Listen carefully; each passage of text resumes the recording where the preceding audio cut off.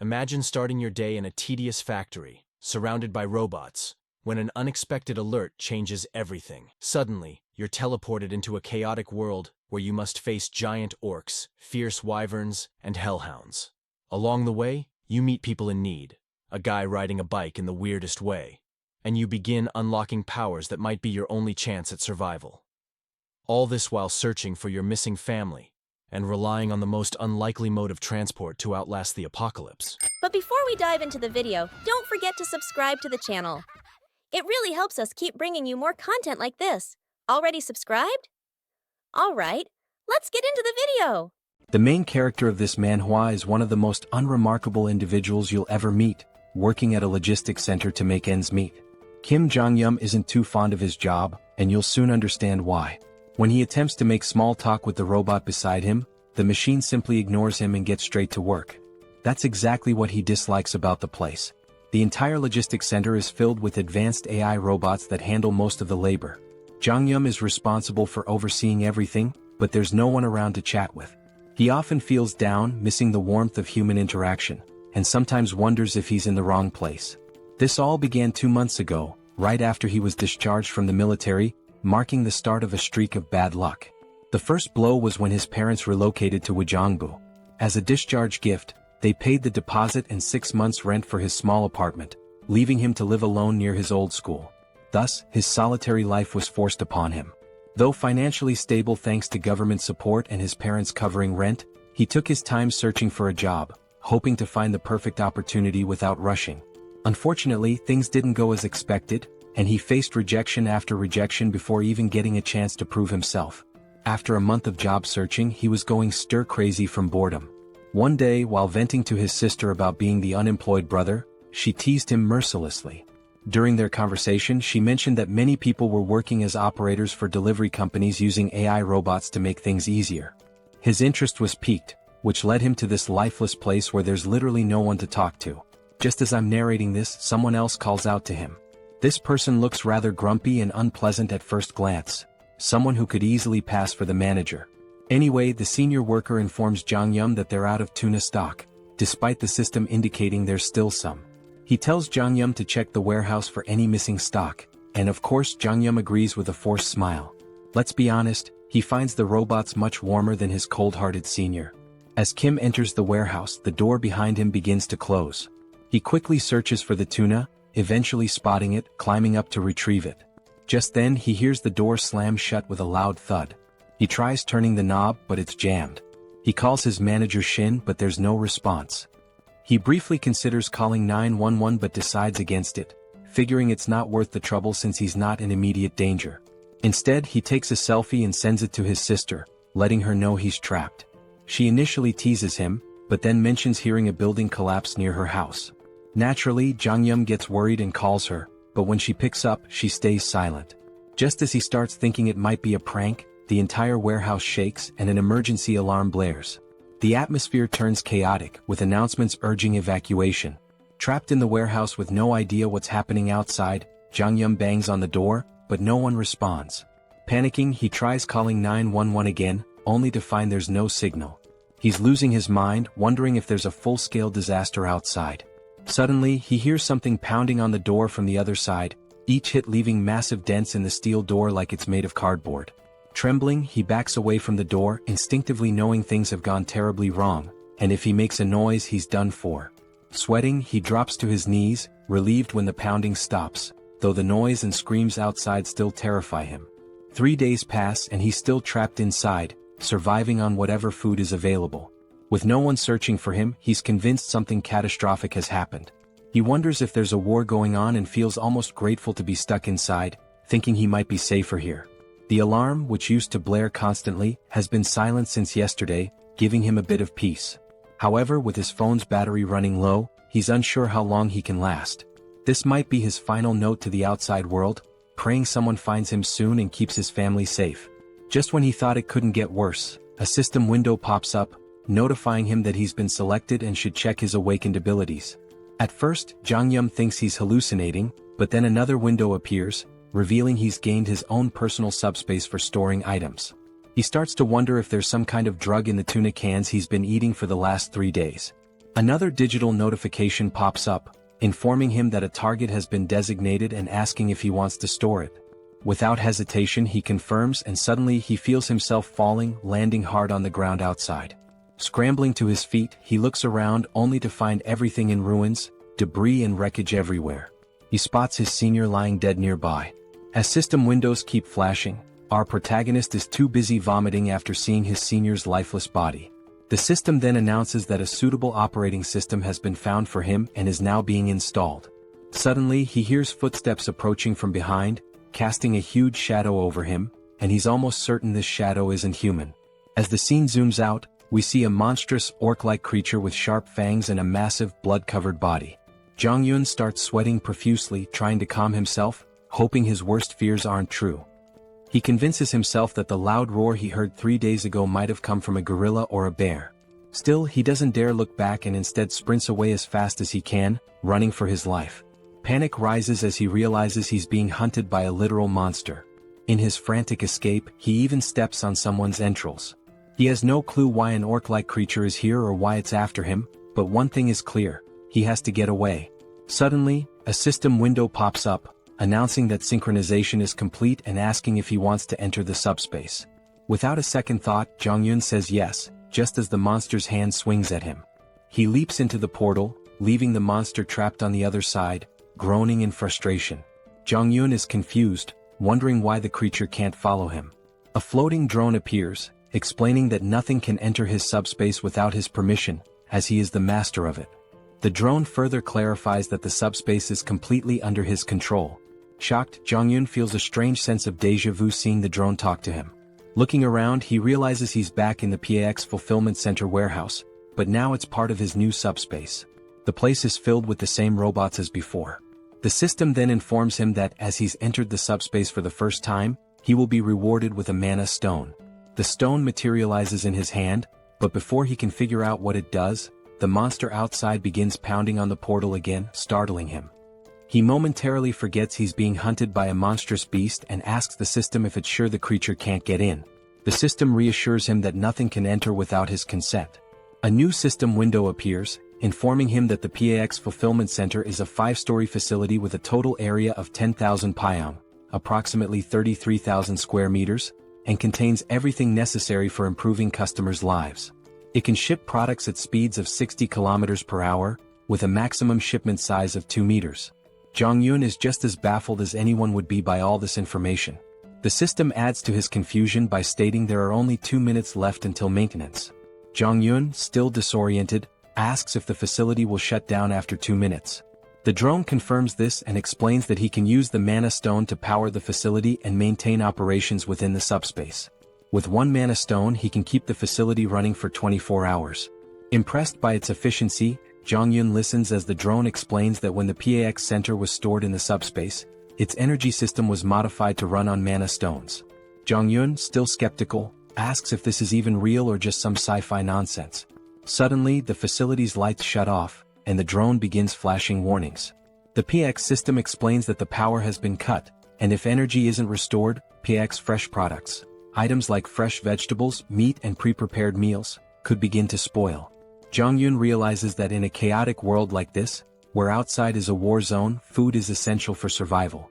The power outage in the freezers and refrigerators could be a huge problem. He asks the drone if the mana stone can really replace electricity. The drone confirms this, so Jong-yun inquires how he can get more mana stones. The drone replies that mana stones can be obtained from creatures of other worlds. Clearly, Jong-yun isn't thrilled at the idea of confronting a muscle-bound monster that could easily tear him apart. He tells the drone to use the mana stone for now, then rushes into the facility to gather weapons. Inside he grabs as many weapons as he can, but a system window flashes their prices. With limited resources, he's worried he might run out of stock if he throws everything at the monster too quickly. He's also unsure whether these blades can even pierce the monster's thick skin. He figures that wounding the monster slowly rather than trying to kill it outright might be a smarter strategy. Since the creature can't enter his subspace, there's no rush to finish it off in one go. He'll focus on injuring it little by little, ensuring he doesn't waste resources or run out of weapons too quickly. Jong-yun hurls an axe at the monster, but it only grazes its body, which only enrages the creature further. With his original plan failing and aware that his weapon supply is limited, he decides to give the heavy axe another try, hoping it will have a more noticeable effect this time. He asks the system how many axes are left in stock, and to his surprise, he's told there are 15 remaining. He was expecting far fewer, so the number takes him off guard. He quickly checks the location of these axes, and upon reaching the storage area, he's shocked to discover that the axes are duplicating infinitely. The system explains that the items are produced through a process that allows them to be duplicated endlessly. While they can be damaged or altered, they cannot be fully depleted. This revelation leaves Jeong-gyeom stunned. If the system is right, he has an endless supply of weapons at his disposal. Surprisingly, the system confirms this. With this newfound knowledge, Jeong-gyeom feels relieved, knowing he no longer needs to worry about running out of weapons. He can throw as many as he wants at the monster without fear of exhausting his stock. He realizes that his shoulders will probably give out before the monster does, but at least he has a seemingly unlimited arsenal. The system then reveals another useful detail. He doesn't even have to throw the weapons himself. He can automate the process, shipping items from the subspace to the outside world. The system clarifies that shipping can only occur every 30 seconds, but this speed can be increased by leveling up his skills. Jeong-gyeom quickly asks how to launch the weapons, and the system tells him he only needs to think of the registered item and say ship to have it automatically sent out. As soon as the system explains this, Jeong-gyeom says ship, and an axe hurtles through the air at incredible speed, slamming into the monster's grotesque face and bringing it down instantly. The axe was launched by the drone, and when Jeong-gyeom asks about the speed of the throw, the system replies that the default shipping velocity is 60 km per hour. Finally, Jeong-gyeom understands what the system meant earlier by shipping speed. The system then informs him that he can adjust the speed to a maximum of 75 km per hour, but anything faster will require skill upgrades. Naturally, Jeong-gyeom asks how to upgrade his skills, and the system explains that he can do so by using mana stones. At this point, Jeong-gyeom remembers the monster he just defeated and realizes that he'll need to fight more creatures to progress. He quickly gears up inside the facility. First, he grabs lightweight combat boots priced at about 50,000 KRW and matching tactical pants for 78,000 KRW. Once he's suited up, he also buys a detailed map of the Seoul metropolitan area and a permanent marker. He marks a circle around Gwangjin district, then highlights surrounding areas in a specific order. With his route planned, he decides to start with the nearest district and gradually work his way toward his final goal, Ijeonggu, where he hopes to reunite with his parents. Since he's starting from Gunpo and doesn't have a car, Jeong-gyeom knows the journey will be long. Even though it's not as fast as a car or motorcycle, a regular bicycle is incredibly valuable in a post-apocalyptic world, and in this situation it might as well be a Lamborghini. He hops on the bike and pedals through the desolate landscape. After around 30 minutes, night falls and Jeong-gyeom has already taken down nearly 12 orcs. He reveals that he's learned a valuable lesson from defeating them, but before he can explain, a new monster appears and tries to attack him. Jeong-gyeom quickly retreats to his subspace, leaving the creature outside. While the monster is stuck, he uses the shipment ability again to launch an axe at high speed. Unfortunately, the axe only hits the monster's shoulder, wounding it but not finishing it off. With the cooldown period of 30 seconds before he can ship again and a range limit of 10 meters, Jeong-gyeom realizes that his abilities, though impressive, need more refinement, and that he can further improve them by collecting mana stones. Beyond shipment, Pax's ability has other applications, and we'll soon discover what those are. Suddenly, the monster notices movement and turns around, only to see the axe flying back into the portal and then returning, striking it in the face again and finishing it off. This is actually the second function of Pax's shipment ability, known as product retrieval, which automatically brings back dispatched items, just as useful as the shipping ability itself. Jeong-gyeom uses the retrieval function once more to claim the mana stone from the monster, all while wondering why he can't simply retrieve the mana stone without killing the creature first. He then asks Pax the same question and learns that he can only use his retrieval skill on the stone after killing the monster, as it belongs to him at that point. Regardless, Jeong-gyeom steps out of his subspace and shares another vital piece of information about this apocalyptic world. It turns out that the strange orcs aren't the only creatures wreaking havoc. There are also winged monsters, and he knows it will be a serious challenge to hunt one of those. Suddenly, he hears cries for help, but before he can identify the source, the scene shifts to a man named Choi, desperately fleeing. He's so exhausted that each step feels heavier than the last, and a flying creature is chasing him. The monster swoops down, slamming into Choi from behind, sending him crashing to the ground in agony. There's another person behind Choi, but before he can help his fallen friend, the monster lands right in front of him, blocking his path. Its fierce, drooling mouth suggests that human flesh is the most appetizing thing around. However, strangely, the monster doesn't attack the man standing before it. Instead, it fixes its gaze on Choi, who is writhing in pain on the ground. The man, confused as to why the monster is ignoring him, realizes it has been targeting Choi all along, likely because he seems like an easier victim. He feels helpless, unsure of what to do with only a small knife in hand, doubting whether it could even distract the monster. Just then, the sound of a bicycle bell rings through the air, and not surprisingly, it's our boy speeding toward them, though these two have no idea who or what is approaching. Before they can process what's happening, they witness the monster that was hunting them get struck by a projectile, sending it sliding across the ground from the force of the impact. The creature was felled by a single axe throw, leaving both men in stunned disbelief. Jong-yeon quickly checks if they are okay, but they're still in shock, their mouths agape as they try to understand how someone on a bicycle managed to defeat a flying wyvern with just an axe. They immediately ask Jong-yeon if he's a soldier, bowing their heads in gratitude for saving their lives. Jong-yeon, glad they're safe, points to his uniform in response to their question. He explains that he's an employee of PAX FC, and they notice he's wearing the company's gear. This revelation shocks them even more, as they had assumed he was a trained soldier, given his impressive skills and presence. Even though he's not a soldier, his abilities are so extraordinary that if they hadn't seen it themselves, they wouldn't have believed someone could take down a wyvern with just an axe throw while riding a bicycle. Jong-yeon is surprised to find out that these people are already familiar with the concept of abilities. One of them confirms this, mentioning that he himself has an awakened ability, though it's just a simple driving skill, which he hasn't had much chance to use under the circumstances. Choi then laughs, admitting that he's a bit jealous because he hasn't awakened any ability of his own. Jong-yeon asks if there are more survivors nearby, and Choi explains that there aren't. They're currently in Block C, which houses a logistics center where many people gathered, but unfortunately so did the monsters. Most of the people were attacked, killed, or devoured, leaving only around 10 to 15 survivors who are now hiding in the underground terminal of Block E. He goes on to explain that they were searching for a drivable road and trying to collect essential supplies when the monster attacked them. The other man suggests that instead of continuing to talk there, Jong-yeon should accompany them to their living quarters on the 4th basement floor. He assures him that the monsters have never breached that area, so they can sleep peacefully there, and even offer some snacks. Jong-yeon considers the offer, clearly interested in seeing the vehicles they mentioned, as he's in desperate need of information about working transportation. Eventually he agrees to join them, though he remains cautious, unsure whether he can fully trust them. As they begin to walk away, we take one last glance at the dead monster lying on the ground. At that moment, Jong-yeon discreetly retrieves the mana stone from the creature's body and slips it into his subspace, relieved that the two men don't know about his ability. This way he has an escape plan in case things go wrong. He can always retreat into his subspace if necessary. A while later they arrive at the basement, where they encounter a man who has just taken down an orc on his own. Choi rushes over to his friend, asking if everything is alright and what happened. The orc slayer assures him that all is well, explaining that the orc must have wandered in by accident. Fortunately, it hadn't spotted them, so they were able to take it out easily. No one was injured, but now they're less confident that the place is truly safe.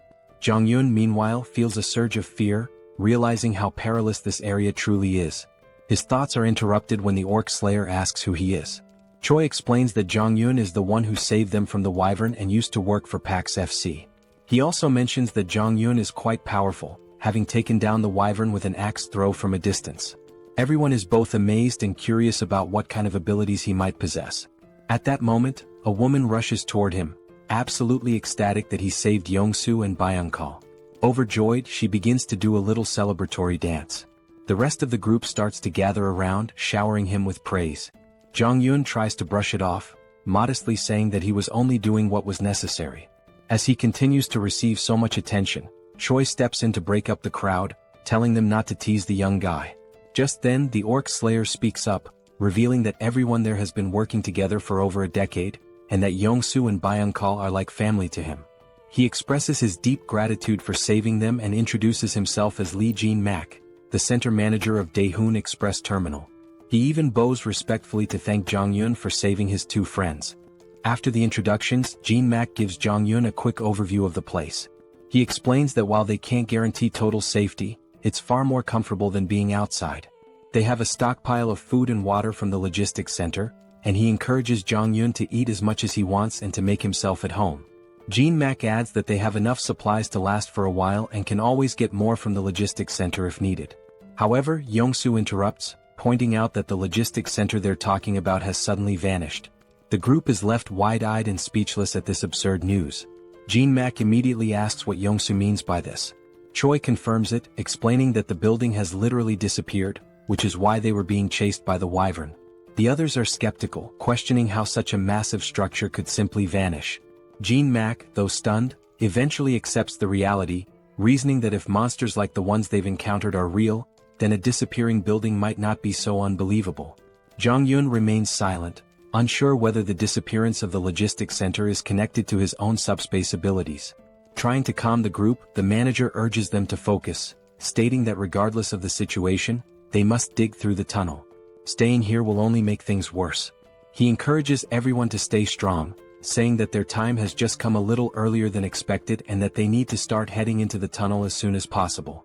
The woman from before, now fired up, tries to rally the group, reminding them that even without the logistics center, they must keep moving forward and force their way through. Jong-yun turns to the manager, asking what forcing their way through actually means. The manager explains that everyone has homes elsewhere, and vehicles are essential for getting around. But with the roads blocked, they need to find a way through.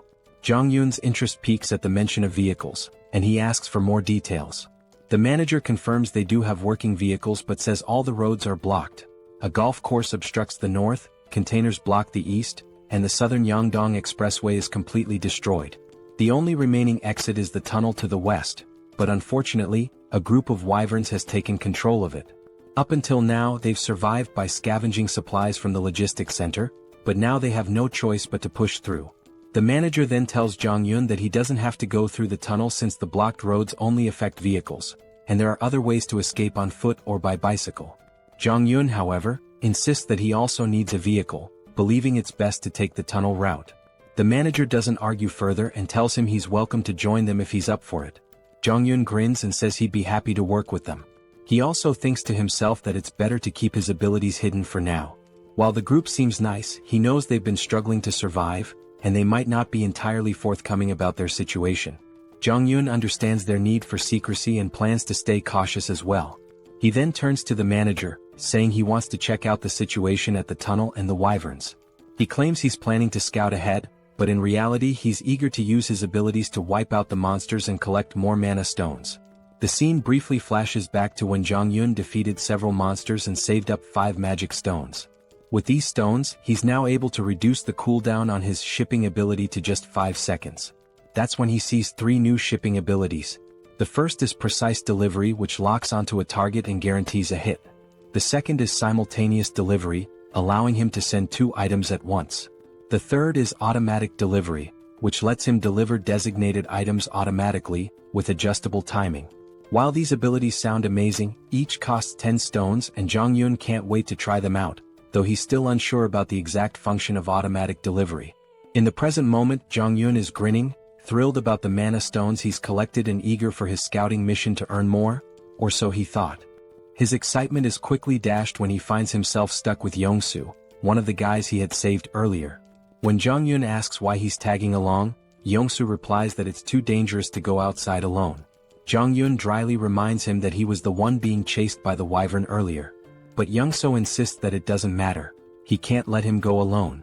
Besides, he's confident that if needed, Jong-yun will save him again. Jong-yun recalls that Yong-soo mentioned he had awakened a driver's ability, so he asks if Yong-soo can see a message window or something similar. Yong-soo replies that he hasn't seen any window, but he feels deep down that he's awakened some sort of ability. It just hasn't fully developed yet. This answer isn't exactly comforting to Jong-yun, who starts feeling more concerned. As night falls, they zoom down the road on their bike at crazy speeds. Jong-yun is sweating in fear as he watches Yong-soo steer the bike with one leg while trying to maintain balance. When Jong-yun asks why he's driving like that, Yong-soo explains that the road is full of cars and it's hard to see. Suddenly, Yong-soo spots a wyvern ahead. Jong-yun quickly tells him to stop because he can't see anything. It seems like the monster has finally noticed them, and as it stares menacingly, Yong-soo nervously asks what they should do. Just then, a projectile strikes the wyvern, taking it down in one shot, leaving Young-so utterly shocked. Meanwhile, Jong-yun calmly tells him to focus and not look back. While speaking, he discreetly retrieves the mana stone and stashes it in his subspace. Finally, Young-so notices the tunnel up ahead and slams on the brakes.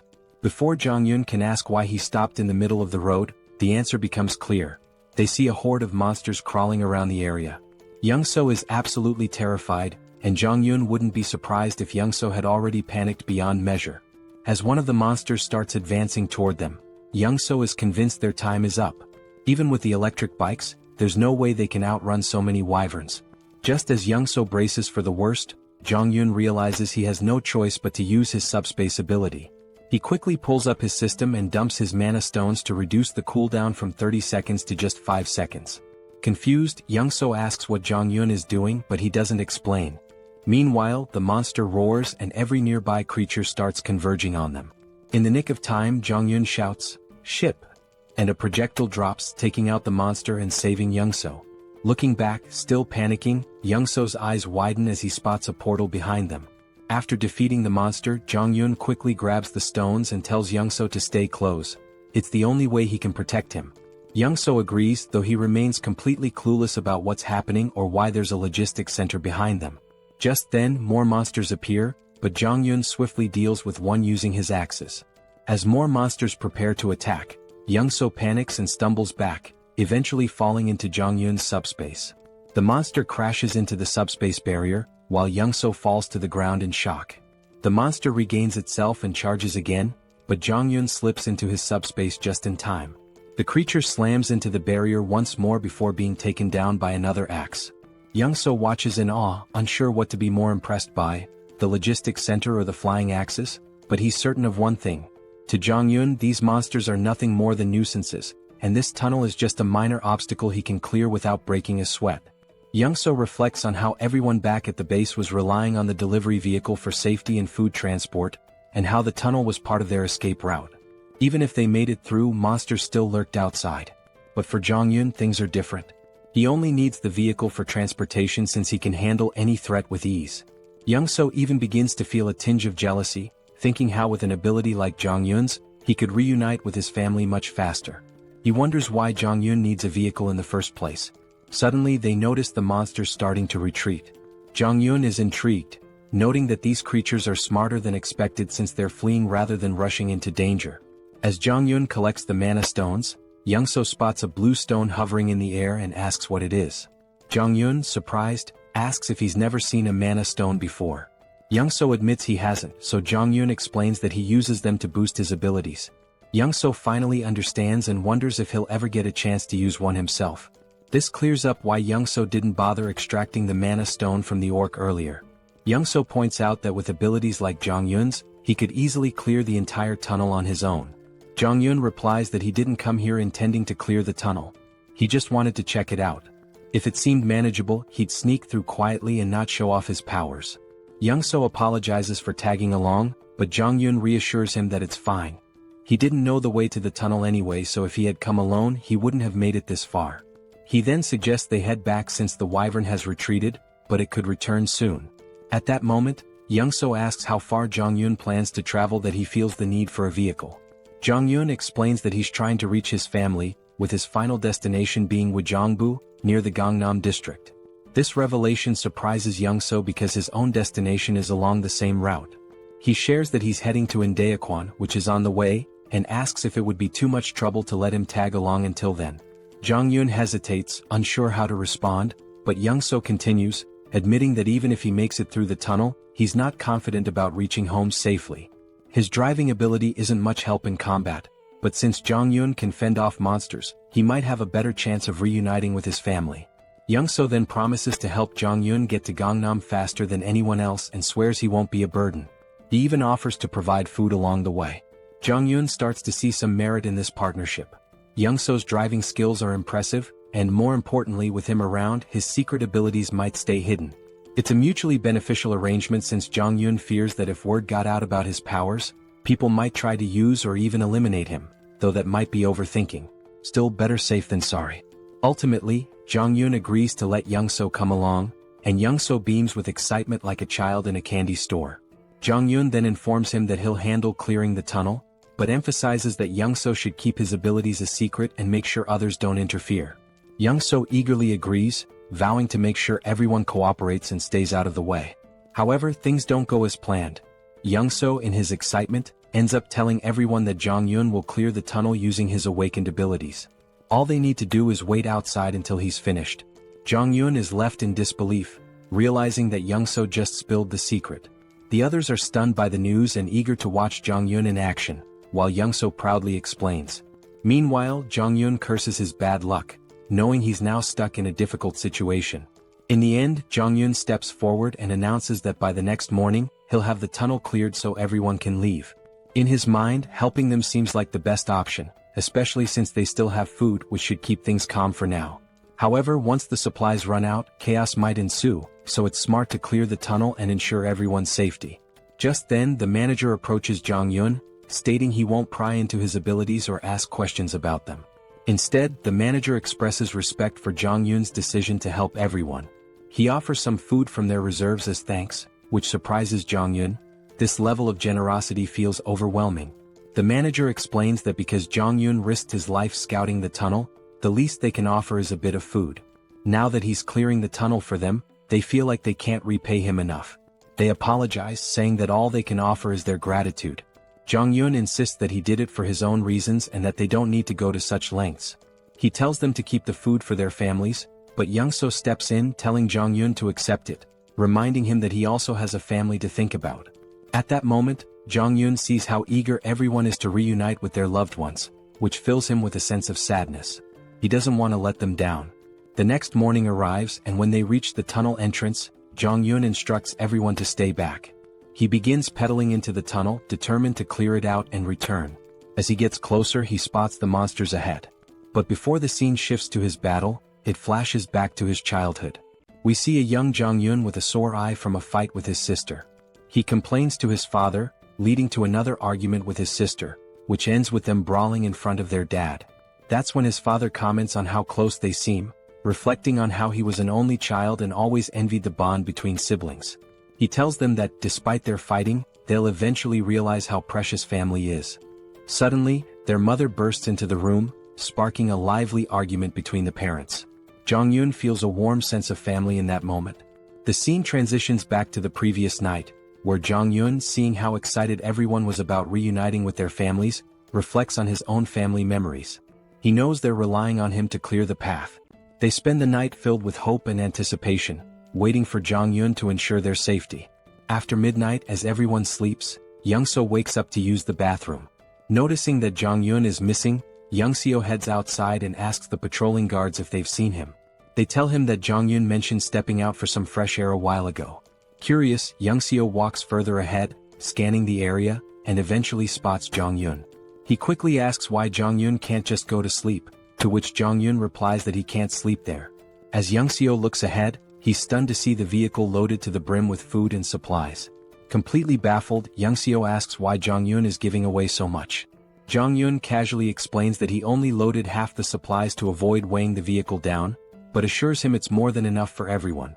Young-seo is even more shocked when Jong-yun mentions that this is the last vehicle he had to load. The realization hits hard.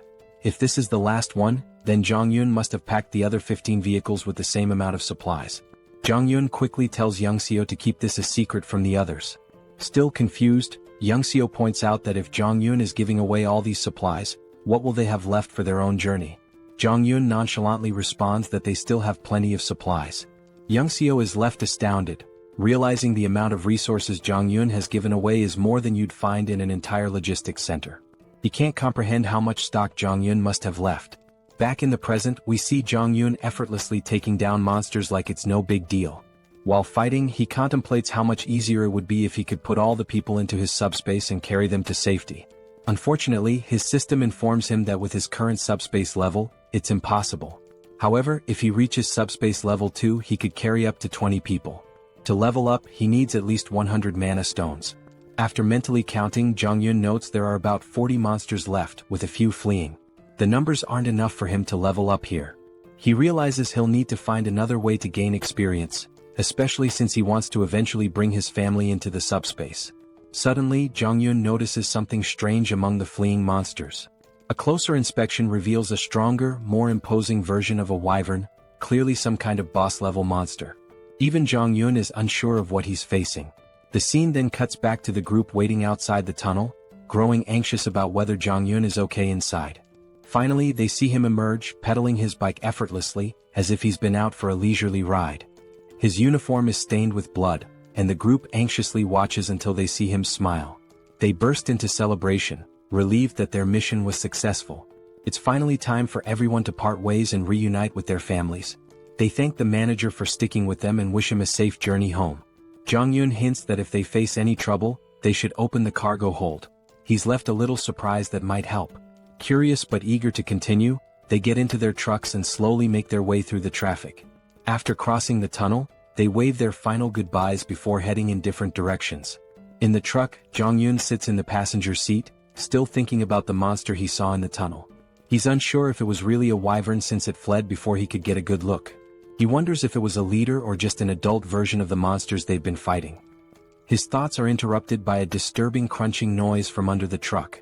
Looking near the tires, they see they've run over some corpses, and the driver's face is full of sorrow from hearing the bones break. Even Jong-yeon notices the regret in his friend's expression, but they have no choice but to keep moving.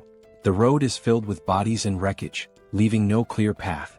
Jong-yeon reflects on how, if his discharge had been delayed by just 3 months, he might have ended up as one of those dead soldiers. The situation is even worse than they imagined, with monsters still feasting on the remains. Suddenly, Young-seo calls out to him, snapping him out of his thoughts. When Jong-yeon looks ahead, he sees that the road is blocked. Young-seo points out that the barbed wire looks like it was set up by the military to block something, and they'll need to find another route. He suggests they try crossing another bridge, but just then Jong-yeon notices something at the far end of the blocked bridge.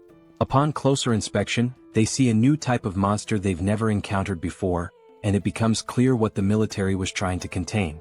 While Young-seo panics and considers turning back, Jong-yeon sees this as a perfect opportunity to level up his subspace. He spots a narrow sidewalk along the road, blocked on both sides, and quickly suggests they drive through it. He explains that he has a plan to get through without turning back and excitedly tells Young-seo to push the truck through the pedestrian path. Young-seo is horrified by the risky idea, especially when an orc appears ahead among the mutant hounds, scattering the pack. The monsters didn't seem to get along with each other at all. Despite the orcs' advantage in size and strength, the mutated dogs had sheer numbers on their side. The poor orcs stood no chance against such a ravenous pack, as their hollow mouths relentlessly tore into its flesh. Blood and chunks of meat flew in every direction, and our two protagonists could only watch the brutal scene unfold. Young-seo was truly terrified, and despite knowing the abilities of our hero, he seriously doubted the sanity of the plan to go straight ahead. He hesitantly asked if Jeonjaen really intended to cross the bridge, but Jeonjaen was completely confident in his skills, thinking it was easier than his frightened companion believed. As Young-seo tried to muster some courage, Jeonjaen suddenly asked him a strange question. Had he ever heard of a game where 3 different races are at war with each other? It was a space strategy game called Stark, but since Young-seo was older, he didn't know anything about it. Jeonjaen went on to explain a little about the game.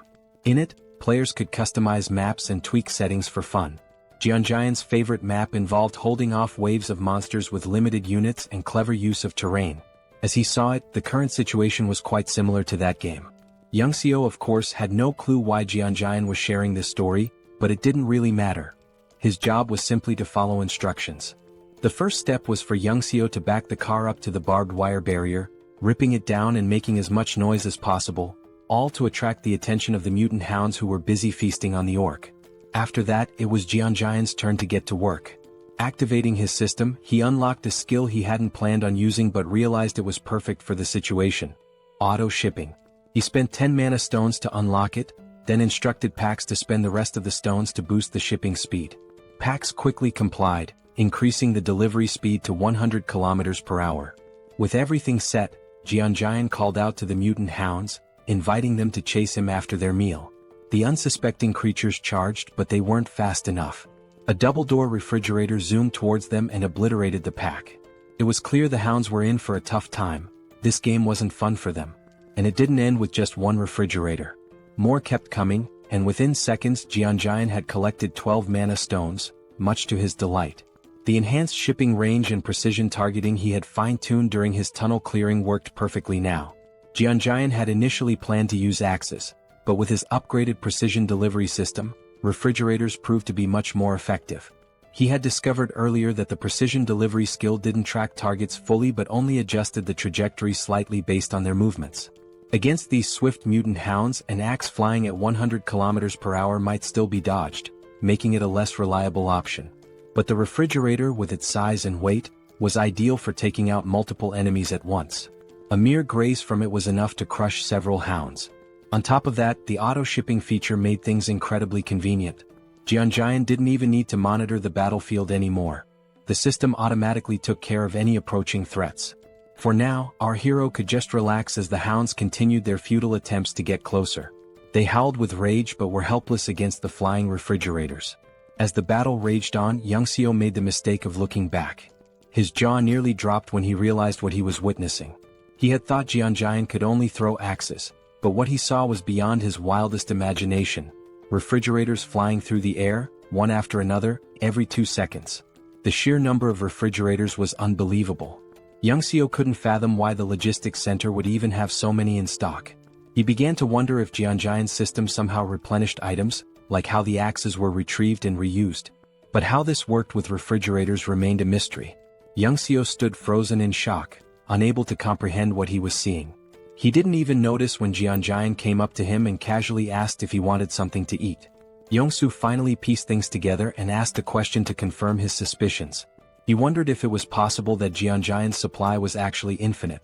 Jeonjaen was a bit taken aback by the question, assuming Yongsoo had figured it out long ago, but clearly he hadn't. All this time, Yongsoo believed Jeonjaen was simply collecting the axes after each use to recharge them. He never imagined that Jeonjaen had an endless supply. In reality, Jeonjaen did collect the axes with his system, but only to prevent them from lying around and accidentally harming someone. Even after hearing this explanation, Yongsoo still found it hard to grasp the concept of infinite items. Once he gathered his thoughts, Jeonjaen asked again if he wanted anything to eat. Having endured an emotionally exhausting day, Yongsoo felt that a Coke Zero and a donut would be more than enough for him. As they quietly enjoyed their food, behind them, the delivery system was relentlessly scattering the mutant hounds. Yongsoo felt a bit embarrassed for underestimating Jeonjaen's abilities and his own naivety, but he was still grateful for the meal, even if it came from an endless stock. Jeonjaen was happy to share and thanked Yongsoo for trusting him from the start. He told Yongsoo that if he ever needed anything he should just ask since he had almost everything in stock. However, Yongsoo wasn't keen on overusing someone else's generosity. Jeonjaen had already done enough by clearing the path of monsters and helping him get home faster. Once they crossed the bridge, it would only take an hour for Yongsoo to reach his house. Jeonjaen was glad to hear his friend would soon be reunited with his family, though he could sense Yongsoo's worry about what might be waiting for him there. Yongsoo hoped his family was safe, and Jeonjaen understood the concern all too well. He was worried about his own parents and sisters as well. Wanting to give Yongsoo a gift, Jeonjaen noticed his friend's tattered clothes and thought he shouldn't return home like that. Plus, with the hounds still lingering, they had time to resolve the clothing issue. The only question was what style Yongsoo would prefer. Feeling a little uneasy about receiving even more help, Yongsoo didn't refuse. He knew Jeonjaen probably had what he needed: aviator glasses and a cool jacket, the perfect outfit for a top-class driver navigating the apocalyptic landscape. Just in time, the last few hounds were almost dealt with. Yongsoo's new look gave him a boost of confidence, and with renewed assurance in the truck's durability, he was ready to get going. He moved with speed and precision that would make even Formula One drivers envious. Jeonjaen barely had time to grab on before Yongsoo floored the gas pedal. The remaining hounds didn't stand a chance as they sped down the narrow road. Yongsoo handled the driving with lightning speed, so much so that it seemed like they'd reach his home in just 20 minutes. But Jeonjaen had to hold on for dear life as the truck zoomed over broken roads as if they were smooth highways. Jeonjaen desperately asked Yongsoo to slow down, but it was futile. It seemed like he was about to be sick. Fortunately, the wild ride didn't last too long. They finally arrived at Yongsoo's destination, or rather what was left of it. His home was now nothing more than a ruin. Yongsoo stands in front of his house, looking out at the wrecked buildings through the window. The destruction is overwhelming, and he tries to reassure himself that these buildings were just old. That's why they crumbled. But deep down, Yongsoo's hands are shaking. He's right at his own doorstep, frozen with fear, dreading what might be inside. The thought haunts him: what if his family isn't there? What if he opens the door to find their lifeless bodies? The fear feels suffocating. He keeps repeating that they're safe, that when he opens the door, everything will be okay. But his hands won't move. He's paralyzed, unable to turn the handle. Kim, standing behind him, watches, understanding exactly what Young-so is feeling. He had driven like a maniac, covering a journey that would normally take an hour in just 20 minutes, fueled by the hope of reuniting with his family. It shows just how desperate he was to get here. But now, standing before the door with the potential of finding something horrifying, Young-so can't bring himself to move. He knows that if he finds death behind that door, it might destroy him too. Sensing this, Kim steps forward, places a supportive hand on Young-so's shoulder, and offers to open the door for him. Young-so freezes, frustration and fear etched on his face. Almost on the verge of tears, he pleads with Kim to do it.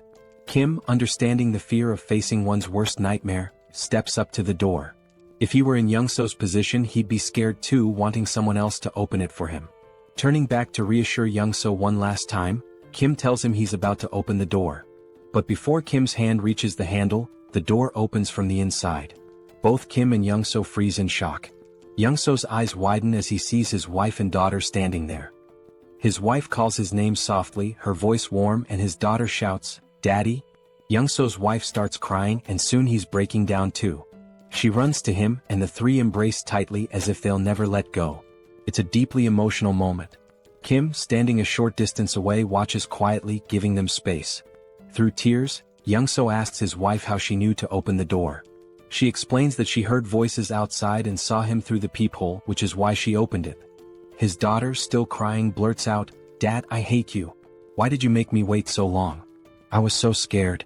After a while, Young-so's wife notices Kim standing in the background and asks, "Who's this?" Only then does Young-so remember Kim's presence. But before he can respond, Kim's vision blurs and suddenly he collapses. Young-so shouts for him, but Kim can't hear anything.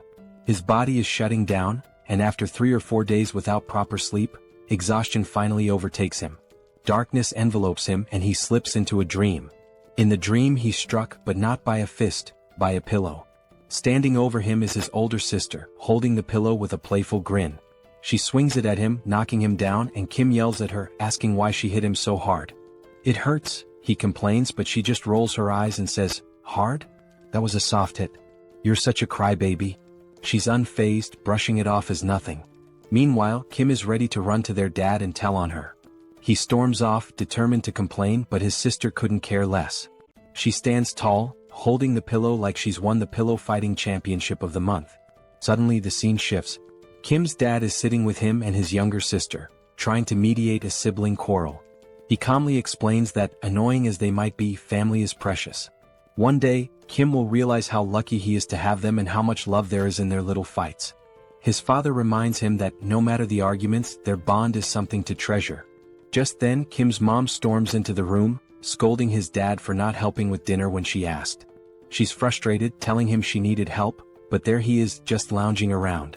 The scene cuts to the whole family at the dinner table, enjoying delicious food, laughing and sharing stories. As they eat, Kim's mom eyes his older sister, Seoul, suspiciously and asks if she's got a crush on someone, noticing how she's always on her phone. Looking nervous, Seoul explains that she's just texting her friends non-stop. It's just how things are nowadays. From the outside, their family is filled with pure joy and warmth. Kim's dad, unable to resist, talks about how Seoul is interested in boxing, suggesting she check out a sports club at the local middle school. With a smirk, Seoul admits that the boxing club is the real reason she chose that school. Kim's ears perk up at the mention of middle school. Fast forward a year, and we see Kim attending the same middle school as Seoul. He's excited, ready to make new friends and have fun, but things don't go quite as he had planned. Instead of finding new friends, Kim ends up being bullied daily by the older students. They beat him, mock him, and Kim, who tends to be sensitive, doesn't fight back. He endures the blows day after day. But then one day someone steps in. Seoul, his fierce older sister, storms in like a force of nature. With an intense, threatening look, she grabs one of the bullies by the hand and breaks it with a single punch. Kim feels relief seeing his sister, his rescuer, but that relief is short-lived. Frustrated by her brother's weakness, Seoul declares that his training starts now. And so, Kim's grueling training under his ruthless sister begins. It's brutal, but it pays off. Soon, no bully dares to approach Kim again. For a while, life seems to settle down. Kim makes friends, enjoys himself, and coasts through middle school.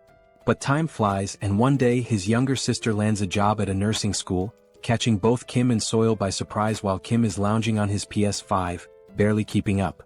Then, a moment arrives that flips his life upside down. Kim's dad walks in and tells him the time has come. Kim doesn't understand at first, but when it sinks in, it hits hard. It's time for him to enlist in the military. The family worries, though Kim tries to put on a brave face. Outwardly he's tough, but inside he's trembling. He doesn't want to leave his family. And after that, well, the rest is history. Slowly, Kim's eyes open. He feels disoriented and a bit afraid, lying in an unfamiliar bed. He remembers collapsing, standing outside Youngso's door, meeting his family, but after that, nothing. His mind races. Did Youngso betray him? Instinctively, he opens his portal and pulls out a heavy axe, gripping it tightly. Suddenly, a calm, warm voice interrupts his thoughts. Kim turns, startled, and sees Youngso's wife and daughter at the table, looking at him with puzzled expressions. Reality hits him. He's in Youngso's house. Looking to the side, he spots Youngso sound asleep, completely out. It dawns on Kim, he must have been so exhausted that he collapsed at the door. Youngso's wife had said he fainted and had been out ever since. He must have been more worn out than he realized. Kim glances down at the heavy axe in his hands, momentarily confused as to why he even drew it. What had he been thinking? Quickly, he stashes it back in his portal, hoping no one noticed, especially Youngso's wife. She didn't need to see that. He asks how long he's been asleep, and she tells him it's only been a few hours. Then the mood shifts. With a soft smile, Youngso's wife begins to thank him, expressing her gratitude for everything he's done. Kim can feel the weight of her words, how he saved Youngso's life and brought him home safely. The gratitude in her eyes and her slight bow make him feel uneasy. Kim isn't used to this, feeling awkward and a little nervous, wanting to brush it off as no big deal. He thinks about how Youngso had helped him too. It hadn't all been on him. Just then Youngso wakes up. Still groggy, he chimes in to back up his wife, insisting that Kim had done far more than he lets on. Youngso makes it seem like driving Kim here was nothing compared to Kim saving him again and again. To Youngso, Kim was a true lifesaver. Even if Youngso hadn't made it, he believes Kim would have come through on his own. Then Youngso's wife changes the subject, saying everyone must be hungry. The atmosphere shifts once again as Kim's stomach growls, reminding him he hasn't eaten in what feels like ages. She mentions that Youngso had refused to eat without him, waiting until Kim woke up. Kim can't help but smile. Youngso, with that goofy grin, is all about eating together. With a warm chuckle, they decide it's time to dig in. Suddenly, Kim finds himself staring at a bowl of kimchi stew in front of him. The sight alone makes his mouth water. The smell pulls him back to memories of his mom, filling him with a bittersweet sense of warmth. The food isn't fancy. Youngso's wife even apologizes for the limited ingredients. But to Kim it doesn't matter. This is his favorite meal. After everything he's been through, nothing feels as comforting as kimchi stew. The first bite? Pure bliss. The moment the stew touches his tongue, it's like fireworks going off in his mind. Every cell in his body feels alive. The flavor, the warmth, it's almost unreal. And just like that, he's taken back. Back to when he'd sit down to meals with his family, back to simpler times. But as the meal ended, Kim felt a wave of sadness. For the first time in 3 months, he'd had a meal that reminded him of home, of family, and the ache of missing them overwhelmed him. The others noticed his quiet sadness, which shifted the conversation back to their journey. He mentioned their next stop was Gangnam, and Kim froze, realization hitting him. He was stunned, unable to fully grasp what Youngso was saying at first. It all felt strange. Then Youngso laid it out. He'd already discussed it with his wife, who insisted that since Kim had helped Youngso reunite with his family, he should return the favor. Kim was still confused. Even if Youngso took him to Gangnam, how would he safely return on his own? They stepped outside to get some fresh air, and that's when Youngso explained his plan. He'd drive Kim to Gangnam in his truck, and Kim would leave his electric bike with him. Once they reached Gangnam, Youngso would use the bike to get back home. Hearing this, Kim started to feel more at ease, but something still didn't sit right with him. Why was Youngso risking so much to help him? Sure, Youngso was an amazing driver, and with the bike he could avoid most threats. But Youngso didn't have any fighting skills, so if he encountered a large monster, it'd be over. With a truck full of supplies and his family safe, why was he risking it all? Unable to shake his doubts, Kim finally asked the question that had been weighing on him. Why was Youngso putting himself on the line for him? Youngso smiled knowingly, like he'd expected the question. Then he revealed his reason. Why had Kim helped him in the first place? Kim hadn't asked for anything in return or demanded any favors. He just helped. Without Kim, Young-so wouldn't have survived that tunnel. Now, he wanted to return the favor because they were in the same boat. Kim might have special powers, but that didn't make his life any less challenging. Young-so understood what it felt like to be desperate, clinging to the hope that his family was safe somewhere. That's why he'd risked the tunnel, and now he wanted Kim to feel that same happiness of reuniting with loved ones. With a sly grin, Young-so reassured Kim that he wouldn't take unnecessary risks. He was confident his driving skills would get him out of any tough spots, so Kim didn't need to worry. Then Kim had a flashback to when he first set out for the tunnel and saw a car with keys inside. Young-so could have left the group behind, but he didn't. He stayed and helped.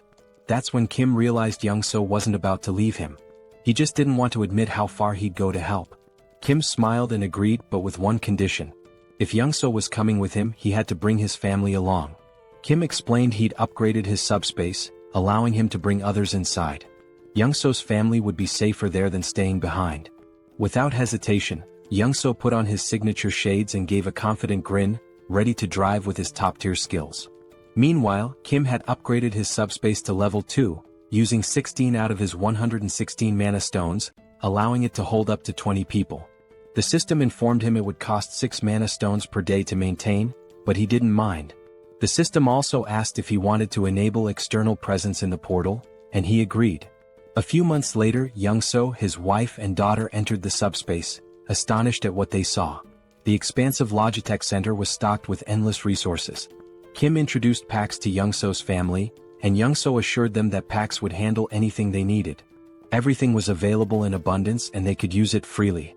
Young-so's wife looked astounded as if she couldn't believe it. Kim told them he had some tasks to attend to and encouraged them to enjoy the place for now. Young-so then turned to his daughter, asking if she wanted to play princess with him, and they looked so happy together. Kim couldn't help but smile as he watched. Then something new happened. Kim unlocked a new ability, a laboratory where he could combine, classify, and transform any item in his subspace. Instantly, the possibilities seemed endless. Kim sat there, his mind racing as he began to wonder if his powers were truly what he had thought all along. He remembered the first time he'd unlocked his ability, which he called subspace. Back then, it simply allowed him to store anything he wanted. If he stored an apple, it would stay in his subspace permanently. But then, due to a strange accident, he ended up storing the entire Logitech Center, which caused his ability to evolve. His subspace merged with the Logitech Center, taking his powers to a new level. Now, nobody could enter his subspace except him. But that wasn't even the craziest part. The PAX AI from the Logitech Center had also merged with his system, transforming the once emotionless AI into something almost human. And just when he thought things couldn't get any stranger, the Logitech Center's systems, like its shipment functionality, upgraded as well. Now, he could launch items at 100 kilometers per hour. This alone was mind-blowing. But with PAX AI added to the mix, it became pure chaos. Kim hadn't anticipated his abilities would upgrade so dramatically, but reaching level 2 had changed the game. Now he had another exciting option. He could put anything into his subspace once more. The idea floored him. The thought that he could store anything, that he now had a personal lab where he could merge and create new items, was astounding. It felt like he was playing Minecraft in real life. He couldn't help but wonder what abilities would unlock if he reached level 3 or 4. What kind of powers would those levels bring? But thinking wouldn't get him there. He didn't have enough mana stones for another upgrade just yet. So for now, he focused on deciding the next thing he'd add to his subspace. Last time, it had been the Logitech Center, which turned out to be a blessing. But now, with a determined aura, Kim commanded his system to store the entire Earth. Yes, you read that right. He was about to store the planet. If it worked, everyone would float off into space. The system asked for confirmation and Kim, feeling a little tense, confirmed. But after 2 minutes, nothing happened. Then the system sent a notification: failure. Earth was outside the storage range. Kim sighed, figuring it was too ambitious, but it was worth a try. Just then, Young-so showed up, discussing the route to Gangnam. Kim listened but quickly asked why Young-so wasn't playing with his daughter as he'd mentioned earlier. Young-so smiled softly, explaining that his daughter had always felt scared in their old building. But here, in this new place, she finally felt safe, and that's why she'd been able to fall asleep. It was all thanks to Kim. Young-so expressed his gratitude, but Kim, ever modest, reminded him that he'd been a huge help too.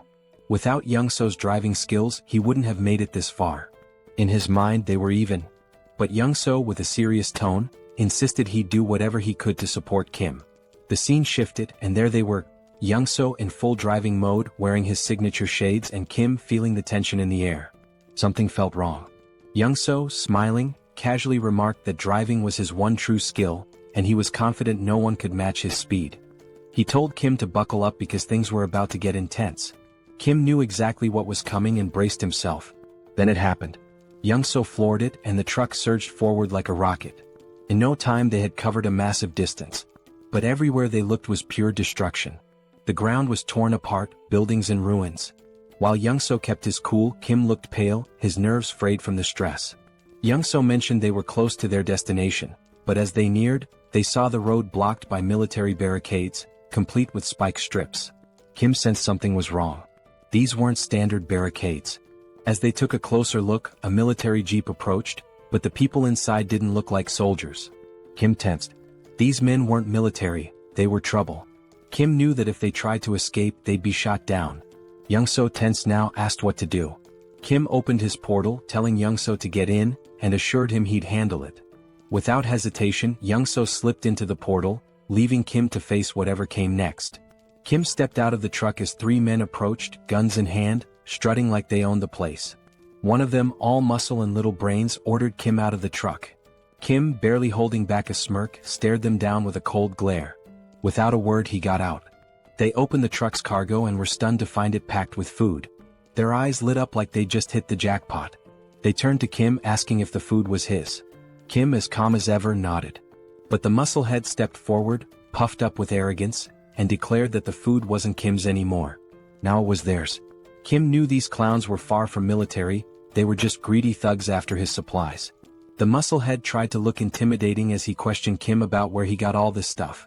Kim played dumb, pretending to be a clueless delivery guy, and claimed he worked at the Logitech Center. But they didn't buy it and pressed him on where the center was located. Calmly, Kim explained that even if he told them, they'd never make it there. The roads were blocked and monsters were everywhere. He himself had barely made it out, just trying to survive. The musclehead looked unimpressed, glaring at Kim and asking how much more loot was left at the center. Kim, staying in character, replied that the food in the truck was only a small part of what was stored there. One of the others glanced at his watch, muttering that it was almost time. Kim was puzzled. What was the rush? Before he could figure it out, wham! The musclehead punched him hard in the stomach and Kim crashed to the ground, wind knocked out of him. Before he could catch his breath, the bulky guy behind them clamped a cloth over Kim's face, knocking him out cold. When Kim woke up, he was tied to a chair in a dim room. His vision was still blurry, but he could see the bulky thug sitting on a makeshift commander's throne. Nearby, a body lay on the ground, a pool of blood spreading around it. Clearly a dead soldier. Kim quickly pieced it together. These guys had taken over the military base. The bulky guy started talking, bragging about how they'd wiped out the military and made themselves the new rulers here. Apparently they'd been fighting vibrants, monsters that swooped in every day at 6 p.m. The military had tried to fend them off with guns but couldn't keep up, so they'd recruited people like him and his crew. When the military was overrun, the gang had taken control, and now the bulky thug was the self-proclaimed commander. He made it clear that Kim was only alive because he needed him. Kim's task? To head back to the Logitech Center with some of the gang and raid it for more supplies. If he succeeded, maybe they'd let him join their group for protection. Kim was beyond annoyed. He was done with these lowlifes. Standing there, he decided what to do next. It struck him. This military base would make a perfect addition to his subspace. Without hesitating, he commanded Pax to store the entire Joint Commander Communication Headquarters in his subspace. The thug didn't even notice what was happening. He just sat there, confused as the entire base vanished around him. 1 second it was there, the next, poof, it was gone. He was left in his chair, now in the middle of nowhere, utterly clueless. By the time the thug realized what had happened, it was too late. Kim had already disappeared into his portal, leaving the thug sitting alone in the wasteland with nothing but his chair. At least Kim left him something to sit on. Around him, the thug's crew was completely baffled. They gripped their rifles, staring at the sky, trying to wrap their heads around the fact that the whole building had disappeared. The thug, wide-eyed and anxious, scanned his surroundings, his face showing a mix of fear and confusion. He was probably thinking, where did the whole building go? Meanwhile, Kim spat on the ground, noticing a trace of blood. That punch must have done some internal damage. He felt himself sway on the edge of fainting. Storing the base had drained his mana like nothing before. He was exhausted, completely wiped out. If he'd known it would take this much out of him, maybe he would have waited, maybe ducked into his subspace first. But it was too late for second-guessing. He had made his choice, now he just had to deal with the aftermath. His priority now was to get into his subspace to recover. As Kim slipped into the shadows, the thug's crew suddenly froze as the sky turned blood-red. Dark, looming shadows filled the air. The wyverns were coming. Hundreds of them, wings spread wide, headed straight for them, growling and screeching, ready to tear anything in their path. The sight hit the thug's men like a slap, sending them scrambling in all directions, completely forgetting Kim as they bolted for their lives. Even the guy who had captured Kim took off, leaving him free to drop to the ground. The thug was furious, shouting at his crew to hold their ground. He yelled that their rifles could still take out the smaller wyverns, vowing to handle the largest one himself. But his men weren't listening, they were too busy running. Rage twisted his face as he cursed them, calling them traitors. Then bam. The ground shook. Something huge landed behind him, shaking the earth. He turned slowly, terror contorting his face, only to see a massive wyvern towering over him. This one wasn't like the others. It stands a solid 20 feet tall, with black scales gleaming under the blood-red sky, and its piercing yellow eyes locked on him with deadly focus. This wyvern is 20 times larger than any he's ever encountered, a real monster brought to life. Amidst the chaos, we see Kim slipping into his subspace, bringing along an injured soldier. The system pings asking if Kim wants to allow the outsider in. Kim nods, weary but resolute, and both are let inside. Kim feels exhaustion pulling him down even further, and he knows he's just seconds from passing out. His mind races, he barely managed to sneak himself and the soldier in, and he realizes he'll have to be careful with these aftereffects. Storing something as massive as a whole base during such a critical moment might be risky next time. The black-scaled wyvern is still looming behind, its fierce gaze fixed directly on him, making Kim wonder why it's so intensely focused on him. Meanwhile, Pighead stands confidently before the wyvern, boasting about his new physical enhancement power, bragging he can shatter boulders with a single punch.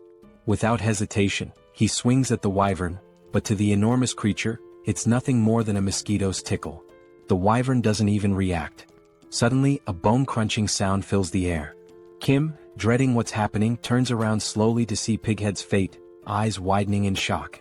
With a single chomp, the wyvern swallows Pighead whole. Just like that, he's gone. Young-soo rushes over to Kim, checking if he's okay. Kim assures him, though he's clearly drained, his energy barely hanging on. He managed to bring the injured soldier along, who looks worse for wear. Kim and Young-soo gently lay the soldier on a bed, relieved to see he's mostly unharmed, with just a few scratches. But the man is severely malnourished. Kim recalls Pighead's rant about taking over the military base while struggling with food shortages, which must have left the soldier without proper nutrition for weeks. Young-soo then mentions something strange happening in Kim's subspace. An enormous structure has appeared, and not just any structure. It looks like an entire city. He leads Kim to a vantage point and Kim's jaw drops. He thought he'd stored just the military base, but somehow he transported the whole base city into his subspace. His mind races. He hadn't realized the extent of his power. He'd only commanded the system to store the base, but without specifying a building, it interpreted it as the entire city. Young-soo is equally stunned, staring in awe at this impossible sight.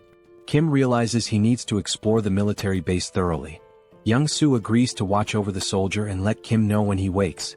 Kim hops into his Mercedes and begins driving through the military base city, his mind buzzing with possibilities. Weapons, ammo, gas masks, military vehicles, even tanks. It's the ultimate jackpot for surviving the apocalypse, but there's a catch. Unlike the Logitech Center, where PAX handles everything and can send supplies directly, this sprawling city means he'll have to locate and retrieve each item himself. As he drives, Kim starts to grasp just how huge this place really is, realizing he has a massive job ahead of him to map out every corner. If he'd known it was this vast, he might have stored all the weaponry and supplies directly in his subspace. Now he's planning his next move. Once he identifies the locations, he'll send Young-soo to retrieve ammo and weapons, while he prepares to strike from his portal. Then a crucial thought hits him: supplies here aren't endless.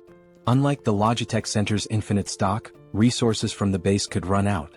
No more limitless bullets or grenades for reckless use. As he's lost in thought, Pax suddenly appears, casually correcting him. Pax explains that the base isn't an ordinary storage area. It's been fully integrated into the Logitech system format. Kim's jaw drops as Pax continues, revealing that since the military base has merged with his subspace, he can now command it just like the Logitech center. Kim can hardly believe it, but Pax confirms that the base is synchronized. He'll have unlimited access to its supplies, vehicles, and equipment, just like in the Logitech center. This changes everything. Kim can barely comprehend it. His mind races through the possibilities, his face a mixture of shock, wonder, and pure excitement. He asks Pax for double confirmation. Are they really talking about endless rifles, ammo, grenades, everything? Pax nods, and it's like Kim's entire reality has flipped upside down. This isn't just groundbreaking, it's downright game-changing. Still buzzing with excitement, Kim needs more details. He asks Pax how long synchronization will take. Pax admits it's a massive job with only 0.81% done so far, so there's no clear timeline. But Pax offers a solution. If Kim prioritizes specific items, Pax can sync those first, making them immediately accessible. Without hesitation, Kim lists his essentials. Rifles, ammo, grenades, vehicles, and fuel, the lifeline for surviving this apocalypse. Kim smirks, knowing that with these at his fingertips, there's nothing out there he can't face. Pax informs him that the synchronization will be ready in just 10 minutes. After that, he'll have unlimited access to all the weapons, vehicles, and supplies he needs to go full throttle. Feeling a surge of confidence, Kim asks Pax if there's a security system, something to ensure no one touches the base without his direct approval. Pax confirms with a simple, yes. Satisfied, Kim tells him to lock everything down immediately. Kim thinks about it for a moment, not that he doesn't trust Young-soo and his family, but he's unsure about this soldier they saved. Standing by his portal, he realizes he now holds power over food, vehicles, and weapons in his hands, hoping the outside isn't as chaotic as he suspects. But outside it's a nightmare. The wyverns are on a rampage, tearing through Pighead and his lackeys one by one. Kim understands that the chaos outside won't settle down anytime soon. Back inside, he and Young-soo prepare for battle. Young-soo dons his old boss uniform, looking every bit the part, and Kim grips his M416 rifle, locking and loading.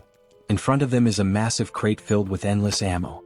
Young-soo, with a hint of nostalgia, remarks it's been years since he held a gun and never thought he'd be back in action. Kim reassures him. He's duplicated thousands of rounds, each box loaded with 10,000 bullets. Young-soo doesn't need to worry about running out or jams. Kim throws Young-soo a little challenge, asking if he still remembers how to shoot. Smirking, Young-soo picks up his own M416, telling Kim he's about to show him just how skilled he was back in the day. He takes aim, exhales, and fires. Every shot hits its mark, taking down wyverns one after another. Headshot after headshot, Young-soo drops over 50 wyverns in record time. After half an hour, his gun is red hot, smoke thick in the air. When the haze clears, the floor is littered with wyvern bodies. Adrenaline still pumping, Young-soo admits he hasn't enjoyed himself this much in years. He thinks they've cleared them all and are ready to move on. But Kim's face is tense. He has a nagging feeling. Kim warns Young-soo, saying not all the wyverns are dead. Young-soo looks around, confused. Every wyvern he can see is down. But Kim mentions a massive black-scaled wyvern he saw earlier, unique and ominous. Young-soo is skeptical, but then the scene shifts, revealing the creature Kim described. Hidden in the shadows behind Kim's portal, the black dragon waits, silent but fierce, as though it knows Kim and his team are inside and is simply waiting for the right moment to strike. Young-soo peers outside, squinting but sees nothing. He wonders if Kim is just being paranoid. Then Kim shares an idea. What if these massive creatures are lying in wait, hidden and ready to pounce the second they step outside? From what he observed, that black wyvern seemed too smart for comfort. Young-soo agrees, noting that in this post-apocalyptic world, caution isn't just smart, it's survival 101. Then Young-soo has an idea. Could a remote-controlled car serve as bait? Would that huge beast chase a small moving target? They decide to give it a try. The scene shifts, showing both men with remote-controlled cars, each with a humanoid doll mounted on top. With a deep breath, they count to 3 and send the cars forward. The dolls roll out of the portal, looking like humans stepping into the danger zone. In an instant, a massive wyvern swoops down, claws piercing the doll's torso and ripping it apart. Young-soo's jaw drops in disbelief. He can't believe the wyvern was actually lurking back there. His eyes widen in terror as he watches the beast tear the doll apart, its massive teeth glinting in the light, each one nearly the size of Young-soo himself. In the next instant, the wyvern turns, its glowing eyes fixed on the portal. Without hesitation, it lunges forward, trying to force its way inside. Kim's heart skips a beat. He shouts for Young-soo to start firing. Together, they unleash every round of ammo they have on the beast. For 15 solid minutes, they pour bullets into it, the room filling with thick smoke. They think maybe they've taken it down. But as the smoke clears, those glowing eyes remain fixed on them. The wyvern, undeterred, shoves its head closer, drool dripping as it tries to devour the portal itself. Young-soo and Kim stumble back, horrified. They can see every detail of the wyvern's mouth, its deadly teeth just inches away. Young-soo is stunned. How is this creature still standing after all this firepower? Kim recalls that Pighead mentioned a similar wyvern, a beast that shrugged off all the military's attacks, forcing them to retreat. Kim realizes it must be the same one. But this isn't just brute strength. Something seems to shield this creature from harm. It's as if its hide isn't only thick but somehow imbued with a protective ability. Kim doesn't have time to dwell on it. He grabs a couple of grenades, hurls them into the wyvern's mouth and smirks. Let's see if that hide's tougher than a grenade. The grenades explode with a deafening bang, filling the portal with even more smoke. Kim and Young-soo don't let up, throwing grenade after grenade, each explosion answered by the wyvern's enraged roars. An hour passes, their shoulders aching from the relentless attack. Young-soo groans, never imagining that throwing grenades could be so exhausting. Kim's shoulder feels like it's about to give out, but the wyvern remains calm as ever, with its fierce gaze locked on the portal. They're trapped. How are they supposed to escape with this beast guarding the exit? Suddenly, the wyvern slams its claws against the portal, but thanks to its unique properties, it can't break through. Kim is left feeling both frustrated and confused. They've thrown everything they have, yet the wyvern's scales remain untouched. Finally, with what seems like a snort of boredom, the wyvern turns away and flies off. Young-soo, bewildered, wonders why it left. Kim suspects it got tired of waiting for them to make a mistake. After hours of failed hunting, it probably decided to look for easier prey. At least for now they're safe. They wait an extra hour to be sure. When the wyvern doesn't return, Kim and Young-soo share a look. Exhausted but determined, they gather their supplies, ready to continue the journey. The scene shifts as Kim and Young-soo hit the road again. Young-soo, still visibly shaken, can't help but mumble about the horror of facing such a monstrous wyvern. Kim shares his concern. Those dozens of grenade explosions barely left a mark. If a creature that size can withstand grenades, what kind of weapon would it take to bring it down? Kim realizes that regular explosives just aren't enough. Bombs are designed for taking out smaller targets like humans, not dragons. Sure, he could grab a rocket launcher or missile from his subspace, but that kind of firepower would destroy everything around them, risking innocent lives. He can't take that path, it would strip away his humanity. Frustrated, he realizes he needs a weapon as powerful as a bomb but without the massive destruction. The more he thinks, the more his head aches. Maybe, he muses, if he had something heavy enough dropped from an extreme height, it could seriously damage the wyvern. But using a tank wouldn't work, the wyvern would dodge it with ease. He needs something small, heavy, and lethal, but such a thing doesn't exist yet. He's stuck with just grenades and guns. Just as he resigns to the situation, he decides to check his magic stones. When he glances at his crystal, he's stunned. 314 magic stones. How did he get so many? He recalls killing dozens of orcs and goblins and barely gathering 50 stones, but perhaps wyverns yield more. With this many stones, Kim gets an idea. He'll upgrade his abilities. He invests 100 stones into his subspace, expanding its range to an impressive 50 meters. Now he can transport 4 items per second, making this skill incredibly powerful. With 189 stones remaining, there's one thing he hasn't tested yet: his pocket dimension lab. It was something he'd unlocked with his last upgrade but never got around to testing. Now, with curiosity piqued, Kim decides to activate it. He channels 50 magic stones into it and suddenly, his pocket dimension lab comes to life. According to the description, this is a space where he can combine or separate anything he desires. A spark of excitement lights up his eyes. Maybe he can create something unique, something that will give him the advantage he's been looking for. Kim turns to Young-soo, telling him he has something important to investigate and that he should hang out in the subspace for a while. Young-soo pauses, then grins, saying they're almost in Gangnam. He points out that there's no sign of any monsters, so he'd rather keep driving while Kim checks out the subspace. Kim, still worried, asks if Young-soo is sure it's safe. Ever the problem solver, Young-soo suggests that if Kim's that concerned, He can go into his portal while Young-soo continues driving the Mercedes. He's noticed that as long as he's driving, the portal stays with them. Intrigued, Kim ducks into his portal and sure enough, as Young-soo drives, Kim realizes he's moving right along with him. Impressed, Kim agrees to the plan, though he still feels a bit tense. He steps into his newly unlocked pocket dimension to explore. Inside, everything is vast, white and empty. He wanders around, testing the space, when his system chimes in, explaining the capabilities. He can combine or separate objects here. He can merge multiple items, regardless of their type, or break them down into components. Kim's mind races. This could change everything. Could he, for example, merge a rifle with its magazine to create an endless ammo feed so he wouldn't need to reload? Pax confirms that this idea is completely possible. Then Kim wonders if he could pull a grenade safety pin while storing it, so it would explode the moment he sends it out. Pax confirms again. Eager to test it, Kim has Pax remove the pin and create a new item, costing him 15 magic stones. He's fascinated by the result, but he knows a single grenade won't be enough for the wyvern. He needs something far more powerful. A smirk forms as Kim begins crafting a secret weapon.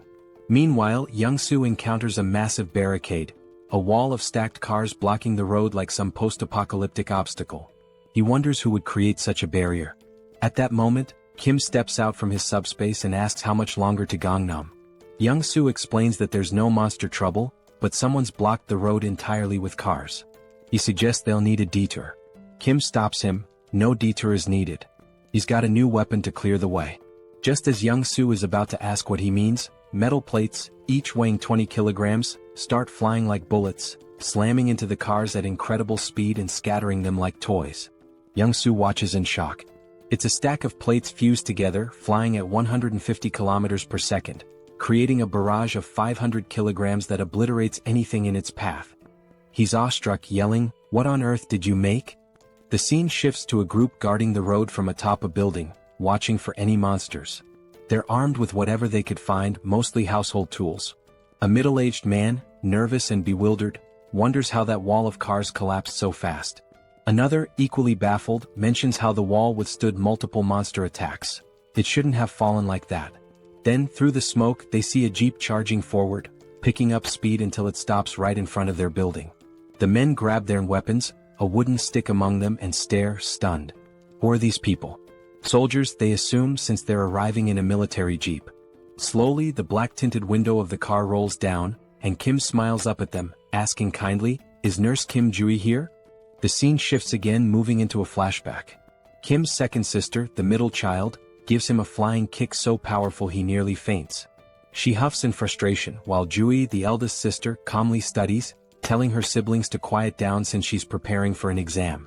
Kim and his other sister are stunned, mouths wide open. The middle sister, concerned, asks Jui if she's feeling okay, wondering why she's suddenly so intense about studying. Jui snaps, asking if it's really that shocking for her to study hard. Kim, dead serious, turns to the middle sister. "Yeah, she definitely doesn't look well. We should call Mom. She's lost it." Jui's frustration erupts as she starts shouting, asking if they'll ever let her study in peace. Kim explains that Jui, who is 8 years older than him, only started taking her studies seriously when he was around 7. Since she'd never sat still for more than 30 minutes before, her sudden shift had the whole family on edge. With big worried eyes, Kim and his other sister drag their mom over to Jui, pointing out that their big sister has completely lost her mind. Even their mom looks concerned. Jui can't believe it.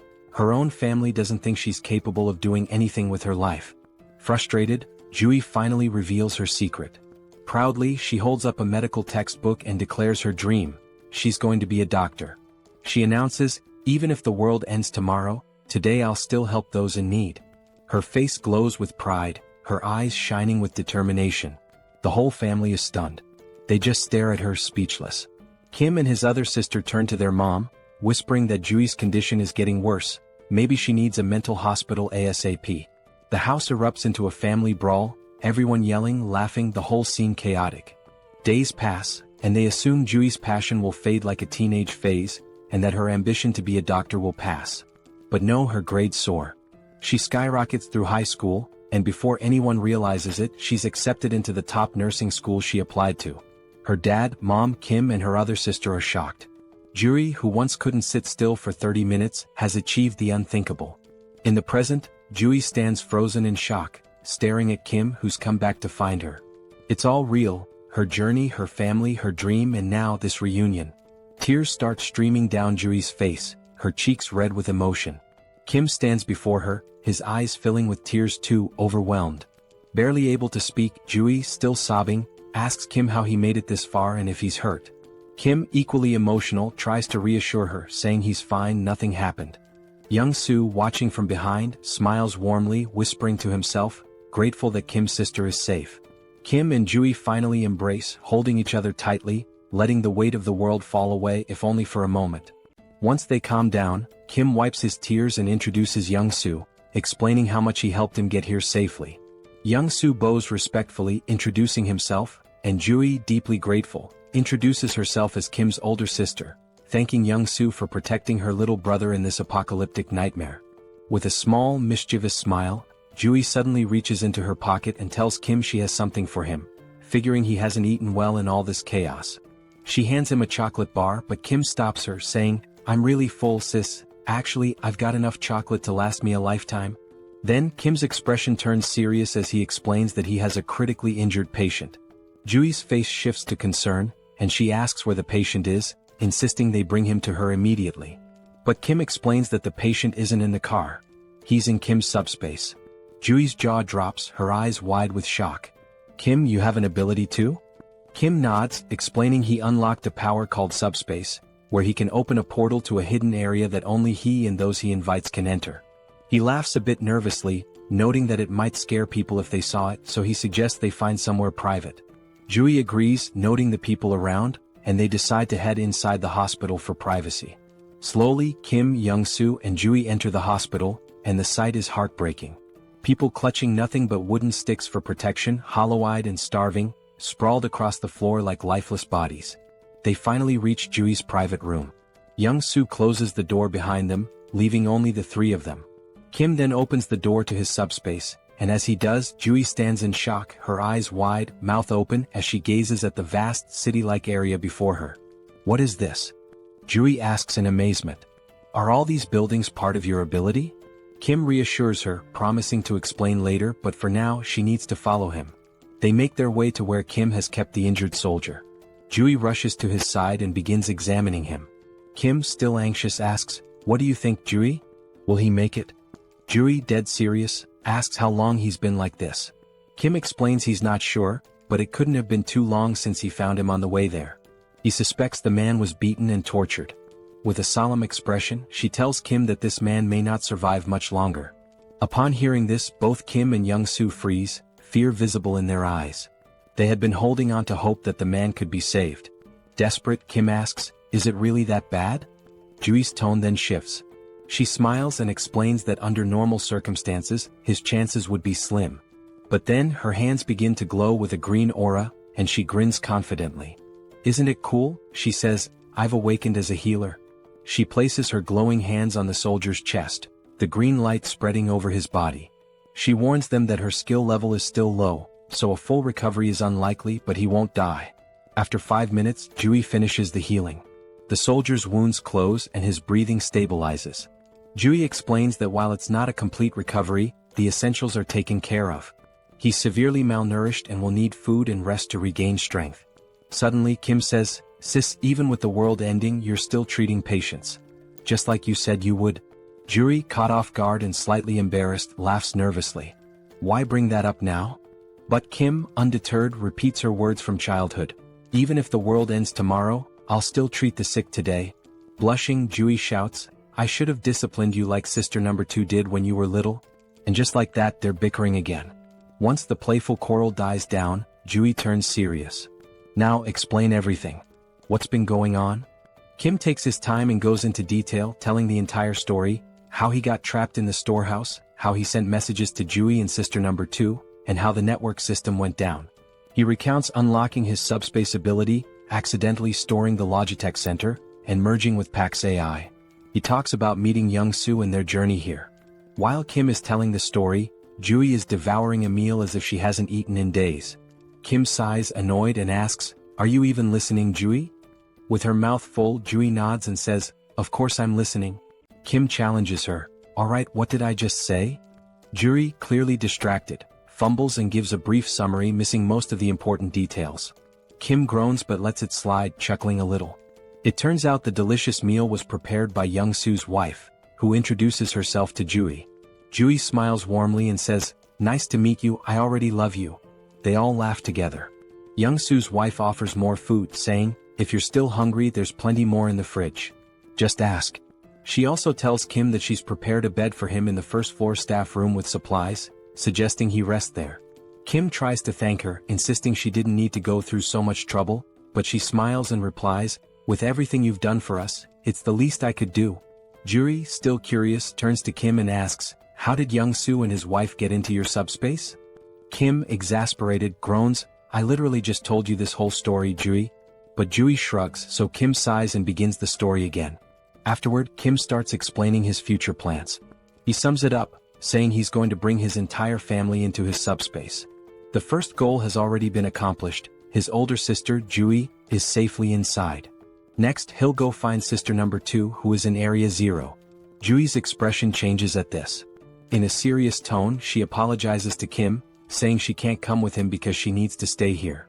Kim's face falls, shocked. "Why do you have to stay in such a dangerous place all alone?" he asks, concerned.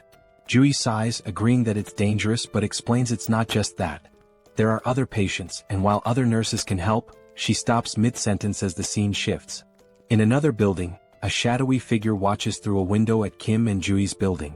He notes that 2 people arrived in a military jeep, and his guards reported a loud crash from the car wall outside. The wall was broken by a jeep, he wonders. Puzzled, he speculates that they might be special forces, but an unknown voice interrupts, suggesting that one of them is Juri's younger brother. The man's face is revealed, ugly and intimidating. His companion, sounding hopeful, remarks that if one of them is Juri's brother, they might not be hostile, just in need of food and shelter. With control over the food supply, they could leverage Kim if necessary. But the ugly man's expression turns serious as he smirks and says, "Do you really think those 2 are stronger than you?" Just then, a towering 7-foot muscular figure steps forward from the shadows. His body is covered in veins and has a lifeless, vacant look, almost like a living corpse. The muscular man reassures his boss that it's unlikely anyone is stronger than him. The boss instructs him to greet Juri and her brother warmly, feigning kindness, while also making sure to fix the broken car wall. The muscular man nods, explaining that he has doubled the wall's height, ensuring it will be impossible to break through again. The scene shifts back to Kim and Juri, where Juri starts telling Kim about the department head, Jean. She reveals that Jean has an awakened ability, allowing him to control minds and poison people. Kim's expression turns serious as he listens intently. Juri continues, saying that Jean has somehow gained control over most of the awakened people in the area, and they are now guarding the food and monostone supplies. Because of this, the people in Juri's building are starving.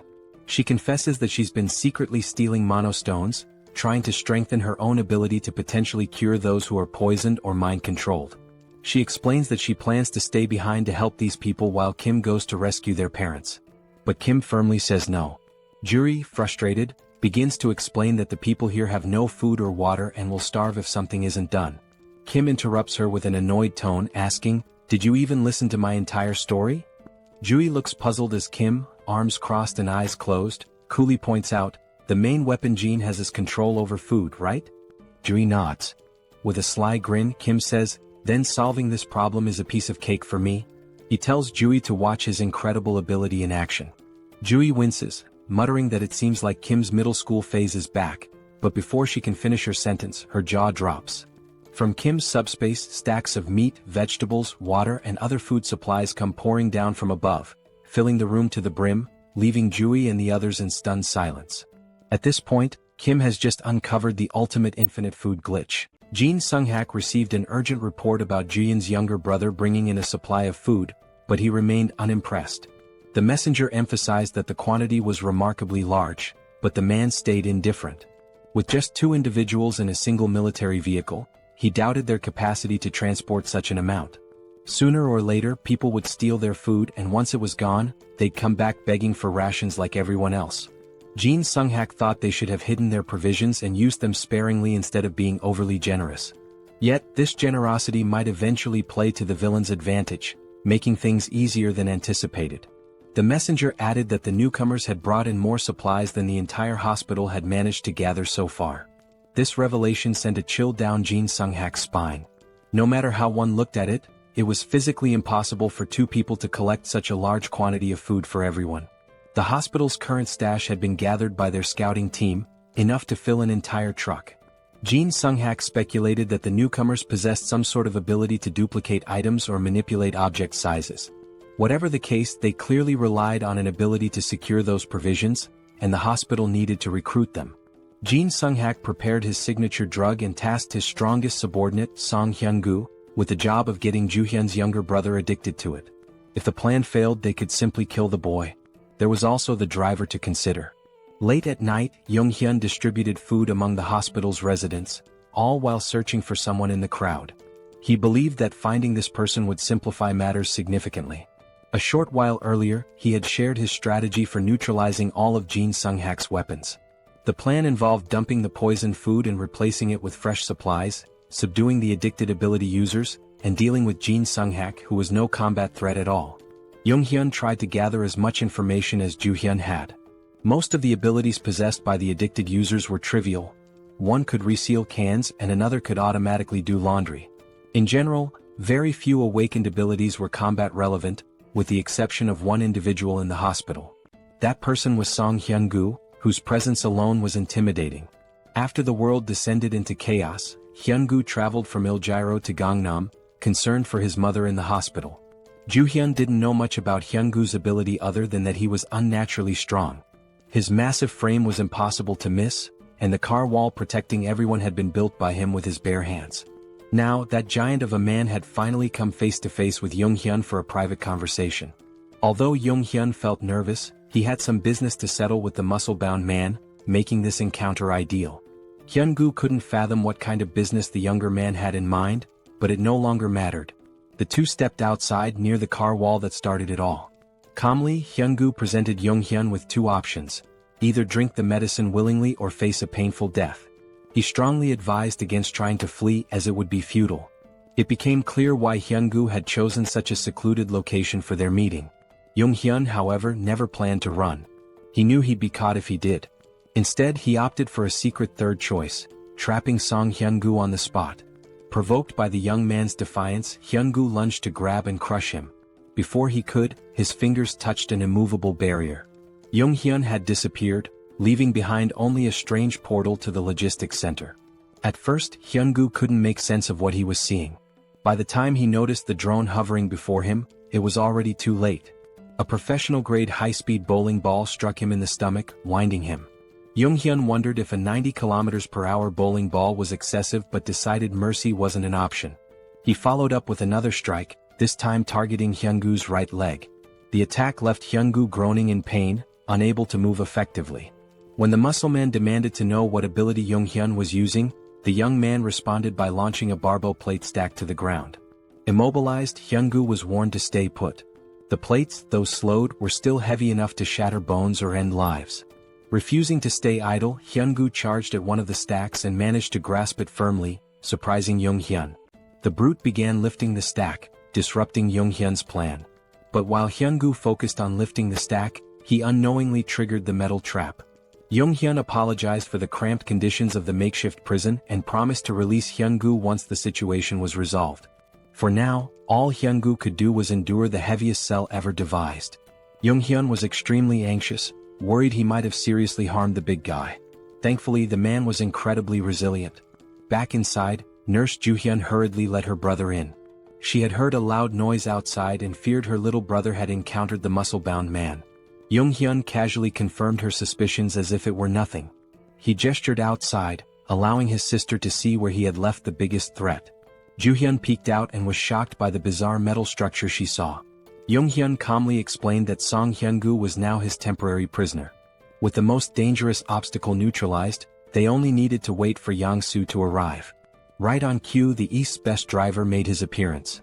However, as Yang-soo came into view, the siblings froze. Yang-soo was limping, holding his head in pain, drenched in sweat, and complaining of an intense pounding headache. The symptoms were eerily similar to those of poisoning. It seemed the enemy had gotten to him somehow. Yang-soo's last memory was handing out food to survivors and receiving some words of gratitude. Joo-hyun noticed a tiny puncture wound on his finger, a likely delivery method for the poison. The culprit must have pricked him while pretending to thank him. For now, Yang-soo needed rest and confinement in the subspace. He would have to be isolated for a while. Jung-hyun hadn't anticipated this turn of events. He felt responsible for failing to protect his friend. Without knowing how the poison worked, the situation could become even more complicated. Finding Jin Sung-hak quickly was now their top priority to secure a cure. They prepared the break room in Sector 1 as a confinement space, blocking all windows and doors just in case. However, before Yang-soo could step into the portal, the system detected and blocked an unidentified energy from entering. Since subspace was an independent domain, external energy connections were impossible. Yang-soo, confused, looked to Jung-hyun for answers. Miraculously, the pounding headache disappeared as soon as he placed a finger into the portal. To test this further, they decided to try the method on the most prominent poison victim, Song Hyun-gu. Jung-hyun opened a portal beneath the muscle man's feet, pulling him into the subspace against his will. Once inside, the poison in Hyun-gu's system was neutralized. Afterward, Jung-hyun removed his access, returning him to the real world. When Hyun-gu reappeared, his complexion was healthier, and his expression showed clarity as if he had awoken from a deep slumber. The poison had been completely eradicated. Jung-hyun realized that his subspace wasn't just impervious to physical attacks but also to mental and chemical ones. The first thing Hyun-gu did after recovering was visit his sick mother. He hugged her and apologized for neglecting her for so long. Encouraging her to rest more, he assured her he would return soon after settling some important matters. Jung-hyun asked if he'd be okay on his own, and Hyun-gu confidently replied that he would. With his abilities, ordinary attacks posed no threat to him.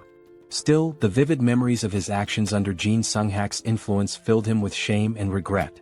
He resolved to settle things with the mastermind before moving forward with his life. Hyun-gu promised to deal with real cancer in the hospital swiftly. Meanwhile, Jin Sung-hak received notice of losing contact with one of his underlings. He was startled. He suspected the worst, and his fears were confirmed when the last person he wanted to see entered his office. Song Hyun-gu, muscles bulging, held himself back from immediately tearing Jin Sung-hak apart. Although Jin Sung-hak didn't understand how their connection was severed, he smiled smugly and begged for mercy. Hyun-gu responded by slamming his arm into the villain's head, silencing him for good. While Hyun-gu went to finish business upstairs, Jung-hyun and his team discussed how to cleanse the remaining survivors of their poison addiction. Since they couldn't identify everyone who was affected, the safest approach was to let everyone pass through the portal. Even those struggling to move could simply touch it with a finger to be cured. Though it would be exhausting, it was the only foolproof solution. However, as they prepared for a long night, something unexpected happened. Survivors all over the hospital suddenly began acting as if a weight had been lifted off their shoulders. One by one, those afflicted were inexplicably cured. They realized they had been out of their minds and regained their senses. The group was bewildered until Song Hyun-gu arrived, clearing up the mystery. His clothes and hands were smeared with blood, a clear indication of the method he used to resolve his unfinished business. He bowed his head, expressing gratitude to Jung-hyun for saving everyone in the hospital. Jung-hyun, in turn, thanked the big man for removing the root of their troubles. He also apologized for earlier throwing bowling balls with excessive force. Thankfully, Hyun-gu's resilience meant he only ended up with a few light bruises, his bones miraculously unharmed. Since the apocalypse began, Hyun-gu had encountered many monsters and strange occurrences, but seeing those plates descend from the sky to trap him was truly surreal. Even monsters paled in comparison to the sheer power of Jung-hyun's abilities. When Hyun-gu asked if he planned to stay at the hospital, Jung-hyun seemed surprised. The big man admitted it might be selfish to ask for more after all Jung-hyun had done, but the hospital would undoubtedly be safer with him around. Jung-hyun explained he was still on a mission to find the rest of his family and would have to leave soon. Understanding this, Hyun-gu didn't push further and wished him success in reuniting with his loved ones.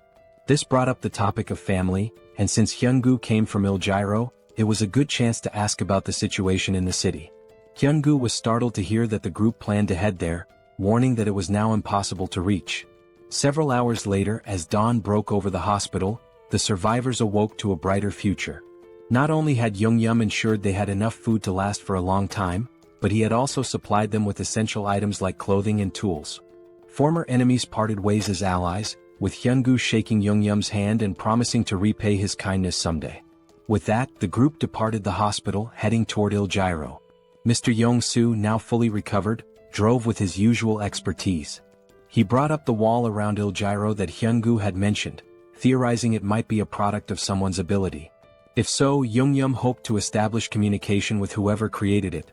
Otherwise, breaking through might be their only option. The previous night, Hyun-gu had explained what he saw while leaving Il-gyro.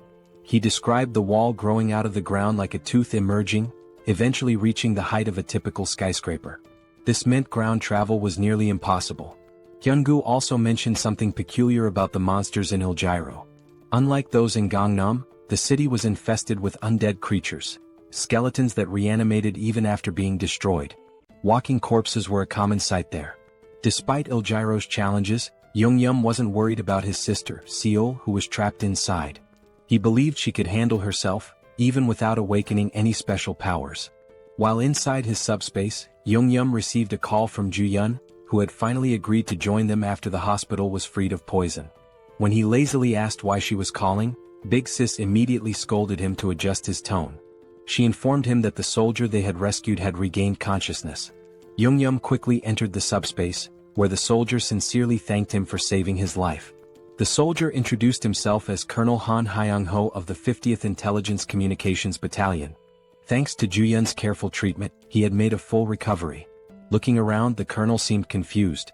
He could see the military command center outside but found the rest of the surroundings unfamiliar. There shouldn't have been any buildings in that area, let alone a logistics center. Young-yeom explained they were currently inside the staff lounge of the PAX FC Logistics Center within his subspace.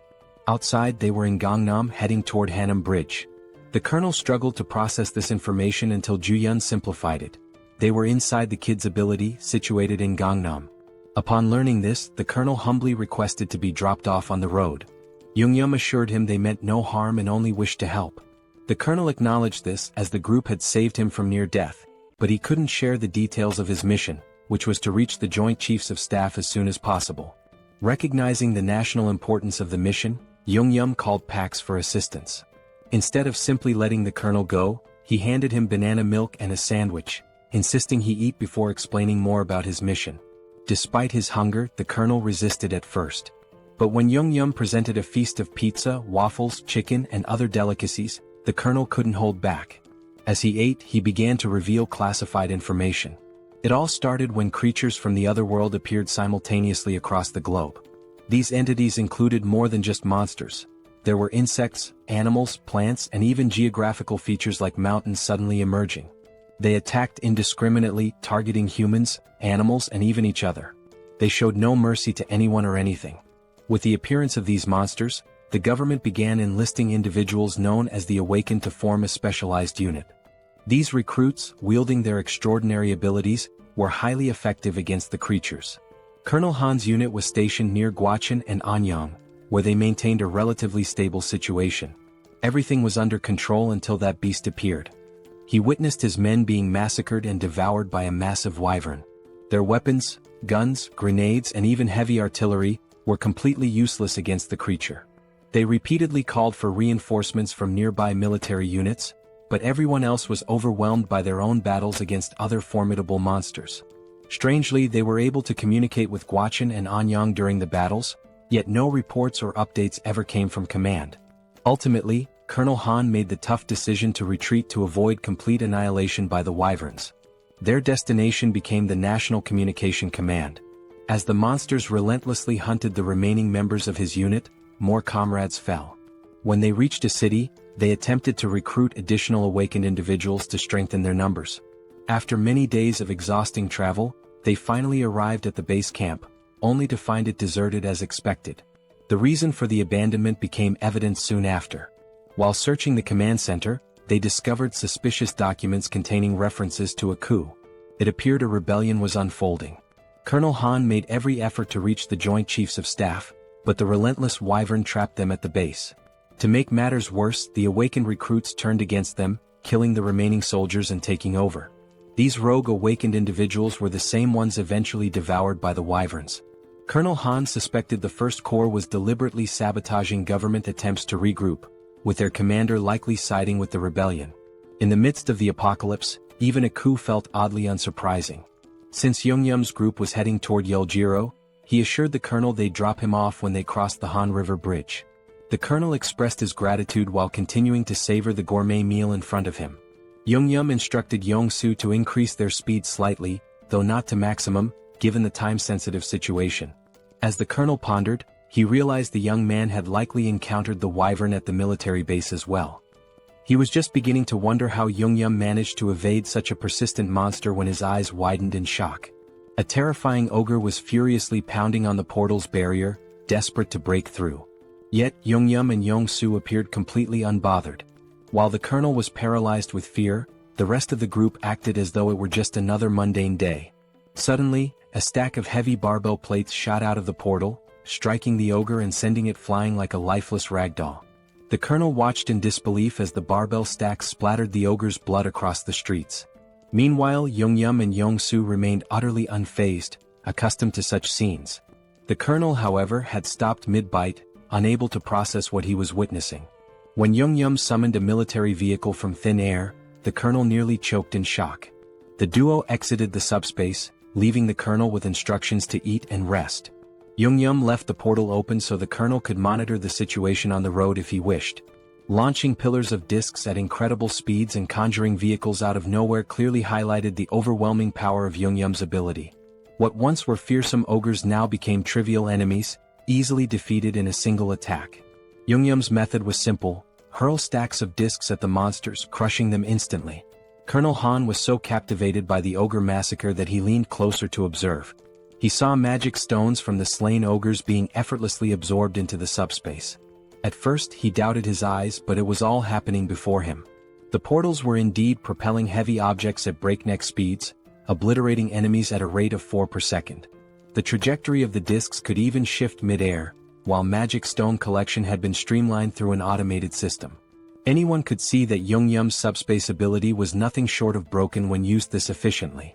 Eventually the group reached Banpo Bridge, only to find it completely destroyed by some unknown force. Jeong-gyeom apologized to the colonel, explaining their travel time would increase slightly as they sought an alternative route. The colonel, however, remained grateful for their assistance and decided to rest in the subspace while they searched for a new path.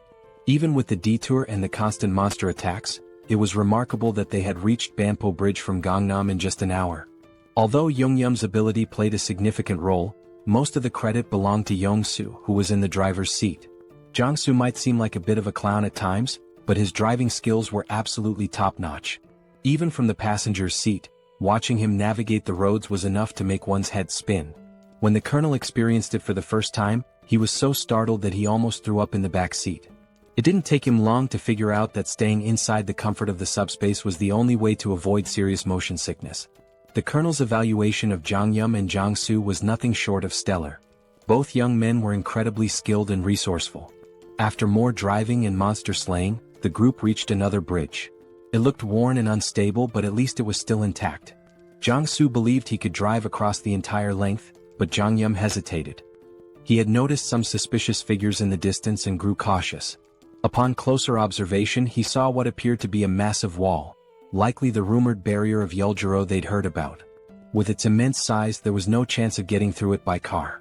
However, since they were still too far to confirm whether or not they could breach it, the best course of action was to get closer and assess. Crossing the bridge would also take them through Yongsan, allowing them to drop off Colonel Han along the way. After a few minutes of uneventful driving, they reached the colonel's stop.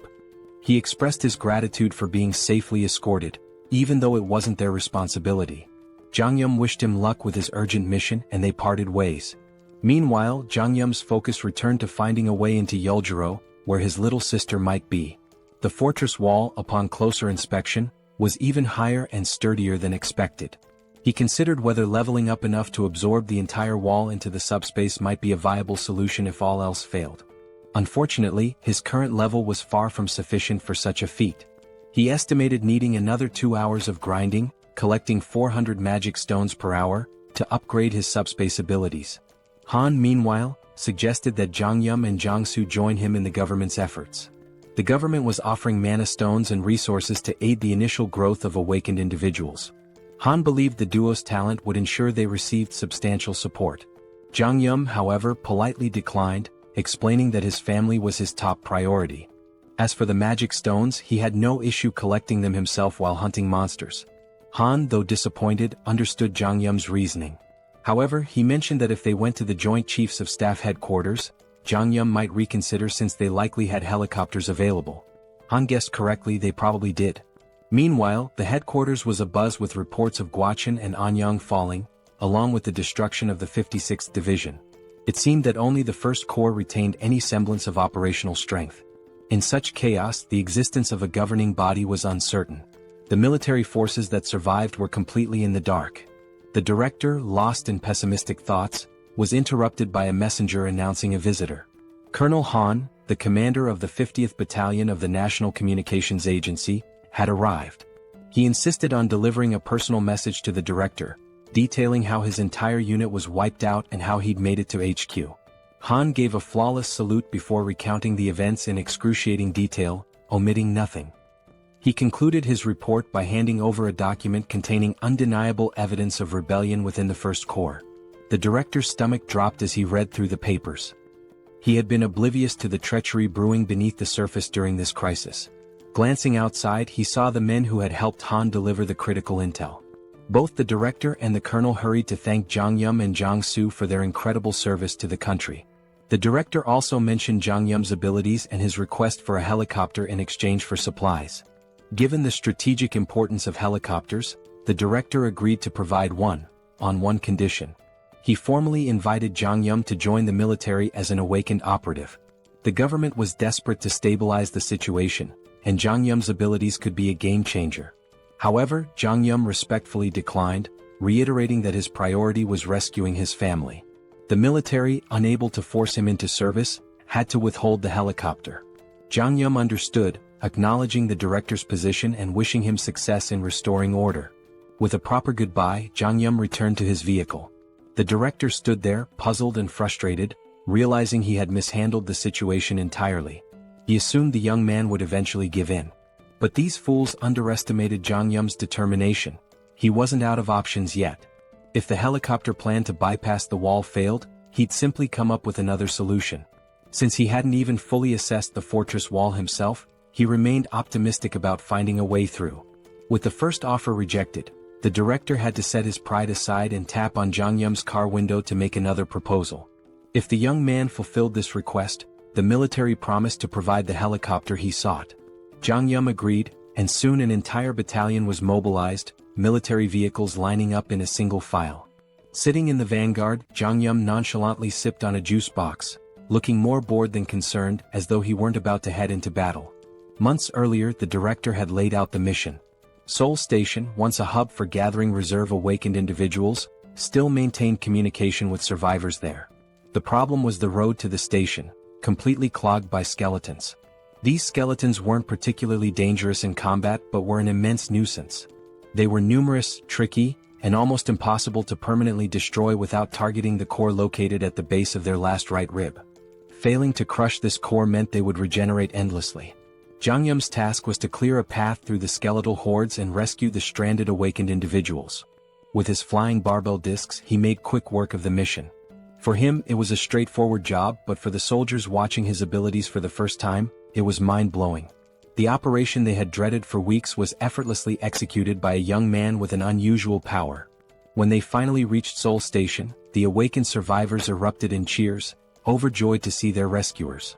The military swiftly evacuated the survivors into armored vehicles. Once everyone was accounted for, the director gave Jeong-gyeom and Jong-soo the signal to leave. Thanks to Jeong-gyeom's skill, the skeletons posed no significant threat during the escape. For the soldiers, fighting skeletons was grueling, requiring near-perfect precision to hit the cores with their firearms. Jeong-gyeom, however, dispatched them with ease. But there was something the young man hadn't yet encountered, a rare and formidable enemy among the skeletons, the Skeleton Knight. The military had a standing order to avoid the creature at all costs. Engaging it was considered futile as it was deemed indestructible. As usual, Jeong-gyeom opened his portal and sent a barbell disc hurtling toward the enemy. This time, though, it wasn't an ordinary skeleton standing in the middle of the road, it was the Skeleton Knight. The menacing figure stared down the convoy, its piercing gaze fixed on them. To everyone's shock, the creature began speaking in an unfamiliar language. Though unintelligible, it was clear the knight was trying to communicate. Then, it plunged its sword into the ground and pulled out a magic stone, crushing it in its skeletal hand and sprinkling the resulting dust onto the ground. With that, the skeleton knight began speaking human language, introducing itself as Sir Gawain, one of the 12 knights serving the Night King. He greeted the humans, referring to them as otherworlders, but Jeong-gyeom seemed more intrigued by the magic stone trick than by Gawain himself. Sir Gawain admitted that being greeted with flying chunks of metal was unusual and asked if Jeong-gyeom was a mage. He also questioned the humans' presence in skeleton territory, noting the importance of maintaining proper etiquette in negotiations, even in this chaotic world.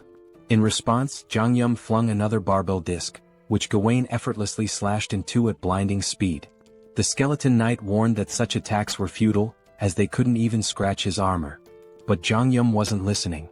He sent another barrage of discs, prompting Gawain to roll and dodge with precision, stabbing his sword into the ground for leverage and launching a counterattack.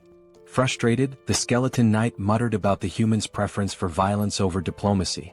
Unfazed, Jeong-gyeom launched 4 more barbell stacks at the indignant knight, showcasing his resolve to handle the encounter his own way. Gawain masterfully deflected the first attack with his shield, gracefully dodged the next, and slashed the remaining discs out of the air, halting their momentum entirely. This chain of precise maneuvers brought the skeleton knight alarmingly close to the convoy. Yong-soo, seeing the terrifying figure charging at full speed, began to panic. Meanwhile, Jeong-gyeom was more intrigued than scared, marveling at how easily the knight could slice through 500 kilograms of steel as if it were butter. However, he noticed that Gawain was cautious, clearly trying to avoid taking any direct hits. If I can land a solid blow, Jeong-gyeom thought, we might have a chance. Determined, he gritted his teeth and spent 50 magic stones to unlock tracking delivery for greater precision. As a test, he launched a single stack directly at the skeleton knight's chest. The massive steel disc shot out of the portal like a cannonball, aimed with pinpoint accuracy. Gawain scoffed, mocking Jeong-gyeom for using the same trick repeatedly and calling him a fool by a mage's standards. Confidently bragging that he could dodge any projectile thrown at him, Gawain was blindsided when the disc suddenly adjusted its trajectory midair. Instead of the usual straightforward attack, this one veered sharply, homing in on Gawain's chest just as Jeong-gyeom intended. Though the attack struck, the skeleton knight managed to absorb most of the impact with his armor, batting the disc away after the initial hit. "You're getting ahead of yourself, boy," Gawain growled. "I was merely caught off guard. It won't happen again." But before he could finish his sentence, a bowling ball came hurtling out of nowhere, slamming into his head and knocking him to the ground. Gawain recovered quickly, lifting his head with newfound wariness. Yet, before he could react, another bowling ball struck him square in the skull, eliciting the first hint of fear the skeleton knight had felt in ages. The fear froze him momentarily, giving Jeong-gyeom another opening to unleash a relentless barrage. Inside the car, Jeong-gyeom chanted commands like a gamer inputting cheat codes. Left head, back head, crown, front head, right head, left head. Each command sent a bowling ball flying in a pre-aimed direction, creating an automated assault. Though his jaw ached from issuing rapid orders, Jeong-gyeom didn't let up. The skeleton knight, struggling under the ceaseless rain of projectiles, found himself cracking, literally. Jeong-gyeom noticed fractures spreading across Gawain's skeletal frame and decided it was time to act decisively. He suggested the military convoy retreat while the enemy remained disoriented. But before they could leave, Gawain's curses turned to pleas. Fragments of his bones scattered in all directions as the relentless impacts took their toll. Seizing the opportunity, Jeong-gyeom ordered simultaneous disc attacks from all sides, left, right, front, and back. The coordinated strikes shattered the skeleton knight's form, marking the end of the formidable foe. Even in defeat, Gawain maintained his dignity, commending Jeong-gyeom as a remarkable mage. He issued a grave warning: "This is not the end. Skeleton knights do not die. Even in death we serve the Night King." As his body disintegrated, 3 magical shards fell, a pair of large blue mana stones and a small red reinforcement shard. Jeong-gyeom swiftly secured the loot through his portal.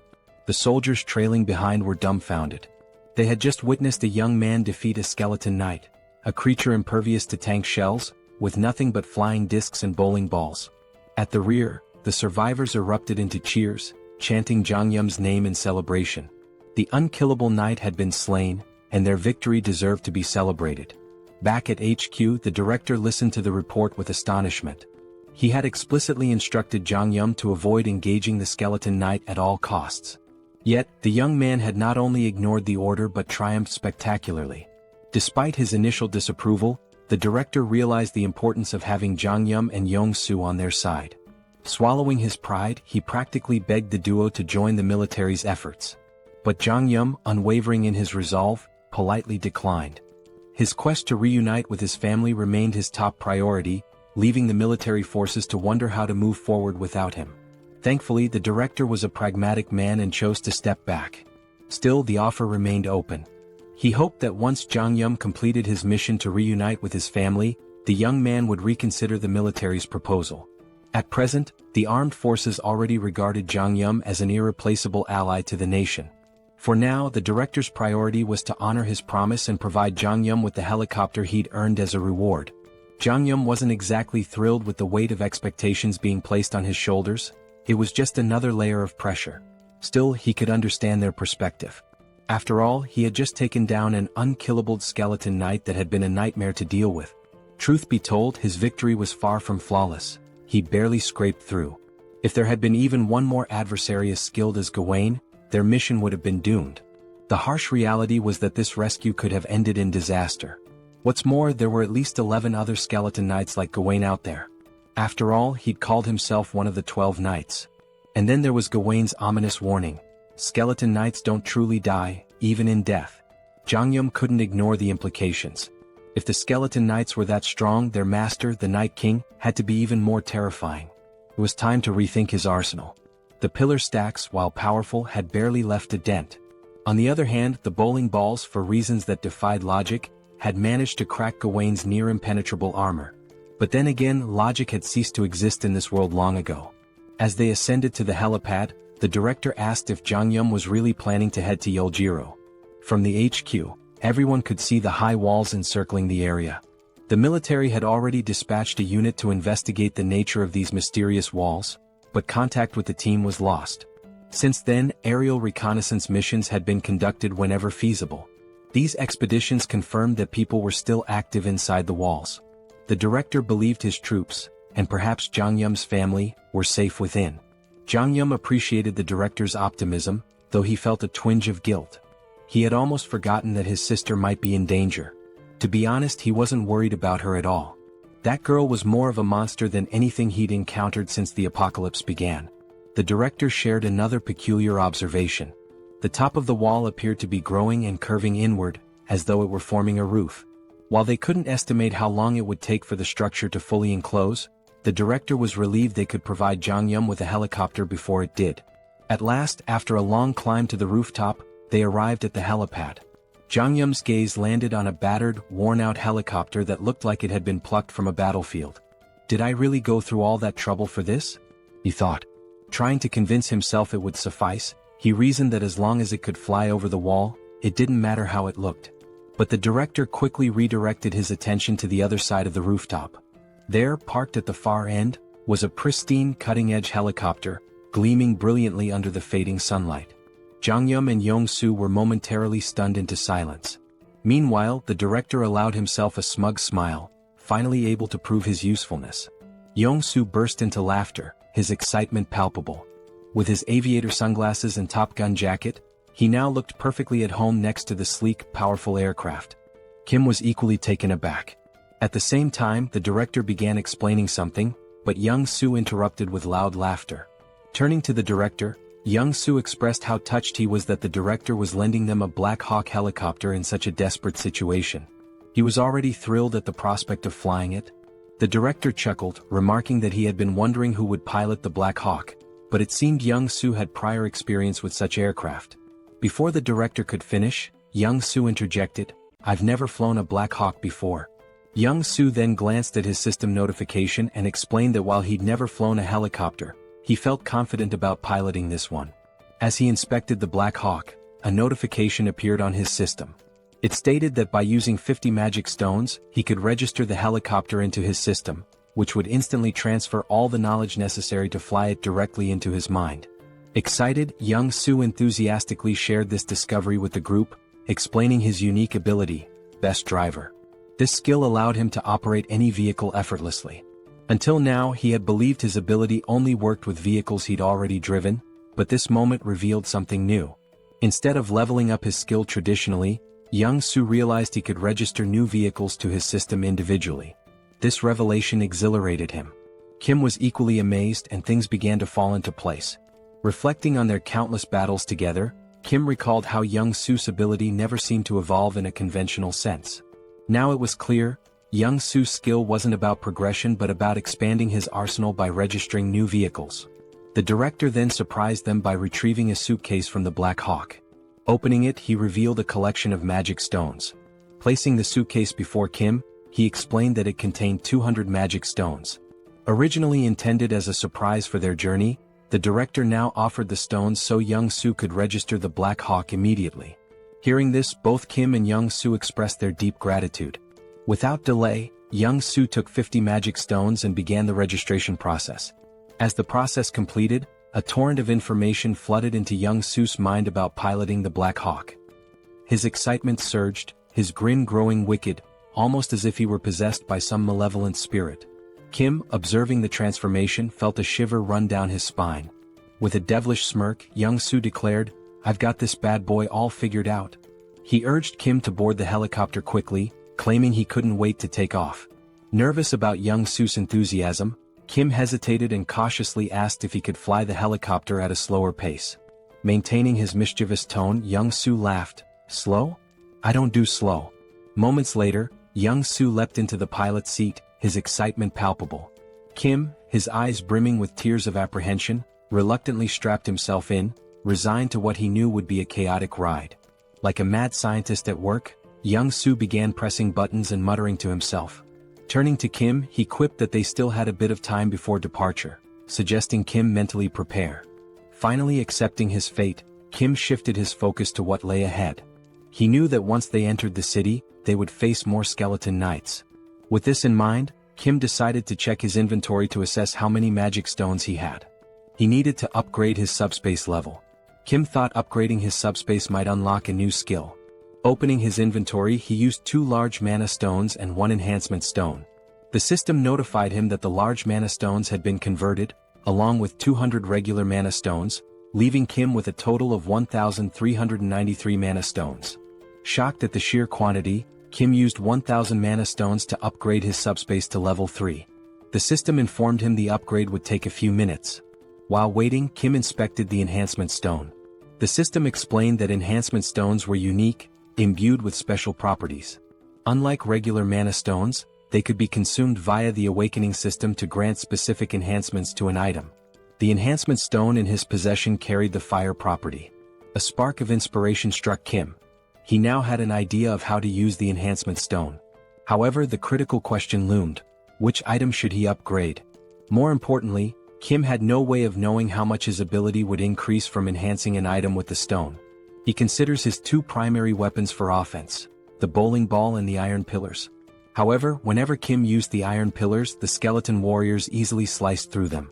Only the bowling ball proved effective against them. This is why Kim decides to upgrade the bowling ball. Upon upgrading it, he receives a new item, the fire bowling ball, which is surrounded by lava-like flames and possesses 2 main abilities, penetration and ignite. Afterward, Pax asks Kim if he wants to register the fire bowling ball as a new item. Kim agrees, and as soon as the registration is complete, Pax informs him that it's time to depart. Kim begins to mentally prepare himself, but before he can steady his nerves, Young-soo starts the helicopter. As the Black Hawk lifts off, Kim grows anxious. The director salutes Kim, expressing his hopes that he will safely reunite with his family and eventually return to the team once his mission is complete. Kim gives a thumbs up, bidding the director farewell. At that exact moment, the system notifies Kim that his subspace has been upgraded. The upgrade reveals new unlockable items and enhancements, including the ability to temporarily increase the shipping size limit for individual items using magic stones. As Kim reviews his unlockable items one by one, he comes across his new skills. His jaw drops in astonishment as though he's seen a ghost. The director, observing Kim's stunned expression from the ground, begins to feel uneasy. Reflecting on the 200 mana stones and the Black Hawk helicopter he provided to Kim, the director feels he has been more than generous. He even imagines reminding Kim of his help once he returns to the military base. However, he can't help but worry if something might be wrong to cause Kim's concerned reaction. Meanwhile, Kim is still reeling from his newly unlocked skill, the SUBSPACE laboratory. This feature grants a transportation function with a minor healing effect, allowing him to recover naturally within the lab. More importantly, it enables Kim to register external objects into his subspace. The system explains that a registration fee will be determined by the object's size, weight, and value. This revelation is a game-changer for Kim. Previously, his subspace ability was limited to pre-registered items, such as those from the Logitech Center or military base. But now, the ability to register external objects offers massive potential. However, the system clarifies that new items must still fit within the two existing categories, Logitech Center or military base. Kim's gaze falls on the Black Hawk helicopter. He wonders if it qualifies as a military base item. Testing his theory, Kim attempts to register the helicopter into his subspace. The system confirms that the registration will require 107 magic stones. Kim agrees and completes the process. The scene shifts back to the director, who is heading back toward the military base. Suddenly, the sound of the helicopter fills the air again. Turning around, he sees Kim and Young-soo flying back. The director grows anxious, fearing something might be wrong with the Black Hawk. Before he can react further, a large portal opens in front of him. Out of it falls a Black Hawk helicopter. Moments later, a second portal opens and another Black Hawk helicopter emerges. As the two helicopters land before the stunned director, Kim waves at him with a smirk before flying off again. The director stands there speechless. He doesn't understand what just happened. He gave Kim a battered old Black Hawk, only for Kim to somehow gift him two brand new ones in return. As the director contemplates the situation, his confusion quickly turns into mounting worry. The scene transitions to Kim, who has now entered the city. A massive fortress looms ahead, its upper sections gradually closing in to form a roof. The fortress is on the verge of sealing itself entirely. The focus shifts again, revealing a foreboding castle. Its dark and sinister interior radiates an evil aura. Sitting on an enormous throne is the Skeleton King, whose skeletal visage is illuminated ominously. In a chilling, clicking voice, the Skeleton King speaks. He admits that no matter how much he contemplates, he cannot comprehend one thing. The entry permit level for the Earth dimension is only tier 8 at most. For higher tier beings like himself to enter, they must lower their tier just as he did. It's surprising to think that a wizard, infamous for his arrogance, would come here, even agreeing to a tier reduction. Even more shocking is that he dared to invade the Skeleton King's domain and kill Guan. The Skeleton King is referring to Kim. We learn that the Skeleton King comes from another dimension, while Earth is classified as an 8-tier dimension. To enter Earth, the Skeleton King had to significantly lower his power, with the ultimate goal of conquering the planet. Now, the Skeleton King believes that Kim, who killed Guan, is also from another dimension. A wizard who reduced his tier to come to Earth with the same objective, to take control. To the Skeleton King's right, a purple flame begins to morph into the shape of a skull. It addresses the Skeleton King, explaining that before Guan's death, he had attempted to communicate with the wizard, but the wizard killed him before he could utter a word. This indicates that the wizard is incredibly dangerous. The flame advises the Skeleton King to kill the wizard on sight during their next encounter, without attempting any conversation. The Skeleton King considers this carefully. He deduces that the wizard is here for one purpose, to take over the territory just like himself. But there can't be two tigers in the same jungle. If the Skeleton King wants to claim this land, he must eliminate the wizard. He mentions that the harvest is nearly complete, and once it is finished, they will launch an assault on the wizard. The flame introduces itself as Lancelot, revealing that it is the spirit of a knight whose physical body exists elsewhere. Lancelot communicates with the Skeleton King through this magical flame. Lancelot then informs the Skeleton King of an intruder approaching the castle. Assuming it to be more of those bothersome minions, the Skeleton King dismisses the threat, claiming they will inevitably perish soon. The scene shifts to Kim and Young-soo entering the city. A bat-like monster appears but is instantly obliterated by Kim's Ignite bowling ball in a single, powerful attack. Kim marvels at how much stronger the bowling ball is compared to the iron pillars. While Kim ponders this, Young-soo interrupts, pointing out that it will be difficult to land because a skeleton knight is fighting a monster below. Kim looks down and spots another skeleton knight, similar to the one he killed before, but this one wields a lance instead of a sword, like the kind knights used in ancient justs. The skeleton knight enhances his lance with powerful magic and unleashes a devastating attack on his opponent. As the camera focuses, we glimpse the figure of a human, a female silhouette. When Kim notices her, he reacts with a mixture of irritation and disbelief. The human channels magic into her fist and, with a single overwhelming punch, sends the skeleton knight flying. The scene fully reveals the figure, a muscular and striking woman with an imposing presence. As the skeleton knight crashes from a great height, Young-soo nervously suggests they might have to deal with both of these figures if they land now. Startled, Kim exclaims that one of them is his older sister. Shocked, Young-soo asks which one. Kim clarifies that the one who just sent the skeleton knight flying is his sister. The fog clears, fully revealing Kim's sister, Seoul. She stands confidently, her toned muscles and impressive physique drawing attention. Viewers might even call her a muscle queen. Clearly annoyed, Seoul remarks that while she felt the full impact of her punch on the skeleton knight, the creature refuses to die no matter how many times she beats it senseless. Kim begins narrating Seoul's backstory, referring to her as Sister Number 2. He explains that, as a child, Seoul discovered mixed martial arts by chance on TV and was immediately captivated. Luckily, she had a supportive younger brother. Whenever she watched martial arts matches, she would practice the techniques on Kim. But Seoul's victories over weaker opponents left her unsatisfied. Her desire for greater challenges drove her to find tougher opponents at the local playground. There, she defeated anyone who dared to face her, boys, girls, even kids 3 years older. Recognizing her extraordinary talent, their father enrolled Seoul in a mixed martial arts academy. Thus began her journey toward becoming a powerhouse of martial arts. This was the moment Seoul encountered her first defeat. Her teacher bested her. But rather than feeling disheartened, Seoul found the pain of losing exhilarating. At last, she had found a challenge worth her effort.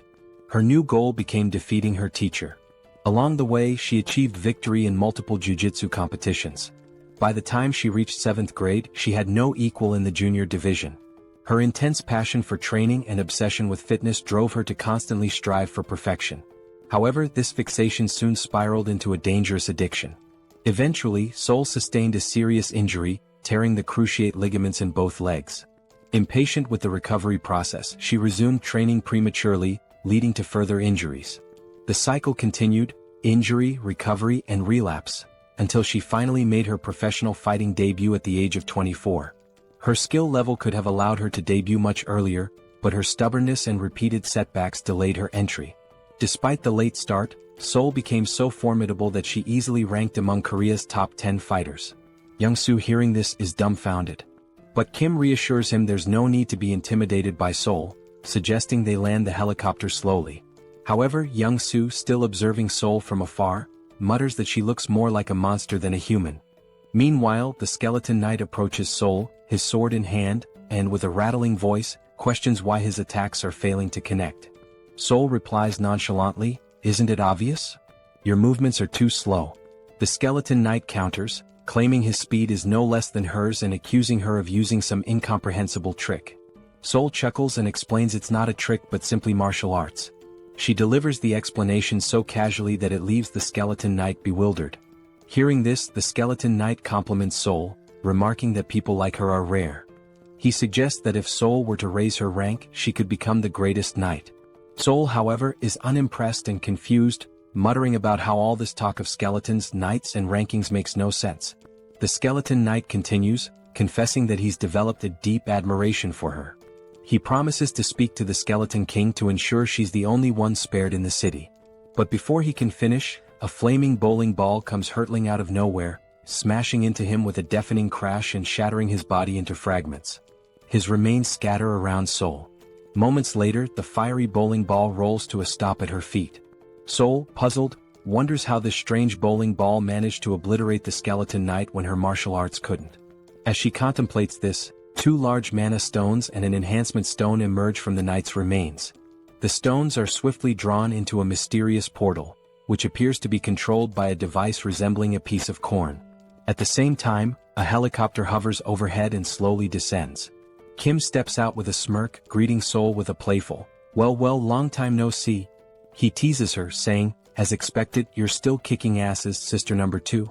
Seoul stands frozen, mouth agape, stunned to see Kim after all this time. The scene shifts to a table laden with delicious food, fried rice, pizza, burgers, and an assortment of mouth-watering dishes. Joo-hee and Kim sit silently, watching in amazement as Seoul devours the food with feral intensity. Unable to contain her curiosity, Joo-hee asks if Seoul uses some special ability to enhance her strength. Between enormous bites of chicken and pizza, Seoul casually responds saying Joo-hee is partly right and partly wrong. Her physical prowess, she explains, is natural and unrelated to the barrier. The barrier's sole purpose, she says, is to shield her from external attacks. She delivers this explanation as if it's no big deal.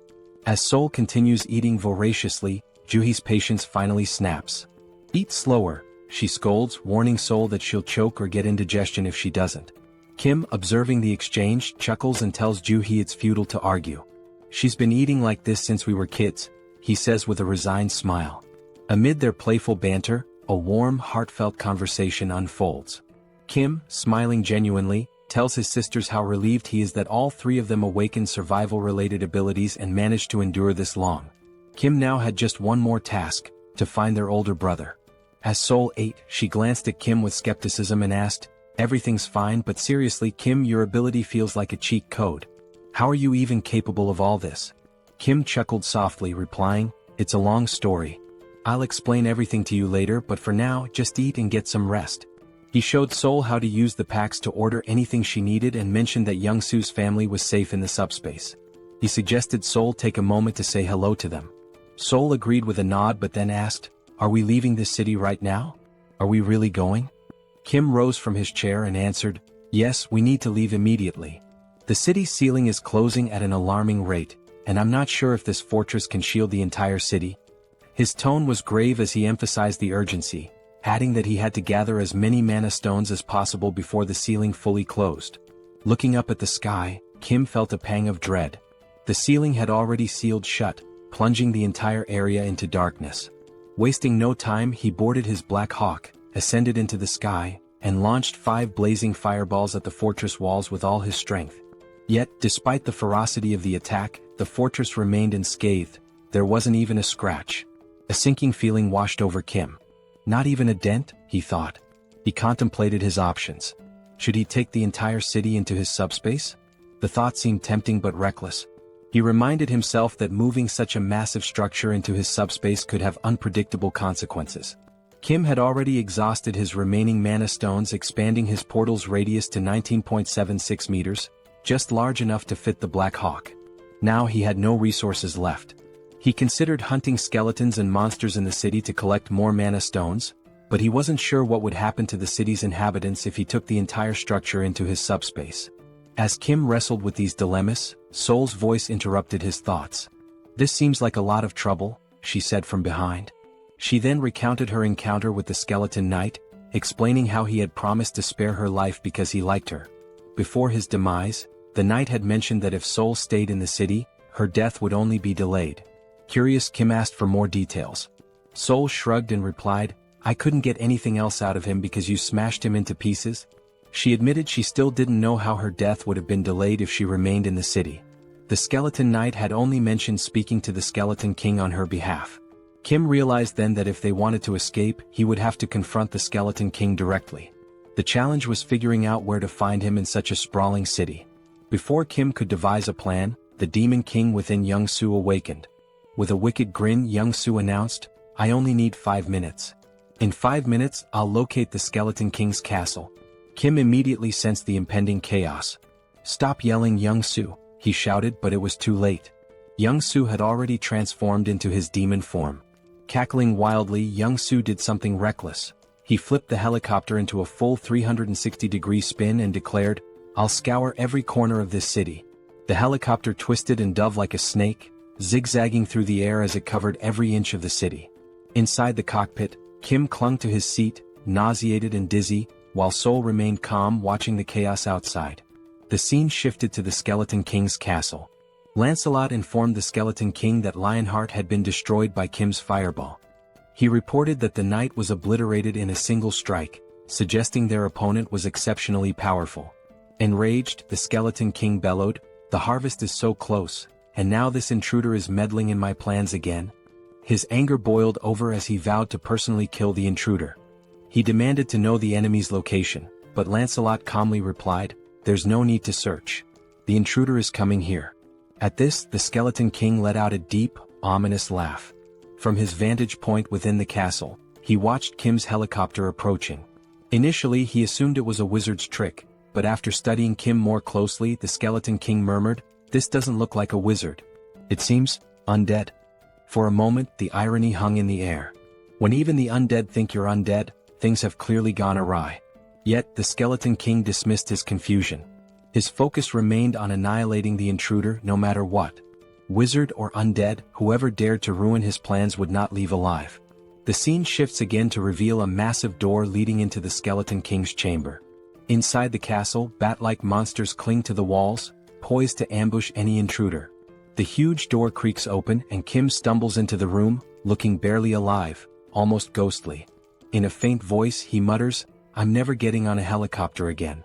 The motion sickness was on another level. Suddenly Seoul notices something behind Kim. She bolts forward, calling his name, but before Kim can react, he sees a massive, muscular bat monster with razor-sharp teeth lunging at his neck. Just in time Seoul leaps into action. With a devastating punch she obliterates the bat monster, tearing it apart in one blow. The attack jolts Kim out of his dizziness. He quickly thanks Seoul, but she rolls her eyes and tells him to stop being so formal. However, her attention soon shifts elsewhere. Something feels off. Seoul scans the dimly lit chamber with a serious expression. "There's more," she mutters. Kim looks around, confused. To him the hallway ahead seems empty. But then out of the shadows, countless glowing red eyes emerge, glaring menacingly at them. Kim's heart pounds as he realizes the danger. He turns to Young Soo and urgently says, "Retreat to the subspace." Kim knows he can't handle this alone, but then remembers he doesn't have to. Seoul, the martial arts enthusiast, is with him. A wicked grin spreads across Seoul's face as she watches the flood of monsters advancing.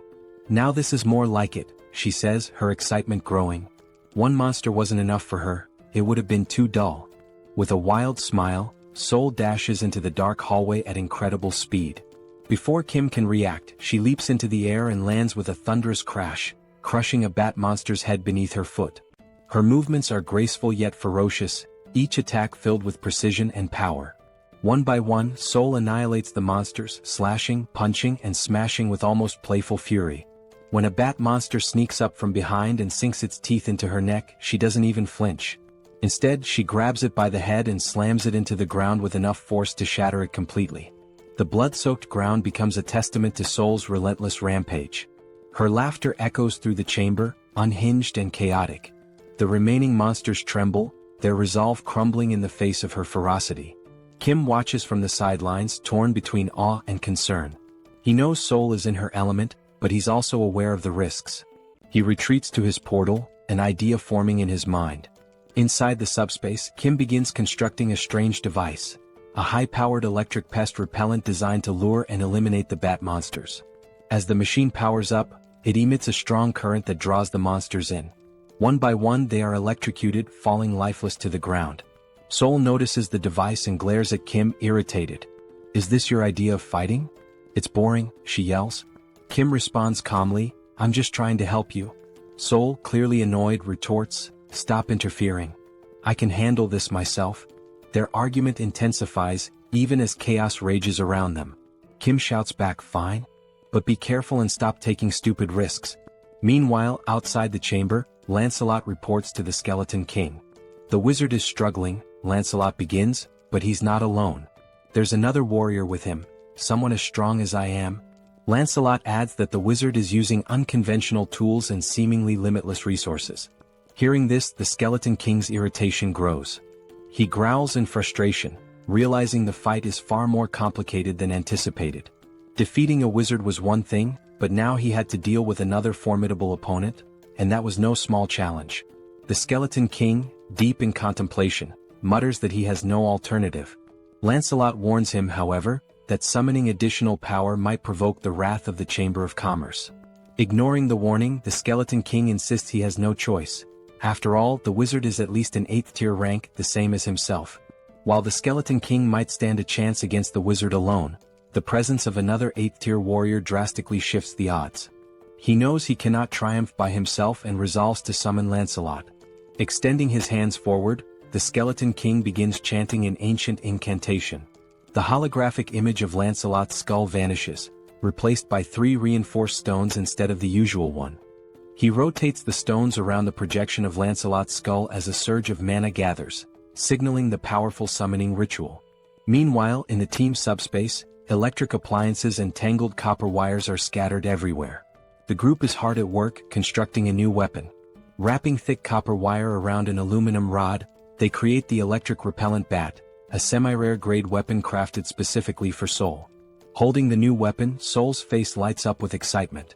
The bat, infused with an electrified ability, delivers double damage to enemies. Seoul twirls the bat skillfully, testing its weight and power, clearly thrilled by its potential. As they exit the subspace, she thanks Kim, teasingly calling his crafting skills a scammer's ability for how effortlessly he can produce items. She remarks that the electric bat will be perfect for dealing with the monsters but warns Kim not to interfere in her battle this time. She wants to face the bat monsters alone. As Seoul steps out, she begins scratching her neck. Concerned, Kim asks if she's injured. Seoul explains that since the bat monster bit her, she hasn't felt any pain, but now there's an itch. She adds that she received a system notification earlier, stating that all impure energy had been expelled from her body. This revelation makes Kim uneasy, wondering if Seoul might transform into a vampire. Seoul, noticing his worry, jokingly tells him that if she does turn into a vampire, he has to kill her. She wouldn't want to live as a vampire lady. The siblings share a brief, light-hearted moment. The scene shifts back to the Skeleton King, who turns his attention to Kim, his voice laced with sarcasm. He sneers, mocking that the name Arcane must be ashamed of Kim's reckless behavior. The Skeleton King accuses Kim of ruining his plans and causing chaos in his domain. He declares that, regardless of Kim's origins in the arcane dimension, he has no right to meddle in his affairs. With a chilling roar, the Skeleton King vows to fight and kill Kim. Kim and Seoul exchange glances, baffled by the king's rant. "This idiot makes no sense," Kim mutters under his breath. The word idiot only enrages the Skeleton King further. Furious, he calls for Lancelot to attack, commanding him to eliminate Kim and Seoul immediately. Lancelot finally emerges from the summoning. His presence is nothing short of terrifying. His 4 glowing eyes gleam menacingly, and his massive silver armor radiates power. In his hand, he wields an enormous sword capable of cutting through anything. Seoul, seeing Lancelot, grins with excitement. She had grown tired of weak monsters and was ready for a real challenge. She turns to Kim, warning him again, "Don't interfere in this fight. If you do, it won't end well," before charging straight at Lancelot. Before Seoul can make her move, Lancelot lunges forward, hurling his sword with lethal precision, aiming to cleave her in half. Reacting quickly, Seoul dodges the attack and counters with her electrified bat. The clash sends shockwaves through the room, the force so strong that even Kim feels it from a distance. As the battle intensifies, Seoul notices that Lancelot's strikes are slowly slicing through her weapon. Realizing the danger, she retreats just as Lancelot delivers a devastating blow, splitting the electric bat in two. Seoul looks back at Kim and jokes, "My bat wasn't weak, it's just that Lancelot is ridiculously strong." Despite losing her weapon, Seoul remains undeterred. Lancelot, now fully revealed, stands as a fearsome and nearly invincible knight. Watching from afar, the Skeleton King boasts about summoning Lancelot, his most powerful knight. Meanwhile, Kim reflects on Seoul's words. It's rare for her to acknowledge an opponent's strength, and that fact alone tells him how formidable Lancelot truly is. If Seoul acknowledges Lancelot's strength, then he is indeed a formidable and dangerous opponent. Watching Seoul, Kim proposes a deal. If she manages to kill Lancelot, would she give him Lancelot's magic stone? Kim argues that he used up all his own magic stones to craft weapons for her, and since Lancelot destroyed those weapons, it's only fair to repay him with the stone. Seoul, however, flatly refuses, declaring that whoever lands the killing blow will claim the magic stone. With a confident smirk, she adds that Lancelot won't be able to stop her. Determined to contribute, Kim activates his Ignite bowling ball and hurls 5 fiery high-speed projectiles toward Lancelot. Yet Lancelot remains unfazed, standing casually as if unbothered. Drawing his sword, Lancelot effortlessly slices through all the bowling balls with a single slash. The shattered projectiles ooze a molten, lava-like liquid, but even this does not affect Lancelot. Refusing to give up, Kim launches more bowling balls from different angles, hoping to overwhelm him, but Lancelot cuts through every single one with the ease of slicing tofu. Kim's jaw drops in shock as he watches. He can't believe how effortlessly Lancelot counters his high-speed, magic-infused attacks. While Lancelot focuses on cutting the projectiles, Seoul sees an opening. She charges forward and punches Lancelot in the face with all her strength, but to her dismay, it doesn't even cause 1% damage. In retaliation, Lancelot swings his massive sword, narrowly missing Seoul's neck as she dodges. She counters with punches to his face and chest, but the strikes are completely ineffective. Kim seizes the moment and launches another ignite bowling ball, this time aimed directly at Lancelot's head. The impact sends Lancelot flying, but when he rises he remains unscathed, glaring at Kim with glowing, menacing eyes. A growing sense of unease washes over Kim. Something feels terribly wrong. He recalls a similar ominous feeling from his battle with the Black Wyvern. Trusting his instincts, Kim quickly activates his subspace and pulls Seoul into it. Furious, Seoul demands an explanation for Kim's interference. Kim explains the overwhelming sense of danger he felt. Even after using his most powerful attack, Lancelot emerged unscathed. He compares the situation to previous battles, where his strongest move could split the Skeleton King in half, yet it did nothing against Lancelot. Begrudgingly, Seoul admits she cannot defeat Lancelot alone.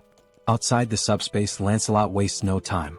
In a flash of insane speed, he vanishes from his position and reappears in front of Kim's barrier, slamming his massive sword against it. Kim is genuinely terrified by Lancelot's speed and strength, while even Seoul admits the knight is extremely dangerous. If the fight continues, both of them will die. Despite Lancelot's relentless assaults, the barrier holds firm. Kim notices something crucial. Lancelot is standing dangerously close to the barrier. An idea forms in his mind. If he launches his ignite fireballs at such close range, Lancelot won't have enough time to dodge. Acting quickly, Kim unleashes 5 fireballs at point-blank range. To his horror, Lancelot effortlessly slices through every fireball, even at such proximity. The situation grows more dire. Lancelot isn't just strong, he's unstoppable. Kim is baffled. None of their attacks are effective. He watches in disbelief as Lancelot cuts through every projectile with precision, as if the heavy metal were nothing more than butter. Meanwhile, the Skeleton King observes the battle from afar, finding it dull. With a smug grin, he taunts Kim, mocking how long he plans to cower behind his barrier. He declares that Lancelot is a 7th-tier warrior, immune to all of Kim's abilities. According to the Skeleton King, no matter what Kim tries, he cannot defeat Lancelot. Seated arrogantly on his throne, the Skeleton King begins reminiscing.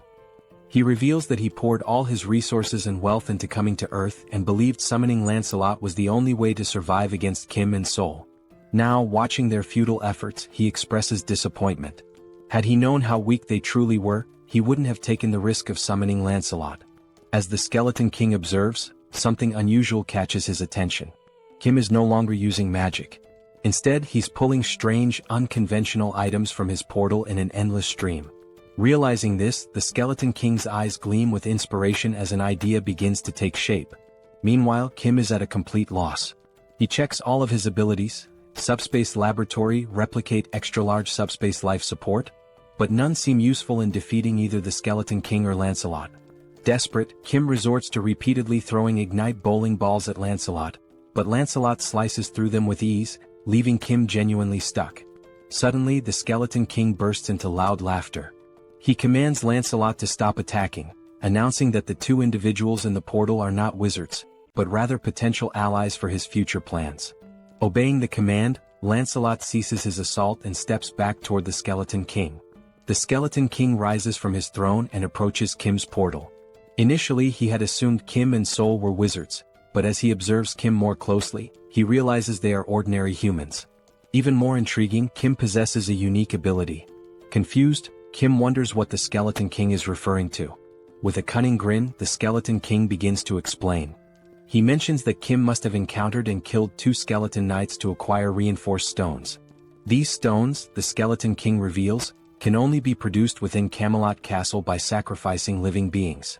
The Skeleton King elaborates on his original plan: to sacrifice the inhabitants of the nearby city to mass-produce reinforced stones, which he would then use to summon an army of skeleton knights.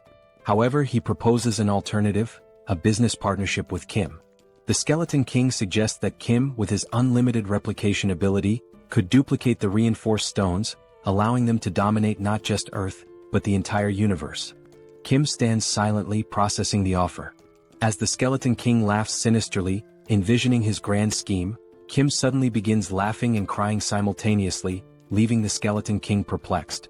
Kim thanks him, explaining that the Skeleton King has unknowingly solved all of Kim's problems. Before the Skeleton King can react, Kim utters 4 decisive words. Pax, put Camelot in subspace. Instantly, the entire Camelot castle vanishes before the Skeleton King's eyes. The Grand Fortress, once the source of his power, shrinks and disappears into Kim's subspace. The Skeleton King and his skeleton knights are left standing outside, bewildered and enraged. Looking around in disbelief, the Skeleton King tries to comprehend what just happened. Meanwhile, the castle reappears in Kim's hands, now reduced to the size of a toy. Seoul, observing the shrunken structure, casually remarks how small and insignificant it looks. Overcome with fury, the Skeleton King roars, "How dare you 9th-tier slaves!" He accuses Kim and Seoul of destroying his life's work and vows to annihilate them.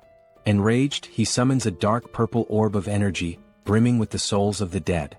The green, ghostly spirits surge toward Kim's portal, attempting to shatter it. Yet as the smoke clears, Kim and Seoul remain unharmed. Now calm, Kim begins to think strategically. He recalls the name of the skeleton knight summoned by the Skeleton King, Lancelot. Deciding to take a bold risk, Kim calls out Lancelot's name, attempting to summon him. To everyone's astonishment, Lancelot materializes before Kim. However, this time his appearance is different. Gone is the dark aura that usually surrounds him. Instead, he radiates a golden light, warm and majestic. Lancelot turns to Kim and acknowledges him as his new master. Without hesitation, Kim commands Lancelot to kill the Skeleton King.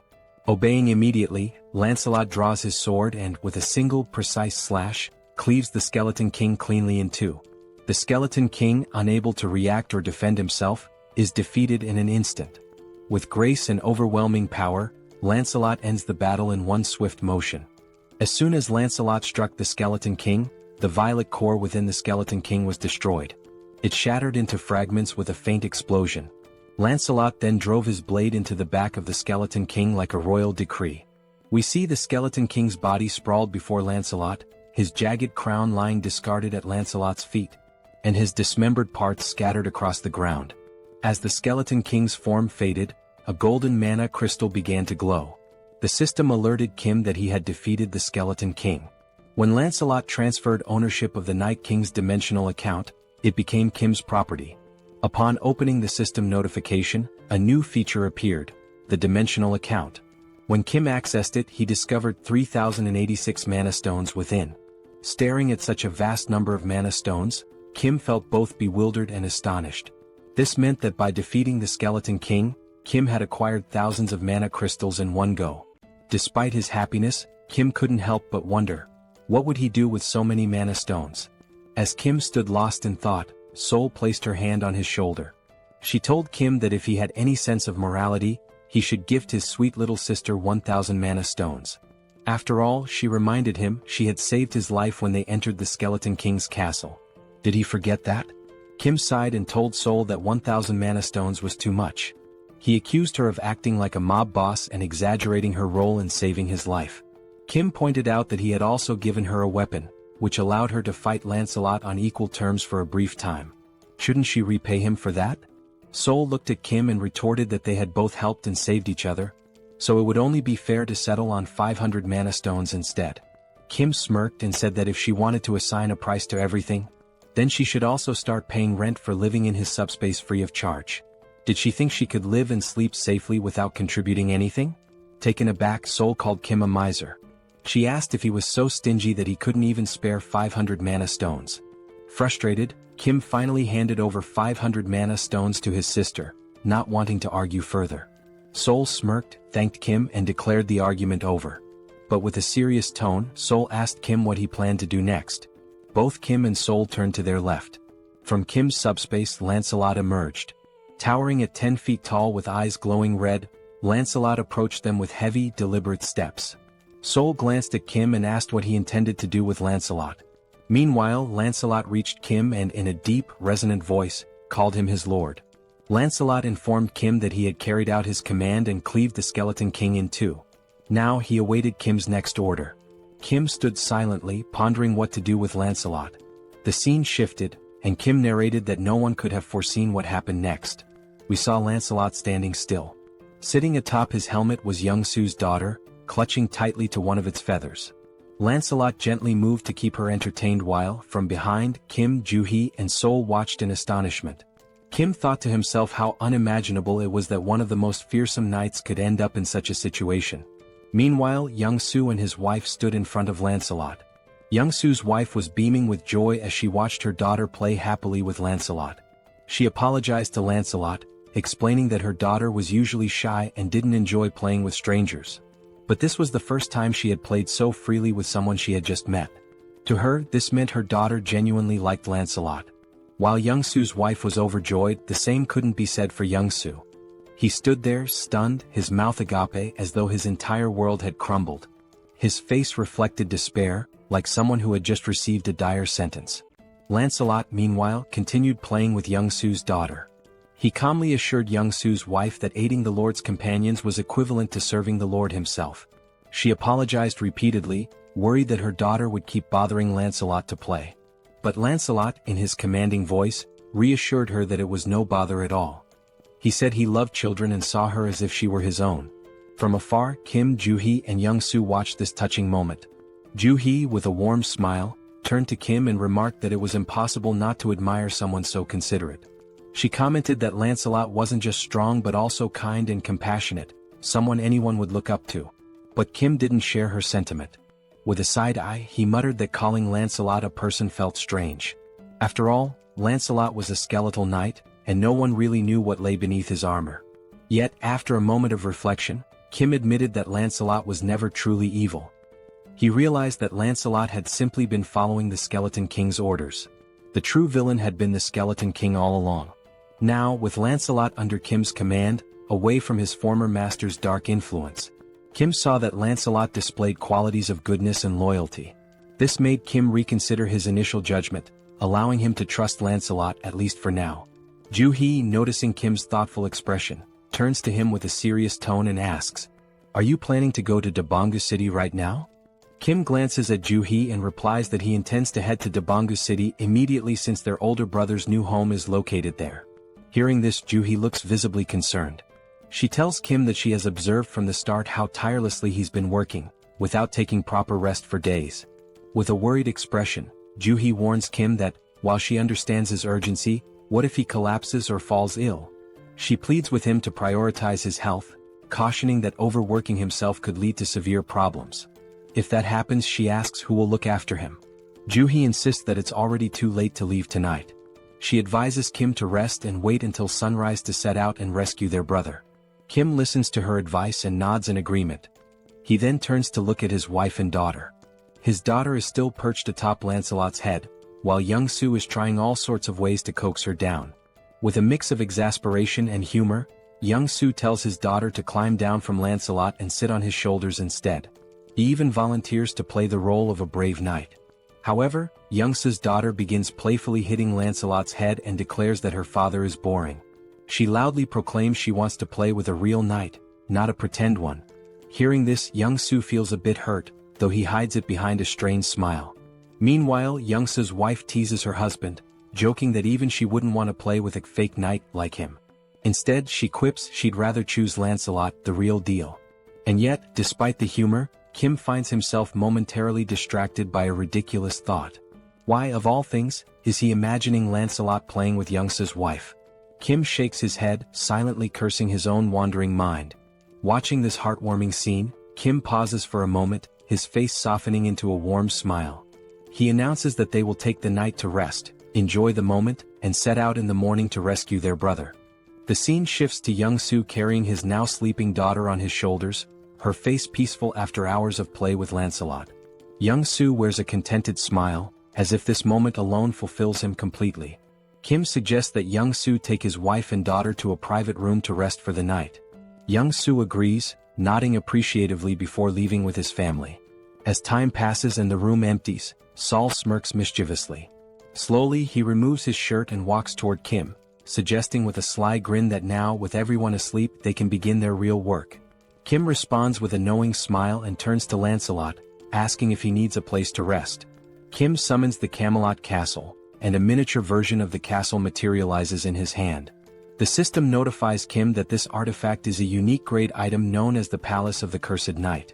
It explains that the castle's size depends on the number of mana stones invested. The system further details its 3 powerful abilities. Blood Sacrifice. By sacrificing livestock, Kim can create reinforcement stones. Summon a Ghost. Using mana crystals, Kim can call forth ghosts from the castle. Knight Investment. By combining ghosts with reinforcement stones, Kim can forge knights as powerful as Lancelot. Kim marvels at the artifact's capabilities, deeming them both overpowered and fascinating. However, he notes that the castle's size scales directly with his investment. For example, 500 mana stones would result in a 500 square foot castle, while 1,000 stones would yield a 1,000 square foot one. After some deliberation, Kim decides on a size sufficient for housing 12 knights, opting for a 300 square foot castle. He invests 300 mana stones, and the Camelot castle grows and expands to its new dimensions. The now enlarged castle stands before Kim, Lancelot, and Saul. As Kim observes the structure, a slight unease creeps in due to its eerie appearance. He turns to Lancelot and asks if the castle's size is adequate for 12 knights like him. Lancelot, with a calm demeanor, responds that he doesn't care about the size as he can adapt to any space. Then, with a wry sense of humor, Lancelot jokes that the castle is as tiny as the Skeleton King's little PP, adding that, compared to Kim's vast subspace, this castle is nothing. Lancelot explains that when Kim summons more skeleton knights in the future, they will reside in his subspace, while Camelot Castle will primarily serve as a summoning hub. Saul meanwhile looks stunned. She realizes how large the Skeleton King's castle must have been, at least 30 times the size of Kim's.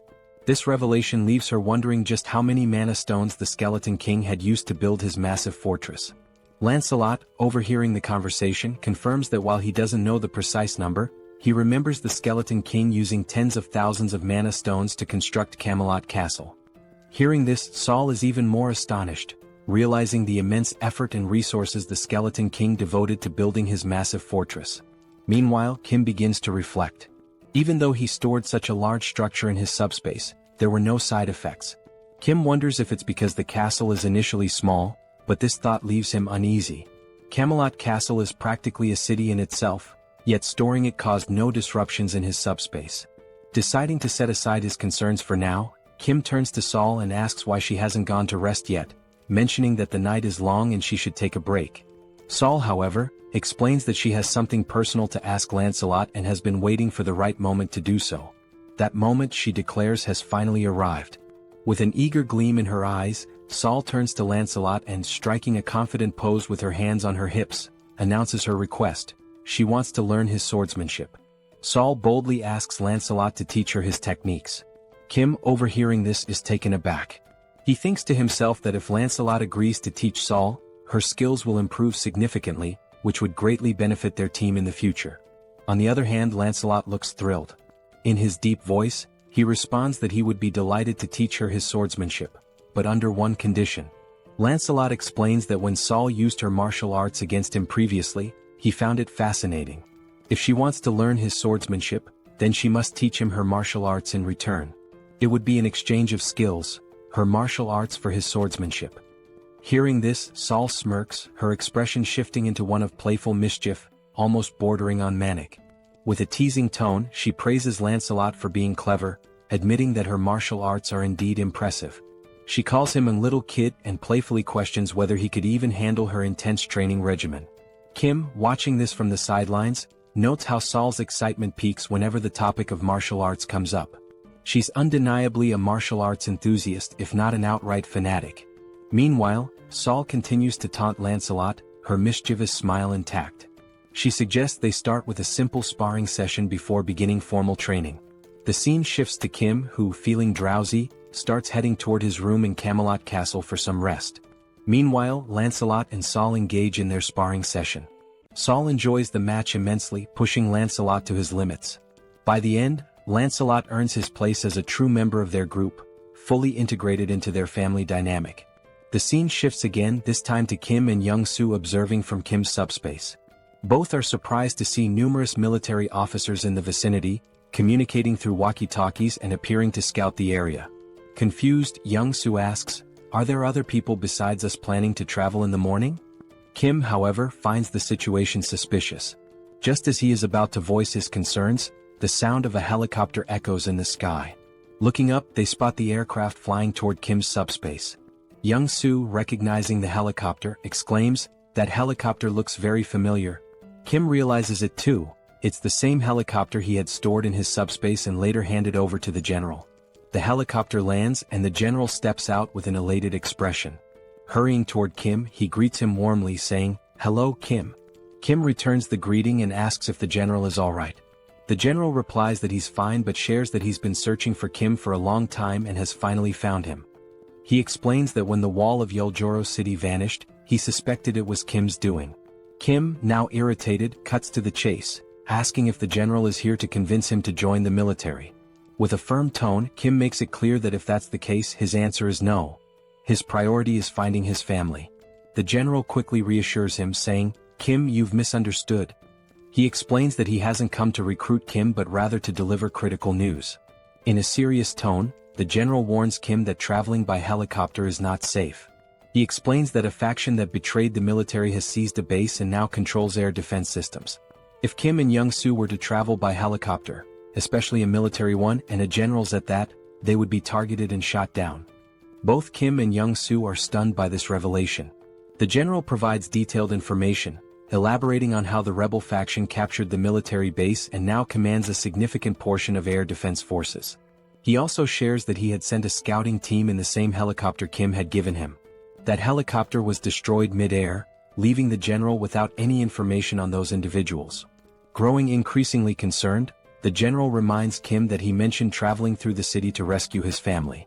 The general warns that if Kim had chosen to travel by helicopter, it could have placed him in extreme danger. Upon hearing this, Kim realizes that if they had used the helicopter, their deaths would have been almost inevitable. Acknowledging the severity of the situation, Kim thanks the general for providing such vital information. At this point, the general shifts the conversation. He brings up how the wall surrounding the city vanished last night, suggesting that Kim must have defeated the Skeleton Knight. However, Kim's focus drifts away from the general's words. Instead, he contemplates the mention of the next city being under military control. Kim understands that if the military has already taken over the next city, it's only a matter of time before they dominate other cities as well. Even if he travels through the entire city to save his family, the looming military presence will remain a significant threat. Adding to the peril is the Black Wyvern, a formidable force capable of annihilating helicopters, intensifying the danger. Kim resolves that to save his brother, he must head to Donggu City, a city now under military control. This means he must obliterate the enemy camp to secure his brother's safety. With a resolute and determined expression, Kim takes immediate action. He summons the Lord. From the subspace, a dark shadow emerges, causing the general to grow visibly uneasy. Kim, maintaining a calm yet intense demeanor, addresses the general. In response to the earlier question about whether he defeated the Skeleton Knight, Kim affirms, "Yes, I defeated the Skeleton Knight and took him captive." As Kim speaks, the Skeleton Knight appears. Towering 10 feet tall, the figure has glowing red eyes, wields a massive sword and carries a formidable iron shield. The knight stands ominously behind Kim. The general stares in pure horror and disbelief. He realizes that this knight is far stronger, at least 10 times more powerful, than the previous Skeleton Knight. And now, this terrifying entity is under Kim's command, ready to follow his every order. The general struggles to process the sheer weight of what he is witnessing. Kim, undeterred, confidently declares that his older brother's new residence is in Donggu City, the very city housing the military camp. This leaves Kim with no alternative, he must go there. With a sly, confident smile, Kim turns to the general and asks, "So, how about we take down all those military forces?" Overcome with joy and relief, the general feels tears welling up in his eyes. We are now introduced to another location, seemingly destroyed, which appears to be some kind of base. In this base, goblin soldiers, clad in military uniforms, are seen wielding rifles and equipped with heavy artillery. Behind one of the goblins, a human hand becomes visible, revealing humans imprisoned in cages under the watchful eyes of the goblin soldiers. As the goblin squints to focus, it notices something unusual ahead, though it cannot determine what it is. From a distance, we see Lancelot's ghostly head infiltrating the goblin base, investigating how it operates. Noticing that the goblin is approaching, Lancelot decides to retreat to avoid alerting the enemy. While flying to gather more information, he overhears a conversation between two goblins but cannot understand their language. However, upon observing their movements more closely, he notices that even within the goblin army, there is a ranking system that dictates the level of importance and influence each goblin holds over the others. Still concealed behind a tree, the ghostly head concludes it has gathered enough information and decides to return to the command center to report his findings. As he departs, the system screen reveals how the summoning ability for this ghostly form works, named Phantom Summon. This ability allows the summoning of Camelot's ghosts, with specific costs associated with each invocation. It is also shown that while knights are in their ghostly forms, they cannot physically interact with the environment, but they are also immune to physical interference. Moreover, this ability enables them to pass through walls and even fly freely. Summoning a ghost consumes 1 enhancement stone and 500 magic stones, the same cost as summoning a knight.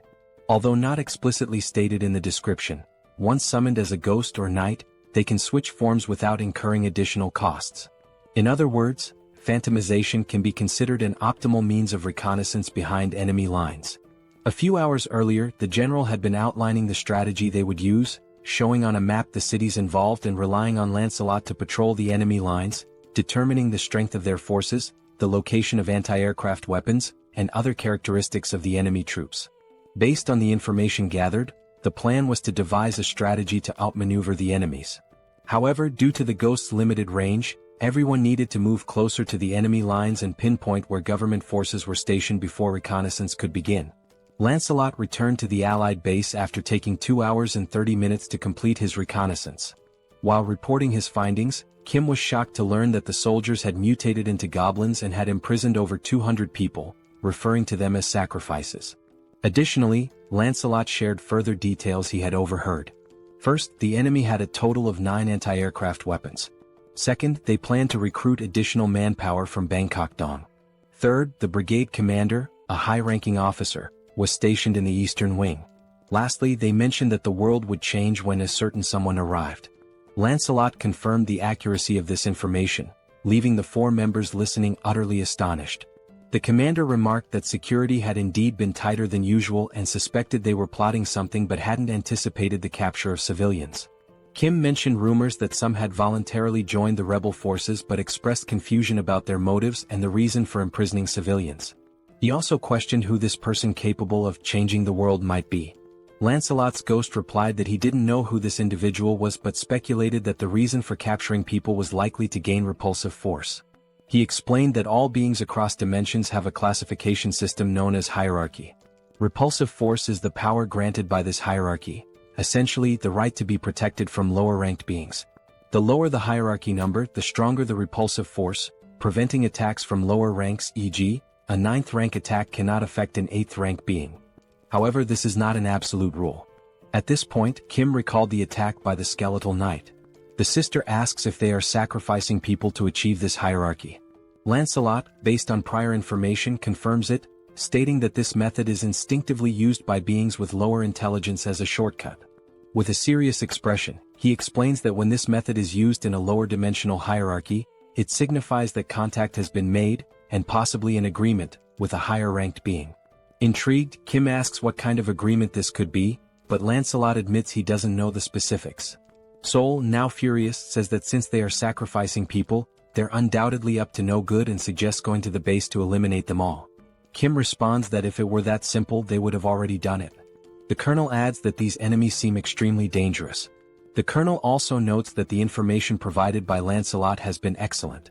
They now know the positions of the brigade commander and the anti-aircraft cannons, which increases their chances of success. However, he emphasizes that the enemy's defensive line is much stronger than expected. Once the operation begins, the enemy will likely call reinforcements from the 1st Legion, potentially escalating this into a large-scale war. Given that they don't know the full strength of the 1st Legion, it's crucial to capture the enemy before reinforcements arrive. This will require requesting support from nearby units to handle such a large-scale target with sufficient weaponry and troops. Deep in thought, Kim realizes they don't have time to wait for reinforcements. Moreover, Bangkok Dong, where his brother lives, is at risk, making it imperative to finish the mission before the enemy moves there. He also remarks that since Lancelot is of the 7th hierarchy, he could theoretically eliminate the enemy on his own, but the area is too vast for him to cover alone, giving the First Legion's reinforcements enough time to arrive and turn this into a full-scale war. Lancelot suggests that if the anti-aircraft cannons are a problem, Kim could simply summon another knight, and points out that summoning requires both enhancement stones and magic stones. While they have enough magic stones, they are short on enhancement stones. Kim also mentions that while he could unsummon Lancelot and summon another knight, it wouldn't increase their overall strength, making it an unwise move. More importantly, he feels it wouldn't be right to dismiss Lancelot just to summon someone else. Frustrated, Kim says it would be ideal if they could duplicate the enhancement stones and magic stones in their subspace. Lancelot then recalls that after defeating the Skeleton King, they acquired another enhancement stone. Surprised, Kim admits he doesn't remember this, but upon reflection, he recalls that Lancelot did indeed retrieve a stone. Now, with everyone staring at Kim in judgment, he apologizes, saying anyone can have a lapse in memory. He then asks which knight should be summoned. Lancelot explains that all 12 knights of Camelot are exceptional, possessing both skill and loyalty. He assures Kim that regardless of who is summoned, it will be a good choice. However, there is one knight in particular who would be the most logical choice: Bedivere. He describes Bedivere as a genius archer unparalleled in skill, specializing in long-range attacks. Enthralled, Kim exclaims that he can't resist and wants to summon him right away. Back at the goblin base, the captives appear gravely debilitated. A girl wearing an orange sweater is called out by one of the goblins. Frightened, she asks if he's really speaking to her. The goblin points out that everyone else in the cage looks weak except for her. He then asks if she wants to escape. Confused, she hesitates, but the goblin quickly reveals he's only testing her. He declares that if she offers him something of value, he'll let her go. From the expression on the goblin's face, she understands exactly what he means. Before he can finish his proposition, his head is swiftly severed. The girl is stunned, her eyes lighting up as she realizes what Lancelot has just done right in front of her. Lancelot opens the prisoner's cage and, without wasting any time, continues moving swiftly. The girl steps out of the cage, still trying to process what just happened before her eyes. In the sky, something resembling a flaming bowling ball appears. From a distance, the goblins notice the strange object in the sky but cannot identify it. Upon closer inspection, one of them realizes it is indeed a bowling ball, but it makes no sense to him. Before he can react, the ball suddenly hurtles in his direction, catching him off guard, and moments later, it strikes one of the anti-aircraft weapons. A goblin further away hears the explosion and wonders about its origin. The only thing he knows for sure is that something has blown up somewhere. From a distant viewpoint, we see the explosion and, coincidentally, also a hand gripping another flaming bowling ball. Yes, the summoned knight is hurling bowling balls at the enemies, already contemplating his next target. Moments earlier, Lancelot reveals something he hadn't mentioned before: Bedivere has only one arm. Kim is taken aback and confused, as Lancelot had described Bedivere as an archer. He questions how Bedivere could possibly be an archer with just one arm. Lancelot confirms that Bedivere was indeed an archer, but that is a story from the past. He explains that long ago, Bedivere served as a knight under the Duke's command but lost his arm to a commander jealous of his exceptional talent. From that point on, Bedivere adapted, mastering throwing techniques using a leather strap. Thus, he earned his place among the 12 knights of Camelot. Still skeptical, Kim asks if Bedivere can truly destroy anti-aircraft cannons from such distances. Lancelot reassures him, stating that he fought alongside Bedivere for a long time and knows the full extent of his abilities. Additionally, Lancelot confirms that after scouting the enemy lines, only he and Bedivere will be needed for this mission. Back in the present, we see Bedivere launching more flaming bowling balls at the enemies from afar. The ball soars through the sky and strikes another anti-aircraft cannon. As the goblin base is a large area, a goblin from a distance notices the explosion and wonders what is happening. Turning around, he sees another goblin soldier being attacked and flung away by someone. Alarmed, he asks his officer what's going on, but then hears the distinct sound of a sword. When he looks closely, he spots Lancelot calmly walking in his direction. The goblin, trembling with fear, stammers that this is a restricted area where unauthorized individuals are not allowed. Lancelot remains silent, continuing his steady approach toward him with an air of calm authority. Meanwhile, we see Kim's system sending him notifications. The first shows he acquired 4 magic stones, bringing his total to 2,686. Shortly after, another notification appears, adding 12 more magic stones, increasing the total to 2,698. Kim, staring at the system screen in surprise, reflects that owning a dimensional account eliminates the need to collect magic stones manually, as they are gathered automatically. Still, he finds it hard to believe how quickly the stones are being accumulated and wonders if this is really correct. Moments later, 3 more notifications pop up, one with 5 more magic stones, another with 8, and yet another with 5, bringing the total to 2,788 magic stones. Young, Seoul, and Kim stand idly waiting for a signal to act, and Kim continues to question whether this situation is as it seems. Young reassures him, suggesting he look up at the sky, stating that it is likely the source of the multiple notifications. Above, 2 flaming bowling balls launched by Bedivere collide mid-air, creating a massive explosion that draws everyone's attention to the sky. Amazed by Bedivere's precision, Kim remarks that the knights had mentioned they would signal when all major anti-aircraft artillery had been destroyed. Young adds that it's now clear why Sir Lancelot takes so much pride in the Knights of Camelot. As the group stands in awe, the colonel comments on the extraordinary combination of Lancelot's tactics and Bedivere's abilities. He notes that if all the knights possess this level of skill, there's absolutely no need for special forces to intervene. Young simply nods in agreement. Kim, still astonished, declares it's time to make their move and execute their part of the plan. He also contemplates the immense power he now wields with all 12 knights, most of whom he hasn't even met yet. As the explosion in the sky subsides, smoke begins to fill the air. The scene shifts to the source of the explosions, Bedivere. He is examining a map and muttering to himself that there's a problem.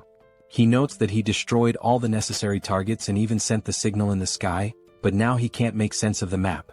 The map indicates the locations of the anti-aircraft artillery he had to eliminate, a goblin circled in red, and an arrow pointing somewhere else. However, he cannot figure out where Lancelot told him to go next.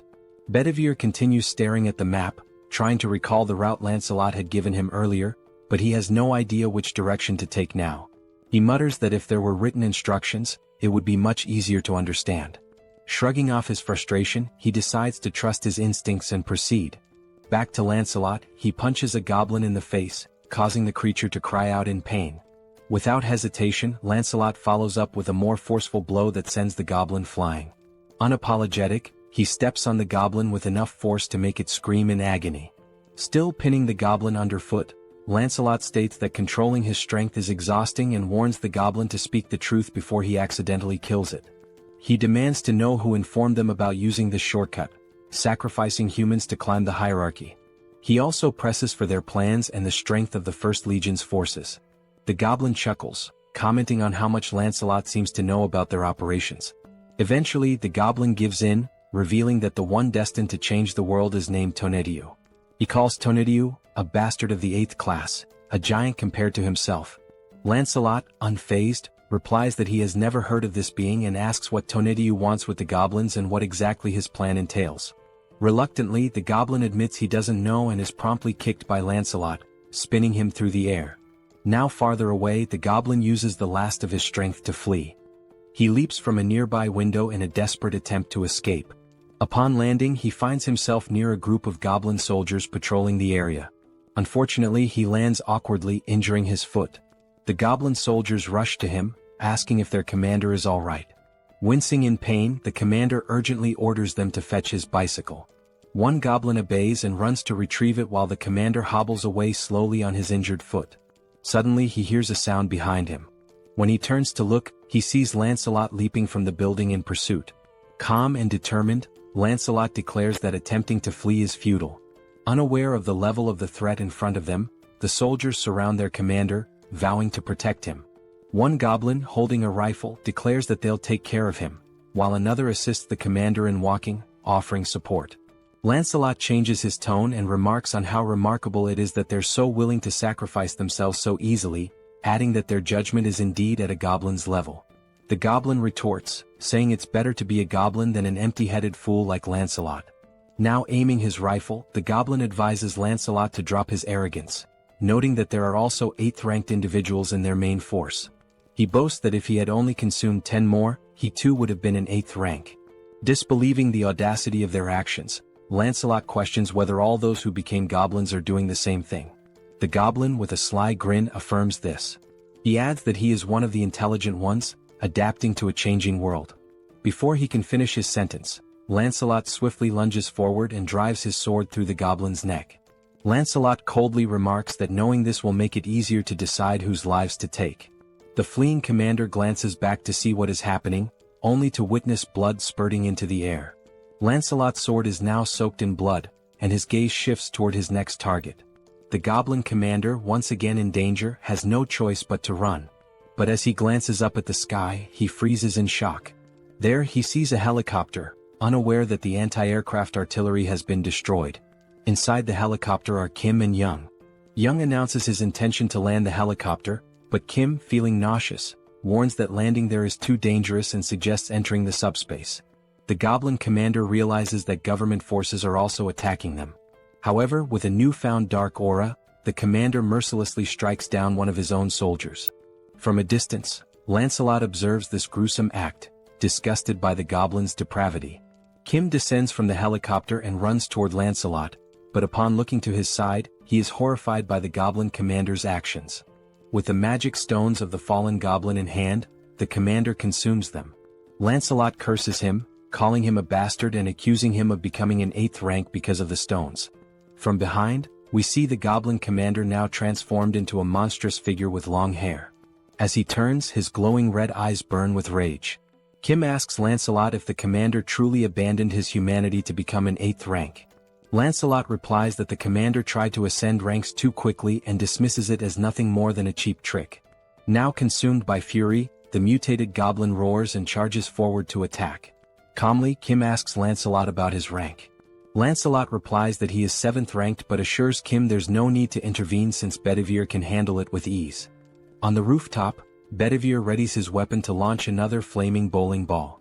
He comments that he's glad he trusted his instincts and found the correct location. The mutated goblin's blood sprays far and wide. The system notification flashes, showing that Kim has acquired 322 magic stones, bringing the total to 3,542. Moments later, government reinforcements arrive. The head of operations acknowledges that thanks to the knights, the removal of enemies and the rescue of civilians is progressing much faster. Kim feels a wave of relief hearing this. A soldier asks where the commander is, and Kim directs him to look to the side, where the lifeless body of the goblin commander lies. The head of operations is stunned. Kim asks Lancelot if he has uncovered more information about their plans. Lancelot apologizes, stating that the only piece of information he managed to extract was the name of a high-ranking being, Tonatiuh. He adds that it's the first time he has ever heard that name. Kim remarks that everything remains a mystery. The head of operations suggests searching the building's documents for clues. Lancelot points to the shattered windows on the 4th floor, explaining that the commander was staying in that room. He notes that there are numerous documents to sort through in that area. The chief of operations thanks them for their service, but Kim quickly interjects, asking if the PX system is capable of storing all the military documents from the building. Pax confirms and immediately begins calculating the number of documents and the cost to process them. The system reveals there are 5,086 documents, with a cost of 120 magic stones. Kim gives the order to proceed. The chief of operations remarks that such measures weren't necessary, but Kim explains that PX will handle it efficiently, and he needs to locate the family as quickly as possible. Soon after, the system alerts him that an unsuitable document has been detected among the military files, labeling it as an incompatible item. Confused, Kim tries to understand what an incompatible item might be. Now holding the document, he attempts to read it. It turns out to be a registration form for dimensional beings. Lancelot clarifies that it's a document capable of increasing someone's rank. Examining the two documents in hand, Kim notes that one is in poor condition. Lancelot explains that the pristine document is the official form, while the damaged one is a shortcut. He further elaborates that the soldiers likely turned into goblins because they failed to register properly using the official method. To add to this, Sir Lancelot explains that registering a dimensional being requires magic stones and a dimensional account. He states that Earth's dimension is still in its early stages of exploration, and no one currently meets these conditions, except for Master Kim, who defeated an 8th rank being possessing a dimensional account. Kim and the Colonel fail to grasp much of what he says, but Lancelot continues, emphasizing that despite the oddity of the document's existence, Kim should register since he meets the requirements. This suggestion catches Kim off guard. However, Lancelot assures him that by completing the official form, Kim will avoid becoming a goblin. He also explains that dimensional being registration is automatically adjusted for each dimension, and the reason Kim can read it in a standard language is that it's the official document. Holding the document, Kim scans the fine print and notes that the process would consume only 1,000 magic stones. Without hesitation, he signs his name on the form. The system announces that the dimensional being registration is complete, leaving Kim with 2,422 magic stones. After signing, the document begins to glow and disintegrates into dust. Jokingly, Kim remarks that he's curious to know where the system wants him to submit the documents. Outside, someone arrives on a motorcycle, calling out to the commander and apologizing for the delay. The individual explains that the holdup was due to something being incredibly heavy to carry. However, upon taking a closer look around, they are baffled by what happened to the goblins in the area. From atop the building, Bedivere watches the scene with curiosity, wondering aloud if the vehicle the goblin is riding might be a horse. Meanwhile, back in the document room after the PX scan, they manage to retrieve not only the contract but also approximately 40,728 pages of military documents. Kim informs the colonel that he remains worried about his family and won't be able to review the documents himself since he's heading out to search for them. He adds that the director of operations will handle the verification and assures the colonel that once he finds his family, he will return to assist the government forces. The colonel thanks him and wishes him good luck. As they leave, Kim tells Lancelot that the plan is to enter without the rebels mistaking them for government troops. However, they learn that Dobonggu has been occupied by the rebels, making it too dangerous for Yong-soo to drive. Kim decides to take the wheel instead. He considers that, for now, it's safer for him and the two knights to travel in unassuming vehicles to avoid drawing attention and being identified as enemies. However, a significant problem arises.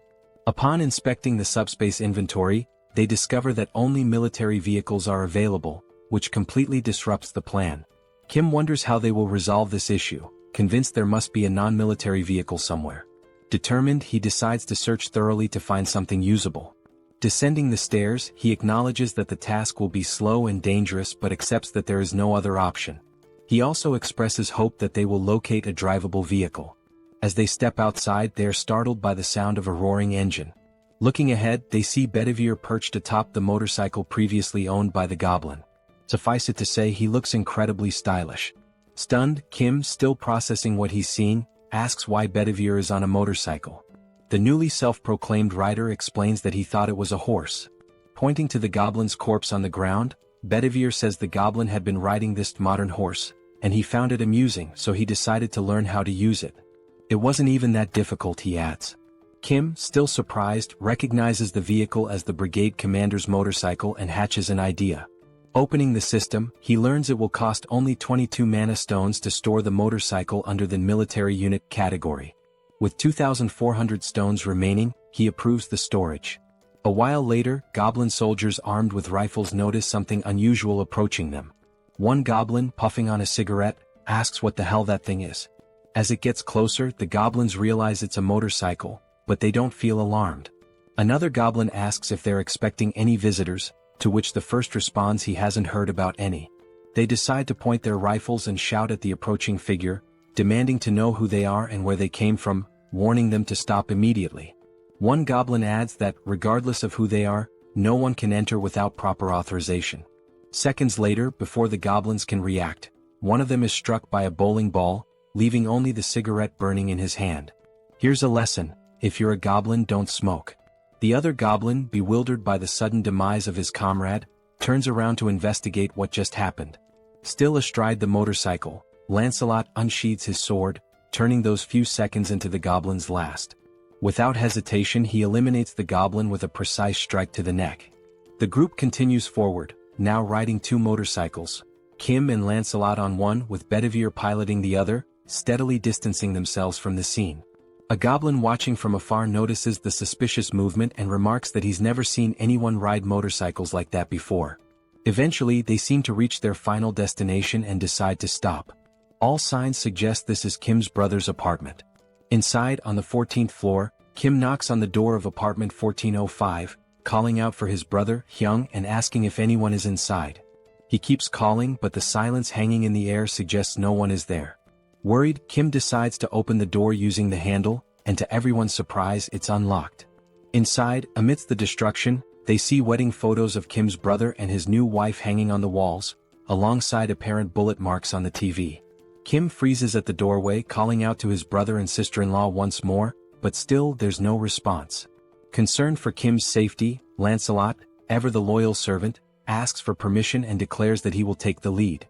They decide to enter, and as Kim looks around he notices something odd. It doesn't seem like they were attacked. Instead, it feels as if they abandoned the house and evacuated somewhere else. While searching for clues, he spots a letter on the bed and decides to read it. The paper contains a message from his brother addressed to Kim or their sisters. It explains that the phones weren't working, so he left the letter in case one of them came looking for him. In the letter, his brother writes that they decided to head to UINGBU but admits he's uncertain about their safety given the current situation. He mentions that his wife's family is also nearby. He adds that he doesn't know when they might read the letter but assures them there's no need to risk facing danger to look for him. He explains that outside, soldiers have been forcefully removing people from their homes and abducting them. As Kim reads, Bedivere and Lancelot finish their sweep of the house and confirm there's nothing unusual inside.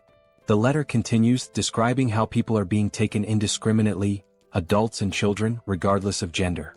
It warns that the situation is perilous but expresses hope that they'll survive somehow and urges Kim to do the same. Finishing the letter, Kim feels a sense of relief, thinking it's likely his brother and family managed to escape before the First Legion occupied the area. Kim calls Bedivere over, hands him the letter, and orders him to show it to his sisters in the subspace. He wonders when his brother, Hyung, wrote the letter and fears that if the Legion occupied this area, they might soon target where his brother is now. Turning to Lancelot, Kim declares they'll leave immediately, urging haste and stating he'll take the lead this time. Lancelot complies but asks if Kim is alright. Lancelot expresses concern that Kim may have developed a phobia, suggesting he let Lancelot drive. Before they can act, a helicopter suddenly appears outside the window, its turret aimed directly at them. The goblin piloting it reports via radio that he's identified an unknown individual and a skeleton at the location and is preparing to open fire. The turret roars, unleashing a barrage toward the two until its ammunition is depleted. For a moment, it seems like Kim and Lancelot have vanished.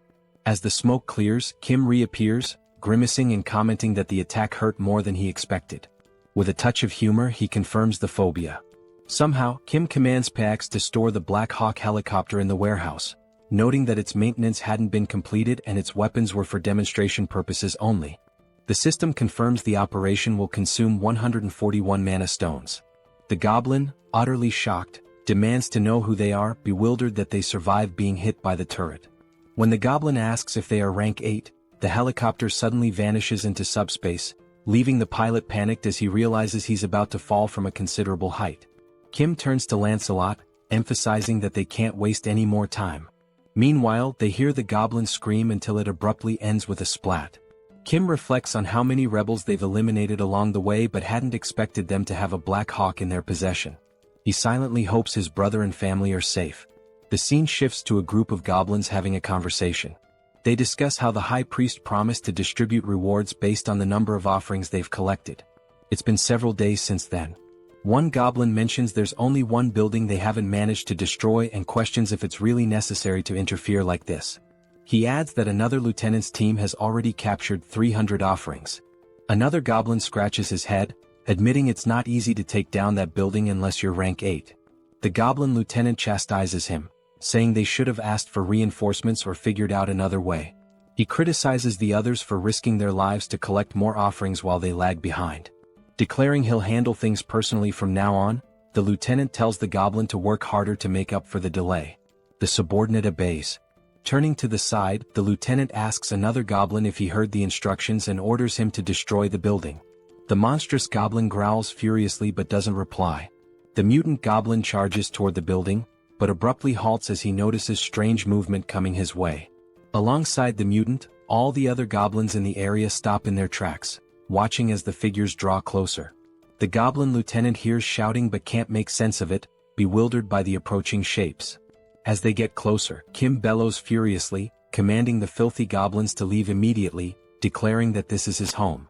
Lancelot, right behind him, unsheathes his sword and prepares to do what he does best. In mere moments, striking a dramatic pose, he wipes out all the goblins before they can even react. Wasting no time, Bedivere hurls a single flaming bowling ball at the mutant goblin, striking its head and defeating it instantly. With the goblins swiftly dealt with, the building in the background comes into full view. The structure bears the name Jeong-gyeom Tool Shop, a clear indication it belongs to Kim's family. Inside, peeking through a hole in the wall, a few people anxiously observe the scene outside. Someone asks if things are truly as bad as they appear. Another voice questions the father, wondering what's going on and why he's hesitating. The father, seated in a chair and spying on the commotion, reassures them not to worry. He explains that Kim has arrived on a motorcycle, accompanied by skeletons, leaving everyone utterly confused.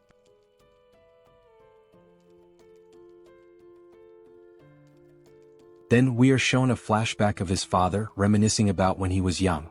His mother used to say that good and bad things only happen because of people, and this idea had fascinated him. Having survived many challenges, he realized that not a single word his mother had said was wrong. Even when his business failed, the reason he was able to get back on his feet was because of the people who stood by him, and love. He reflects that this is why he raised his children with the values of love and compassion. Watching them grow up from small children into capable adults, he felt like a dream had come true. A scene follows of Kim losing to his sister in a video game. The father continues, sharing his dream of building a large, spacious home where he could live with his family. To pursue this, he began studying civil construction, something he had never done before and found immensely difficult and complex. The financial burden made the dream seem unattainable. In the end, his children all grew up well.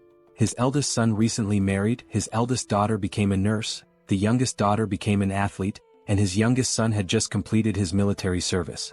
Their futures seemed so bright, until the monsters appeared. He recounts how, luckily, as the manager of a tool shop, he survived the monster attack using hammers and other tools. However, even with that resourcefulness, the situation was dire. They had to constantly worry about food and water. He often pretended not to be hungry to give his wife the little food they had. On top of that, there were neighbors who raided for food and monsters roaming about, forcing them to hide as silently as mice. Amid this catastrophic situation, the first to arrive at their refuge were his eldest son's in-laws. Shortly after, his eldest son and his daughter-in-law made it there as well. Looking at his eldest son's face, stained with tears and blood, he could guess what they had been through to get there. He simply embraced him and silently wept. Another blessing came when his daughter-in-law awakened a new ability to generate water, eliminating one major concern in this apocalypse. He recalls how, over time, soldiers mutated into goblins and began wandering around. These goblin soldiers started abducting civilians regardless of age or gender, isolating their family even further. It was utter chaos. The very soldiers who were meant to protect them were now capturing people. He wished deeply for the safety of his children amidst such disorder. At one point, a system screen appeared before him, and he awakened an ability of his own. The ability was named Architect, and the system indicated that he now possessed exceptional skills in architecture and could build freely. He doesn't fully understand how his long-dormant dream suddenly became a reality, but he feels grateful that it did. With this newfound power, he immediately got to work reinforcing the tool shop. Thanks to his daughter-in-law's water ability and his own architectural skills, they managed to survive. Even for the goblins armed with weapons, breaking into their fortified location was no easy task. Peering through a hole in the wall, he noticed that a group of soldiers had been stationed outside their home since the day before, and they had brought a monster with them. It was clear now that they were determined to destroy their refuge this time. But he had prepared for this possibility and retreated to plan. Seated in his chair, he called for his eldest son and instructed him to gather the family and escape through the tunnel.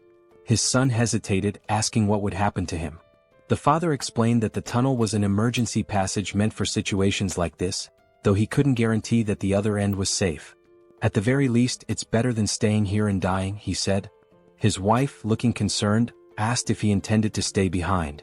With a confident smile, he assures them he will leave as soon as everyone is safely out, telling them not to worry. In the meantime, a strange noise from outside catches his attention, sparking his curiosity. Before inspecting, he urges everyone to hurry, warning that the goblins are already moving and time is running out. Peeking through the hole, he goes silent for a few seconds. Those around him grow concerned, whispering questions about whether the situation outside is dire or if something is wrong, causing him to hesitate. Still in shock, he turns to them and says it's not what they think. It's just Kim. He's out there. He explains that Kim has arrived on a motorcycle, accompanied by a skeleton. Outside, Kim, Lancelot, and Bedivere approach the tool shop. Kim points to the building, now fortified with metal spikes and barricades, and declares, "This is my house." Then sighing he adds, "But that doesn't matter now. What matters is my family, are they okay?" Suddenly the door handle turns in front of him, catching him off guard. Looking more closely at who's in front of him, he freezes in shock. The father steps forward and asks in disbelief, "Is it really you, Kim?" At that moment, Kim realizes the rest of his family, the ones he'd been desperately searching for, are standing right in front of him. Without hesitation, he bursts into tears, running toward them like a child, wrapping his father in a tight embrace he'd been longing for. But the father and brother interrupt the emotional moment, startled by what was standing behind Kim. He glances back to confirm. "Don't worry," Kim says reassuringly, "despite how they look, they're friends, they're on our side." Kim then reveals, "And that's not the only surprise I've got." Using his powers, he opens a subspace portal. Inside, his two sisters are safe and enjoying a hearty meal. Seeing them eating brings tears of relief and joy. His sisters, realizing what's happening, break down, sobbing uncontrollably. Inside Kim's subspace, the reunited family sits down for a meal they haven't had in ages. For the parents especially, it's a heartwarming moment. Tasting the food, the mother is taken aback. She thinks to herself, "No matter where I go, I always trust my cooking. But this grilled mackerel is on a whole other level." She turns to Young-so's wife and asks if she's a professional chef. The wife thanks her for the compliment, smiling. The mother declares, "Now that you've set the bar with such a delicious meal, I can't back down." She takes it upon herself to make a dessert worthy of matching it. The dessert consists of thinly sliced green grapes placed delicately atop whipped cream on a cheesecake, arranged with care. When it's ready, she presents it as a token of gratitude, naming it Mom's Green Grape Tiramisu with whipped cream.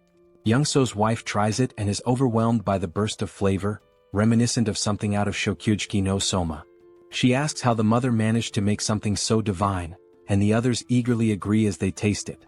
Elsewhere in Kim's subspace, someone is hammering iron. It's an elderly man, the father of the eldest son's wife, tinkering with Lancelot's armor. The old man asks Lancelot for his name. "I'm Lancelot," he answers. The man abruptly cuts him off, asking, "Do you know how to play Jengi?" Lancelot pauses, confused. "Are you sure you mean Jengi?" Clearly misunderstanding, Lancelot begins explaining how, in his hometown, they were famous for dismantling monster corpses, so he's dealt with organs before. The man interrupts again, asking what nonsense he's talking about. In the foreground, a reinforcement stone comes into view as the old man remarks, "Seems like you don't know how to play. Grab a chair, I'll teach you." The reinforcement stone, held by the eldest brother, is handed over to Kim. Kim asks his brother why he has such a stone. The system identifies it as a Tier D reinforcement stone, with attributes of penetration and explosion. The brother explains that he found it after witnessing a battle between a rhino-like monster and a griffin. The griffin one tore off a chunk of the rhino's flesh and flew away. He found the stone in the rhino's remains. Still offering the stone, he says, "You'll probably need this more than I do." Kim gratefully accepts, promising to put it to good use. Completing his thought, Kim mentioned he should express his gratitude and reminded them that, as he had said before, if anyone needed anything, whether it was furniture or something else, they should just let him know. He also added that his sister-in-law's family should feel at home here too. His brother was touched by how Kim was looking after his in-laws as well. Reflecting, he remarked how much Kim had grown since being discharged, recalling that when they were younger, Kim used to cry every time Seoul hit him. Laughing, Kim admitted he would probably still cry if Seoul hit him now. His brother joked that the best thing about being born before Seoul was avoiding her wrath. He thanked Kim sincerely before excusing himself, saying he was going to check in with his in-laws.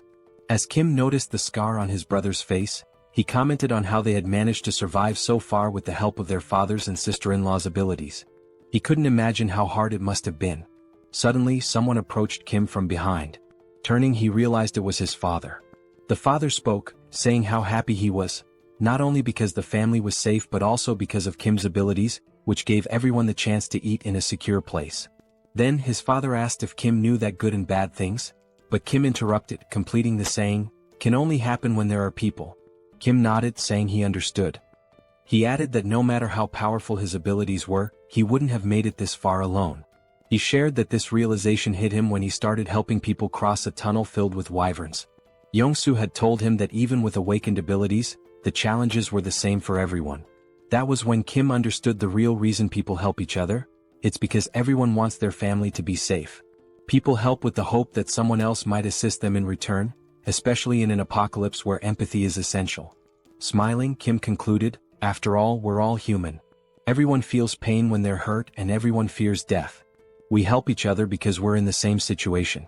Otherwise, it would be unbearably cruel. Looking at his father, Kim asked, "Am I right?" His father, now smiling with pride, replied, "I couldn't be prouder to have you as my son." Kim smiled back, saying he was grateful to have him as a father. Kim then suggested that his father rest as he must be tired, and mentioned that he would have to leave soon. His father cautioned him to be careful, and Kim reassured him, joking, "I can't even get hurt now, even if I wanted to." Meanwhile, back at the headquarters, the commander was sorting through documents that had piled up, finally feeling some relief that half of them had been taken care of. Thanking the soldiers for their efforts, he told them to take a short break. One of the soldiers joked, saying his eyes felt like they were about to fall out from all the reading. At that moment, another soldier entered, reporting that a short while ago, a skeletal knight riding a motorcycle, who introduced himself as Bedivere, delivered a message. Kim had already departed for Payu. The colonel, puzzled, asked why Kim would go to Payu. The commander thought for a moment before realizing with growing alarm that the First Corps was stationed there. After a brief pause, panic overtook him as he realized Kim intended to confront the First Corps alone. The scene shifted to a sunset, showing Kim and his team heading into battle. Riding his motorcycle, Kim commented on how pleasant the weather felt at that moment. Meanwhile, inside the subspace, Seoul, wearing boxing gloves, was counting aloud to 19. Her eyes glinted with determination as she trained tirelessly. She lunged forward with speed, unleashing a flurry of punches on a punching bag while vividly imagining an opponent before her. Like a skilled fighter, she rotated her torso flawlessly, channeling all her strength into a powerful kick that landed squarely on the bag. Wasting no time, she followed up with a devastating punch that shredded the punching bag, sending its remains flying several meters away. The count of 19, as it turned out, referred to the number of punching bags she had already destroyed. Frustrated, she called out to Pax, demanding he bring another bag and chastising him for being too slow. Nearby, her eldest brother, joystick in hand, observed the scene while Pax muttered that the speed of requests was set by Kim. The older brothers were engrossed in a video game and one of them asked why Seoul was so angry. She replied that it was because Kim refused to let her leave the subspace and risk her life. She added that while Kim acknowledged her awakened abilities, he reminded her that facing weapons, electric vehicles and similar dangers was still too risky. Seoul had insisted on at least being allowed to set up punching bags to train, and ever since she had been relentlessly hitting them. As they continued playing Overcooked, her older brother noted that Seoul had mentioned her awakened abilities. He agreed it was dangerous outside and questioned her eagerness to leave, adding, "But then again, we're talking about Seoul." Joyeon chimed in, agreeing, and mentioned that she'd overheard Kim talking about a scar on their brother's face. Touching his face, the brother dismissed it as nothing to worry about. Suddenly he heard a faint buzzing sound. As he touched the scar, he noticed something unusual. Alarmed, he realized the scar was gone, as if he had woken from a dream. Joyeon teased him, remarking that the scar wasn't that bad but that the bruise was a bit over the top. Still shocked, he insisted that the wound had been significant, pointing out that the scar had still been there yesterday. Smirking, Joyeon mockingly told him he shouldn't act injured, recounting how scared she had been when she was in the hospital. She also recalled a certain chief of internal medicine named Jin Sung-hak who had used his powers to manipulate and brainwash the hospital staff. Angrily recalling the ordeal, Joyeon admitted that it made her tread carefully with every action out of fear of being controlled too. At that moment, Young-so's wife appeared in the doorway, announcing that it was time to eat. Without hesitation, Joyeon dropped the joystick and bolted toward the dining area, leaving her brother to play alone. As their mother called everyone to the table, she overheard playful voices in the background. Someone declared themselves the devil of the underworld, while another announced, "I'm Yu Jong, the magical girl who's going to defeat you." The voices belonged to their father, Young-so, and his young daughter, who paused their game and acknowledged they were on their way. The mother announced that today's menu was kimchi stew and mentioned she had already served the black rice, urging them to eat while she joined them shortly. She turned to ask where Grandpa was, and the father replied that he likely wouldn't be eating just yet. Noticing the old man sitting with his back to her, she inquired why he wasn't joining them. He was focused on the board game he was playing with Lancelot, visibly intrigued. It was the first time he had ever encountered such a game. He marveled at how Lancelot, despite never having played before, could be so skilled. No matter how hard he tried, he couldn't find a single weakness in Lancelot's strategy. He resolved to ask Lancelot to explain his methods when he returned, impressed by the brilliance of his gameplay. Back on the battlefield, the scene shifted to war tanks rolling steadily toward an unknown destination. Suddenly they stopped and opened fire, their shots striking a target ahead. Another volley followed, resulting in a massive explosion at the impact site. From the devastation, a radiant blue light emerged, illuminating the entire area where the tank's shells had landed. As we approached, we noticed that the blue light was actually Kim's subspace, which had been struck by the attacks. In retaliation, Kim launched several missiles. The system screen displayed the status of the missiles, noting that they were ranked rare and had the ability to penetrate and explode.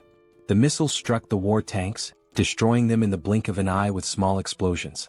One by one, all the tanks that had previously been attacking Kim were now obliterated. Observing the situation, Kim remarked that he had avoided using high-explosive weapons to prevent any harm to civilians who might be nearby.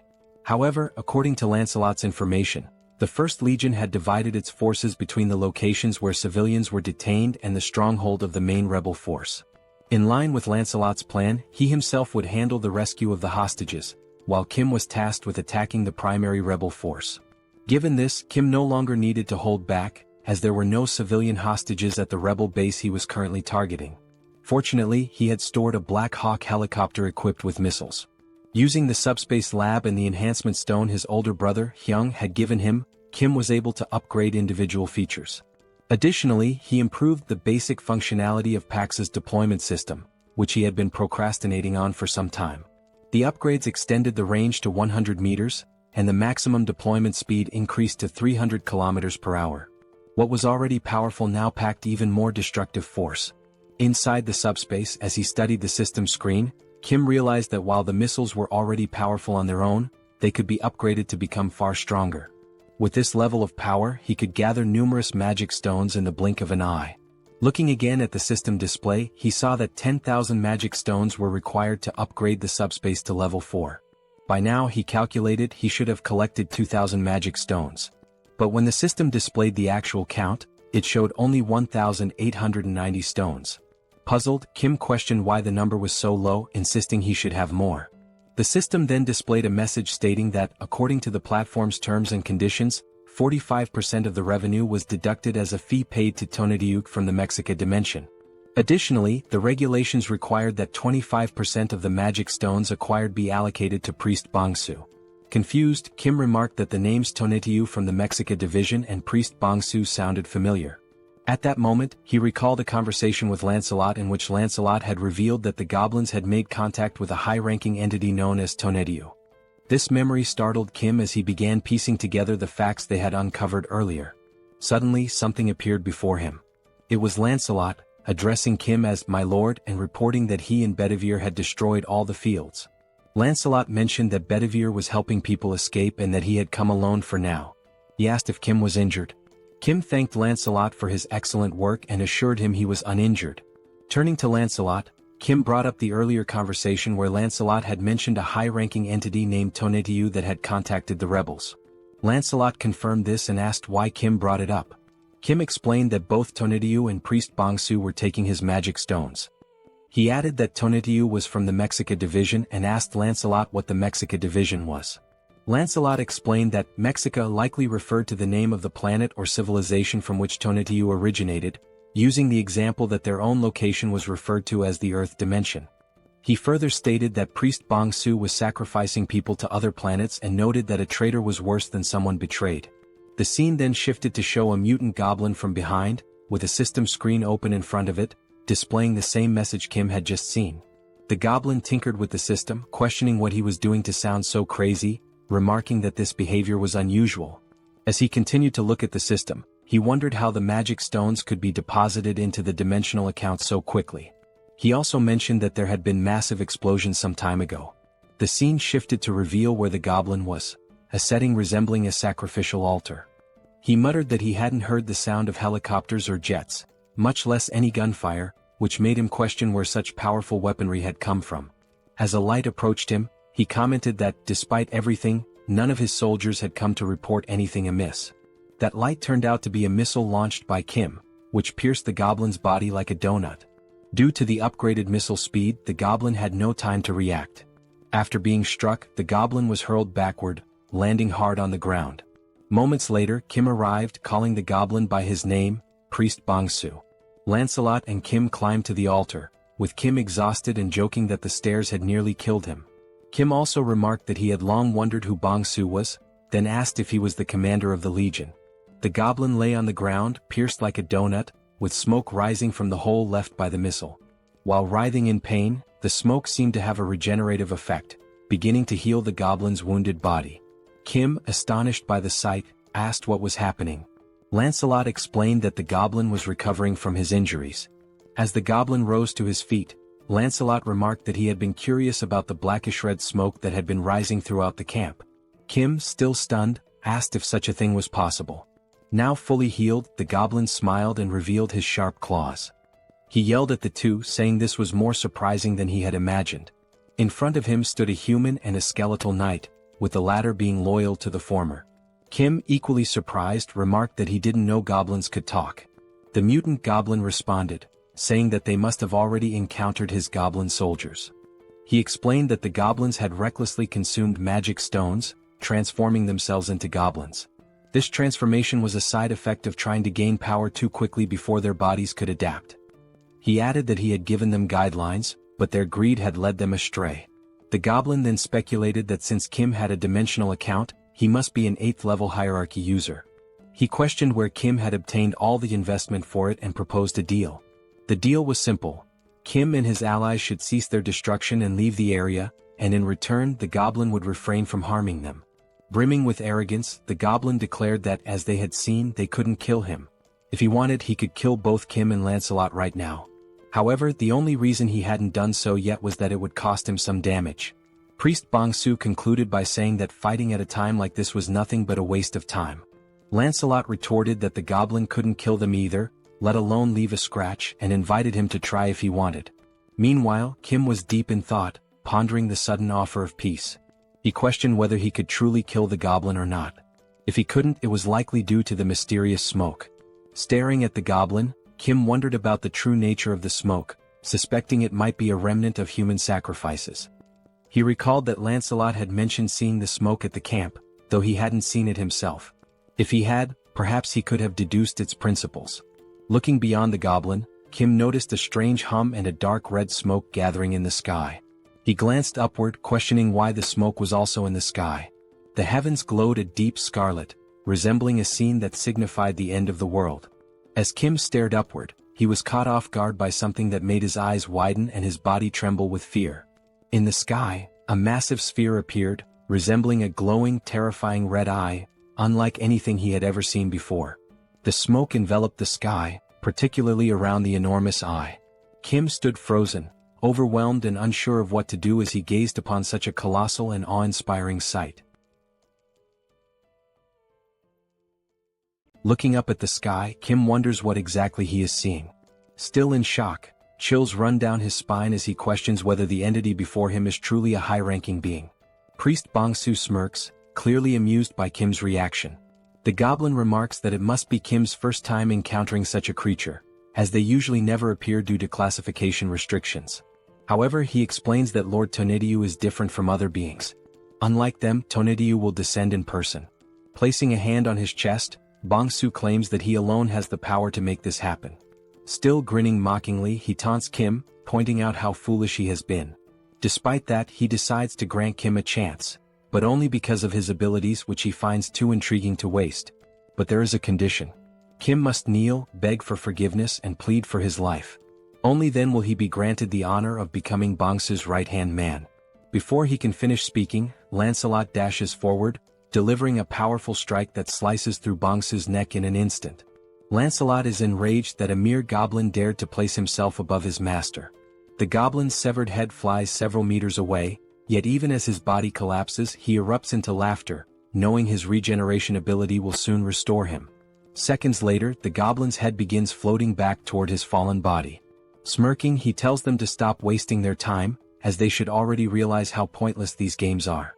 With Tonedyu watching from above and Bongsu rapidly recovering, the goblin declares that no matter how many times they kill him, he will simply return to life. His expression darkens as he mocks Lancelot, questioning if his brain is so empty that he still cannot grasp such a simple concept. He also adds that Lancelot has no idea how useful he could be. As a true knight, Lancelot replies that he indeed does not understand, but then corrects himself, saying that honestly he doesn't care to. With unwavering conviction, he states that the only thing that matters to him is Master Kim. He will cut down anyone who threatens his master's safety, no matter how many times it takes. The goblin sharpens his claws and sneers, remarking that the knight truly has an empty head. Without hesitation, the goblin lunges forward, inviting Lancelot to attack him as many times as he wants. Watching Bongsu's reckless charge, Lancelot reconsiders his approach. Instead of drawing his sword, he clenches his fists and decides that if cutting won't kill him, he will simply pummel him into dust instead. With lightning-fast speed, Lancelot lands a devastating punch to the goblin's face. Bongsu has no time to react. With a single blow, his nose is shattered, several teeth are broken, and blood spews from his mouth. The goblin recovers quickly and, grinning, remarks that Lancelot's fists are not bad. However, even with that strength, they are still useless. Boasting about the blessing of immortality, the goblin fails to notice Lancelot moving. Wasting no time, Lancelot seizes him by the hair with his right hand. Focusing all his strength into his left fist, Lancelot states that if something doesn't work, then he will simply make it work. Bongsu's expression instantly shifts to fear as he stammers, pleading for Lancelot to wait a moment. Without mercy, Lancelot begins his onslaught. With the first punch, even more teeth shatter and blood splatters everywhere. But he does not stop there. He continues throwing blow after blow, a relentless flurry of strikes so brutal that the scene is censored, as there may be children watching this absolute manhwa. While Lancelot buries his fists into the goblin's disfigured face, Kim silently observes.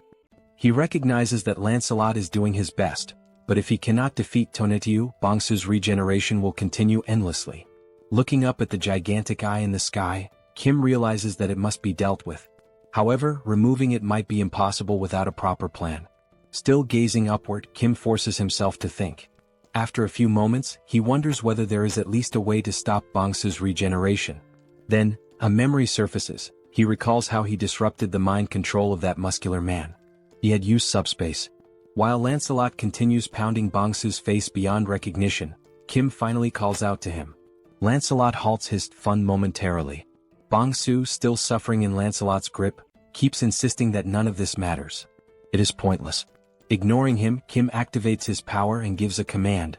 Throw the goblin into SUBSPACE. Without hesitation, Lancelot swiftly hurls Bongsu toward the portal. The moment the goblin makes contact with it, the system issues a notification.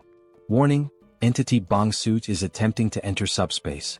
Do you wish to allow access? Then, Kim grants permission, and the system confirms that entry has been allowed. Inside SUBSPACE, while Joyeon is carrying supplies, she notices the portal opening. Instinctively, she assumes that Kim, her third brother, has returned faster than usual this time.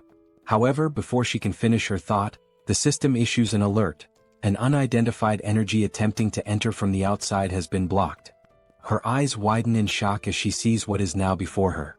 A scream escapes her lips as a malnourished goblin comes flying into SUBSPACE, hurtling directly toward her.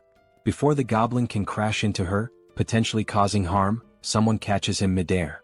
It is Seoul who, with a sharp glare reflecting her frustration at being trapped in SUBSPACE, declares that this is not number 3 and demands to know what exactly it is. Lifting the goblin by the head, she catches sight of something beyond the portal that immediately grabs her attention. She spots Kim and, still holding the goblin up, asks if this creature is one of his friends.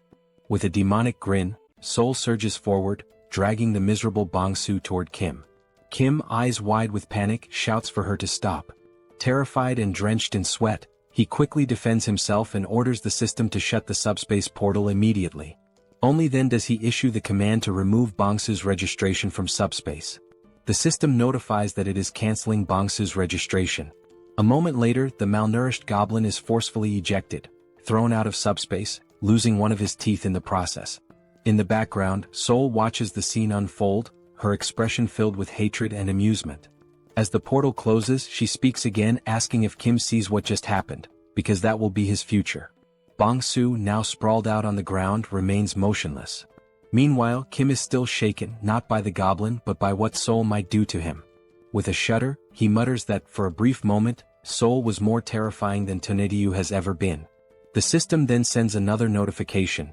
The ownership of a dimensional account has been transferred. Since Kim already possesses a dimensional account, the mana stones will automatically merge. The new total, 14,823 mana stones. Reading the notification, Kim is stunned. The suddenness of it all leaves him struggling to process what just happened. Staring at the system display, he realizes that Bong-soo must have acquired a massive amount of mana stones through taxation. Then, something else catches his attention. The Tonetiyu tax notification is missing. That means, Kim abruptly halts his train of thought and looks up toward the sky. Only then does he realize, the enormous threat and the ominous red-black smoke are gone. The sky is now clear, bathed in the gentle glow of the moonlight. Kim turns to Lancelot, stating that Tonetiyu is gone. Lancelot recalls that Bong-soo had claimed he was the only one capable of summoning Tonetiyu, which means that, in some way, Kim must have severed the connection between them. Lancelot then speculates that now that Tonetiyu has failed once, he might never attempt to return. Hearing this, Kim finally relaxes, dropping down to the ground in exhaustion. Seated, he admits to Lancelot that he genuinely thought his heart was going to stop. Despite barely having fought, he feels more drained than ever before. Just as Kim begins to rest, a familiar voice calls out his name. Turning around, he sees soldiers ascending the stairs, shouting for him and asking if he is all right. The colonel arrives, stating that aside from essential personnel, he has brought every awakened and unit available for mobilization. He then asks if they arrived too late. Kim shakes his head, assuring them that they arrived just in time.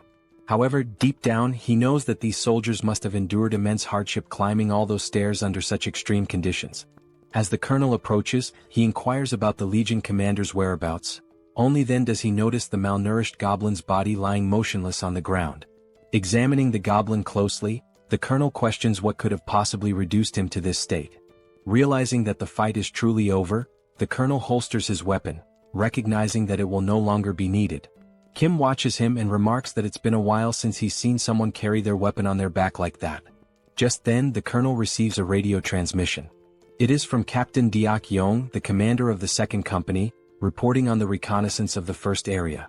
He states that all the rebels have been found in a condition resembling mummified corpses. After thorough confirmation, they are all dead. The first area has been neutralized. Over. The colonel acknowledges the transmission and orders his forces to remain on high alert, prioritize civilian rescues, and begin clearing the area. Turning back to Kim, he sighs and admits that he has no idea how Kim pulled this off. But in the end, Kim was the one who resolved the situation once again. Long live the power of protagonism. Kim states that he was the one who put an end to the situation, but he lacks sufficient knowledge about the mummified transformation the rebels underwent. The colonel bows and expresses his gratitude to Kim for everything he has done so far, acknowledging that his contributions have been immeasurable since the very beginning. Kim, caught off guard by the sudden gesture, widens his eyes in surprise. Turning toward the colonel, Kim gestures and tells him that such formalities weren't necessary out of nowhere. The colonel responds that he should have said something much earlier. Continuing, the colonel admits that when he initially asked Kim to join the military, he now realizes how foolish that request was. At the time, they believed they were offering Kim something beneficial, but in reality the so-called benefits meant nothing to him. They had underestimated his power and influence, viewing him merely within the framework of military service. As Kim decides to stand up, the colonel continues, stating that the military should not have been this incompetent. Even if it is shameful to admit, he remains bowed and asks if Kim is still willing to help the people, even though requesting such aid now is undeniably disgraceful. Many people are still in dire situations. Some have lost loved ones, others are gravely injured, and many remain anxious due to their inability to awaken their abilities. Kim extends his hand, and the colonel firmly affirms that the damage was worsened by the government's incompetence, which is precisely why he seeks Kim's help. With the composure of a gentleman, Kim clarifies that this is not a deal, but a voluntary act of assistance. He insists on doing it from the front lines without any intention of joining the military. Moreover, whether he chooses to help or not is his own decision. He adds that he only says this to make everything clear, all while keeping his hand extended toward the colonel. Upon hearing this, the colonel smiles, realizing the depth of Kim's kindness. his willingness to help without expecting anything in return.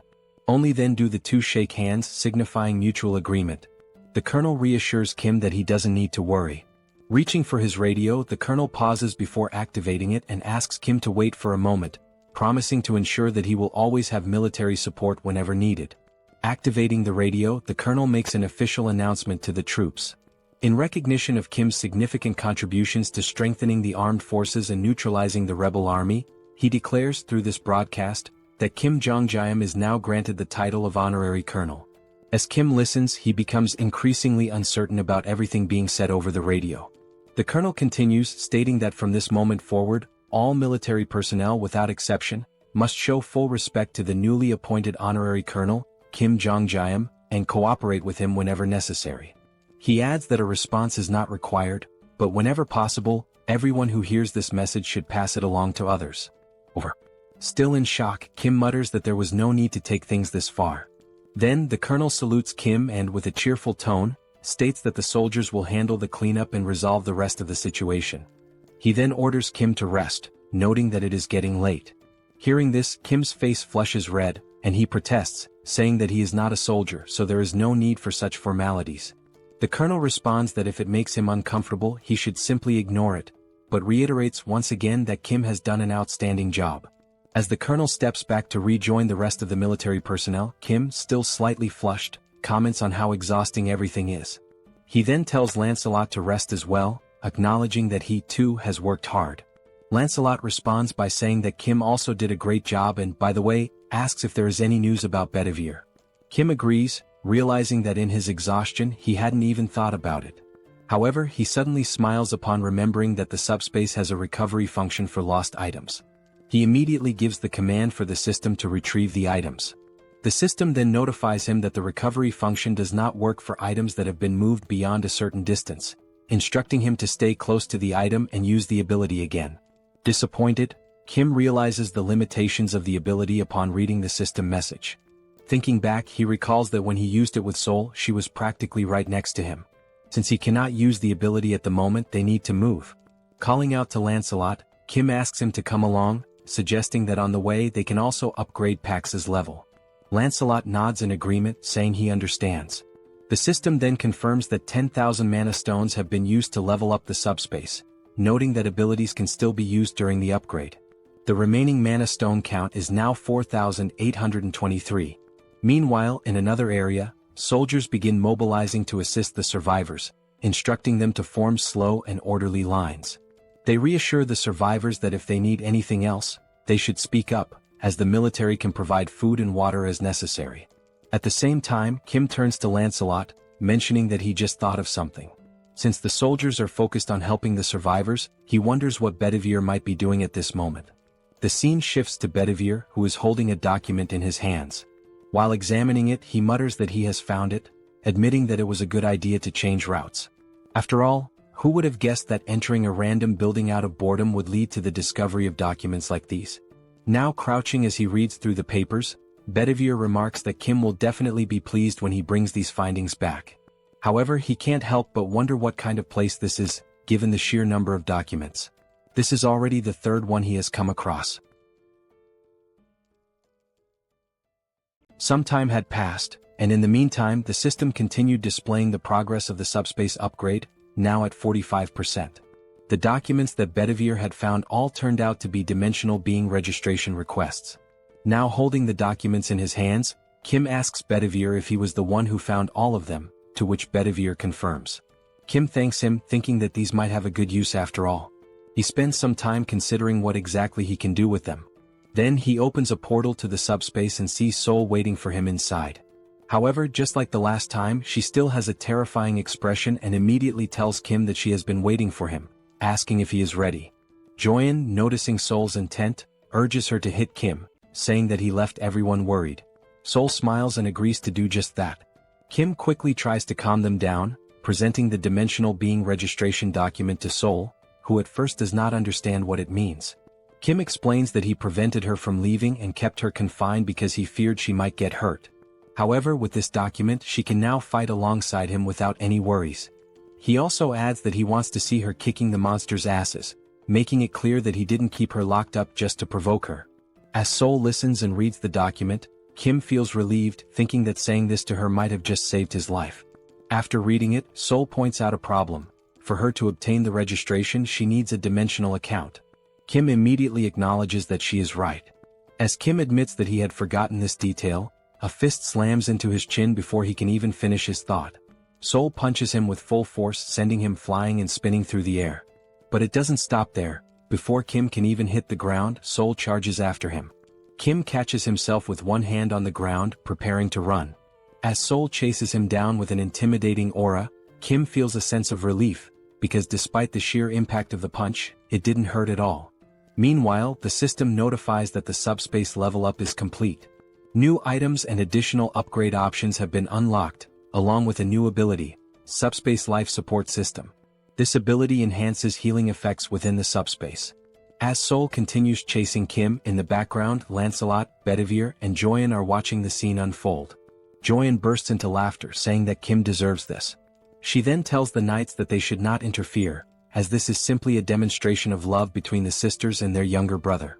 Joyeon also notes that Kim is now at level 8, meaning no matter how much Seoul hits him, it won't hurt. Lancelot agrees, but Joyeon notices something is off about him.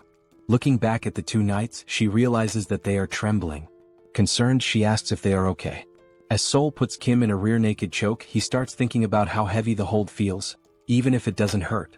However, Joyeon suddenly interrupts their scuffle, shouting that something is wrong with the knights and calling for help. Kim immediately tells Seoul to let go and rushes over, asking about their condition. The knights are so weakened that they can't even stand. Lancelot places his hand on the ground, and soon after, both he and Bedivere are overwhelmed with pain. Seeing Lancelot and Bedivere collapsing, Kim and Seoul rush over, asking if they are okay and what happened so suddenly. Lancelot struggles to respond, saying that he has no idea what is happening. He also mentions that suddenly, his entire body started itching uncontrollably and burning. Joyeon immediately asks what kind of itching he is feeling. Bringing his hand to his head, Lancelot admits that he has actually been feeling this itch for a while, but now it has become much worse. Joyeon wonders what it could be, noting that such intense itching and stinging are not normal. She suspects that something might be poisoning them. Seoul then recalls that when she was bitten on the neck during the fight against the Skull King, her neck also itched. But now, it has completely healed. As Seoul describes how unbearable the itch was back then, Kim starts thinking hard, trying to figure out what could have caused the poison. Kim recalls the system messages, where it indicates that there is a slight healing effect applied within the subspace. It also states that external objects that fit into the subspace category can be registered. However, a separate registration fee is charged based on the value, size, or weight of the object. Another message regarding the completed subspace level up appears, stating that new, previously unknown items and additional upgrade options are now available. Additionally, it confirms the activation of a new subspace support ability, which slightly enhances healing effects within the subspace. Upon remembering this last part, Kim is shocked, realizing that the healing effect might be restoring the knights. Looking at them on the ground, he begins to wonder if this form they are in is not their original state and questions what he should do, since leaving them outside the subspace may not be the right choice. As he contemplates, Lancelot suddenly mentions the name Camelot, leaving Kim confused. Lancelot then says that he feels a little better whenever he is in Camelot. The system then displays a skill called Blood Ritual, which allows him to generate random enhancement stones by either aging or extracting the vitality contained within them. Now in Camelot, the red ceiling emits a strong glow. A stone falls from above, hitting Lancelot on the head before dropping to the ground. The knights immediately kneel in reverence before Master Kim, and Kim kneels as well to pick up the white stone that had just fallen. Now holding two stones, Kim observes that the white stone appears to have just been created, whereas a blue stone, already lying on the ground, seems to have been there for some time. The system displays the statuses of both stones. The white stone has a resistance option, while the blue stone possesses electric attributes along with penetration and shock effects. The two knights speculate that the blue stone must have been there for a while. Now holding both stones, Kim realizes that the Camelot ability, Blood Ritual, does not only activate manually but also functions automatically. He also thinks that it was a good decision to keep sisters number 1 and number 2 away from here. Still deep in thought, he notices that he does not feel any itching or stinging sensation, leading him to believe that the blood ritual effect does not apply to the owner of the item. Still kneeling, Lancelot apologizes to Master Kim, expressing shame for showing such a weak side as a knight. As Kim stands up, he reassures them that there is no need to worry, acknowledging that they must have been in great pain. He also states that he should be the one apologizing for being careless. Kim then asks if they feel better when inside Camelot, to which Lancelot firmly confirms that it is definitely much better. Hearing this, Kim smiles and declares that from now on, whenever they enter the subspace, they should remain in Camelot for their own well-being, and for his as well. Lancelot, realizing that simply resting there allows them to be of help, expresses his happiness, while Bedivere also gives his gratitude. Seeing both knights kneeling before him, Kim asks them to stop with the formalities, stating that he is the one who is truly grateful for everything. Looking at the stones in his hands, Kim reflects on how the subspace life support system and Camelot's vitality extraction, two systems with completely opposite properties, somehow create a fantastic harmony of perpetual motion. Closing his hands around the stones, he comes to an exciting realization. He now has the ability to produce enhancement stones infinitely, increasing his abilities as he strengthens these superpowered capabilities and expands their applications. He then remembers Tonediu in the sky with that enormous red eye, and acknowledges that he is still not strong enough to deal with it. Kim understands that he must become stronger to defeat higher-level enemies. Furthermore, he needs to fully understand his abilities and learn to use them effectively. Determined, he sets off, thinking that now that the subspace level has increased, he should check what new functions were added in this upgrade.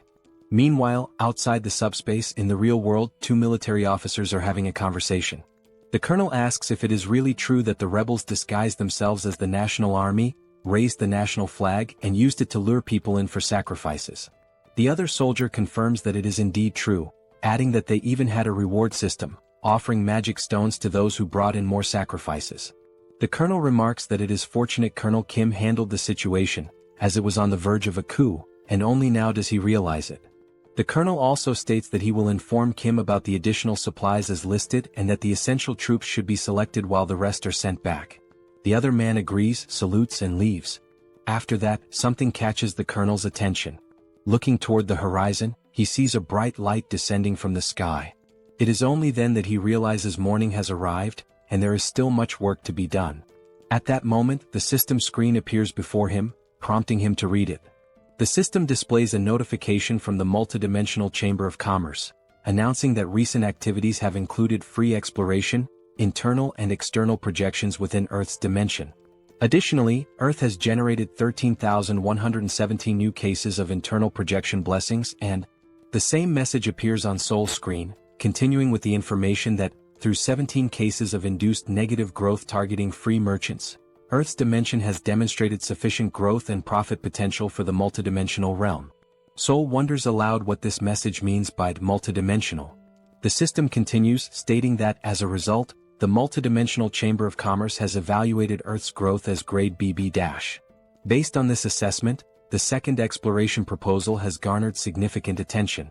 Another message reveals that, according to the detailed opening strategy of the multidimensional Chamber of Commerce, an official bidding competition for all regions of Earth will be held in 7 days. Seoul turns to Joy and asks what this means. The messages continue, explaining that residents from other dimensions and from Earth who participate in the proposal will select representatives for each region, who will then compete for potential profits according to the rules established in the bidding competition. It seems this system message has appeared for everyone, as even a mother cooking in the kitchen has received it. The system further states that if other dimensions win, they will install portals in the corresponding regions to facilitate future exploration. However, if Earth's residents win, they will receive separate rewards. Additionally, it is revealed that more detailed information about the bidding competition will be announced 24 hours before the event begins in each respective region. Finally, the multidimensional Chamber of Commerce awaits Earth's support and participation. Upon reading this, Kim tells everyone that, in other words, they are planning to come in full force. It is all pointing in that direction. The two sisters question whether this is some kind of joke, to which Kim replies that it is not, pointing out that the document that elevated him to an 8th-level entity was also issued by the multidimensional Chamber of Commerce. The mother, now visibly frustrated, asks if all the monsters sent so far could be the work of this Chamber of Commerce. She grows even more irritated, demanding to know who they are to send monsters like this and questioning if they are aliens. She continues, expressing her indignation at how they dare to talk about rights to exploration, bidding and competition over Earth.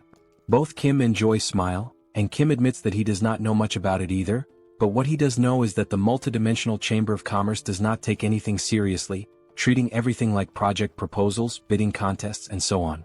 Realizing this, it becomes clear that the bidding competition, structured with these rules, is essentially a kind of game that will take place across the entire Earth. At that moment, the system reappears, but this time only for Kim, announcing that he has been identified as the entity with the highest profit in the Seoul region during the free exploration period. It further states that if he accepts the position of regional representative, he will gain access to more detailed information about the competition.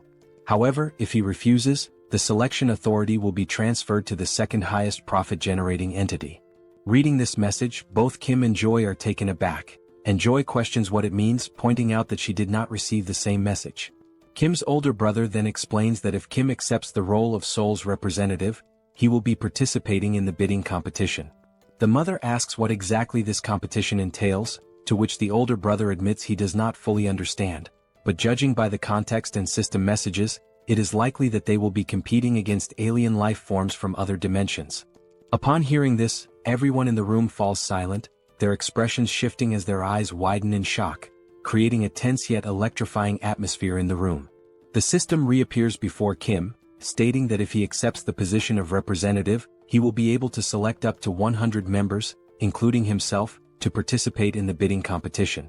It then asks if he accepts the role of representative.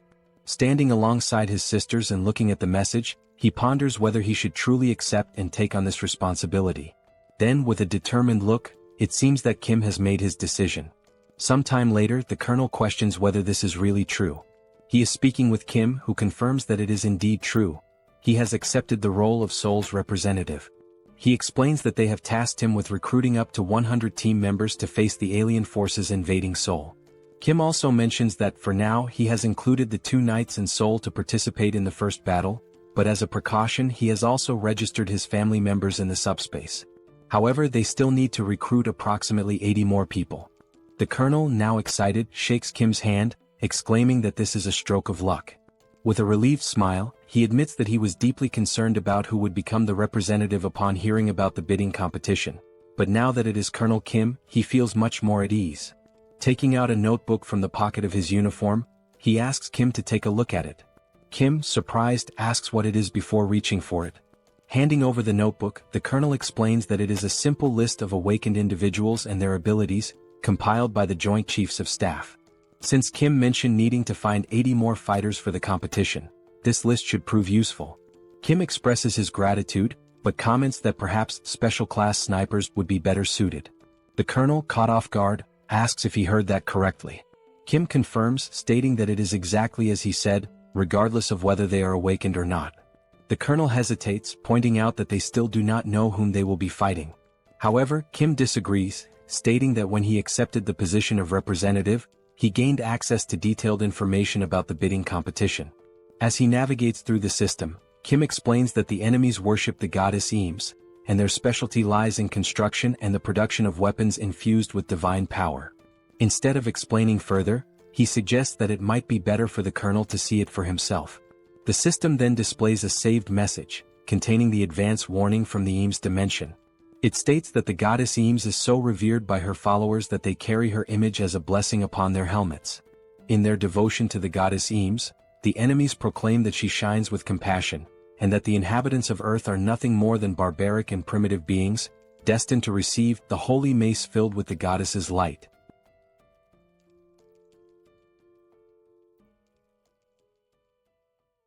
After Kim shows the video to the colonel, he opens another system screen to display the list of participants from the Eames dimension. The list includes 4 8th-rank knights, which means that the participants from Eames are not weak. Kim tells the colonel that the alien lifeforms they will be facing are sacred knights clad in shining armor and wielding radiant weapons. The colonel then asks how they are supposed to fight against these alien lifeforms. Kim begins explaining the details of the bidding competition, which he confirmed when accepting the position of representative while reviewing the information alongside his sisters. He starts summarizing what he saw, stating that 1 hour before the bidding competition begins, both sides will take their positions and enter a combat readiness phase. During this period, a barrier will be formed, making it impossible for either side to attack. This combat readiness phase serves as a preparation period before the battle. The Eames dimension will bring in a gate core, and once the competition starts, the gate core will automatically hatch after 12 hours. Destroying this gate core before it hatches is the victory condition for Earth's dimension, whereas the Eames dimension wins if they successfully protect it. Kim turns to the Colonel and states that, in other words, for Earth to win, they must simply destroy the gate core. He also adds that the Eames forces will not merely focus on defending the core.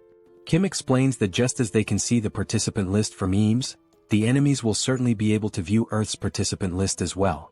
Since most of Earth's participants are 9th rank, the Eames forces will likely assume that Earth's main advantage lies in speed and attack power.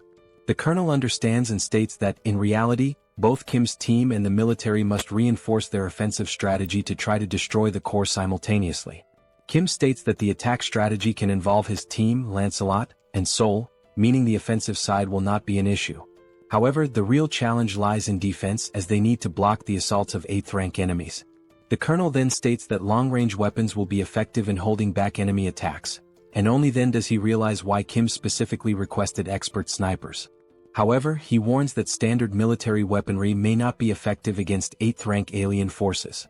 Kim gives a smile and tells the Colonel not to worry about that, explaining that he increased his ability the night before. The scene then shifts to Kim thinking the previous night about the need to become stronger, but in order to achieve that, he must first gain a deeper understanding of his ability to utilize it effectively. He opens the system and reviews possible enhancements that can be made. Options include the ability to send up to 8 products simultaneously, access information about improvement results or combinations in advance, run simulations for upgrades or product combinations, and even create new categories to be included in the logistics center, with a limit of up to 2. After examining the abilities, Kim states that no entirely new functions have been added, but there are supplementary features to enhance existing abilities, such as the 2 available options in the SUBSPACE laboratory. With this function, he is able to manipulate objects to briefly assess their performance and view the completed form of a product through a simulation before actually creating it in the SUBSPACE laboratory. He then grabs a mug and starts sketching ideas to determine what kind of weapon he should create using this function. While writing down that he has electric enhancement stones and durability enhancement stones, he considers that the weapon needs to be easy to use, even for those without special abilities, and, moreover, must be capable of killing 8th rank beings. After much thought, deliberation, and research, the weapon he creates is an enhanced rifle with upgraded ammunition. Initially, he tries enhancing only the ammunition, but as soon as he fires, the weapon is completely destroyed. Then, using enhancement stones, he attempts to modify the rifle to withstand the powerful shots. However, in the end he manages to improve the weapon just enough to barely endure 3 shots. Now, holding one of the rifles he created, Kim states that regardless, the strategy is to stack these 3-shot weapons to defend against enemy advances and destroy the core to secure victory. After hearing all of this, the Colonel, practically drooling with excitement, exclaims that he understands and that he expected nothing less from Kim. He then adds that he will send over a list of the best expert snipers and begin preparations immediately. And so, the 1-week preparation period began with the specialist snipers training their shooting skills, weapon switching, and tactical maneuvers for the competition. Meanwhile, Kim's father began discussing technical terms related to construction, quickly boring Kim. Without delay, his father used his architect skill to construct a fortress.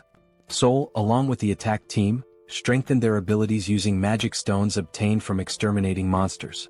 As a result, Seoul became capable of extending her barrier beyond her body to a certain distance, leaving Kim astonished. Additionally, Joy mentioned that she had also managed to level up her ability to level 2 and could now use healing with an area of effect impact. Seeing everyone's dedication and progress, Kim felt reassured, realizing that his team was now incredibly strong and that everyone could utilize their awakened powers. Time passed quickly, and now only 1 hour remained before the competition was set to begin. At the National Assembly building, a portal opened, and soldiers began emerging from it. Numerous warriors from the Eames dimension clad in the shining armor Kim had described earlier. However, among them, one soldier held the gate core, the key element that would determine the winning side in this battle. Observing from a distance through binoculars, Kim carefully analyzed the scene and concluded that the glowing orb was indeed the core. His father asked what he was seeing, and Kim responded that it was exactly as shown in the video he had displayed earlier, except for one odd detail. His father asked what seemed strange, and Kim pointed out that the Eames Dimension forces were constructing structures beside the National Assembly building, likely to protect the gate core. Hearing this, his father asked if their constructions were superior to his own. Kim, however, simply considered the fact that the competition would begin in just an hour and questioned whether it made any sense to build something now, as there was no way they could complete it in such a short time. Setting the binoculars aside, Kim glanced downward and noticed something that took him by surprise. 5 knights from the Eames dimension stood motionless before the protective barrier. The leader among them began speaking, stating that he had reviewed Earth's participants and found that while there were a few at the 7th and 8th ranks, the majority were at the 9th rank. From above, Kim wondered if they were already preparing to attack and reach the defensive line. The knight then declared that the goddess Eames had spoken of mercy and salvation for the weak and that, in her name, they would grant such mercy and salvation to Earth. Suddenly, the knight's expression twisted into one of hatred as he proclaimed that their mercy would come in the form of tearing out the tongues of Earth's people while they were still alive, ensuring that no one could ever speak ill of them again. Their salvation would be granted by allowing them to repent for their sins through hard labor. From his vantage point above, Kim observed the scene and noted that it was quite the impressive speech, fitting for holy knights, but, glancing at the system screen, he commented that they were underestimating them simply because they were ranked 9th. The system screen then displayed a notification indicating that the bidding competition was about to begin. Down below, the leader of the Eames Knights gave the order to advance. Like primitive warriors, they charged forward, shouting that their actions were in the name of the goddess Eames. The colonel, seeing the enemies advance, immediately commanded all soldiers to open fire. The troops, armed with the rifles Kim had developed, took their positions and began shooting. A barrage of gunfire struck the approaching Eames Knights, the bullets carrying electric attributes. The shots pierced through their armor, leaving the knights stunned and confused as they struggled to understand what was happening. One of the soldiers, bewildered, questioned how it was possible for 9th-rank fighters to accomplish such a feat. Another knight shouted an order to use their shields for protection and continue advancing. One among them activated a barrier skill to block the gunfire and called for everyone to deploy their Eames barrier abilities. Their leader bellowed that, although they had no idea what kind of weapons they were up against, their shields were undoubtedly stronger. He ordered them to hold their ground and maintain their defenses. Believing himself to be insightful and strategic, one of the knights remarked that since their enemies were relying on long-range weapons, they would eventually run out of ammunition. If they could endure long enough, victory would belong to the Eames dimension. Meanwhile, up above, countless rifles were lined up, ready for use as the soldiers assisted each other in switching weapons after each rifle broke from firing its 3 allotted shots. The pile of discarded weapons had grown massive, prompting the military to inform Kim via radio that approximately 20% of the total weapon stock had already been used. Hearing this, Kim put away the radio and remarked that things were going much better than expected. He instructed them to keep up the momentum, as the attack team would soon begin their advance. The attack team, consisting of Lancelot, Seoul, and Kim, set out on 2 motorcycles to carry out their mission.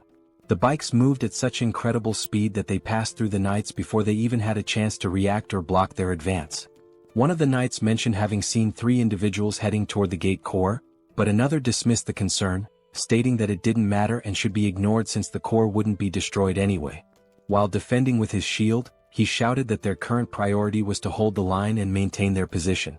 He acknowledged that the enemy appeared to have far more weapons than expected but reassured everyone that, once reinforcements arrived, they would be able to advance little by little. As a way to encourage his fellow knights, he urged them to endure just a little longer, assuring them that reinforcements would be there soon. Ignoring the knights entirely, Bedivere began hurling his infamous flaming bowling balls toward the battlefield. His absurd precision allowed the balls to curve perfectly through the air before striking their targets. His targets were none other than the Eames reinforcements advancing through the center of the battlefield. One of the knights, casually walking forward, noticed something unusual approaching but couldn't quite make out what it was. Then the flaming bowling ball struck, triggering a massive explosion that sent the Eames Knights flying in all directions. Upon hearing the explosion, Kim hit the brakes on his motorcycle. He already knew exactly what had happened. It was Bedivere's handiwork, expertly carrying out his task of intercepting the enemy in the middle of the battlefield. Refocusing on the attack line, the final objective remained. There they stood, Lancelot, Seoul, and Kim, stationed in front of the massive statue of the goddess Eames, awaiting the signal to launch their assault and destroy the core. Gazing up at the colossal statue before him, Kim recalled his initial thoughts when he saw them constructing something earlier. At the time, he had dismissed it as nothing important. Now, however, he couldn't help but wonder, How the hell had they managed to build such a massive structure at such an absurd speed? Still baffled by the sheer impossibility of it, he launched several missiles toward the statue. The missiles struck their target, resulting in a powerful explosion. However, as the smoke slowly cleared, the statue remained completely unscathed, not even a single scratch. Kim was taken aback. Even after being hit by enhanced missiles, the only visible effect was a radiant glow. Then he chuckled and came up with an idea. He remarked that, in moments like these, it would be rather interesting to store such an object inside the subspace. The system immediately prompted a question. Would you like to store the unfinished statue of the goddess Eames in subspace? At that moment, a soldier from the Eames army bellowed that Earth would be nothing more than pastureland for the Eames and that Kim and his people were nothing more than two-legged cattle. An elder, his voice hoarse from shouting, declared that they should be grateful and should bow to the sacred feet of Eames. He then questioned the foolishness of launching missiles at the statue. The soldiers accompanying the elder urgently warned him that it was too dangerous and urged him to retreat inside. However, the elder refused, insisting that he had to spread the words of the goddess Eames and cleanse the evils of Earth's dimension. As the elder spoke, something else caught Kim's attention. One of the knights advised the elder that, if he truly wanted to continue his speech, he should do so from inside. The elder, offended, demanded to know if he had committed some kind of sin to warrant such treatment, questioning why he wasn't allowed to speak outside. However, Kim was no longer listening. His focus had shifted to something else entirely. In the distance, Kim had spotted something interesting. While the elder argued with the knights, Kim's gaze locked onto a warehouse stocked with construction materials. A wide grin spread across his face as an idea took shape in his mind, an exceptionally good one. With a menacing aura and practically drooling with excitement, he ordered packs to store the warehouse. The system immediately responded, storing the temporary construction material warehouse of the Eames dimension in subspace. After that, the elder noticed something unusual in the surroundings. Looking back, he and the two knights realized that the warehouse filled with construction materials had vanished. Only then did he finally grasp who was responsible for this. Kim entered subspace and approached Young, who was lounging comfortably, asking if he was interested in piloting a helicopter again after so long. Young questioned the sudden request. He responded that he would love to fly and asked how he could help.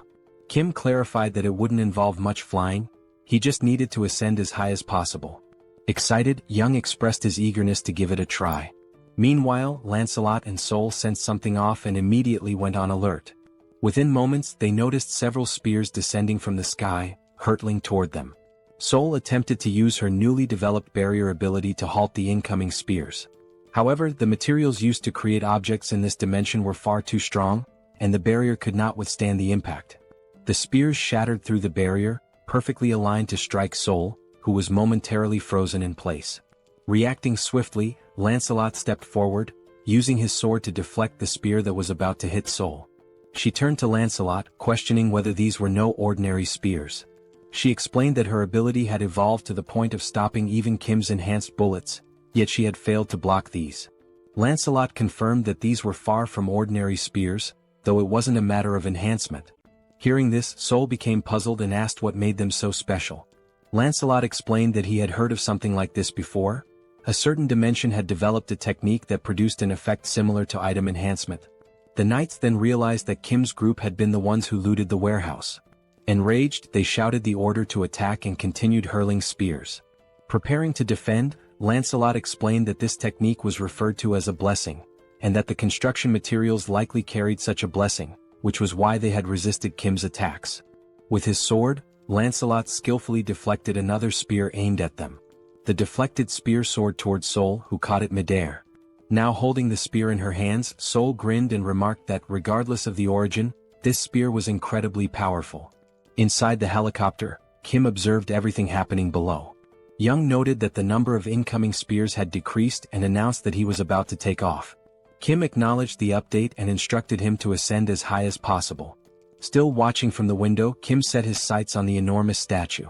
It was undoubtedly the source of the enemy's increasing strength. As the helicopter approached the statue, he declared that he would bestow a blessing in the form of a gift to the Eames dimension. At that moment, he released the stolen construction materials from the highest altitude, naming the attack god's staff. The materials plummeted, striking the statue and obliterating it with the very essence of its own dimension. From a distance, Lancelot and Seoul observed in awe as the sheer power of these materials reduced the statue to rubble. As the dust slowly settled, something crushed beneath the debris became visible. Then the system broadcasted a message. The Earth dimension has won the bidding competition in the Seoul region by destroying the core of the Eames dimension's gate. Rewards will be distributed to all inhabitants of the dimension who participated in the competition. The rewards included dimensional accounts for all participants, 5,000 destroyed magic stones based on individual contributions, and additional items from the Eames dimension, which would be transferred and allocated accordingly. Without hesitation, the very first thing Kim did was register his entire family as 8th rank. As soon as the registration process was complete, the documents began dissolving in the hands of those receiving them. Just then, a paper descended from the sky, landing near Kim. He picked it up, puzzled by its contents and its sudden appearance. The system then issued another announcement. The commercial rights of the Lettal dimension, previously held by the Eames dimension, have now been transferred and allocated to the representatives of Seoul. With this, Kim had essentially obtained exclusive commercial rights to the Tertius region. As soon as they finished reading, a new portal, this time glowing red, appeared before them. Both his father and Seoul questioned what the portal was. Kim admitted that he wasn't sure, as he hadn't been the one to create it this time. He speculated that it might be related to the commercial rights mentioned in the document. Determined to uncover the truth, he gathered his courage and stepped forward, reaching out to touch the portal. However, a system message immediately popped up, stating, "Not a registered company. Please verify authority." Looking at the document, Kim was taken aback. Even with the rights granted to him, he still needed to register as a business entity. Opening the system, he was presented with an option. Would you like to sell the commercial rights to the multidimensional Chamber of Commerce? If sold, a total of 10,000 magic stones will be paid as the purchase price. Looking at the system message, Kim felt even more confused. He wondered what these commercial rights for the Lettal dimension really were, granted as a reward yet unusable without being registered as a company. And despite not being able to use them at the moment, the system was already offering to buy them for 10,000 magic stones. Kim pressed the option to decline the sale and grew increasingly frustrated as he read the message. To him, they were nothing but a bunch of thieves. They had given him a reward that he couldn't even use. Thinking about it further, he realized that the multidimensional Chamber of Commerce had been unfair from the very beginning. They had been forced to participate in a competition organized by the chamber itself, where every single opponent was of the 8th rank. Even while facing overwhelming disadvantages and unfavorable conditions, they had won. Yet the chamber was now pretending to offer a reward. Kim's anger only intensified. Crumpling the document in his hand, he refused to let the chamber profit from this. He wouldn't throw the document away, but unless they increased the number of magic stones, he wouldn't sell it either. After all, without his intervention, many more lives would have been lost. Observing Kim's irritation from afar, his father asked what was wrong. Kim, trying to keep himself composed, responded that it was nothing significant, just that they had won a useless portal that they couldn't even use. Joy then asked if the only urgent task now was to fill out the paperwork, as she still needed to finish treating the wounded. Kim apologized for gathering everyone right after the competition ended, realizing they were all exhausted. His father reassured him that it was fine, especially since filling out the documents would only make him stronger. Kim acknowledged that everything was settled and stated that he would open the portal to go rest. Meanwhile, Seoul mentioned that she would play around for a bit to test her new spear and told him to call her if he needed anything. Kim simply nodded in understanding. Young said he planned to finish some games he hadn't completed on his console, while his father decided to rest as well, complaining that his body ached from all the effort put into building the base. Just then, his father's eyes widened as he noticed the newly acquired construction materials. There were now several high-quality options available. Still in awe, he began listing them: bricks, drywall, beams, and even rebar. At that moment, Kim realized he had forgotten to mention them. But the real shock came when Kim casually revealed that all these construction materials were infinite. Kim had anticipated that this revelation would leave his father speechless. As he entered the portal, another thought crossed his mind. He wondered about the results of the competition in other regions. Given the 12-hour time limit, the results might be available by nightfall. When night finally arrived, the competition results were displayed, confirming that the event had concluded. The system then announced the final rankings for the Earth region's bidding competition. The results for South Korea showed that out of 5 competitions, there were 4 victories and only 1 defeat. Then, another system message revealed the global outcome. Out of 761 competitions, there had been only 113 victories and a staggering 648 defeats. Based on these results, the multidimensional Chamber of Commerce decided to downgrade Earth's growth potential from BB to CCC. This message was broadcast to everyone. Kim immediately recognized how disastrous this was, while Young admitted he hadn't expected the competition's overall results to be so terrible. Kim analyzed the data and noticed that some areas had an equal ratio of wins and losses, but the majority had suffered significantly more defeats. As a result, the global situation was dire. Even though he had anticipated this, he hadn't expected it to be this severe. The colonel pointed out that, fortunately, South Korea's situation wasn't as bad. If it came down to Incheon, they could quickly resolve the issue by concentrating their forces. He also mentioned that Incheon was nearby, so they could deploy as soon as they were ready. At that moment, a soldier rushed in, apologizing for interrupting the meeting. He handed a report to the colonel, informing him that they had just received an urgent radio transmission from the 17th Division in Incheon and that the colonel needed to read the report immediately. Scanning the document, the colonel asked why Incheon had contacted them. The report stated that they had been defeated and were transmitting urgent engagement information. The enemy force was identified as the Lizard Men from the Sabros dimension, and their portal was currently located in Chinatown. These Lizard Men appeared to be a highly trained military force, engaging in both ground and aerial combat simultaneously, demonstrating superior mobility, and completely annihilating Incheon's team. The battle had ceased approximately 2 hours before the end of the competition, and after the fighting had stopped, the Lizard Men began organizing their forces, with even more troops emerging from the portal. Additionally, they had deployed a team for reconnaissance and securing access routes, which suggested a large-scale troop mobilization was underway. The reason for the urgent transmission was that, based on their movements, their next target was Seoul, which was exactly what the colonel confirmed in the report. Kim was surprised that they were heading directly for Seoul. Hearing this, Young found it highly unusual, reasoning that it was unlikely they were targeting Kim, as no one knew his exact location. Seoul remained deep in thought, while Young pointed out that furthermore, there was no bounty on Kim's head. Looking at the map, Lancelot noted that, given the proximity of the two cities, the Lizard Men were already close. Kim turned back to the system interface, where a new message appeared. From this moment onward, the names of the regional representatives who had emerged victorious in the Earth Dimensions competition would be displayed above their heads. Seoul also read the message and questioned what it meant, commenting on how random this was. If this actually happened, then Kim's name would appear above his head, and she wondered if there was any kind of badge instead. Kim instinctively looked up, trying to see if a name was displayed above him, but found nothing. He then questioned whether he was truly the regional representative. However, Lancelot countered, stating that if Kim wasn't the representative, then the entire competition made no sense. Kim, still confused, asked why it wasn't visible if that were the case. Seoul reread the system message and another announcement appeared. Starting now, 7th rank beings were partially allowed to travel through all installed portals on Earth. Furious, Seoul clenched her fists. She had just reached the 8th rank, yet this rule was exclusively for those of the 7th rank, meaning she would be trapped inside the subspace again.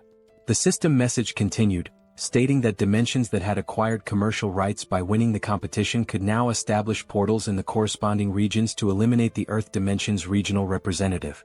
Everyone read the new rule and immediately felt outraged. This was incredibly unfair. The colonel then spoke, stating that from now on, they would have to face 7th rank beings and that the regional representatives would likely be the primary targets of these attacks. He compared the situation to a game of territorial conquest, but what stood out was that Kim did not have a name displayed above his head. At that moment, Lancelot had an idea of what might be happening. He asked for a moment to confirm something. Lancelot walked toward the window while Kim, confused, asked what was going on. Stepping outside the building, Lancelot held onto the window frame and looked up. What he saw left him stunned. The words "Seoul Representative" were massive, displayed not above Kim's head, but hovering above the entire building for all to see. Lancelot calls Kim over to take a look, and upon stepping outside, Kim is left speechless, not expecting something this conspicuous. Realizing what had happened, Kim remarks that the tag wasn't missing. It was just so high up that no one had noticed it. Seoul points out that something this massive makes it the perfect target for the Lizard Men, with Kim himself being the obvious objective. A strange feeling washes over Kim, a bad premonition settling in. The Lizard Men were organizing their forces to attack Seoul, even though there had been no bidding competition.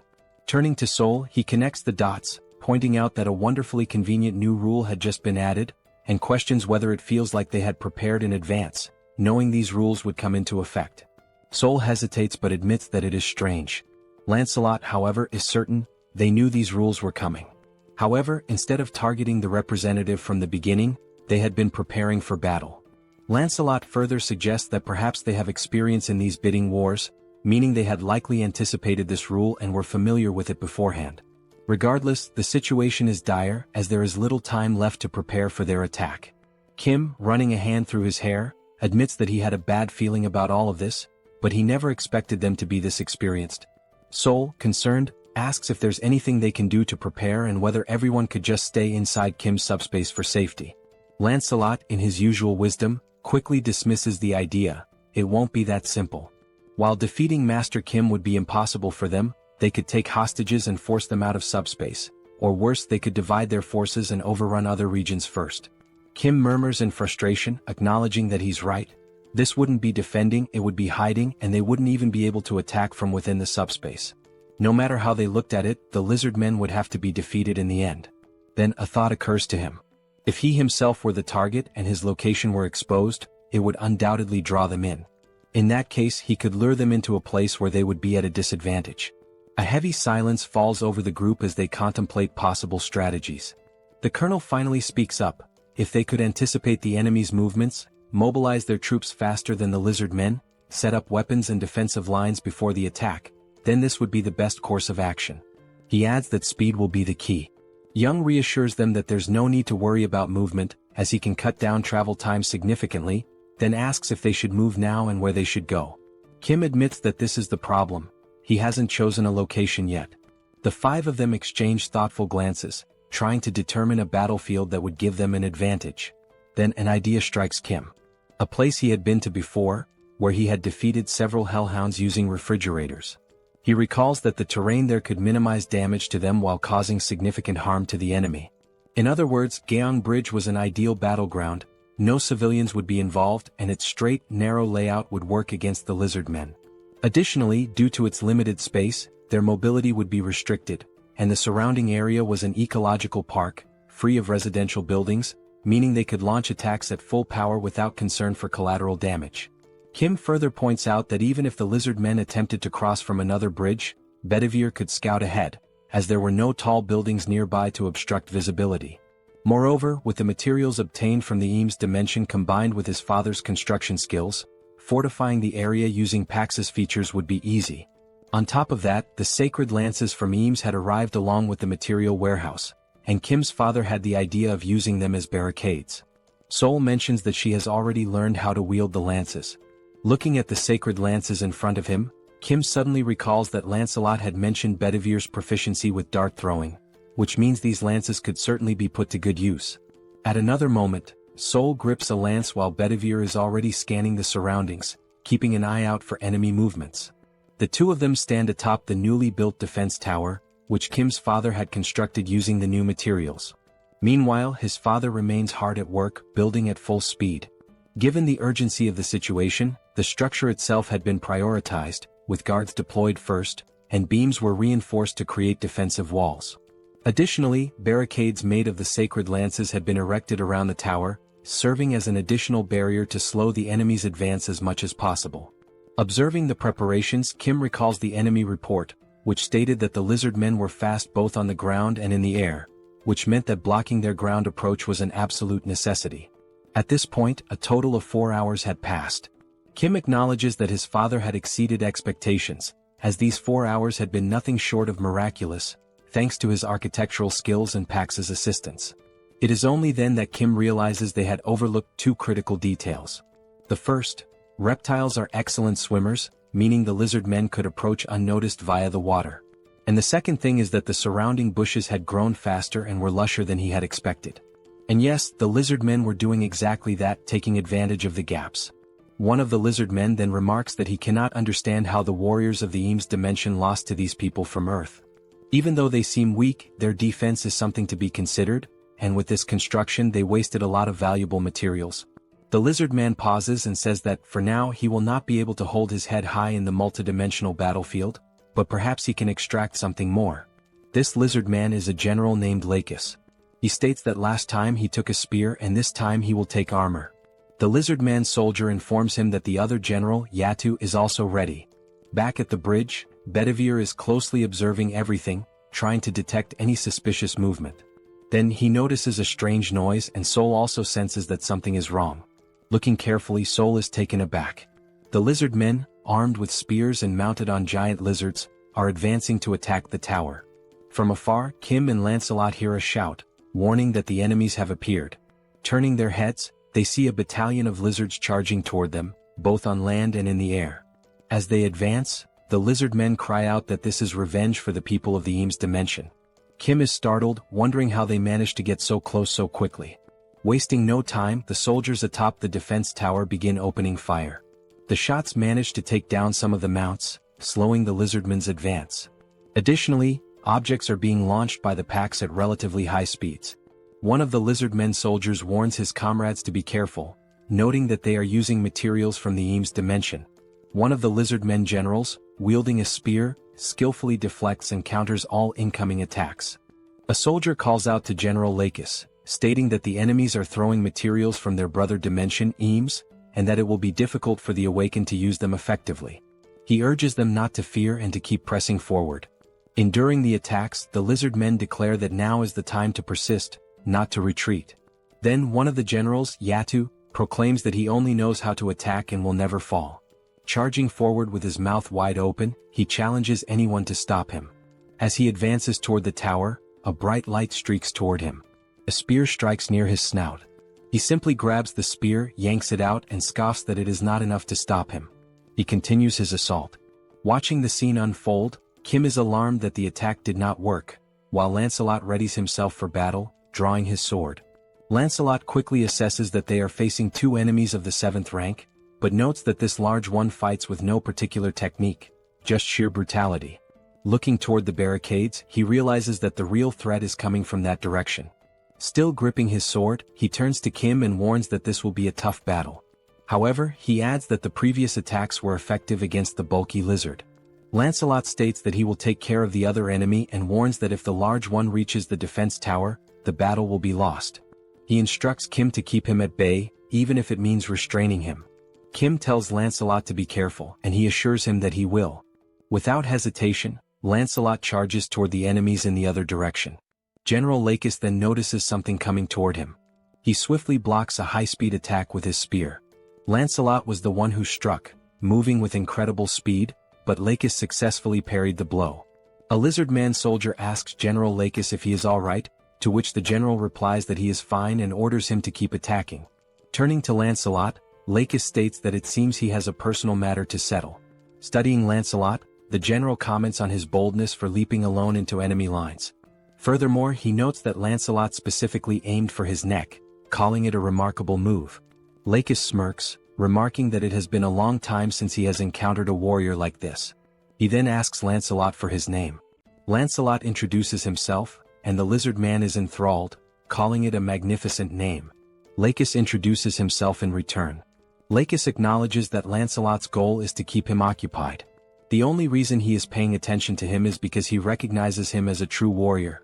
Lakis adds that a warrior's instinct is to seek battle when faced with a strong opponent, and so he challenges Lancelot to a duel where their lives will be on the line.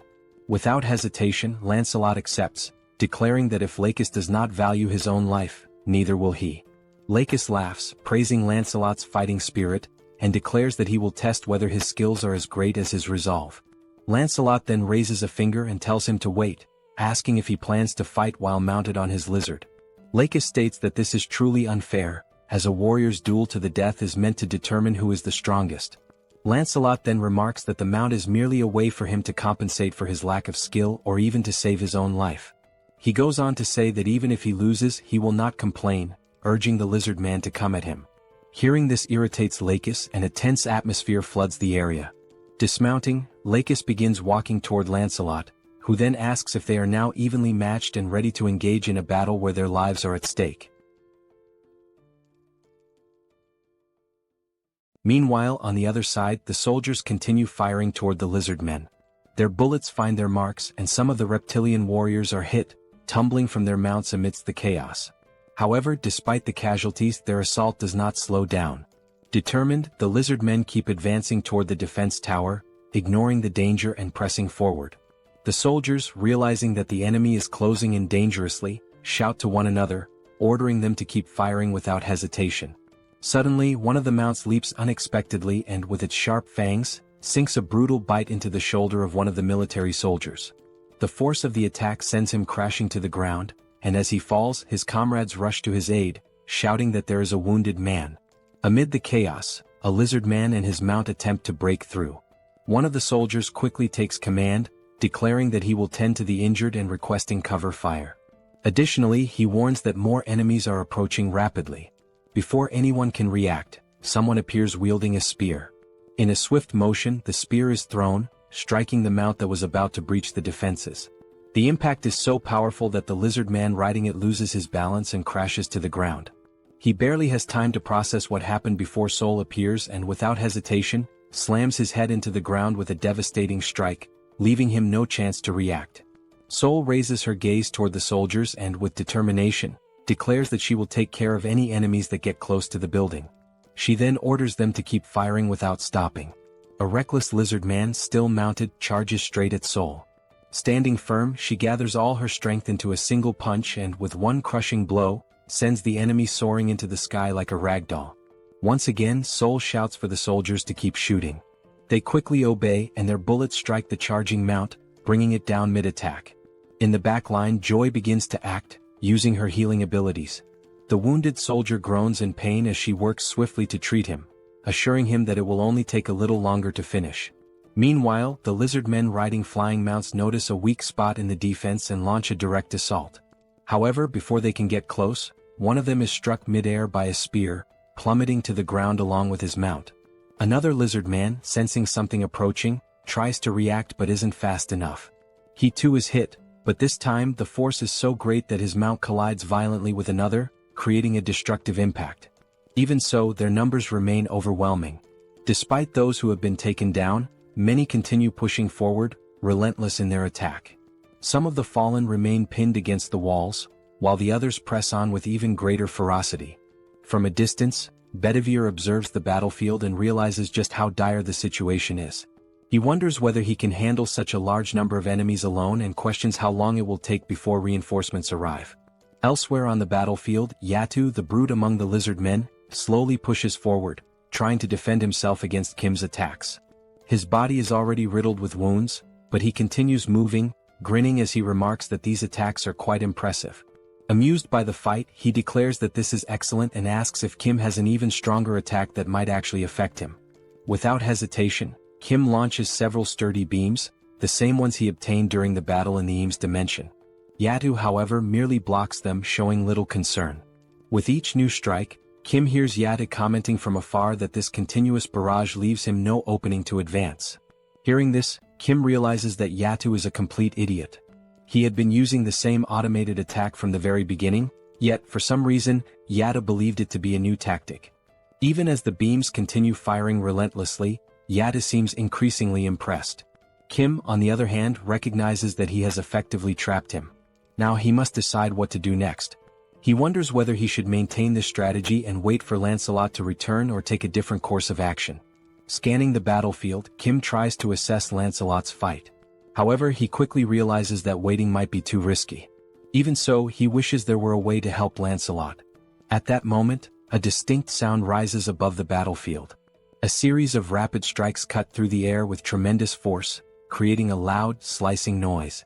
Kim immediately identifies the source. It's coming from Lancelot's fight.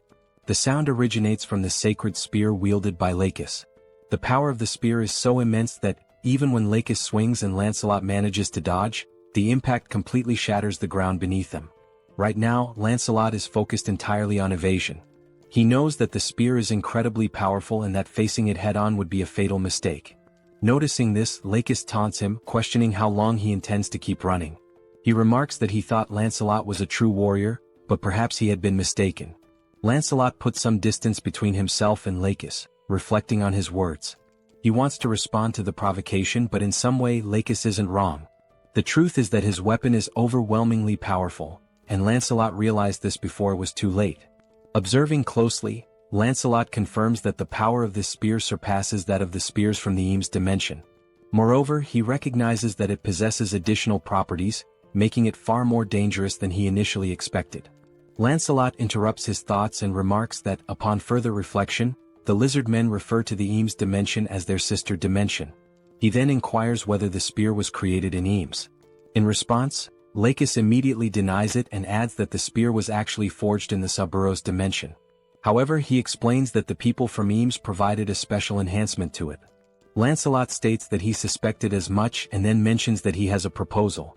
However, he quickly corrects himself, calling it a question instead, which causes Lakis to hesitate momentarily.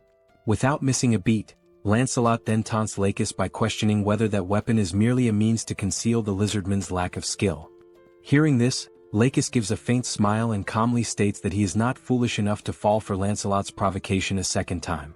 Without a moment's hesitation, Lakis charges forward, aiming to strike Lancelot with his spear. Lancelot evades the attack with ease. However, in the midst of his assault, Lakis abruptly alters the direction of his strike. Yet, as if anticipating this maneuver, Lancelot is already prepared and successfully defends against the blow. The sheer power of the spear proves overwhelming, pushing Lancelot several meters back upon impact. Not allowing him a chance to recover, Lakis presses the attack, determined to prevent Lancelot from regaining his footing. However, Lancelot is already prepared, kneeling on the ground with his sword pointed forward in defense. Lakis deflects the strike effortlessly with his spear.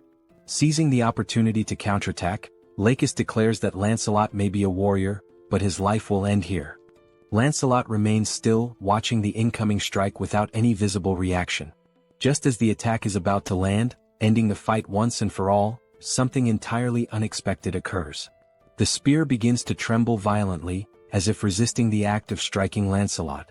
With an immense effort, his face flushing red from the strain, Lakis demands to know what is happening to the sacred spear. Suddenly, the spear wrenches itself free from Lakis's grasp, leaving him utterly shocked. This has never happened before. To his astonishment, the spear then soars through the air in a completely different direction. This was Kim's doing. The spear had been pulled into subspace. A notification from the system appears, stating that 238 magic stones were used to store the spear under the category Eames Dimension Construction Materials. Kim stands momentarily stunned, realizing that his plan had actually worked under such circumstances, and that, in doing so, he had also saved Lancelot. Even so, he does not fully understand why such a powerful weapon has been classified under construction materials. Regardless, he expresses his gratitude and resolves to make good use of it. Back on the battlefield, Lancelot remains kneeling as Lakis turns his furious gaze toward Kim, struggling to comprehend what has just happened. Frustration growing, Lakis demands to know why Kim has chosen to disgrace a duel between sacred warriors in such a manner. Redirecting his anger back toward Lancelot, Lakis accuses him of speaking so much about lacking skill, when in reality, Lancelot himself is the disgraceful one. Lancelot swiftly denies the accusation and explains that Sir Kim took the spear because he clearly had a purpose for doing so. He then warns Lakis not to speak so recklessly. Lakis's irritation only intensifies. His voice dripping with anger, he asks whether Lancelot is making a joke out of this situation. With a smirk, Lakis then raises his index finger, pointing it directly at Lancelot. His voice is laced with mockery as he questions whether this so-called master whom Lancelot follows is truly so dishonorable that he does not even understand the concept of honor. Lancelot, unshaken, demands that Lakis take back his words. His tone shifting, Lancelot declares that he now fully understands his opponent. He states that the reason Lakis is so enraged is not because of the duel itself but because he fears losing his spear. However, Lancelot reassures him that there is no need to worry, after all he himself is a warrior. With that, Lancelot drives his sword into the ground, proclaiming that whether he perishes by decapitation or by being beaten to death, the end result remains the same. Now raising his fists, ready for a hand-to-hand battle, Lancelot asserts that one fact remains unchanged: Lakis will die. The lizard man smirks, remarking that Lancelot has quite the nerve for someone who was nearly killed just moments ago. Accepting the challenge, Lakis takes a step forward. Lancelot stands firm, calling his enemy to battle. And so, the two warriors prepare to engage in a fight to the death, this time with their bare hands. From another perspective, the remaining lizardman soldiers continue their advance toward the defense tower, their numbers pressing forward relentlessly. Meanwhile, following his acquisition of the sacred spear, Kim watches the system while Seoul effortlessly cuts down every lizardman that dares approach the tower's perimeter. While observing the system, Kim notices something peculiar and wonders what exactly it could be. The system then displays the spear, along with its status information. It is identified as the Lakis' Sacred Spear, Enhanced Level 3. The classification is marked as Epic, with enhancements provided by God Eames. The listed attributes include plus 31 penetration, plus 31 acceleration and purification. Reading through the details, Kim immediately realizes that this spear is on an entirely different level. The scene shifts back to the lizardman Yatu, who remains trapped within the beams launched by Kim. With a smirk, Yatu questions Kim, asking why he has suddenly stopped attacking. His gaze filled with arrogance, he assumes that Kim must have been overwhelmed by the sheer might of the great Yatu. He convinces himself that this must be the case. After all, his body is incredibly resilient. Kim must have exhausted himself trying to attack, realizing that he simply cannot bring Yatu down. He then asks Kim if he is aware that, in the 7th hierarchy, there are only two individuals, Brother Kostes and the other lizardman, Lakis. They are the only ones who have ever succeeded in halting Yatu's advance. Never in his life has he encountered warriors like them. Given this, Yatu assures Kim that it is inevitable. Kim will die without ever being able to stop his advance. However, at the very least he made an attempt. Once again Yatu grins, declaring that for a warrior, death is an honorable fate. He asserts that Kim should feel proud to perish by his hands, as once the dust settles, he will end this battle swiftly. As Yatu revels in his own strength, something suddenly strikes his hands, rendering him completely speechless. His eyes widen in shock. Looking down at his now pierced hand, he stares at the wound and realizes that it is the sacred spear of Lakis embedded within it. Confusion floods his mind as he wonders why that spear is in his hands. Before he can even comprehend what is happening, multiple strikes follow. His body is pierced in several other places, leaving him unable to react. Kneeling to the ground, Yatu's strength quickly fades, and with one final breath, he collapses, succumbing to the devastating assault of the sacred spear.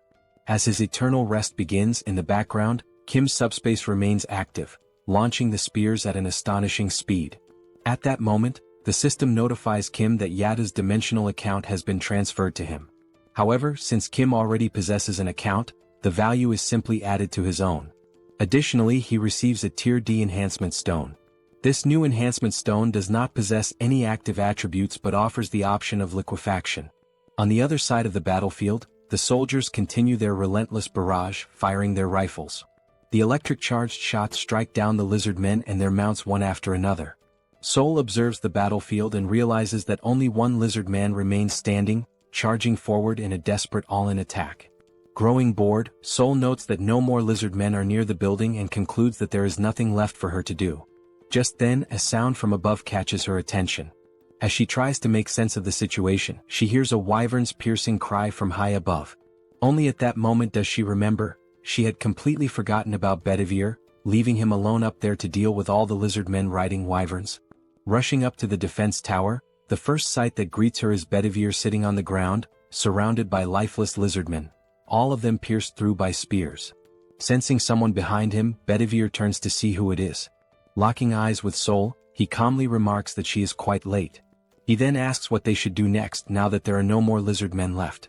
Back on the battlefield, the duel between Lakis and Lancelot continues. Lakis swings his tail in a powerful strike, but Lancelot effortlessly dodges, maintaining a safe distance. With swift footwork, Lancelot closes in, keeping his guard up, and delivers a solid punch to Lakis's face. Following the initial strike, Lancelot immediately plants his foot firmly on the ground, rotating his torso to throw another powerful punch, this time, landing directly on Lakis's abdomen. Still dazed from the first hit, Lakis finds himself taking blow after blow, unable to react as Lancelot's relentless barrage continues across his entire body. After a brief moment as his consciousness begins to return, Lakis finally registers another incoming punch. However, just as Lancelot's fist is about to make contact, it swings through empty air, Lakis manages to evade at the last second by ducking low to the ground. Seizing the opening, Lakis lunges forward, attempting to counterattack. But Lancelot, quick to react, drives his knee straight into Lakis's face. Now down on the ground, Lakis's thoughts race. He cannot believe that he has been brought to this state. Before he can recover, Lancelot follows up with an uppercut, striking Lakis squarely on the chin. The impact is so forceful that Lakis momentarily lifts off the ground, nearly standing upright again, only for Lancelot to deliver another crushing punch. This final blow sends Lakis flying several meters away. Lying motionless, Lakis realizes that this is the end. He has no strength left to stand. Slowly, Lancelot approaches the fallen lizard man. Standing over him, he asks if Lakis has any final words. Still on the ground, drained of all energy, Lakis calls Lancelot a true warrior and acknowledges that it was a splendid duel. Lancelot agrees, admitting that it was indeed a good fight. Summoning his remaining strength, Lancelot clenches his fist and delivers a devastating punch to Lakis's face, slamming him into the ground. The impact is so brutal that blood splatters across the battlefield. The fist of the now victorious Lancelot remains stained with the blood of his fallen enemy. From atop the tower, the soldiers observe the battlefield, and the commander, seeing the outcome, states that it is finally over.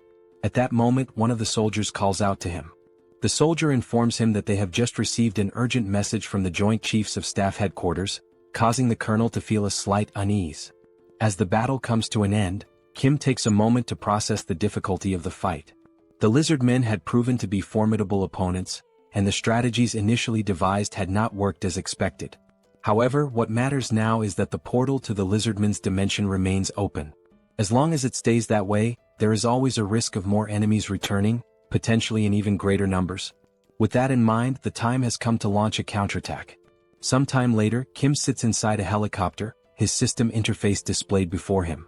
The system indicates that he is currently using 1,000 magic stones to unlock a new ability, granting him the capacity to send up to 8 items simultaneously. Beyond that, Kim still ponders over the best way to utilize the new enhancement stone he obtained after defeating the crocodilian enemy. The stone possesses the liquefaction property, and it is becoming increasingly clear that the time has come for Camelot to begin mass-producing enhancement stones. At that moment, Youngso informs him that they are about to land, catching Kim off guard with how quickly they have arrived at their destination. Before disembarking, Kim acknowledges the urgent need for more intelligence, information regarding the exact location of the lizardmen's portal, their numbers, the defensive lines, and any other strategic details.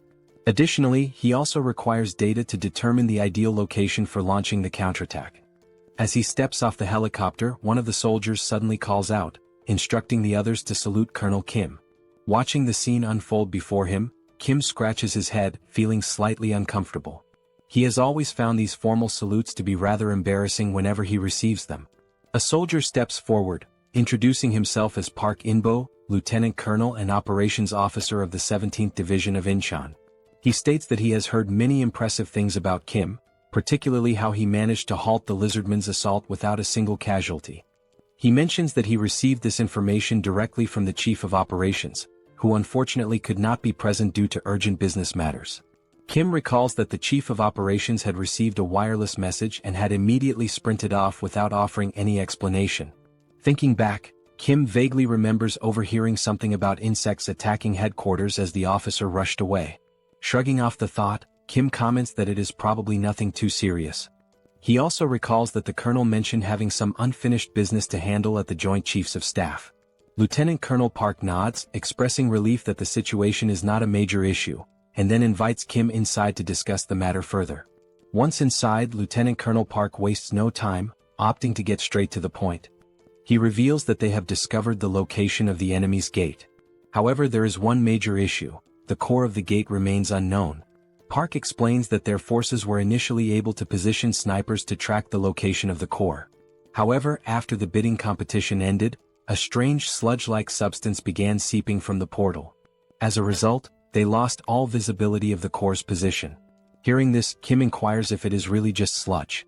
Lieutenant Colonel Park, reaching into his pocket, confirms that it is. However, he adds that it would be easier for Kim to see it for himself.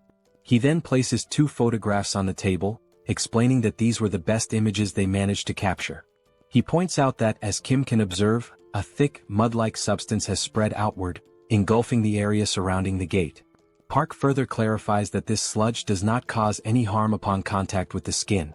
However, it makes movement incredibly difficult, almost impossible to traverse normally. The lizard men have taken advantage of this terrain, using it both as a means of concealment and free movement, treating it as if it were a swamp. Examining the photographs, Kim remains unfazed. He remarks that this is not a problem. Kim states that he has allies capable of traversing and gathering intelligence within this swamp freely, summoning Lancelot. Lancelot takes the photographs in hand, carefully analyzing the situation depicted. Without hesitation, he immediately apologizes, admitting that this will be difficult, leaving Kim momentarily uncertain. Lancelot then elaborates, explaining that movement itself would not be an issue due to the phantom effect. However, if the entire area is submerged in the swamp, their presence would be easily detected as there would be nowhere to hide. Kim acknowledges that he had not considered this factor. However, Lancelot, as always, reassures him that there is still a way. He states that he knows someone who is both swift and stealthy. Kim, curious, immediately asks who fits that description. Moments later, the system interface activates, notifying that an enhancement stone and 500 magic stones have been consumed. As a result, Mordred has been officially appointed as one of the 12 Knights of Camelot. At that very instant, a portal materializes before them, heralding the arrival of a new warrior. The figure steps forth and, without hesitation, announces that he has arrived in response to Lord Kim's summons. Introducing himself, the newly summoned ally declares his name as Mordred, one of the 12 knights under Lancelot's command. With unwavering resolve, he swears to serve Lord Kim with his life.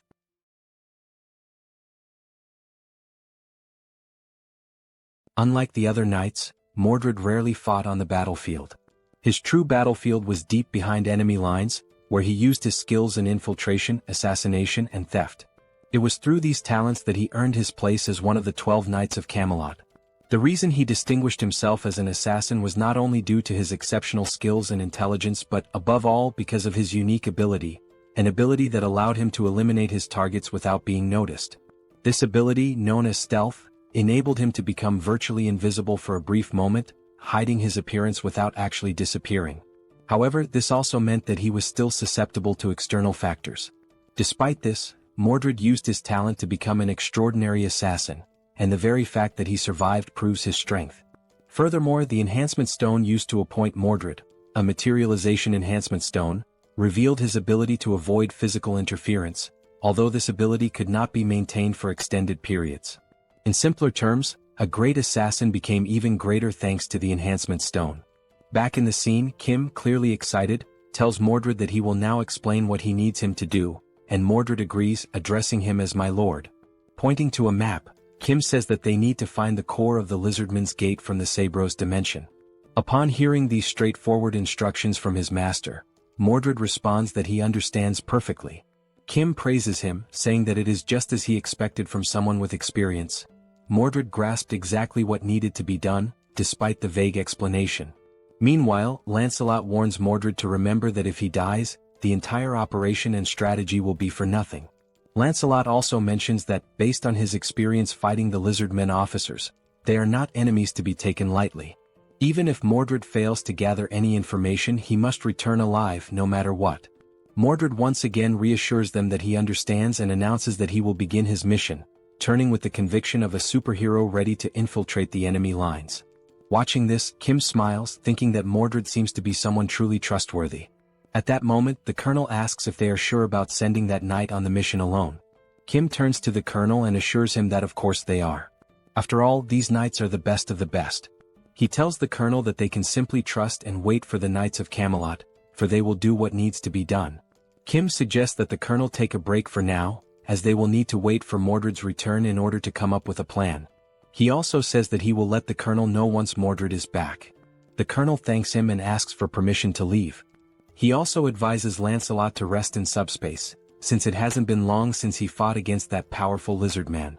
Lancelot nods, explaining that since he is an undead, he doesn't feel fatigue, so Kim need not worry about him. As Kim is about to say that he still needs to rest, something catches his attention. Looking at Lancelot, Kim wonders if there have always been so few scratches on his armor. Lancelot thanks Kim for his concern, but Kim, more curious now, says that he is sure that Lancelot's armor and sword were much more damaged before. Lancelot responds, explaining that even if the armor or weapons are damaged, they regenerate within Camelot. This revelation leaves Kim astonished, as he never knew that Camelot had such a function. Lancelot goes on to explain that, since they are categorized as items, as long as the item is not completely destroyed, they can regenerate infinitely as long as the materials still exist. On the subject of Camelot, Lancelot adds that there is something he needs to inform Kim about. He tells him that a new enhancement stone has been created in Camelot, and its property is wound regeneration. Upon hearing this, Kim remarks that the stone sounds useful just based on its name. However, he decides to think more about how to use the enhancement stone once Mordred returns. While Lancelot agrees that this idea is indeed good, something suddenly catches his attention, and he shifts into a state of alert. Lancelot, now prepared to draw his sword, hears Kim asking what is happening. Holding the hilt of his sword, ready for combat, Lancelot says that someone is hiding, watching them. Kim is taken aback, realizing that the enemy is faster than expected. He wonders who is hiding and whether it is truly a lizard man. Lancelot admits that he can only sense the presence of this unknown figure and cannot pinpoint their exact location or identity.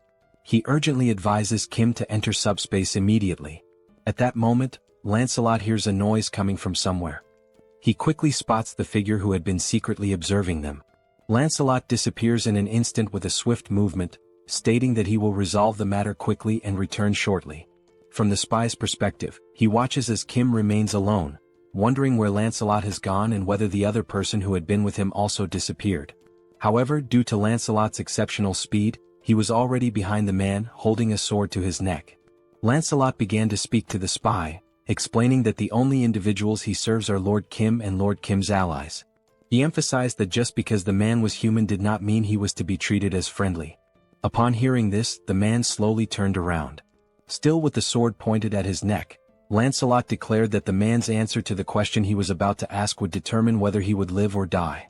With a killer aura, Lancelot proceeded to ask his first question, demanding to know why the man had been secretly watching them. At that very moment, Kim heard a noise that sounded like screams for help. He decided to rush over to see what was happening. As he approached the scene, Kim could only see Lancelot holding the man by the neck, the man screaming in pain. Lancelot calmly explained that it was this man who had been watching them. He assured Kim that if he waited just a bit longer, he would find out who was behind all of this. Still gripping the man's neck and tightening his hold, Lancelot warned the man that this was his final chance, stating there was no more time to wait. He asked the man if the lizard men had sent him there to spy on them. Crying and struggling to breathe due to the pressure on his neck, the man attempted to speak but he couldn't. However, upon seeing Kim, he managed to call out Kim's name. Lancelot, visibly angered, demanded to know how the man dared to call out Lord Kim's name in this situation. He informed the man that he would now die in agony and that he would make sure he suffered before his death. Kim, looking perplexed, told Lancelot that he didn't know what was going on, but the man Lancelot was strangling was actually one of his friends. Lifting the man by his neck, now turning purple from lack of oxygen, Lancelot asked if that was truly the case. Meanwhile, in the enemy area, the entire area was covered by something that looked like sludge. All the buildings, cars, and even some lifeless lizard men lay scattered on the ground. At that moment, Mordred realized that the lizard men were a warrior race that considered dying in battle an honor, meaning they were often exposed to the smell of blood and became desensitized to it. As he observed a lizard man lying on the ground, Mordred thought that, based on this, if he covered himself with blood, it would make it much harder for the lizard men to track him. He also knew that erasing his trail was a vital skill. Pouring the lizardman's blood over himself, he made his way toward a tunnel, thinking to himself that now that his scent was gone, it was time to begin the infiltration. Moving slowly and carefully to avoid drawing attention, Mordred noticed that the place was enormous, with unusually large corridors. He wondered why they had built something so vast. As he ventured deeper into the area, he commented that this place seemed terribly inefficient, especially since the size of the lizard men varied greatly. Some were very large while others were quite small.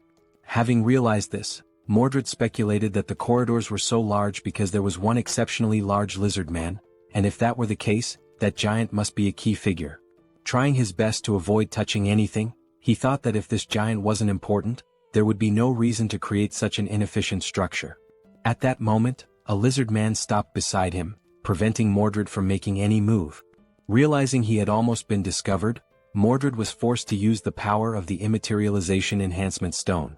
It dawned on him that this situation was truly dangerous, as if it weren't for the power of the stone, he would certainly be dead by now.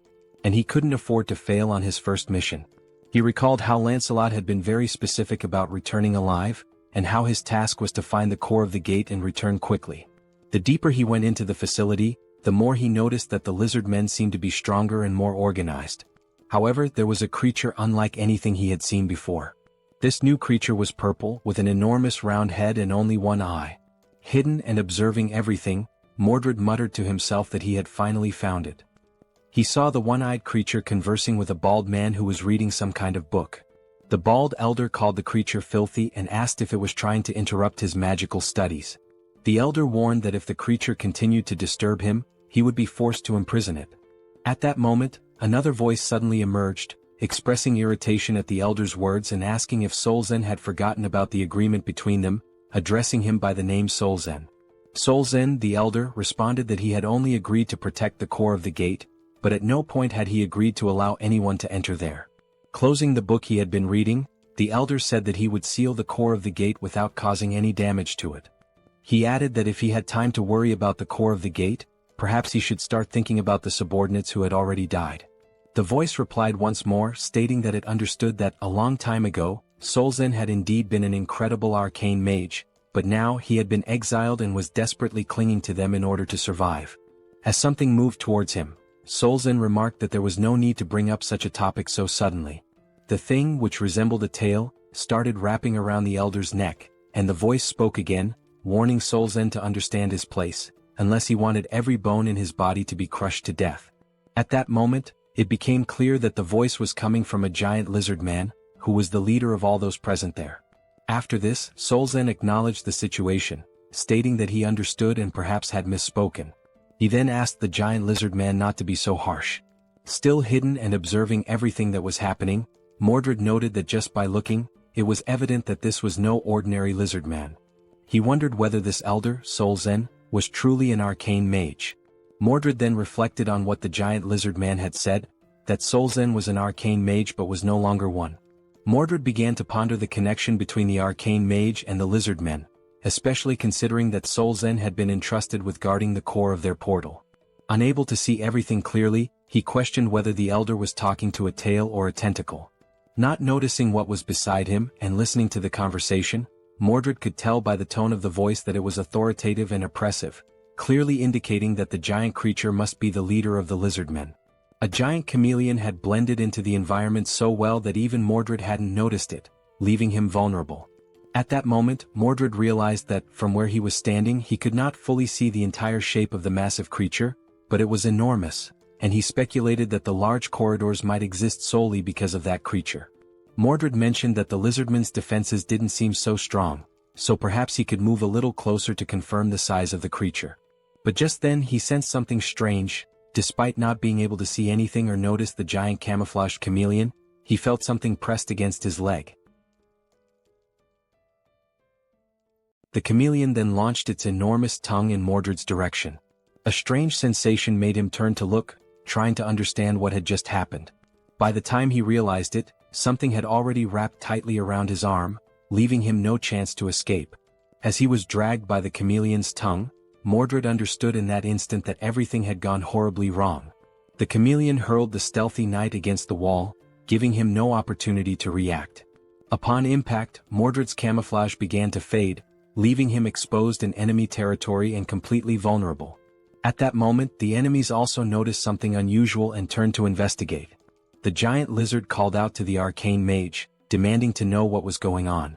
Solzen, who had already understood what needed to be done, responded without hesitation, stating that someone had infiltrated their domain and had been spying on them. The bald elder then activated one of his red aura spells, summoning several scrolls into his hands. Unrolling one of them, he prepared to unleash an arcane spell.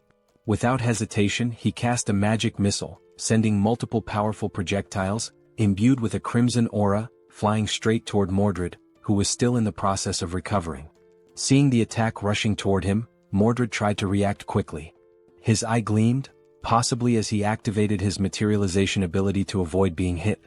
At that moment, a flashback emerged. Kim's friend mocked his uniform, calling it pathetic and asking if he had pulled it out of the trash, pointing out how tattered it was. Kim thought back to the very first impression he had of this guy, and how it made him want to buy him a new pair of glasses. The boy laughed, making further remarks about Kim's family being poor, stating that from now on, Kim stinks and should stop talking to him. The words sparked Kim's anger.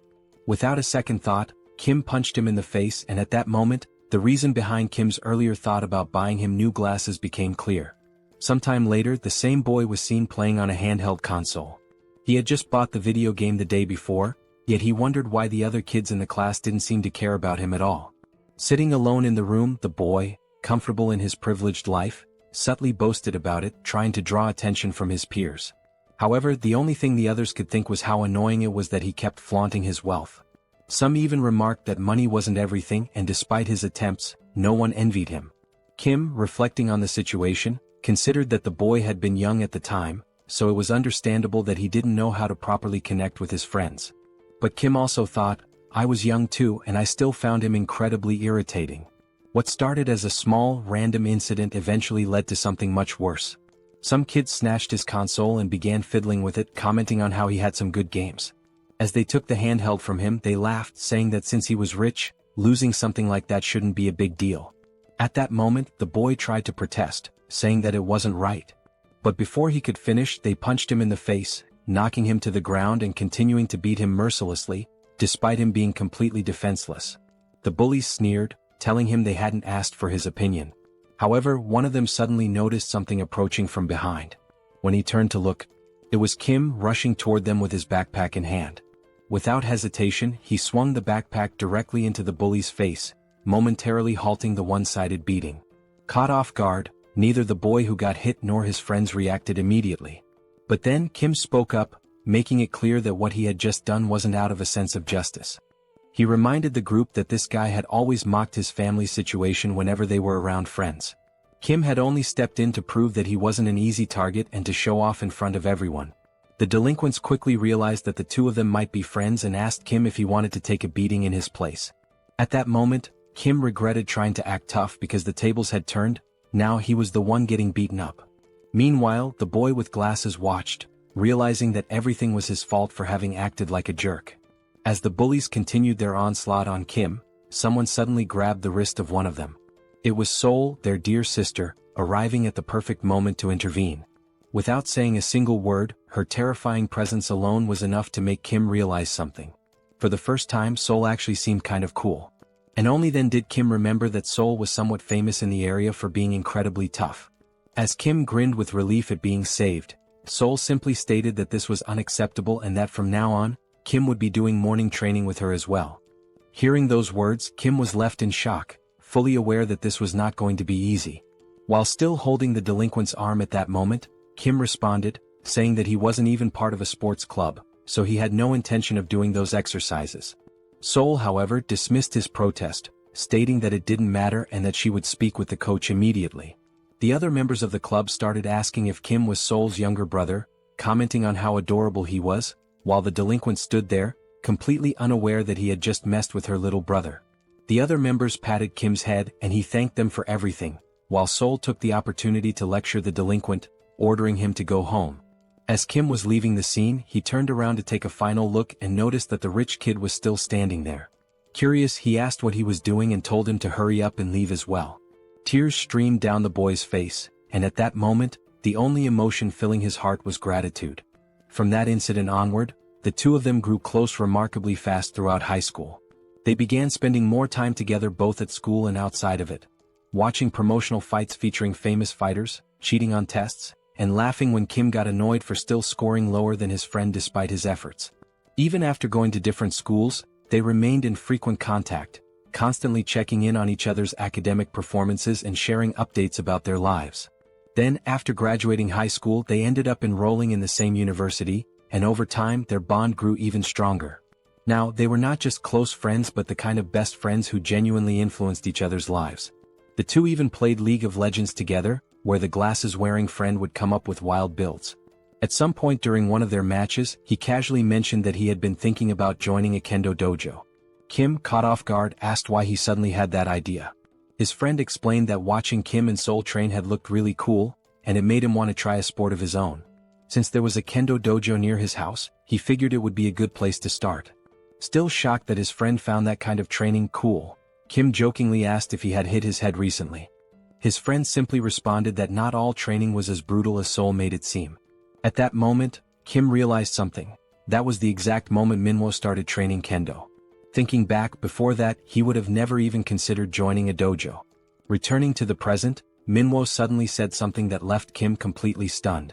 Manhwa repeated himself, revealing that he had awakened swordsman abilities, leaving Kim wide-eyed with shock. Manhwa, noticing Kim's reaction, questioned why he looked so surprised. After all, Kim was the one who should be more shocking. He had become Seoul's representative after all. Manhwa even admitted that, at first, he wasn't sure if it was really the same Kim he knew. The sight of Kim's skeletal companion had terrified him so much that he hadn't been able to approach.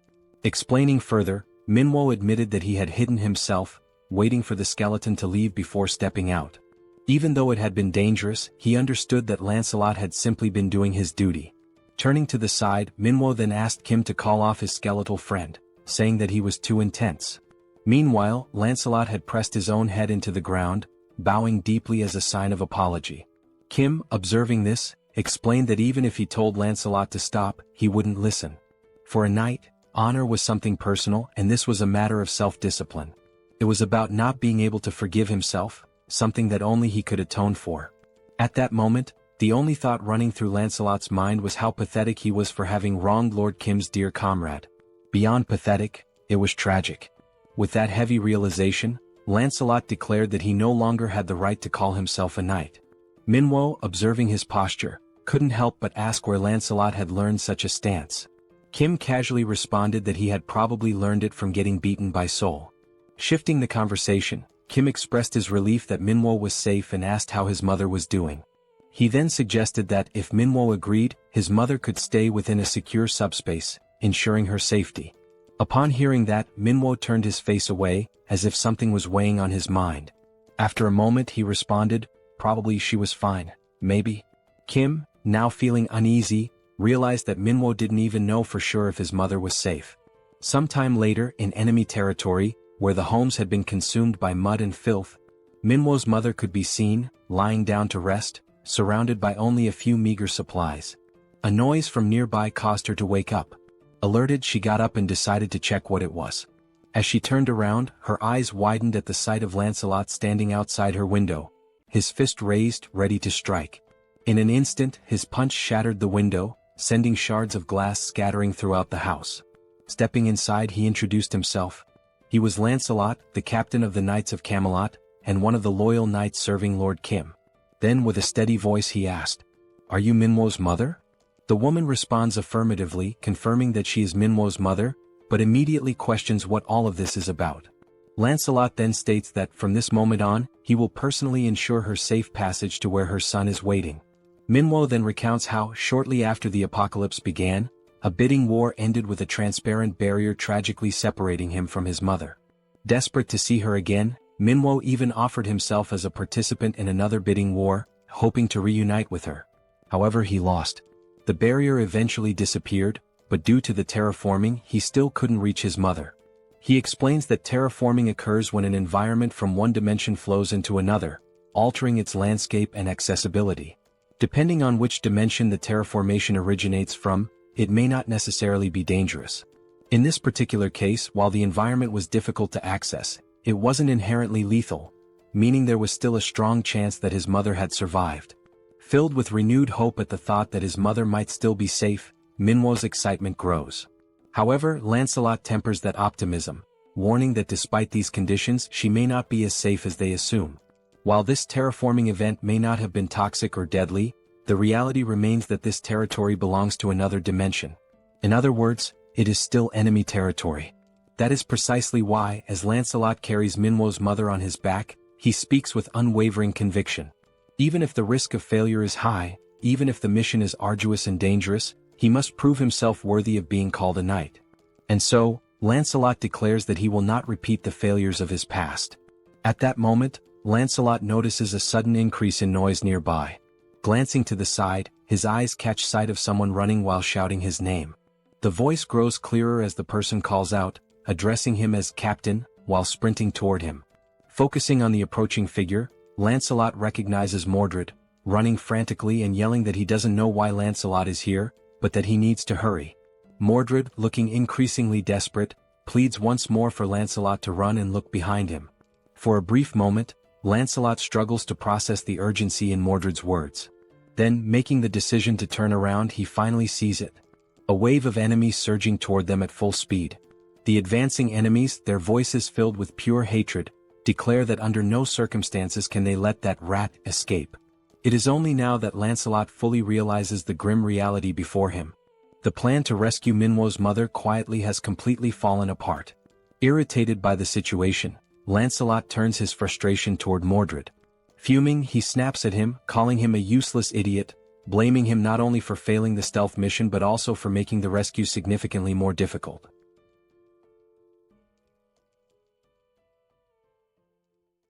Mordred approaches, urgently requesting help from Captain Lancelot.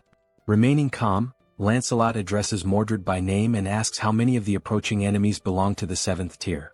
Mordred replies that he isn't sure about the exact number, but confirms they are dangerous. Lancelot responds that he can sense that much himself, and that it's significant.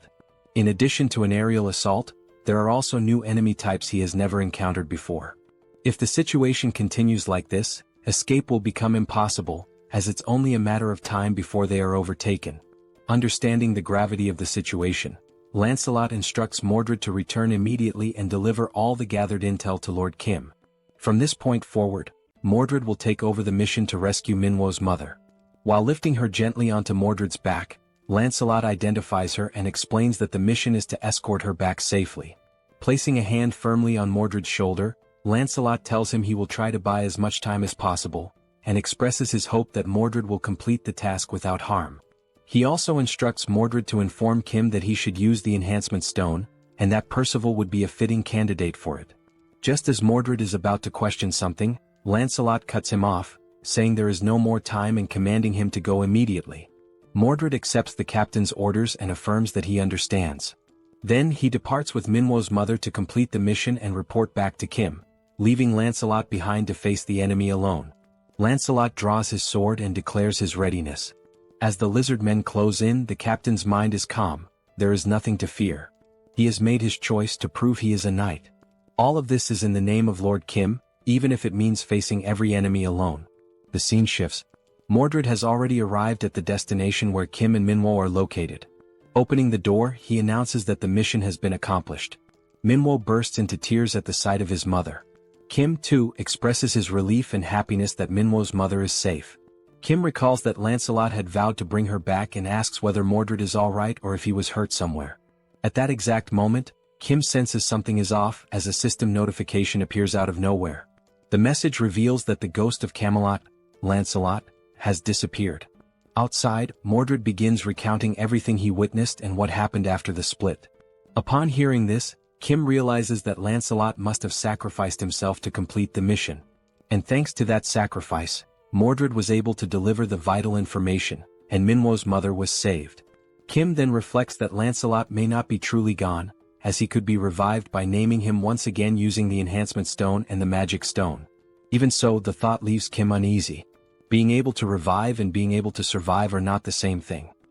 He begins to question whether he placed too great a burden on Lancelot, now realizing that perhaps such a sacrifice wasn't necessary at all. Kim continues to reflect that he shouldn't have let Lancelot go like that. Even if Lancelot didn't want to listen, Kim should have told him that everything was alright, and that he didn't need to give up his life to prove his worth as a knight.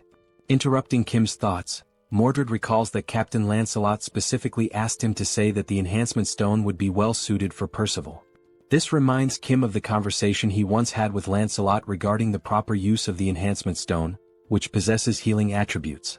Kim acknowledges to himself that Lancelot truly thought of everything in advance, strategically and efficiently, even considering how best to use the enhancement stone. Once again lost in thought, Kim pulls himself back to the present and orders Mordred to share the rest of the information he gathered. With a look of unwavering determination, Lord Kim states that Lancelot's sacrifice will not be in vain, and that they will now formulate a plan to close the gate used by the lizard men.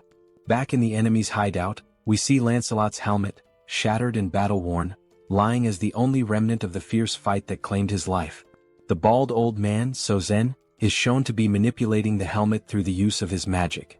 As he observes it closely, Sozen realizes that it belonged to an undead knight, and begins to wonder if there is a sorcerer somewhere responsible for creating such beings. While the old man is still deep in thought, he hears a voice commending him for a job well done. The voice belongs to the giant lizard man, who says that although the infiltrator was lost, they managed to capture someone else in his place.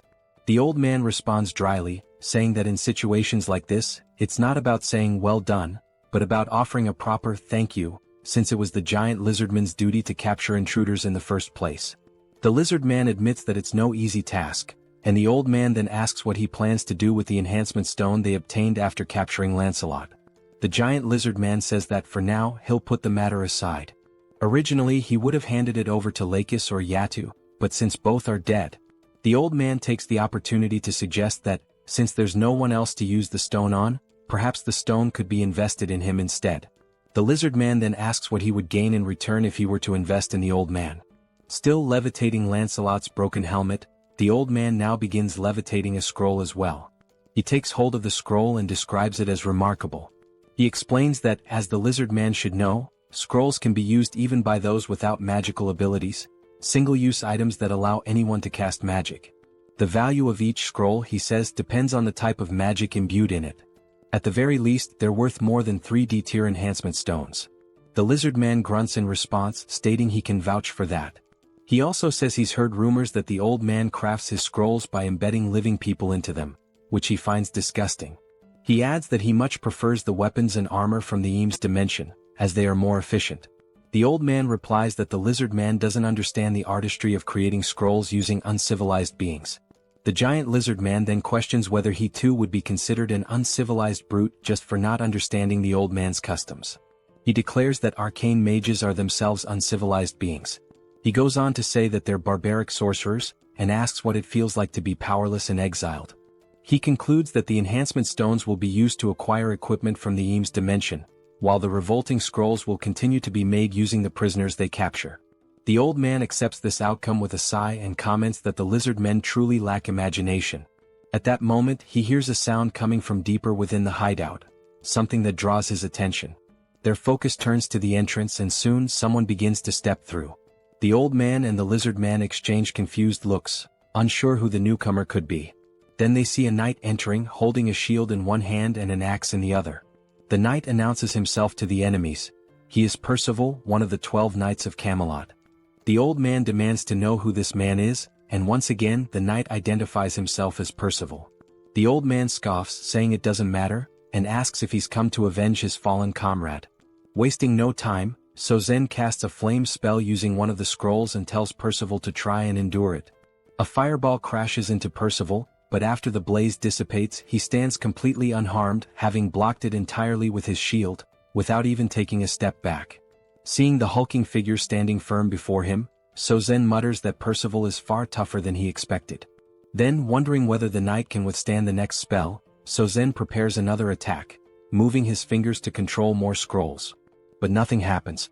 Turning to look at the scrolls, he sees a portal sucking them all in, every last one of them at once. Sozen freezes in disbelief. This is the first time he has ever seen scrolls behave this way. At that exact moment, the system sends a notification to Kim, stating that all magical scrolls have been stored, at the cost of 3,914 magic stones, leaving only 1,843 remaining. Kim, currently inside a helicopter with Yong-soo, confirms that the scrolls have all been safely stored and says he'll leave the rest to the team. The message is transmitted to a radio device, one that is in Percival's possession. Upon hearing the message, Percival raises his voice and asks if Mordred just heard that.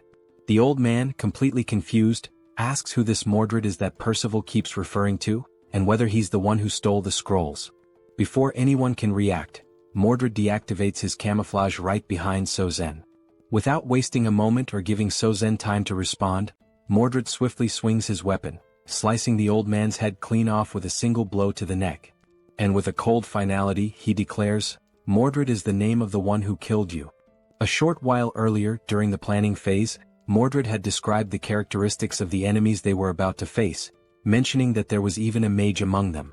That mage's name was Sozen, an old arcane sorcerer who had been exiled from Arcane.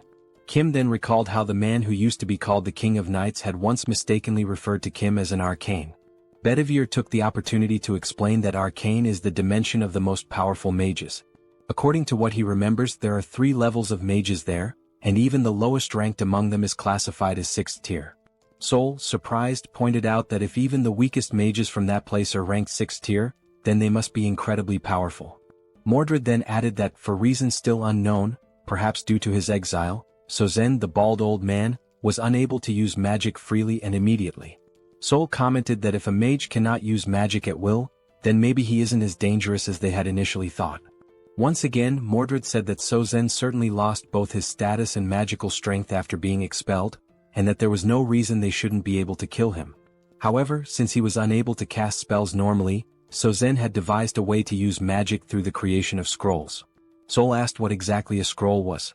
Mordred explained that a scroll is a piece of paper capable of storing magical energy.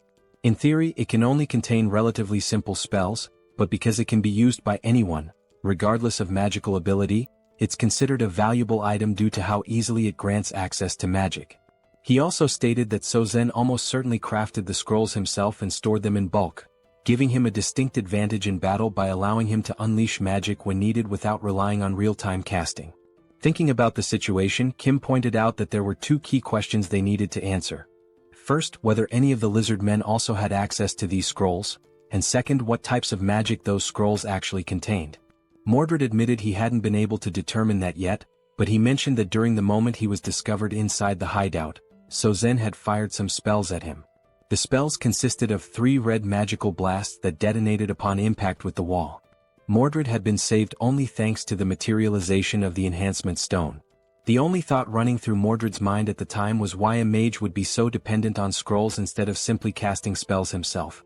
At that moment, the sound of the explosion drew the attention of a nearby lizard man, who came running and asked what was going on, inquiring whether the commander was safe. The commander, who happened to be a chameleon, responded that there was an intruder in the area. The lizard man then asked where the intruder was. The chameleon said the intruder could disguise himself and that they needed to warn the others as quickly as possible. The soldier responded with a nod, saying he understood. Mordred considered the idea of simply slipping away and escaping undetected, but he couldn't bring himself to leave without understanding why a mage wouldn't use his own magic. The lizard man stated that the first priority was to block the entrance to prevent the intruder from escaping. The chameleon agreed, saying they needed to act quickly. As soon as the chameleon finished speaking, Mordred revealed himself and swiftly decapitated the lizard man. As Mordred's camouflage gradually faded, the chameleon stared in horror, realizing that the intruder was still there. Mordred thought to himself that he needed to gain some sort of strategic advantage and gather more information. Without wasting a moment, he struck again, this time slashing the chameleon's throat with a clean swipe of his dagger. As the chameleon collapsed to the ground, convulsing and gasping for his last breath, Mordred turned his head upon hearing a voice shouting insults at the fallen lizardmen, calling them idiots and bastards. It was the bald old man, Sozen, floating in the air and ranting that the lizardmen were too stupid to catch a single intruder. Still hovering, Sozen complained that he had to take matters into his own hands and write a new scroll himself, which was a difficult task. He looked at Mordred and stated that he was also unlucky because regardless of what happened, he would eventually be caught. At that moment, Mordred didn't quite understand what Sozen meant by that. Reflecting on the past, Mordred later explained that what surprised him the most was that Sozen had been able to track him even after he'd successfully escaped the cave. It was only because of this pursuit that Mordred was able to learn the extent of both the lizardman's and Sauzen's abilities. Mordred bowed his head slightly, apologizing and admitting that the pursuit had been more intense than expected, and that as a result, Captain Lancelot had made a great sacrifice. Kim responded by telling him not to blame himself. Without Mordred, none of them would have even known there was a mage among the lizard men. Kim went on to say that Mordred had taken action not only to gather information but while being fully prepared to die in the process. No one, he added, had the right to judge that. And once again he told Mordred not to feel guilty, because it was Kim's responsibility to act and make decisions. Right now, the top priority was to shut down the lizardman's gate. Bedivere then commented that it was very likely Sozen was reluctant to produce more scrolls, possibly because they were not simple to create. Because of this, Bedivere believed the probability of scrolls being distributed among other lizardmen was quite low. The military officer then confirmed the names of the enemies and of the bald mage, stating that they were likely hiding in a cave because it would be easier to conceal the portal's core there. He went on to say that Sozen was almost certainly the main defensive force guarding the portal, which meant he would not be leaving the cave. And this indicated two things. First, that the strength of the enemy forces was insufficient, and Sozen had no choice but to step forward himself. Second, that the full power of the Guardian mission needed to be deployed, and that the leakage of any information had to be avoided at all costs. Kim then pointed out that if they could just take out the old mage, the rest of the operation would become significantly easier. The real issue, however, was figuring out how to neutralize such a mage. The officer agreed. Kim said that, in his opinion, there was a good way to deal with that, and it involved using his newly unlocked level 3 subspace abilities. He referred specifically to the category skill, which allowed all items stored in the subspace to possess their own distinct properties and to be automatically classified according to specific criteria. The categories were of a higher tier, but the downside was that it was not possible to create or edit new categories at that level. Kim remembered a time when he tried to register a car as a categorized item, but the system didn't allow it as there were no matching categories available. So, only items that already fit into one of the existing categories could be stored, and even then only by paying a cost. He also recalled that he was only able to store the Sacred Spear of Lakis because it fit under the Eames construction materials category. It hadn't been long since he had managed to evolve the subspace to level 4, after killing the traitorous goblin Bongso. After this upgrade, it became possible to create new item categories, though the system still limited the number of custom categories to a maximum of 2. At that moment, Kim realized that since the mage couldn't use magic freely and relied on scrolls instead, there might be a workaround. While adjusting the system, he thought about adding a new category for the scrolls, with the intention of removing Saozen's access to them.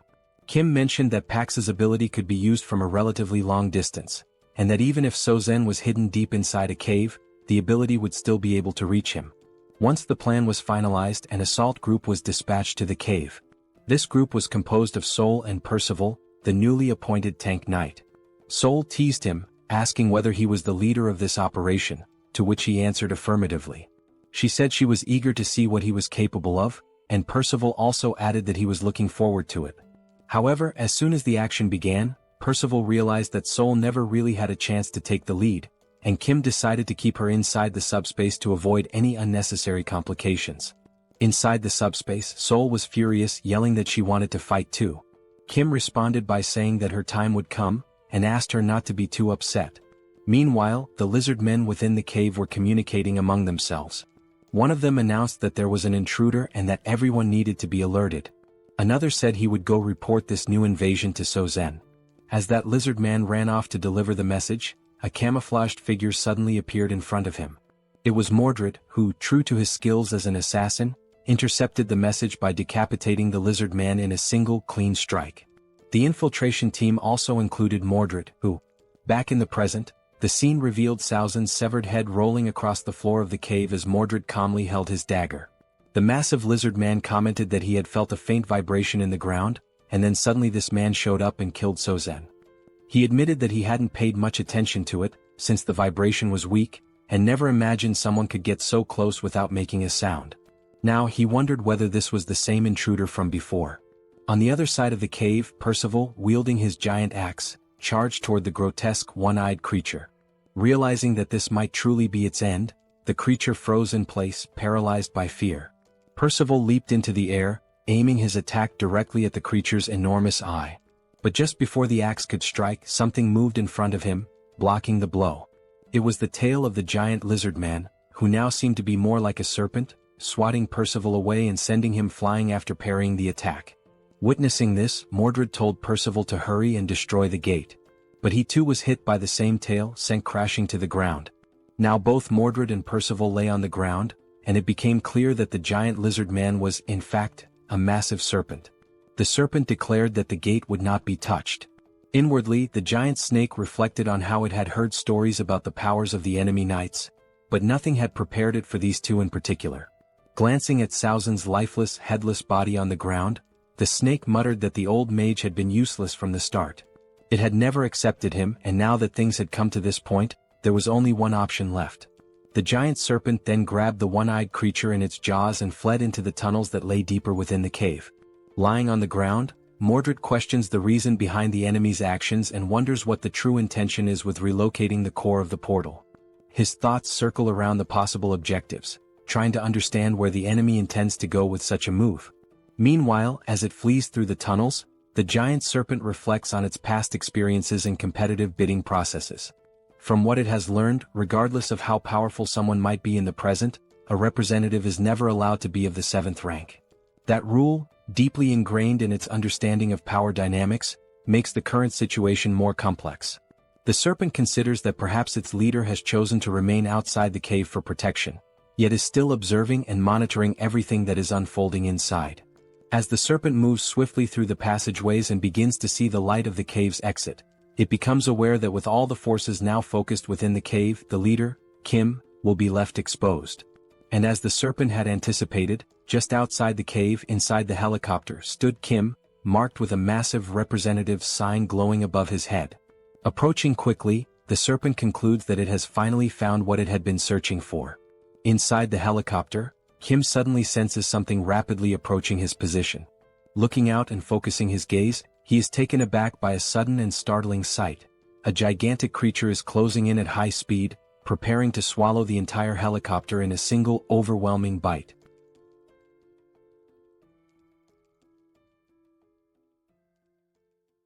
Kim notices that the massive serpent is getting closer and closer. However, in some way he remains composed, perhaps due to the confidence he has in the capabilities of his powers. Recognizing the imminent danger, he calmly instructs Pax to throw something at the enormous creature approaching the helicopter. Without hesitation, Pax hurls an object at incredible speed, striking the serpent and causing it to recoil in pain, thereby interrupting its attempt to attack the aircraft. The impact is so intense that the colossal snake is slammed into the ground with tremendous force. The object thrown is revealed to be a beam from the Eames dimension, known for its highly durable properties. The serpent, catching the beam with its tail, flings it far away. After tossing the object aside, it realizes that the material is indeed a construction element from the Eames dimension. Having heard rumors about Kim's strange abilities, the serpent begins to understand that the rumors might be true. From inside the helicopter, Kim watches the creature and assesses its power. The snake, as enormous and intimidating as it appears, is evidently just as strong as its size suggests. Kim instructs Young-soo to keep some distance from the creature for the time being. Determined not to give the enemy a chance to recover, Kim gives the order for Pax to continue the attack. In response, Pax rapidly launches several Eames dimension beams at astonishing speed, all directed at the giant serpent once again. Sensing the incoming assault, the serpent coils its massive body in an effort to shield itself from the barrage. With its incredibly resilient body and the advantage of anticipating the strike this time, it manages to block the incoming beams, seemingly taking no damage at all. Observing the creature's movements as it defends itself, Kim realizes that defeating this enemy may not be so simple. The beam barrage from Pax continues, but this time the giant serpent seems to come up with a plan. It begins dodging each of the beams one by one with precise and agile movements. It slithers swiftly through the area until it comes across a building which it begins to climb. Reaching the top, the serpent positions itself at an altitude parallel to the helicopter. From inside the aircraft, Kim and Young-soo remain unsure of the creature's strategy. Then, trying to catch them off guard, the serpent suddenly spits a venomous substance from its mouth, aiming directly at the helicopter. Noticing the incoming attack, Young-soo attempts to maneuver the helicopter out of harm's way. However, the evasion is only partially successful. The venom still manages to strike part of the windshield. As the toxic substance begins to corrode the surface, Young-soo panics, knowing that if the windshield weren't so resilient, the venom could have reached him directly. Reacting swiftly, Kim opens the subspace and instructs Young-soo to enter it immediately. The portal begins to close slowly behind him. Watching the situation unfold, the giant serpent assumes they have chosen to flee from the fight altogether.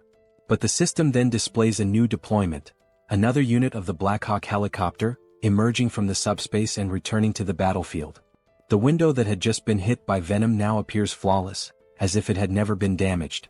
And indeed that is the case, this is a different helicopter altogether. Witnessing this, the only thought running through the serpent's mind is whether the venom attack was somehow undone by re-entering the portal. It wonders what kind of ability Kim could possibly possess. Inside the new helicopter, Kim reflects on the situation. Whether or not the vehicle is struck, as long as it is part of the subspace, he can simply replace it with another. However, he now recognizes that attacking the creature using the EAM's beams is ineffective, and he begins to wonder what alternative strategy he should use. The serpent, now coiled around another building, continues to watch him closely. Kim considers whether he should try using that newly acquired item. Choosing not to waste time overthinking, he commands Pax to launch the spear imbued with electrical properties. Flying at high velocity, the spear hits the serpent directly. At first, it shows no reaction, no visible pain. However, unlike the beams, the spear manages to pierce through the creature's thick hide. The serpent turns its gaze toward the object lodged in its body, questioning what it is and where it came from. Upon closer inspection, it realizes that the weapon is none other than the sacred spear once belonging to its ally, the lizard man Lakis. As the serpent tries to process how this is even possible, another spear swiftly follows, landing right next to the first and piercing its flesh once again. The serpent now begins to question just how strange the situation truly is. It was already unsettling to see Lakis's spear embedded in its body, but now there are two of them and Lakis only ever possessed one. Still in disbelief, the serpent tries to process how such a thing could be possible. Meanwhile, yet another object is rapidly approaching, clearly intended to strike it as well. Unlike the previous spears, which carried electrical properties, this new one is imbued with the power of ice. It pierces the serpent's thick hide just as easily as the others, causing it to react with a hint of alarm. Because the spear holds icy properties, it leaves a thin layer of frost spreading from the impact point across the serpent's flesh. The giant creature recognizes that this particular magical signature originates from the old bald sorcerer Saozin's scrolls. It then wonders how Kim is managing to employ such a wide array of different attacks. Enraged, the colossal serpent lets out a furious roar, declaring that weak attacks like these are incapable of bringing it down. Then, in a swift and aggressive motion, it lunges once again toward the helicopter, bearing its enormous fangs. Inside the aircraft, Kim notices that the area surrounding the squad has become slightly frozen due to the latest spell's effects. Reacting quickly, he opens the subspace once more and steps through, thereby avoiding the serpent's assault. In addition to the helicopter, Kim also pulls others into the subspace. Mordred and Percival, who were still hiding, and Bedivere, who had been watching everything from afar. All of them are sucked through the portal in a single motion. Still frozen in place, trying to understand the nature of her opponent's abilities, the serpent notices that the representative mark of Seoul remains floating in the same place, exactly where Kim vanished into subspace. As she begins to open another portal in front of her, the serpent thinks to herself that Lakis never possessed two spears. Everything must somehow be a part of Kim's ability. This time, what she sees emerging from the portal causes her eyes to widen in disbelief. Kim appears once again, this time accompanied by Seoul and their father, each holding one of Saozin's spell scrolls. But they are not alone. Kim has coordinated for everyone who had been inside the subspace to simultaneously release spells using different scrolls, amplifying the impact of the coming attack. At that moment, Kim signals for everyone to launch their spells and unfurls his scroll, casting the powerful joint spell. The resulting magical force is so immense that the sky lights up in a blinding radiance, leaving the serpent unable to perceive what is coming toward her. As before, dozens of icy spears are launched in unison, forming an overwhelming barrage. This time, the serpent is unable to dodge the attack. Just like the previous strikes, the spears penetrate the serpent's thick skin, each freezing the area around the point of impact. But the assault continues relentlessly. Wave after wave of icy spears rain down, giving the serpent no opportunity to recover. Overwhelmed by the sheer number of piercings and the accumulating frost, the serpent finally collapses to the ground, its body unable to withstand the brutal combination of wounds and freezing effects. Observing the fallen creature, Kim announces that it has gone down and instructs everyone to fall back. He also tells Pax to deploy a new Blackhawk. Within seconds, a Blackhawk materializes in front of them, and Kim calls out to his pilot, Yongsu, preparing for departure. They board the helicopter and exit the subspace together. Looking out the open door, Kim sees the serpent writhing in pain on the ground, clearly struggling to rise. He remarks that for now the massive beast won't be moving anytime soon. Opening another portal to subspace, Kim gives a sharp command for everyone to launch more scroll-based spells. Now each person within the subspace is seen holding scrolls of different colors, ready to cast once more. Realizing what's about to happen, the serpent reflects on what it could have done differently. Now its body is frozen and it can no longer move. Once again, the sky erupts in a blinding flash, caused by the immense power of the many scrolls being unleashed at once. At that moment, the system begins displaying multiple notifications, each indicating a different type of attack being launched at the serpent. This powerful, multifaceted magical strike heads straight toward the immobilized creature, which can do nothing but watch as the wave of destruction closes in. Thus, spells of various elements and properties strike the serpent with full force. Sometime later, as the dust finally begins to settle, Kim cautiously approaches the area. He states that he only has one question to ask. Then, looking ahead, he calmly asks why the enemies have been so desperate to launch their invasion. The serpent then states that things had to unfold exactly the way they did. Kim asks why. The serpent replies that he would not understand the reason, at least not now. Kim questions why he wouldn't be able to understand it. The serpent continues, explaining that the Earth's dimension is not far, and that, in time, Kim will realize that instead of simply defending himself as he is now, he will eventually become the one hunting other dimensions. It finishes by saying, "The universe, that is how the system was designed from the very beginning." And with those words, the giant serpent speaks for the last time. At that very moment, the system displays a notification stating that the dimensional account has been transferred, along with a total of 5,911 magical stones. Another screen appears, confirming that since Kim already holds a dimensional account, the values are combined, bringing his new total to 17,668 magical stones. Mordred, approaching silently like the assassin he is, comments that the serpent does indeed appear to be dead. The serpent's final phrases are echoed once more, raising questions about what she meant when she said there was no other choice but to invade, and about the system of the universe having been structured that way from the beginning. Mordred explains that although the leader of their enemies is now dead, the core of their dimensional gate is still intact. Kim asks if he knows where it is, and Mordred responds that he saw the serpent swallow the gate's core in an effort to protect it, something he witnessed not long ago while they were still in hiding. Upon hearing that, Kim points out that even after everything they went through to defeat her, they now have to locate the gate's core inside the enormous corpse of the serpent.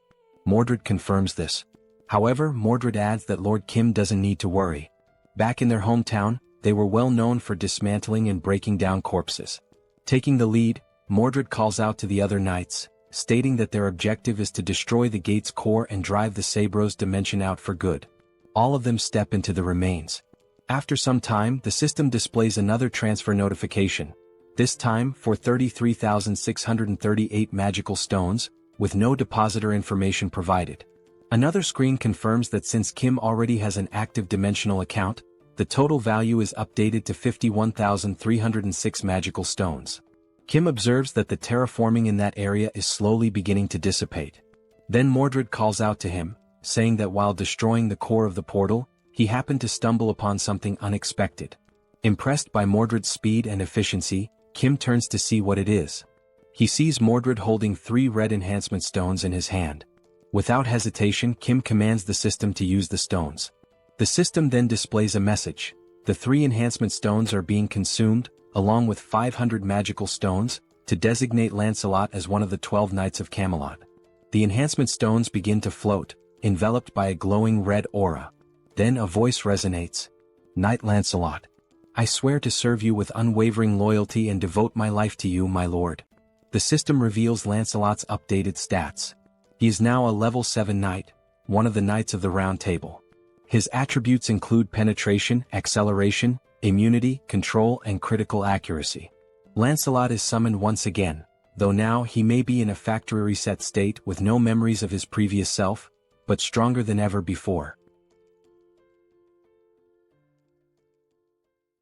At that very moment, a system notification appeared, announcing that the Sabros dimension had officially lost its commercial rights over the Incheon region. The message indicated that, because of this, Incheon had now been fully restored as part of Earth's territory. The land, which had previously been altered to favor the lizard men with its thick layer of mud, was now gradually returning to its original state, slowly but steadily. Lancelot stood quietly, taking in the scene unfolding before his eyes, while someone nearby remarked that all of this was happening thanks to him. The comment caught Lancelot's attention. As Lancelot turned to face Kim, Kim said that although it might be a little late to say it, he was grateful for everything Lancelot had done. Lancelot paused for a few seconds, falling silent. Then finally he spoke, not to deny the gratitude but to apologize, explaining that he had only done what was required of him as a knight. Kim responded by acknowledging how hard it must have been to do what needed to be done. He added that, regardless of whether Lancelot was good or bad, simply saying thank you would be better than offering an apology. Lancelot seemed ready to apologize again, but he stopped himself midway and instead offered a sincere, heartfelt thank you to Kim. And in that brief moment, Kim felt a quiet joy as he realized that his friend Lancelot had truly returned. He had not been reset from scratch, but was genuinely himself once again. At that exact moment, something caught Kim's attention, prompting him to look toward the sky. There, multiple helicopters were approaching in formation, heading in their direction. The city was no longer covered in mud. Throughout Korea, only Incheon had lost the bid for territorial rights.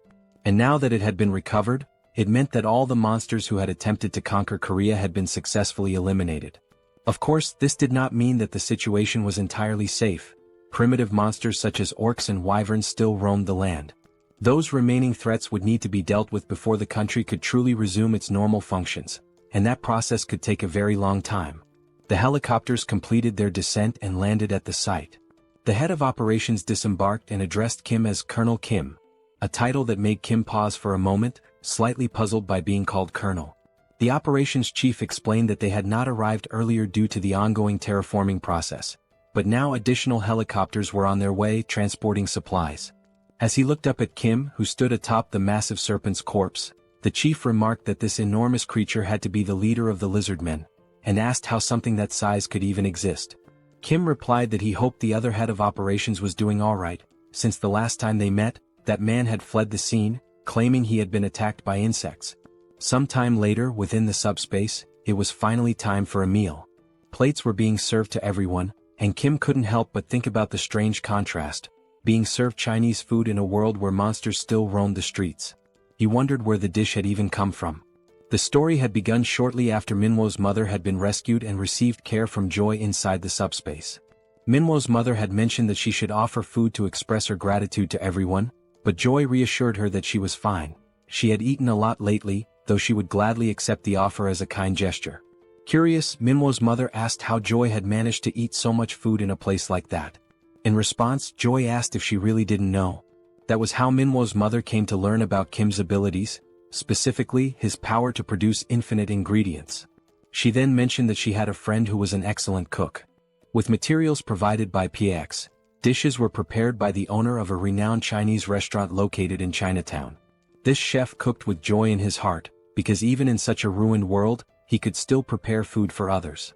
It made him feel blessed to serve people again. And that was the story behind the Chinese dish. Thanks to the kind heart of the chef, it had become possible to enjoy a meal of such quality even in the midst of the apocalypse. Of course, even if the ingredients were unlimited, it was still questionable how the chef had prepared so much food alone. In truth, he had made only one dish, and from that single plate PX had duplicated the rest. Seoul, known for her large appetite, devoured the meal and repeatedly asked Kim to bring more food, faster. Hearing this, Kim told her to slow down, commenting that it didn't even look like she was chewing. The women around them were astonished, still wondering how food could possibly taste that good. Meanwhile, Kim reflected on everything that had happened. He had defeated the lizard men, reclaimed Incheon, and now, everyone was able to sit down and enjoy delicious Chinese food together, and celebrate. And there was one more reason to celebrate. At that moment, Kim's sister-in-law, his older brother's wife, was not feeling very well. Joy asked her if she was okay, suggesting she might have caught a cold or something like that, since she hadn't eaten much. Looking down at her nearly full plate, the sister-in-law told them not to worry. But Joy continued, asking whether she had been feeling more nauseous lately, if her urination had decreased, if her mouth felt dry, and whether she experienced dizziness when moving quickly. The sister-in-law responded affirmatively, clearly confused as to how Joy could know all of that. Then Joy said something that took everyone by surprise, even the sister-in-law herself. She explained that those were early symptoms of pregnancy. Shortly after the meal, this information was shared with the rest of the family. Song, Kim's older brother, called everyone together for an important announcement. He explained that after Joy's suspicions, his wife had taken a test, and it had confirmed the pregnancy. Everyone congratulated them with smiles and heartfelt joy. Yangso turns to Kim and congratulates him as well, acknowledging that Kim is now about to have his very first nephew. At that moment, even though the baby's gender is still unknown, Kim suddenly feels as if he has crossed into adulthood, an inner shift he wasn't expecting. As the family gathers, their thoughts begin to wander toward the future of the baby. They start wondering about what the baby will wear, whether PX includes children's clothing, and which sport the child might eventually take up. Joy and Seoul are equally excited about the baby's arrival, filled with anticipation and happiness. However, just as with many things in life, wherever there is joy, there can also be looming concerns. The moment of celebration and happiness proves to be brief. A soldier approaches Kim and speaks quietly, informing him of an urgent radio transmission coming from the chief of the Central Operations Command. He suggests that Kim should hear it immediately. Kim heads over to the transmission line and confirms to the operations chief that he is now listening. After receiving several initial details, Kim explains that the terraforming has disappeared from Incheon and asks if the chief will be returning soon. The chief of operations then reports that, through the remaining direct communication lines with both China and Japan, he is currently sharing the developing situation among the nations. He explains that terraforming is now occurring on a large scale in those areas, and its effects are slowly spreading. He adds that the impact varies from country to country. At the moment, they are facing specific dangers. Toxic gases are pouring from the Beijing Gate, while poisonous water is erupting from the Fukuoka Gate. Kim realizes that being in Korea, China and Japan are neighboring countries, practically next door. He asks which of the two is currently experiencing the most severe damage. The operations chief responds that neither situation is minor, but among the two, the most urgent threat is definitely the toxic gas leaking from the Beijing Gate. While the colonel continues speaking to Kim, a shot reveals a massive insect, already dead, lying on the ground. He explains that the toxic atmosphere hasn't reached them yet, but the arrival of these giant insects shows it's only a matter of time before the real danger begins. The colonel emphasizes that closing the toxic gate in Beijing is now the highest priority. He explains that troops are being organized for deployment, but this isn't a problem that can be solved through military might alone. That's why he has remained calm until now. Admitting he feels a bit ashamed, the colonel says he needs to ask Kim for a favor. Kim tells him there's no need to feel embarrassed. If they do nothing, the entire Korean peninsula could soon become a living hell. Wanting to understand the situation more deeply, Kim offers to fly directly to China by helicopter and asks whether that would be acceptable. The colonel instructs him to first visit the 3rd Guard Brigade before heading to China. Kim confirms the order, says he will leave tonight, and ends the radio transmission with the colonel. Now driven by the thought that he cannot allow his future nephew to grow up in a world filled with giant insects, air pollution and poison, Kim feels an even deeper determination to resolve these problems and restore balance to Earth. He gives the command for PAX to increase the level of the subspace. Immediately, the system displays the progress. 30,000 magic stones are consumed to raise the level, leaving 20,000 stones remaining in the system's reserves. As night falls, the system finally notifies that the subspace level upgrade has been completed, unlocking new features and enhancements. One of these newly unlocked functions is the installation of a fixed portal, different from the general portals seen so far. Kim gives the command to install this new portal. As stated in the skill description, this new type of portal is distinct from all previously summoned portals. There are several key differences. First, once this portal is installed, it becomes fixed in the exact location where it was summoned and cannot be moved. Second, this portal has no physical presence or defensive power, meaning it cannot be used as a barrier to block enemy attacks. However, for those granted access, they are able to pass through the portal and enter the subspace, effectively allowing them to avoid enemy assaults altogether. This portal differs from the summoning-type portals used until now. The ability to enter and exit the subspace and collect necessary items through a single fixed location is, without a doubt, a remarkable capability. Watching all of this unfold, Manhwa comments that this is indeed an amazing skill, one that could easily be used for fraud if someone had bad intentions. He then asks if Kim is really going to China and urges him to hurry up.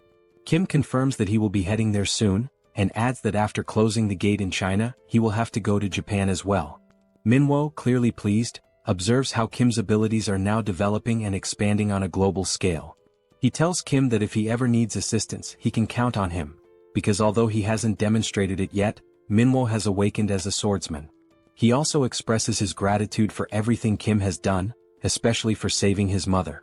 Kim thanks him as well, for everything, before heading off on the next journey to save Earth once more.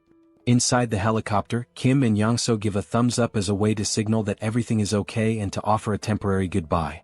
The helicopter lifts off and begins its flight toward a new destination. Sometime later, at Incheon International Airport, someone is calling out for James, but there is no reply. A man approaches an aircraft while James's name is called again, urging him to come out. The man says he just received a call from the Joint Chiefs of Staff, informing him that the individuals they had discussed, the ones heading to China, have now arrived. Suddenly, James appears from underneath the plane, asking how they arrived so quickly. From his appearance and actions, it seems James is a mechanic. Still processing the sudden arrival, James expresses surprise at the speed of their arrival and comments that the aircraft hasn't even been fully remodeled yet for a long-range flight to China. As things stand, they won't be able to depart at this moment.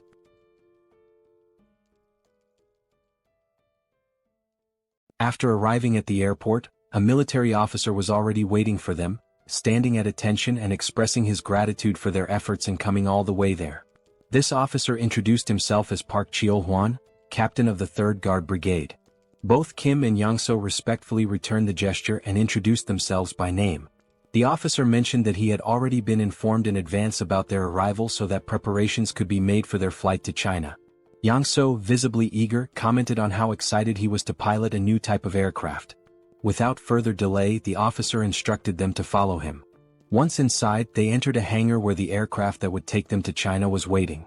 The officer explained that the model of the aircraft was the C-130J, which is significantly faster than a Black Hawk, making the journey to Beijing possible. Hearing this left Young-so fascinated, and he quickly asked whether this aircraft was the same kind used by special forces in spy movies, equipped with cargo compartments. The officer confirmed it was, but added that maintenance work on the aircraft had not yet been completed. He asked them to wait a moment until the preparations for takeoff were finished. Curious, Young-so asked what kind of modifications were being made. The officer explained that they anticipated encounters or possible monster attacks on the way to China, so the aircraft was being upgraded with minimal defensive capabilities. However, they were not equipping it with missiles or similar offensive weapons, just enough to improve survivability. As Young-so stared in awe, clearly itching to fly the aircraft, the officer noted that it was almost ready, they just needed to be patient a little longer. However, he mentioned that there was only one engineer working on it. This surprised Kim, who questioned whether just one person could really handle modifications on an aircraft of that size. The officer admitted that Kim had a point, but added that the engineer, a man named James, was quite an unusual individual. Even with that reassurance, Kim couldn't help but feel skeptical about a single person managing such a massive task.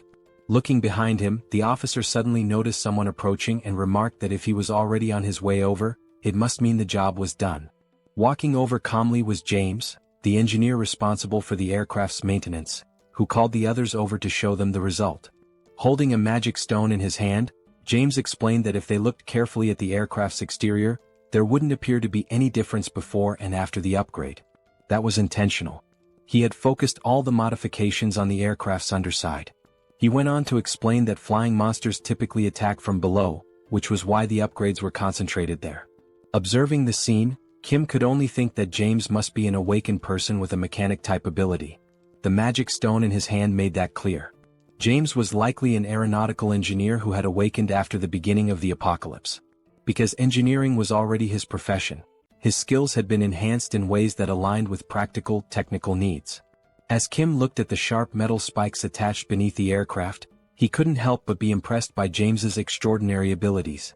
Still, part of him wondered if the plane would even be able to fly properly after being modified like that. Before departing for China, they would test the functionality of the modified parts. In the meantime, Kim distributed food and other supplies to the local soldiers.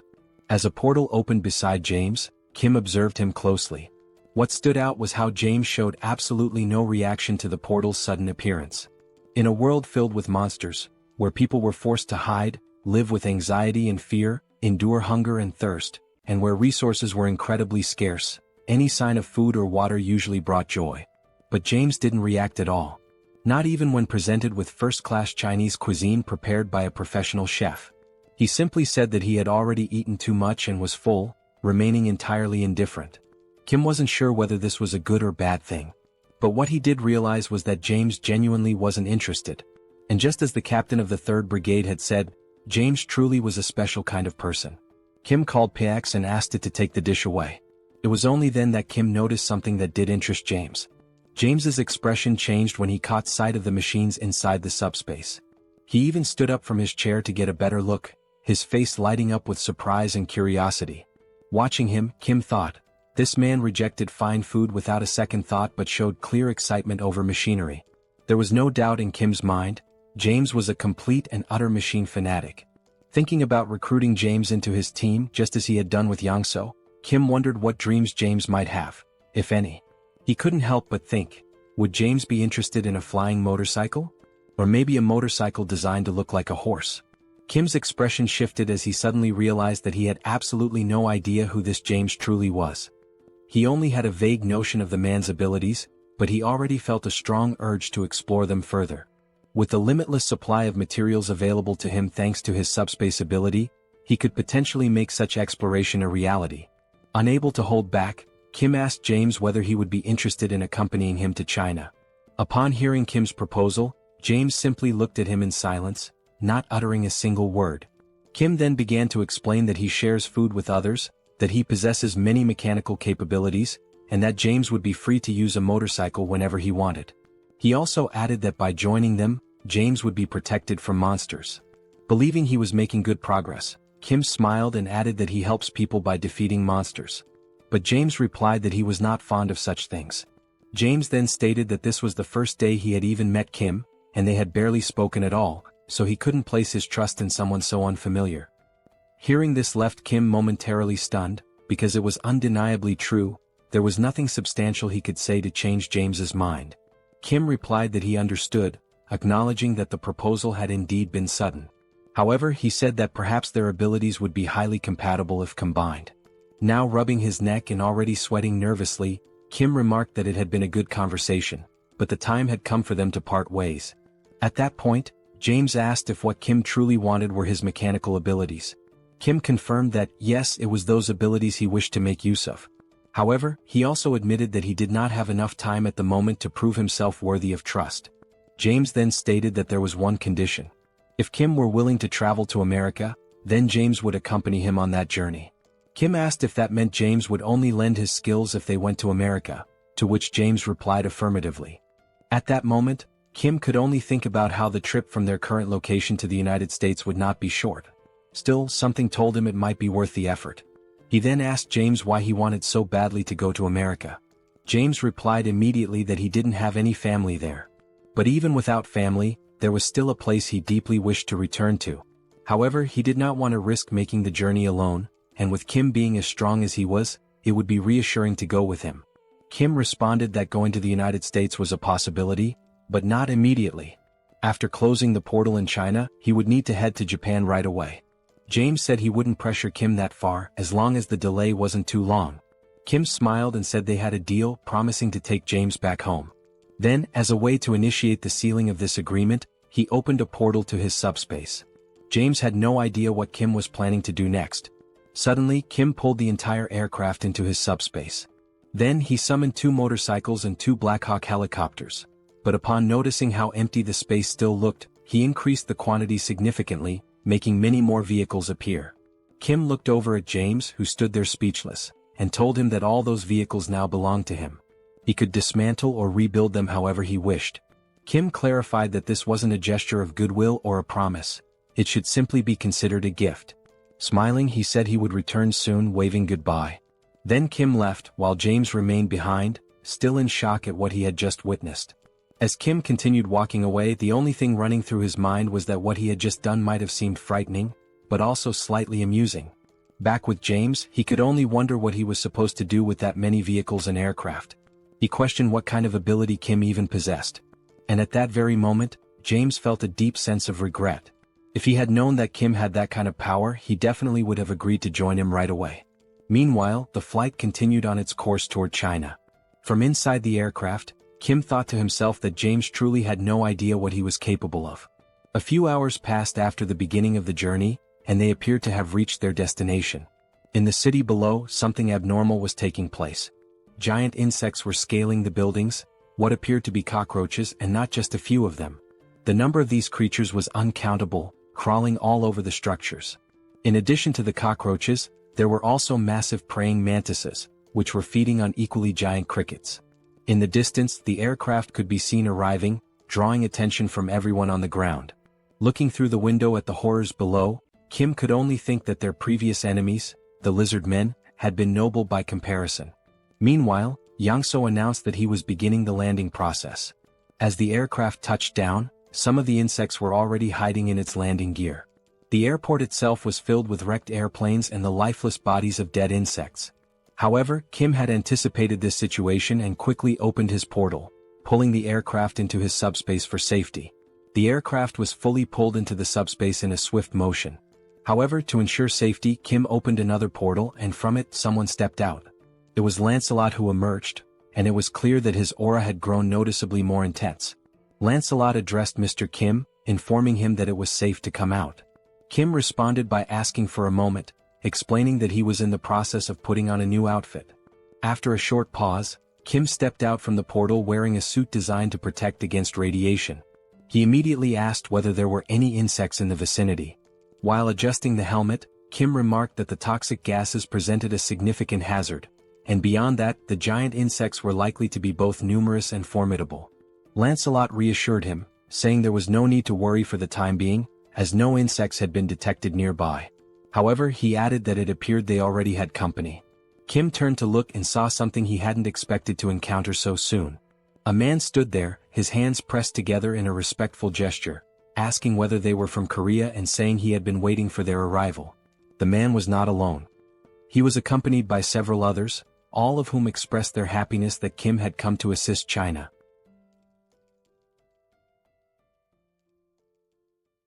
Besides the giant insects, the toxic air remains one of the most pressing concerns at the moment. Inside one of the buildings, a man with long hair cautiously opens the door. He takes a quick glance outside and notices to his relief that there do not appear to be any insects following them.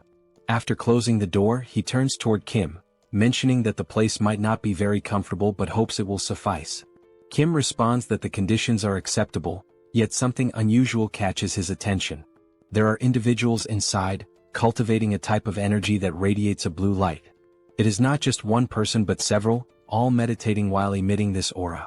The men, however, do not appear to be in good health. Their eyes are marked by dark circles, and they seem noticeably dehydrated. While observing alongside Lancelot, Kim inquires about the condition of everyone present. The long-haired man explains that he has expelled all the toxins from the area using internal energy, so it is safe to remove the gas mask. Curious, Kim asks what exactly internal energy is. The man explains that, among awakened members of the Murim family, it is an inherited ability. He goes on to clarify that there are awakened members from the world of martial arts. In various parts of China, traditions that have been preserved since ancient times coexist with the new reality. One day, when monsters suddenly appeared in the world, individuals with awakened abilities also began to emerge. The abilities of regular people differed greatly from those of the martial arts school members. For instance, Kim's ability is SUBSPACE, while Joy, his sister, possesses the ability to heal wounds. In contrast to individuals awakening unique abilities, martial arts members utilize internal energy. Thus, it becomes essential to wield inner strength with personal meaning and individuality, according to each practitioner's skills. The abilities of awakened martial arts members are remarkably extraordinary, to the extent that the Chinese government officially recognized them, quickly mobilizing them to exterminate monsters. These awakened martial artists have a leader, the long-haired man who goes by the nickname Anyang. Anyang explains that not everyone belongs to the martial arts world like his group. Sipping tea, he mentions receiving a call from the Chinese government with instructions to eliminate all kinds of monsters. However, the main issue lay in the competitive bids, and in Beijing alone, there had been 2 bidding contests. The dimension that won the bid was called Beelzebub.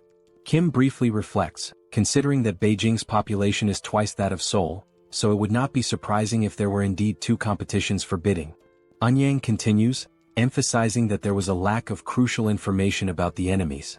While he detected the presence of toxic gases, the real issue proved to be the poison itself. Ordinary awakened individuals and soldiers, unaware of how to use internal energy, lost their lives almost instantly. Although the martial artists eventually deciphered the poison, the energy required for purification was so immense that it made simultaneous combat impossible. Even after resolving the initial problem, the gate opened, leading to a surge in the number of insects, which is the current situation. Anyang explains that detoxification requires continuously consuming a vast amount of internal energy, meaning the longer it takes, the worse the situation becomes. Moreover, for those who must breathe fresh air to accumulate and utilize energy, the toxic atmosphere becomes increasingly lethal. He further mentions that the toxic gases continue spreading through various channels, leaving no time to spare. Surprised, Kim asks him to wait for a moment before proceeding. He then inquires whether Anyang feels invigorated by fresh air. Anyang confirms this, somewhat puzzled while standing up. Kim reassures him that it is not a problem. Without further explanation, Kim opens the subspace, announcing that he will return shortly. As he steps inside, Anyang remains unsure about what Kim intends to do. The system displays the cost of an air canister, 9,901 each. Kim instructs the system to generate several canisters. Once produced, Kim commands the system to remove the canisters and stack the air bubbles in layers. As the layers of air accumulate, they begin to form a mass as large as a giant boulder, with each portion of air being recorded as a separate product. Near the martial artist deciphering the gas, the system is set to automatically release fresh air at intervals of 1 second. Suddenly, a powerful explosion erupts near the men, catching them off guard. The force of the air blast is so intense that it pushes all the toxic gas out of the area, creating a clean and breathable environment. And only then did the men finally manage to breathe properly after so much time. An unsettling sensation arose as they wondered how such a thing could be possible. Anyang remained there, watching all those men, expressing how refreshing and invigorating the clean air felt. Still in disbelief, he asked what Kim did to achieve such a result, as now all the men seemed revitalized just from being able to breathe pure air. Anyang, still incredulous, questioned how this could be possible. Turning towards the subspace portal, he noticed that the fresh air was emanating from Kim's ability. He began to realize that when he had reached out to the Koreans for help, it was truly a desperate situation. People who did not know how to utilize internal energy could not even move, and meanwhile the insects reproduced faster than they could be eradicated. That was the reason he pleaded for help, desperately grasping at any possibility. Naturally, he had anticipated a refusal when he explained over the call that the situation involved insects and toxic gases. However, during the call, he heard the soldier relay the situation to Kim, and the response came that Kim would be happy to assist. During the call, Anyang had also noticed the relaxed tone of the Korean soldier. Still uncertain, he had tried to confirm if Kim truly intended to come to China to help, and the answer was swift. The soldier explained that Kim would be departing that very night and arriving the next morning. For a brief moment, Anyang had thought the Koreans were being arrogant, assuming that the problem was small enough to be resolved by just Kim. And at that precise moment, when Kim did not merely arrive to eliminate the insects but genuinely demonstrated his immense strength, Anyang realized that he himself had been the arrogant one by underestimating Kim. Casting a sidelong glance with a look of surprise, Anyang finally grasped why Kim had been so composed. His abilities were indeed astonishing. Kim then noticed something that caught his attention. Looking to the side, he saw Anyang leaning towards him, seemingly wanting to express gratitude. Furthermore, Anyang sincerely apologized for any inconvenience caused to Korea, thanking Kim and assuring him that he would never forget this gesture. He continued by saying he intended to act before the toxic gas spread to Korea.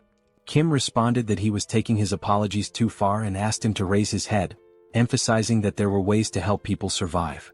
Anyang raised his head, acknowledging that originally, it had been a battle where the longer it lasted, the more disadvantageous it became.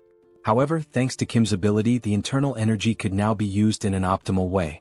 This meant that recovering their strength first would be beneficial, although it was clear they did not have unlimited time.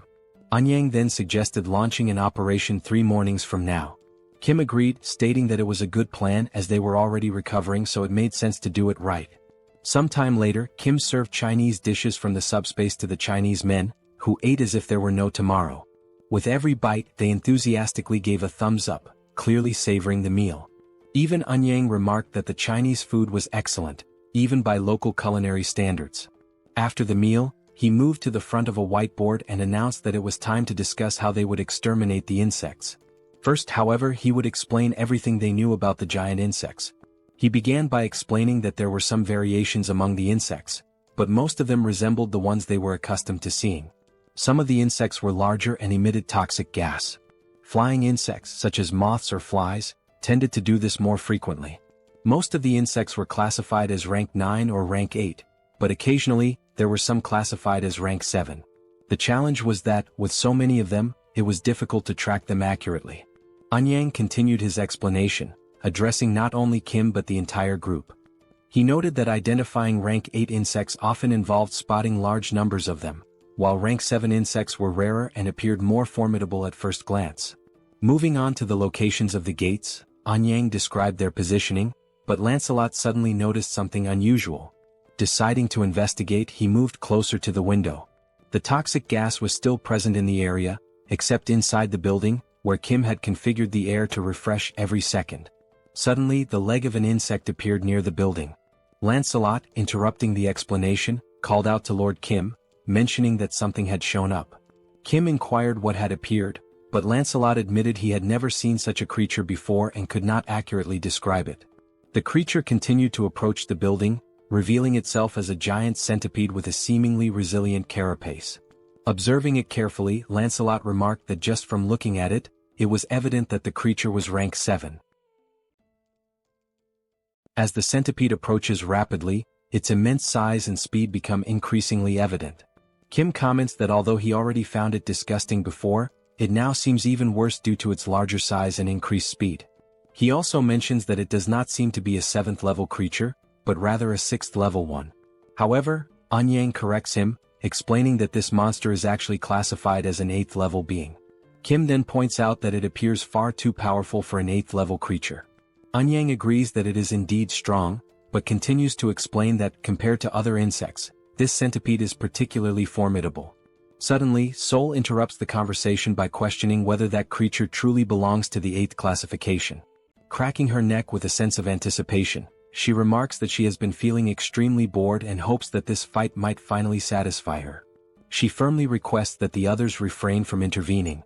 Continuing to stretch, Seoul mentions that it has been a day since she moved from Korea to China, and she feels the need to move her body to relieve stress.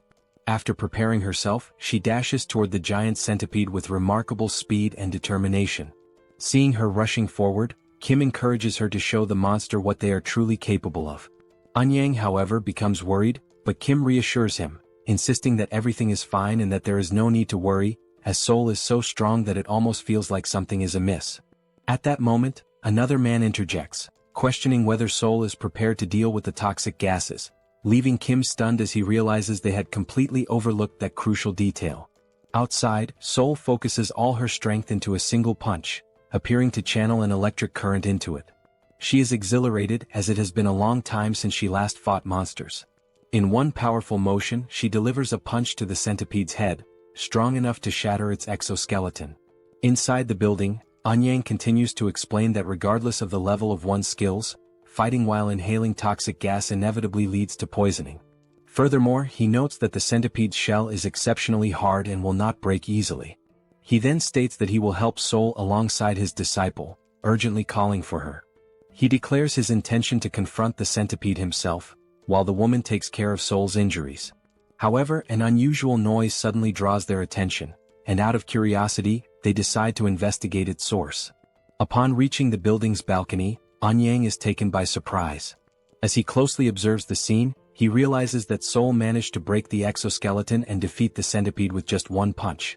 While Seoul jubilantly celebrates her victory, Anyang and his disciple cannot help but think about the tremendous amount of internal energy they would need to break through that monster's shell.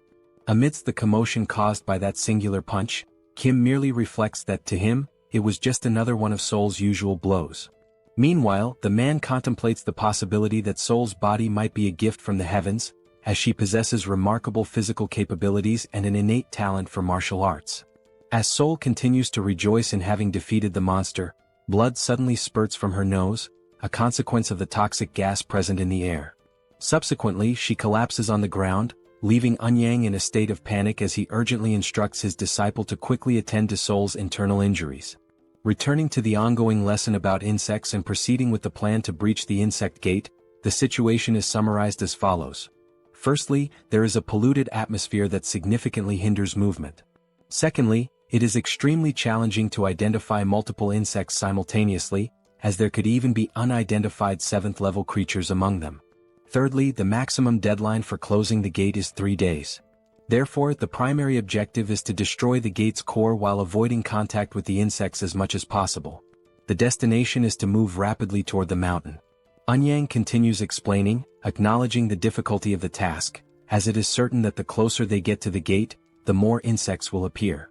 He admits that the plan may seem somewhat reckless and bold, but for now it remains the best strategy available. Hearing this, Seoul becomes deeply thoughtful. Eun-yang then states that they will teach Seoul all the skills they possess. He proposes a sparring session as it would not take long to accurately assess her abilities. He hints that Seoul seems to prefer fighting bare-handed rather than using weapons and suggests that it would be beneficial for her to learn the secrets of martial arts from Ryong, his disciple. Seoul, however, declines, expressing gratitude for the assistance with her injuries and the willingness to teach new skills, but questions whether it is truly necessary to go to such lengths. Ryong then explains that it is also a training exercise for them and will aid in closing the gate. She assures Seoul that despite being young, she is skilled enough and that there is no need for concern.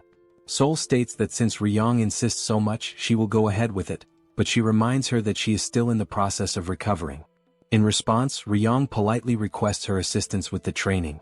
Without hesitation, Seoul quickly raises her fists and declares that she will begin first. Moving with remarkable speed and agility, she advances toward Ryong, initiating the confrontation. In that instant, a frenzied exchange of blows commences, capturing the attention of everyone present and filling the atmosphere with excitement. Despite the intensity of the scene, Kim remains somewhat unaffected, as he can only perceive the movements as typical punches and ordinary techniques. This reaction stems from having spent his entire life alongside Seoul, making such actions appear completely usual to him. Amid the ongoing combat, Eun-yang remarks that it would be advantageous if Seoul wielded a sword, a statement that catches Kim off guard. Eun-yang elaborates, explaining that his own expertise lies in fencing, and then inquires whether Kim would be interested in learning the art from him. Politely, Kim declines the offer but follows up with a question, wondering if a friend of his might learn and practice fencing instead. He reveals that this friend has a deep passion for swords. Naturally, this friend is Manhwa, who initially underwent posture training as part of the learning process. Kim begins to notice a key difference between himself and the Chinese practitioners. It is not as though he can effortlessly manipulate internal energy, as this capability varies from person to person. Seoul, on the other hand, benefits significantly from the situation, as she learns swiftly and successfully immerses herself in the world of martial arts. Even without fully grasping the evolution taking place, Kim quietly contemplates what has changed compared to before. Though uncertain, he starts to sense that martial artists seem to share a common trait. They have elevated their endurance to its peak by acquiring new abilities, making those who were already strong even stronger. Acknowledging this evolution, Kim realizes that he cannot afford to remain idle. With the abundance of magical stones available, he contemplates the possibility of creating a weapon specifically designed to combat insects. As he navigates the system, he discovers that enhancement items can be strengthened after upgrading the subspace to level 5. The system window displays the status of the subspatial laboratory, indicating that objects can now be viewed as holograms. The first concept that comes to Kim's mind for an insect extermination tool is an electric trap. While this device would work well against small insects, most of them are considerably larger than the trap itself, rendering it ineffective. To address this, he uses the holograms for simulation, designing a larger trap. However, the efficiency remains low as the cost would be prohibitively high. This realization leads Kim to consider that developing such a device might be more challenging than it initially appeared. Regardless of how hard he thinks, no viable ideas emerge, partly due to his lack of specialized knowledge in mechanical engineering or electricity. Confronted with the limits of his intelligence, Kim finds himself stuck, unable to proceed even with the simple task of protecting the helicopter. Furthermore, he lacks familiarity with 7th-level flying insects, and according to his new allies, the situation becomes increasingly dangerous the closer one gets to the gate, as the insects grow more alert and aggressive. While analyzing the hologram, he notices that the maximum range of the packs is 100 meters, which means staying relatively close. Reflecting on this, he mutters to himself that if it were solely up to him, he would produce pesticides and eradicate them all. At that precise moment, someone approaches and asks whether he truly spoke about creating pesticides. It turns out to be his sister-in-law, who confidently states that she is capable of making the pesticides. Recalling past events, Kim remembers that when he brought his entire family into the subspace, everyone managed their food consumption carefully. The water supply, on the other hand, resulted from Sun's awakening as an alchemist, something his older brother had mentioned quite clearly. Realizing that his happiness over reuniting the family had momentarily made him forget this detail, Kim becomes more attentive to the situation. Excitedly, his sister-in-law reassures him that, although her alchemy skills are not as advanced as his, she is also an awakened individual and can be of assistance. She further explains that she has been using the laboratory while Kim has been preoccupied with other matters. He expresses his approval, granting her permission to use it whenever needed.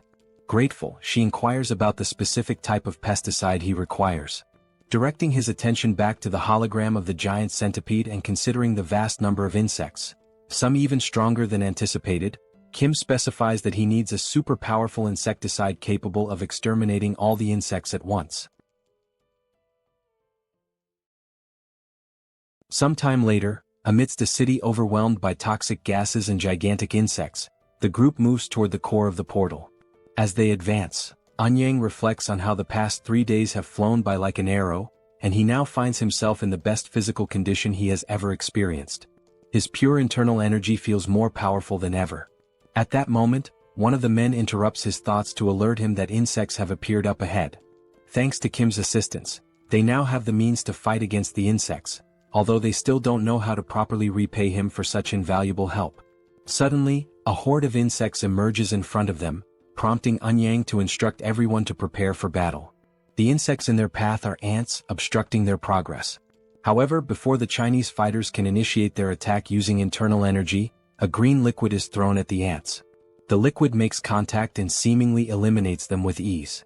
This substance is, in fact, the insecticide that Kim's sister-in-law had created specifically for combating the insect threat. The Chinese warriors are left stunned by the potency of the insecticide. Anyang reflects on how, while they had been focusing on gathering and refining their inner energy, Kim had been developing this powerful insecticide.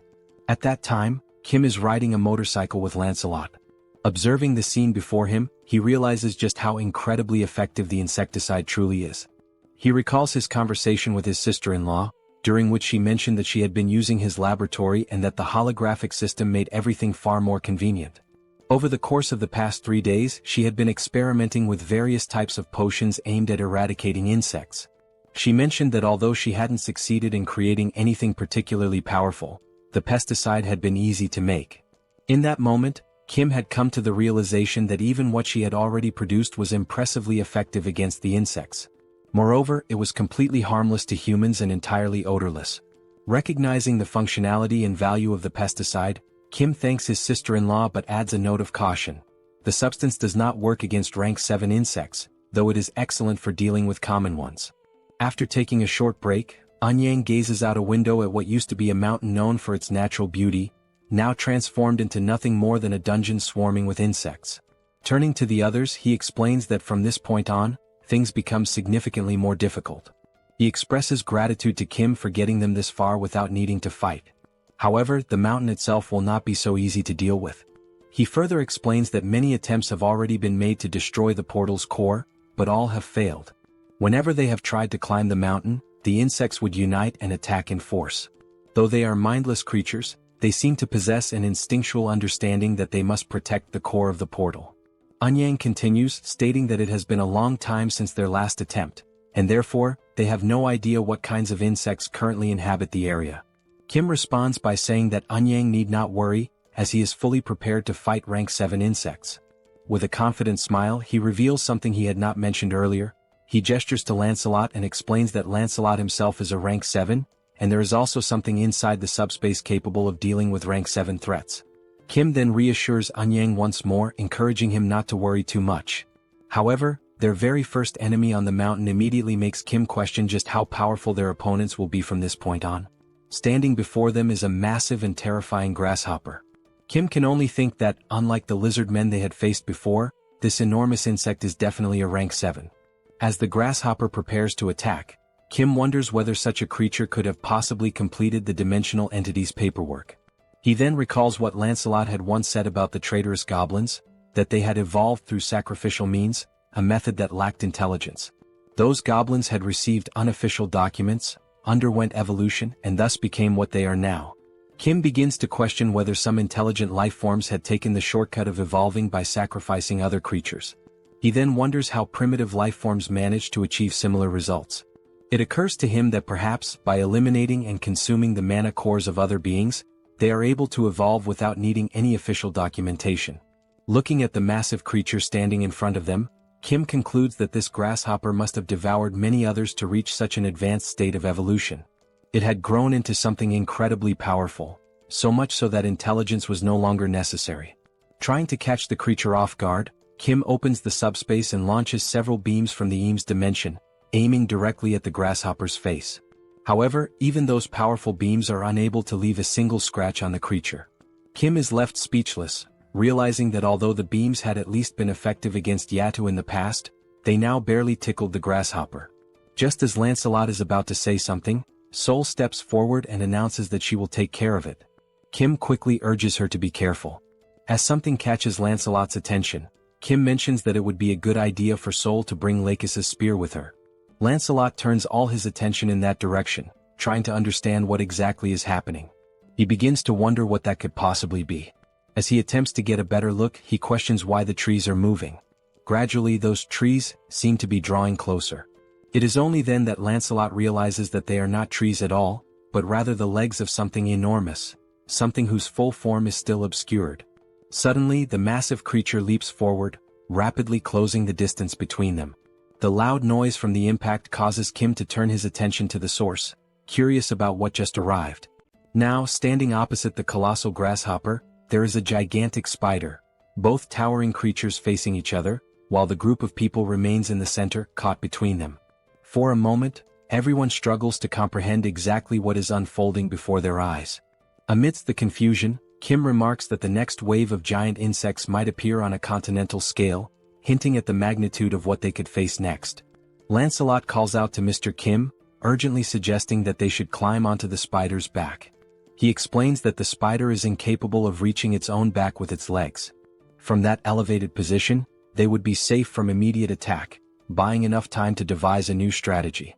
Kim expresses his appreciation for the idea and immediately gives the order for everyone to move onto the spider's back.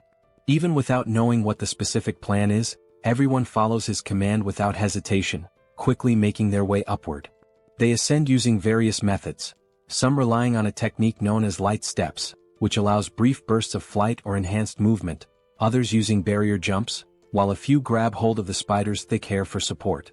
Now safely positioned on the spider's back, the group looks around trying to figure out what comes next. They begin to question what the plan will be moving forward. Kim states that Lakis's spears might be effective against the spider, but they won't work against the grasshopper. Seoul adds that she had already struck the grasshopper multiple times and found its exoskeleton to be unbelievably hard. While the spears could manage to leave shallow scratches, actually taking the creature down seemed impossible. She also warns that if anyone drops their guard, the grasshopper will not hesitate to devour them. Right as she finishes speaking, the grasshopper suddenly launches itself toward their position with astonishing speed. The sheer agility of the movement leaves everyone momentarily stunned and unable to react in time. All of them are caught off guard by the sudden charge of that colossal creature, now barreling straight toward them. Seeing that massive creature charging toward them with clear intent to attack, Kim shouts for everyone to get out of the way. Instinctively, the group is already moving, reacting without hesitation. In the next moment, the giant grasshopper collides violently with the spider. From a distance, Lancelot shields Kim from the force of the impact, placing himself between his master and the shockwave. The men around them begin to question what on earth just happened so quickly. Looking down at the ground, they spot insect blood splattered across the terrain. The grasshopper remains standing, and now it begins to devour the spider it had just so effortlessly defeated. Witnessing this, Kim questions why the grasshopper would attack what seemed to be its own ally. It becomes clear to him that, although these creatures are capable of identifying enemies, they have no real concept of alliance or loyalty. They are instinct-driven beings acting on pure impulse, attacking first without consideration.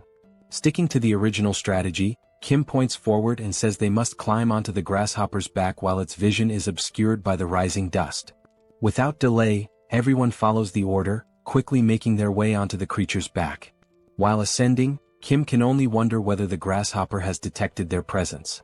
However, it continues feeding on the spider without showing any signs of awareness. Then suddenly the grasshopper stops moving entirely. No one can figure out the reason behind its stillness, but the unexpected pause grants them a valuable moment to breathe and prepare. Seoul turns to Kim and asks what the next step should be. Kim replies that they need to wait just a bit longer. If they can destroy the portal's core, the insects will be forced to return to their original dimension, making it unnecessary to fight the grasshopper at all. Once the right moment comes, they will descend and destroy the core. At that moment, the grasshopper begins to move again. It suddenly leaps into the air, forcing everyone to brace themselves tightly to avoid being thrown off. The landing sends a shock through its massive body, nearly causing the entire group to lose their balance and fall. It jumps once more, and as Kim holds on for dear life, the impact causes his protective mask to fly off his face. Each of the grasshopper's jumps hits with such intensity that Kim begins to vomit from the violent motion. He starts to question whether getting onto the grasshopper's back was actually the best decision after all. Not only might the repeated impacts break their backs and spines before they ever get close to breaking the portal's core, but the nausea is becoming overwhelming. Compared to the first time he rode with Yangso, this experience is significantly worse. At that moment, a new sound begins to rise, something similar to the sound of helicopter blades cutting through the air. Kim turns his head and spots a gigantic wasp approaching. The grasshopper halts in place as the wasp draws closer, and everyone remains still, waiting to see what will happen next. Seoul points out that dealing with the wasp right now will be extremely difficult. The wasp approaches even closer, revealing a long, sharp stinger. It heads directly toward Kim, who is in an exposed position on the grasshopper's back. Kim's eyes widen as he realizes the imminent danger he's in. Lancelot rushes toward him, urging his master to be careful. But it isn't only Kim who notices the threat. The grasshopper also seems to sense that it could be the next target of the wasp's sting. As the wasp gets close, the grasshopper reacts swiftly, swinging one of its powerful legs to strike it down to the ground. Kim starts to think that maybe the grasshopper assumed it was the wasp's target and simply acted in self-defense. Now the grasshopper charges toward the fallen wasp to launch a full attack. Trying to defend itself, the wasp bites down on one of the grasshopper's legs and successfully rips it off. The massive creature now stands with one less limb. Kim can only hope the grasshopper will continue to fight despite the injury. The wasp remains on the ground, seemingly vulnerable. However, the towering insect no longer makes any aggressive moves. Kim grows increasingly frustrated by the mindlessness of these creatures, annoyed at how they act like idiots without any coherent behavior. He begins to wonder if it's even possible to control such beings. At that point, he remembers someone capable of controlling certain things. Kim opens his subspace and calls for Yongsoo, who appears to be in the middle of playing a video game. Kim then asks whether it would be possible to control insects as well, not just vehicles. Shortly afterward, there was Yangso firmly gripping a set of ropes tied to the grasshopper's antennae. Kim states that the wasp is still exhausted and unable to get up. He adds that, in the worst-case scenario, they can retreat into the subspace, so it's worth trying to control the insects. Yangso agrees to attempt it and tells everyone to hold on tightly. He begins maneuvering the ropes, attempting to steer the massive creature, which to everyone's surprise appears to be responding. Slowly, the grasshopper begins turning toward the wasp lying on the ground. With a sudden move, the grasshopper strikes and tears the wasp's head off with a single bite. Witnessing that, everyone becomes overjoyed to see that Yangso has managed to control even a creature of that size and power. But before they can fully process their success, more insects emerge. This time it is a giant moth. Wasting no time, Yangso moves the ropes once again, signaling the grasshopper to attack the new threat. The grasshopper immediately jumps toward the moth and delivers a powerful strike. Alongside the moth, a mantis also appears, only to be swiftly eliminated by the grasshopper as well. Next, a swarm of giant ants arrives. To handle them, the grasshopper receives help from Kim, who summons beams from the Eames dimension to assist in wiping out the attackers. After all those confrontations, the group reflects on how they initially thought the grasshopper was special only because the dimensional beams had no effect on it. But now they realize it is an incredibly powerful predator, far beyond what they had expected. Seeing the grasshopper now lying lifeless on the ground, everyone expresses their gratitude for how much it had helped to make things easier up to that point. Lancelot remarks that among rank 7 creatures, there are very few that he believes could have taken down that grasshopper. Kim adds that without Yangso's intervention, they would have found themselves in serious trouble. Then Bedivere appears, reporting that the area is now completely cleared of insects and promising to remain on alert. As he looks to the side, something catches his attention, something he has been searching for a long time. There, standing before them, are 2 open portals. And beside those portals stand two creatures, guardians whose sole purpose is to protect the cores of the gates and prevent anyone from trying to close them. There stood the two grotesquely deformed creatures, shaped like massive balls of twisted flesh. Anyang steps forward, his presence firm, and says he has waited a long time for this moment. With his sword already drawn, he turns toward Kim and expresses his gratitude for giving him the chance to avenge his fallen comrades. Kim responds that no thanks are necessary, stating that nothing could be fairer than allowing Anyang to be the one to destroy the cores. Anyang nods in appreciation of the gesture, then turns his focus back to the enemies ahead. He remarks that no matter what he does, the millions of lost souls can never be truly honored. Still, he chooses to unleash his most powerful technique, because that is the least he can offer them. As he prepares to strike, an intense orange aura begins to radiate from his body. Gathering his strength, he raises his weapon and launches the attack, shouting for those disgusting insects to vanish. The skill, known as Descending Footprint, is released from a distance, designed to strike both gate cores simultaneously. The impact of the ability is overwhelming. Upon hitting its target, it obliterates the creature completely, crushing it with brutal force.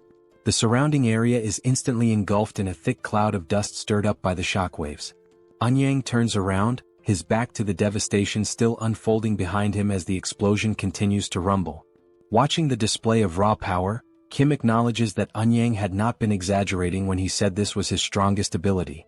The strength is truly formidable. Then one of the portals begins to close. However, everyone immediately questions why only one of the two portals is shutting down. As the dust settles, it becomes clear. The hand of some unknown creature had shielded one of the cores from the full force of the attack. Everyone turns to see what exactly that creature is. And since it has not yet emerged completely from the portal, Kim wonders what kind of being it might be. Gradually, the creature begins to exit the portal. It has multiple eyes, far more than anything natural. The being resembles a monstrous, mutated fly.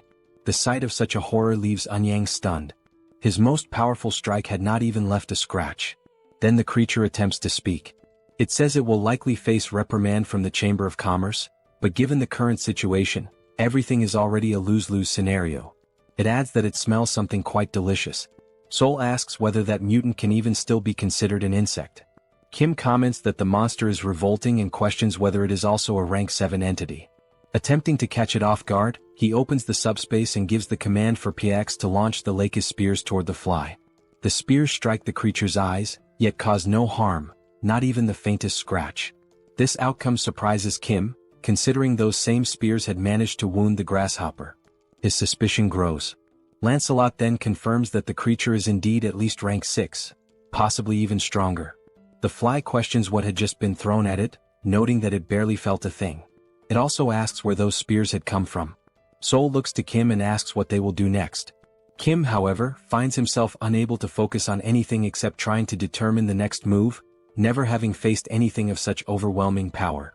He begins recalling past fights against opponents stronger than himself, trying to understand how he had managed to overcome those odds. There must be some kind of trick. Then reality hits him. Until now, all he had done was launch attacks endlessly. And now would be no different, because no other option remains. He shouts for everyone to stay back, announcing his intent to continue attacking from a distance until he can find a weakness. Again, he opens the portal and fires more of Lakis's electric spears. The spears strike the fly, but are effortlessly deflected, causing no visible damage. The creature mocks the attack, sarcastically claiming that the pain was unbearable. It then wonders aloud whether it should simply wipe everyone out, leaving no survivors. Yet it says it feels too lazy to move. Now face to face with Kim, the creature hovers menacingly as Kim desperately searches for a solution, or at least tries to determine whether it's worth continuing to attack despite the lack of results.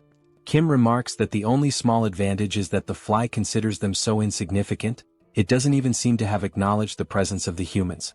Lancelot calls out to Kim and insists that he doesn't need to fight this monster directly. All they need to do is find a way to destroy the gate's core, and the creature will vanish along with it. Kim responds that he knows that, but still can't stop himself from trying to take the monster down. Lancelot agrees to try and distract the creature. Once an opening appears, they all know what to do.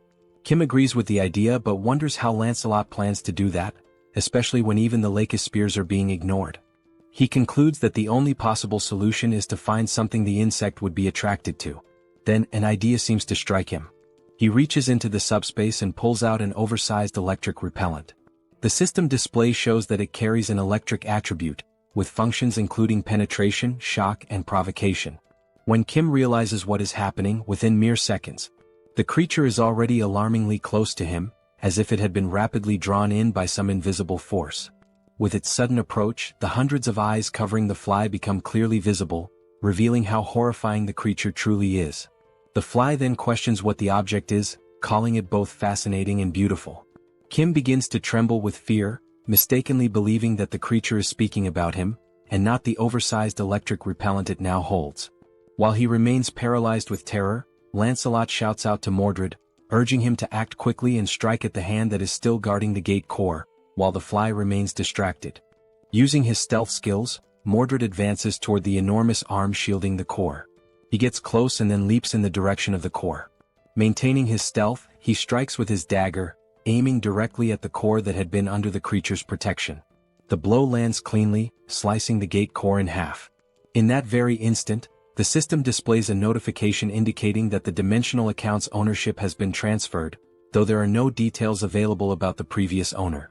The account now holds 48,881 mana stones, totaling 74,616 in Kim's possession. Additionally, the system reports that the dimension associated with Beelzebub has lost all commercial rights. The Beijing region is restored to Earth's territory. At that moment, while the fly is still holding the repellent, visibly mesmerized by it, the creature is suddenly pulled backward, sucked into the portal, and sent back to its own dimension. Following this, the dark and oppressive atmosphere that had enveloped the area begins to fade, and daylight returns. One of the Chinese men, noticing that everything appears to have returned to normal, asks if it's really over. The sunlight breaks through once again, shining over a landscape that had, just moments earlier, been completely blanketed in toxic gas. All the men shout in celebration. At last, they have successfully cleared the Chinese gate. In a moment of relief, Kim collapses into a sitting position on the ground. Lancelot approaches and asks if he's alright. Kim replies that he is, even though his legs gave out and he nearly got eliminated by a giant fly. He explains that when the creature got that close to him, there was nothing he could do. The panic was so overwhelming and immediate that he couldn't even think about entering the subspace. In other words, this time he came back from the dead. He adds that what is most shocking is the fact that even a monster like that is afraid of the multidimensional Chamber of Commerce, the same organization behind the ongoing war.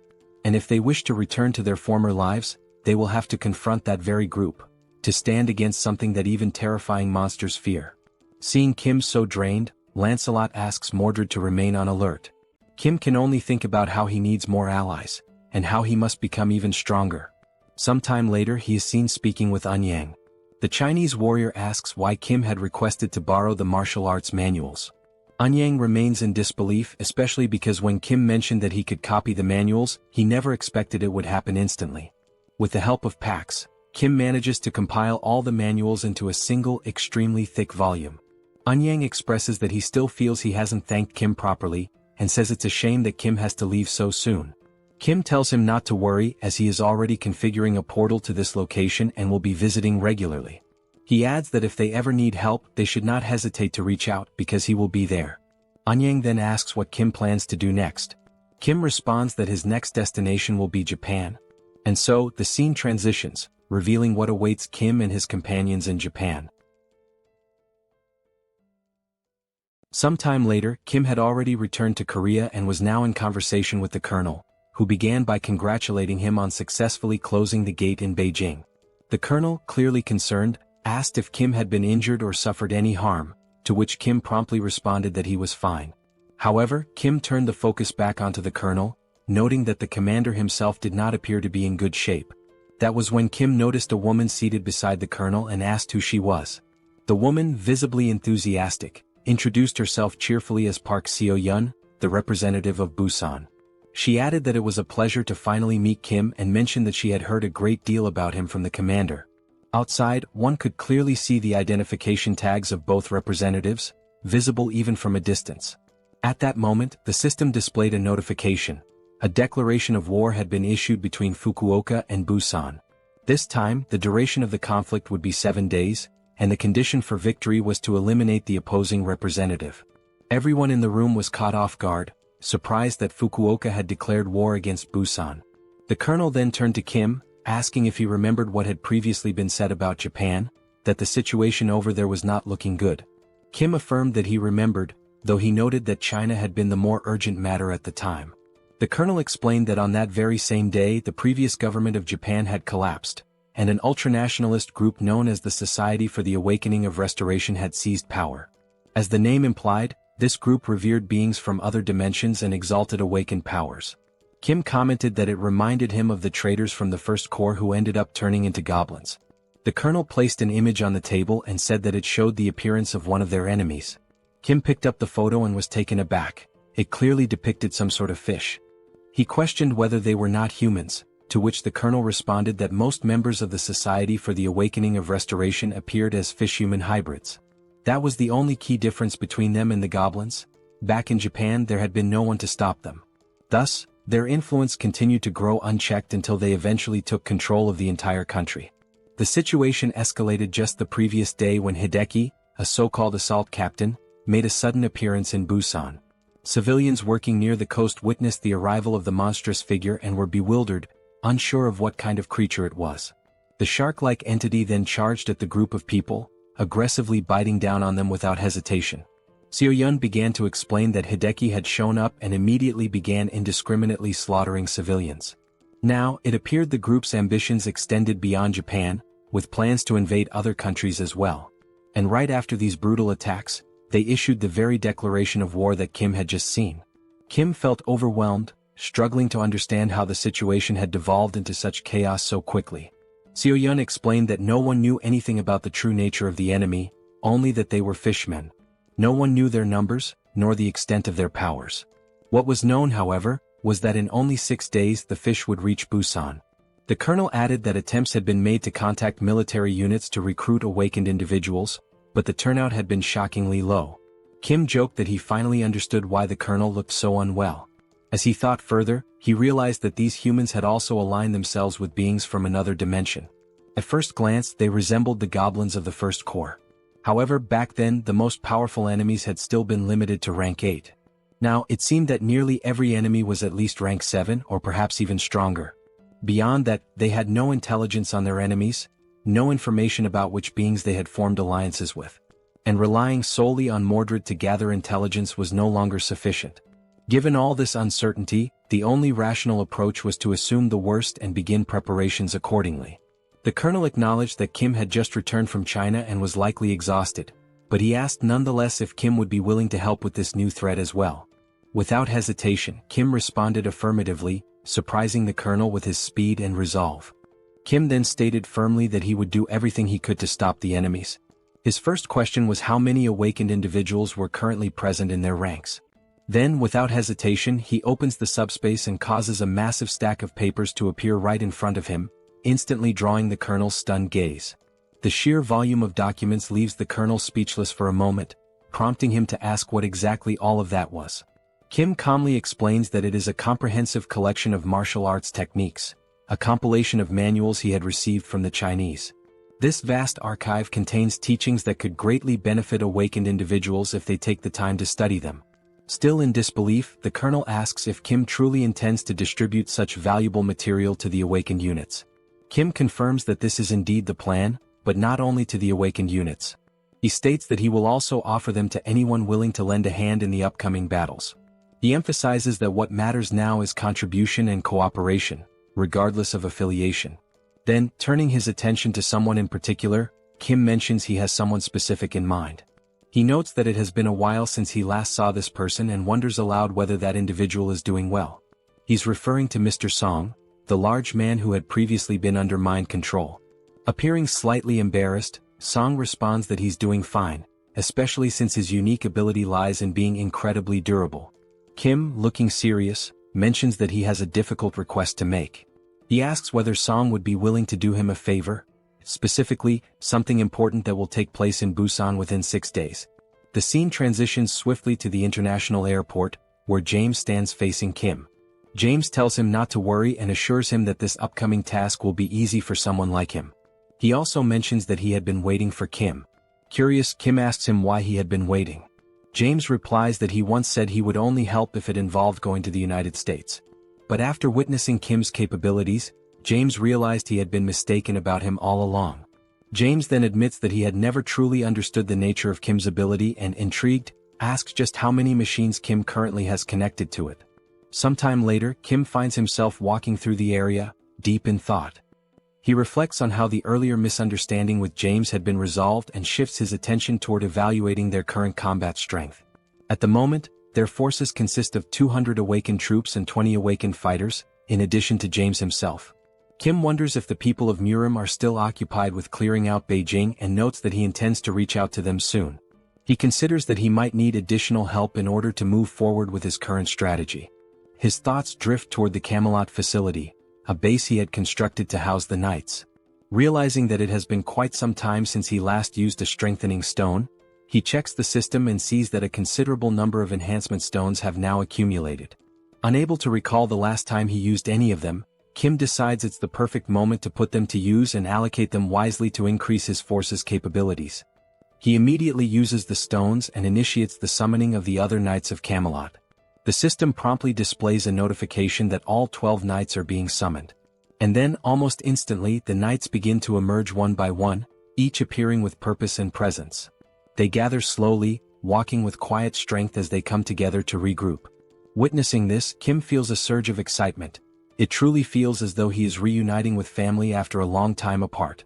Now, at long last, as everyone has waited for, all 12 knights of the Round Table have been named, assembled, and are fully prepared for the approaching confrontation. After that, on D5 in Busan, a thorough and detailed meeting took place to discuss the approaching battle. However, given the complete lack of intel regarding the enemy's composition, strength, and tactics, the gathering ultimately served more as a damage control session than a strategic planning one. Based on the points covered in the meeting, both the father and James immediately began working on their assigned responsibilities. The father took charge of constructing a fortified base designed to withstand enemy assaults, while James focused on modifying a warship capable of engaging the enemy at sea. In particular, James's role proved to be of extraordinary importance in this operation. Though there was initial concern among the others about the weight of responsibility placed on his shoulders, it quickly became evident that James was nothing short of a technology fanatic. Rather than feeling burdened, he welcomed the challenge with excitement. As time grew short, Kim made the decision to request reinforcements from the martial artists as well. Anyang and his men reported that they had managed to get things in order back in China, just in time to lend their assistance in Busan. Unfortunately, not everyone could leave China, so only the strongest among them came to help. They dedicated themselves to training the awakened troops by using martial arts manuals to enhance their capabilities in combat. While watching the intense training sessions unfold, Kim expressed his gratitude for their support. However, Anyang replied that there was no need for thanks. What Kim had done for China was far greater and could never be repaid so easily. Anyang added that there was something he had been unable to say the last time they met, and now, he had a favor to ask. Curious, Kim asked what kind of favor it was. Anyang pulled something out and showed it to him, a sword of remarkable beauty and significance. He explained that he had used an enhancement stone on the weapon, which had significantly amplified its power. He then asked Kim if it would be possible to duplicate this sword, completely catching Kim off guard. Anyang went on to say that if such a sword could be shared with others who needed it, it would surely make a difference on the battlefield. And he emphasized that this was something only Kim had the power to accomplish. Still stunned by the request, Kim asked him to wait a moment, pointing out that it was such a valuable weapon. Duplicating something so rare felt like a big decision. Nevertheless, Kim accepted the sword and sincerely thanked Anyang for entrusting it to him. Eager to test its potential, Kim promised to treasure the sword and ensure that it would be shared with those who needed it most. The system then displayed the sword's stats. It was a rare-grade weapon with wind attributes and included piercing and acceleration options, an extremely powerful and well-rounded blade. Afterward, Kim opened his portal and summoned Manhwa, telling him that he had brought a gift. Manhwa, exhausted from continuous training, didn't even manage to ask what the gift was. He could only wonder what Kim had in store. A few minutes passed. Manhwa began to speak, saying that once he reached skill level 10, he learned that with 1,000 mana stones, he could obtain a classification and a dimensional account. He had since gone monster hunting to gather stones. Manhwa continued, explaining that he had been the only one left out of the recent battle against the insects due to his lack of official classification. That exclusion left him deeply frustrated. Kim was surprised by Minwo's frustration and began to wonder whether raising one's skill level truly helped elevate their classification. It was at that moment Kim realized that the majority of martial artists were already at rank 8. He speculated that perhaps some of them had received registration forms from dimensional entities to increase their rank. However, the more likely explanation was that they had simply advanced their level in tandem with their abilities, especially since those registration forms were so difficult to obtain. Then Kim thought about Seoul. She hadn't said much about her own progression, despite always staring at the system screen and muttering that it kept asking for more mana stones, leading her to suspect the system itself was trying to scam her. Kim came to a harsh realization: it would take 100,000 mana stones just to reach rank 6. He turned to Minwo and asked how many stones he had managed to collect so far. Minwo answered that he had only gathered 314. Kim then said he would provide the rest of the stones, but only if Minwo agreed to do him a favor. Minwo asked what kind of favor that would be. And so, Minwo joined the upcoming battle against Fukuoka. As preparations progressed, time seemed to accelerate. Finally the day arrived. The day of the battle. Gradually the enemy began to approach from the sea. The waters, calm just moments before, suddenly erupted as the invaders emerged without warning. The fishmen began shouting as they arrived, claiming that nearly 1,000 merfolk were on their way. They boldly declared that human weapons would be useless against them. Furthermore, they offered what they called a bloodless solution: surrender the representative and they would spare the rest. Observing their arrival, Kim noted how articulate the fishman was. The creature had spoken the perfect words to earn himself a punch. Then a magical barrier opened. The fishman, convinced that the humans were about to surrender their representative and capitulate, let out a loud command, ordering the merfolk to attack. From beneath the waves, a vast number of fishmen surged forward. But before the lead fishman could continue his proclamation, something pink came flying toward him. It was a whip. The strike landed squarely, launching him through the air and leaving the rest of his kind stunned in fear. That powerful attack came from the newly appointed knight, who addressed the fishman with absolute contempt, calling him a filthy piece of trash. She was flanked by 3 other knights, standing firm as she boldly declared that those damned fish wouldn't be allowed to take even a single step closer to Lord Kim. The 4-knight formation immediately exuded an intense aura of pressure, striking fear deep into the hearts of the invading fishfolk. Amid the mounting tension, a new figure emerged from among the enemy ranks, a fish-like creature who introduced himself as Lord Makio. His presence marked a shift in the battlefield's atmosphere. Observing the resistance before him, Lord Makio remarked that this scene was quite different from what had previously been described by another of their lords, Lord Hideki. A hammerhead-headed subordinate of his stepped forward, ordering the other fish to stand back as he alone would break through the enemy's defenses. Wearing a confident smile, Lord Makio stated that he would now show them the vast difference in power between their forces. But despite his posturing, the hammerhead fishman was swiftly intercepted and utterly defeated by Percival in a decisive, brutal counter. The blow left him crumpled and motionless, showcasing the sheer gap in strength between them.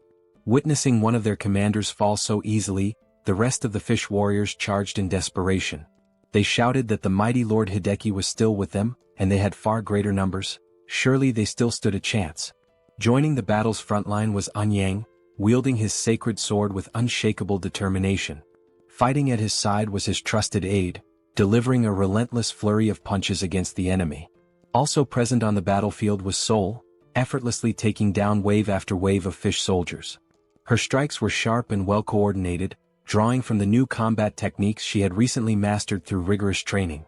A bright smile played on her face as she fought with poise and strength. Amidst the chaos, the second Lord Hideki finally made his entrance. Commanding his troops to charge, he stepped forward with a declaration of power, claiming that even among fishfolk, there existed a hierarchy of strength, and they were about to witness it firsthand. But his confidence was abruptly shattered. Out of nowhere, a Virga beam shot through the air at blinding speed and struck him square in the chest, throwing him back violently and halting his advance in an instant. The ordinary fish warriors gasped in horror, eyes wide as they watched their powerful commander being flung through the air like nothing more than debris. Seconds passed as confusion turned into panic. Suddenly, cries broke out among the enemy ranks, urging everyone to retreat. Something was clearly wrong. One of the fish soldiers, now frantic, shouted that they couldn't see any human ships nearby. If there were no ships, there should be no threat. The sea, by all logic, should be a safe haven for them. From the rooftop of a nearby building, Kim silently watched as the fish forces scattered in retreat. There was no celebration in his expression, only observation. He wondered to himself why they were fleeing in such a disorganized manner. Unlike the lizard men or the insect hordes, the fish folk had yet to display any truly formidable power. It left Kim questioning whether this was really the full extent of their strength. Out in the ocean, as the enemy tried to escape, Kim opened a portal high in the sky above the retreating fish. From it, a massive ship descended, an imposing war vessel engineered with unmatched precision and technological enhancements. The fish had plans, no doubt, but against this masterpiece that James had constructed, any strategy would prove meaningless.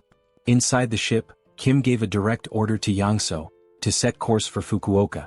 Yangso replied with certainty, affirming that he would take them there, especially now that they had a fully equipped and masterfully modified warship at their disposal.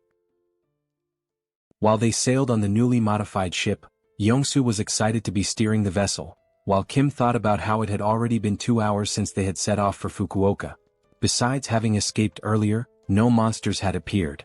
In other words, it had been 2 hours without any incidents or disturbances, completely silent. Kim wondered if perhaps they were being lured somewhere, but he considered that he would have to be extremely careless to be used as bait, which would be far too obvious. He realized that Lancelot and the other knights must be busy defending the base, except for Mordred. As Kim contemplated what could possibly go wrong, and prepared to enter the subspace to protect himself if something did, he suddenly heard an unusual sound. Quickly, he shouted that it was the noise of a strange monster and continued yelling that he had known it was a trap from the very beginning. Outside, on the sea, a giant whale emerged from the water. Kim said that, at first glance, this whale was at least of the same class as the locust, and if it reached Busan, it would cause total devastation, putting Kim on high alert. He then stated that he would try to stop it right there, even though he had no idea how strong it might be. Kim opened the subspace and launched the Eames dimension beams toward the whale. The beams struck the whale, piercing it easily. Then all the other beams also hit, severely injuring the whale. Seeing this, Kim commented that, as expected, the strength of that whale did not even come close to the power of the locust. As the whale sank into the sea, the system appeared, showing that the ownership of the whale's dimensional account had been transferred to Kim, making his current balance 54,827 magic stones. Looking at the system, Kim wondered if it was normal for such a weak enemy to possess a dimensional account and questioned whether this was also part of a bait strategy. Suspicious, he thought about how strong the rank 7 enemies that would appear next might be, but he was ready for whatever came his way, if the enemy had the courage. Or so he thought. About 10 minutes later, Yongsu announced that they had arrived in Fukuoka. Kim was surprised at how quickly they had gotten there. Kim remained cautious since they had crossed the sea without any problems.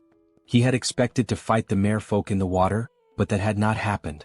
Regardless, he was glad they arrived safely. However, from that point onward, it was completely enemy territory, and he knew he could not lower his guard. Looking up, he saw the giant sign marking the representative of Fukuoka hovering above the heads of the representatives. Seeing that, Kim said that the target, the representative, was more exposed than he had expected, but he did not know what traps or monsters were waiting for him. Kim opened the subspace and said he knew someone who specialized in infiltrating enemy lines. He called Mordred and said it was his turn now, assigning him the mission to infiltrate and gather information about the enemies. Mordred replied that he would carry out the order as commanded by Lord Kim. Then the stealthy knight proceeded to enter the enemy lines without being seen. While infiltrating an enemy facility, he saw 2 monsters arguing with each other. Mordred stopped, intending to listen more carefully. One of the enemies called the other frustrating. The angry enemy said that they had sent 1,000 soldiers but still failed to break through the weak defense in Busan and eliminate the Busan representative. The one reprimanding them was a fat fish wearing clothes, scolding one of the fish who had fled. The fat fish asked why they had failed to complete the mission. Still furious, the fat fish asked where the hell Hideki was and what he had been doing. The fleeing fish said that Hideki had been struck by some gigantic structure and had simply been eliminated easily. The fat fish said that made no sense at all. While the fleeing fish apologized, someone was quietly listening in the background. A man said that apparently they had underestimated the strength of Korea, which had come to help Japan. A large fish security guard said that, in this bidding war, Korea's score had been very high and not without reason. The big fish apologized and told the man not to worry, assuring him that even if they lost Fukuoka, he would ensure there were no losses on their investment. The man then called the big fish's attention, addressing him as chairman, and asked who had given permission to lose Fukuoka. The chairman said that the situation in Busan was not going as expected, but the man responded that, indeed, they had not been able to simply eliminate the Busan representative, but that did not necessarily mean defeat. The director then said that if it was very difficult to confront Busan, they still needed to plan better for the future. Then the director said he would delete the hologram of the regional representative at his own discretion. He gave the command for the president to lock him in the basement. The large man, who was the president, continued walking toward the fat fish and said that, as expected from the director, he had thought of everything and would imprison the representative immediately. The fat fish was the representative, who became frightened and begged the president to wait a little, saying that he was just a rank 8 regular and that the basement was only for monsters like Madagwi. At that very moment, the representative was grabbed by the head by the president, who said he didn't know how long this would take, but he promised. Meanwhile, the representative struggled to free himself but eventually fainted from lack of air. The president then continued, saying he promised that once they eliminated the Busan representative, he would be freed. Secretly, Mordred watched all of this without the enemies noticing. Then Mordred returned and reported everything he had witnessed to Kim, who responded that it was all very insane. Kim then reflected that maybe it wasn't really a trap but rather their firepower. He thought that, besides that, the merman called the president had locked the Fukuoka representative in prison and, moreover, the being from another dimension called the director was the one who ordered it. Lost in his thoughts for a moment, Kim realized that the director's hierarchy was above that of the president, which seemed like a confusing structure, a director giving orders to a president. Mordred would not be the type to confuse information. But anyway, Kim said he came to deal with the Fukuoka representative, and regardless of whether it was the director or president, it was none of his business. However, one thing still worried Kim, as the being from another dimension called the director had managed to make the floating text of the representative disappear from the sky. Kim thought that perhaps this director was an exiled mage like the bald Sozen, and he also wondered what kind of creature this Madagwi who was imprisoned underground might be. Kim then realized it didn't matter. What was important was that he should be figuring out how to reach the underground prison at this moment, and that he needed to focus on Fukuoka, not Japan right now. Mordred interrupted Kim's thoughts and said he had brought something from there. He then showed several keys he had managed to take without anyone noticing. From a distance, Kim asked if those were keys and why there were so many. Sometime later they were already unlocking a padlock using the keys. Looking at the gate full of locks, Kim said he now understood why there were so many keys. Before entering, Kim asked Mordred if there were any troublesome monsters locked inside, and Mordred replied that if he had to guess, yes. Because even the representative had mentioned a monster called Madagwi and seemed terrified of being sent to the same place as it. Kim mentioned that even the name Madagwi sounded ominous, but he warned that they wouldn't take any reckless actions. They would only find the Fukuoka representative quickly and leave. Then they entered the underground prison. Kim said it looked like an abandoned hospital or a prison, but it was emptier than he had expected. Mordred made a hand signal indicating for Kim to wait. Kim then asked Mordred what was wrong. But when he looked to the side, he saw a human silhouette emanating a lot of energy trapped inside a cage. Indeed, it was a human chained up inside. Kim was surprised that there was a person imprisoned there. He asked if that person had been tortured and if he was alright, but knowing he didn't know how the man had ended up there and that he was not an aquatic being, it was better to try to talk first. The prisoner had his eyes and mouth covered. So Mordred removed the tape covering his mouth. The prisoner said he had never heard that voice before and asked who was there, and if he was part of the Divine Awakening sect. Kim replied that he was part of no sect but cautiously said he wouldn't reveal who he was. Only if the prisoner introduced himself first would Kim say who he was. The prisoner then said that he had ended up fighting against the sect, and since Kim didn't know who he was, then he really wasn't part of the sect and had no reason to be eliminated. Kim said the man didn't seem like an enemy and mentioned that those he was fighting against were also part of the Divine Awakening sect. Kim then ordered Mordred to release the man from his chains. While Mordred was freeing him, the man thanked them for saving him even though he didn't know who they were. Kim said that humans needed to help each other survive, and the man replied that Kim was a rare soul in times like these of apocalypse and war.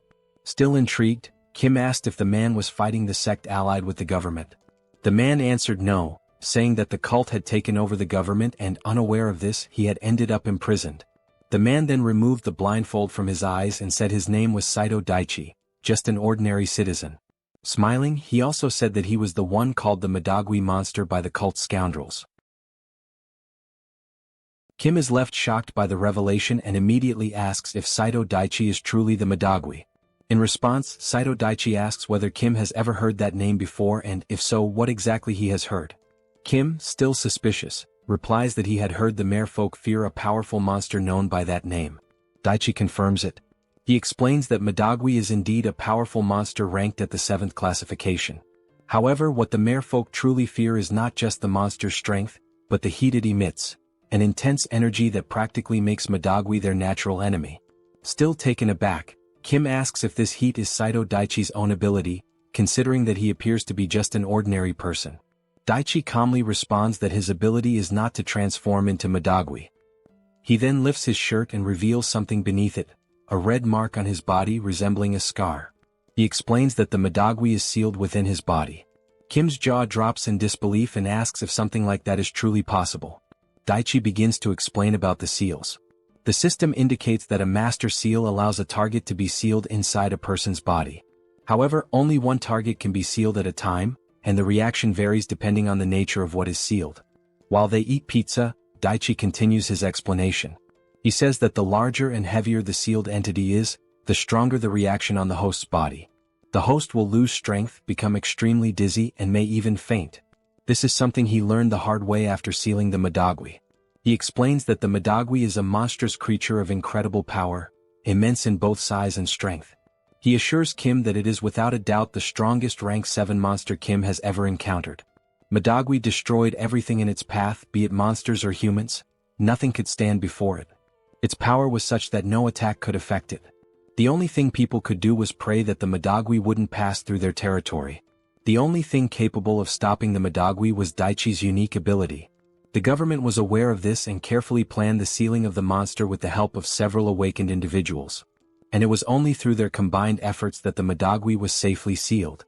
But the real problem emerged after the sealing. Only later did they realize that the government faction pushing for the sealing of the Madagwi was actually the Divine Awakening cult. But by the time they noticed, it was already too late.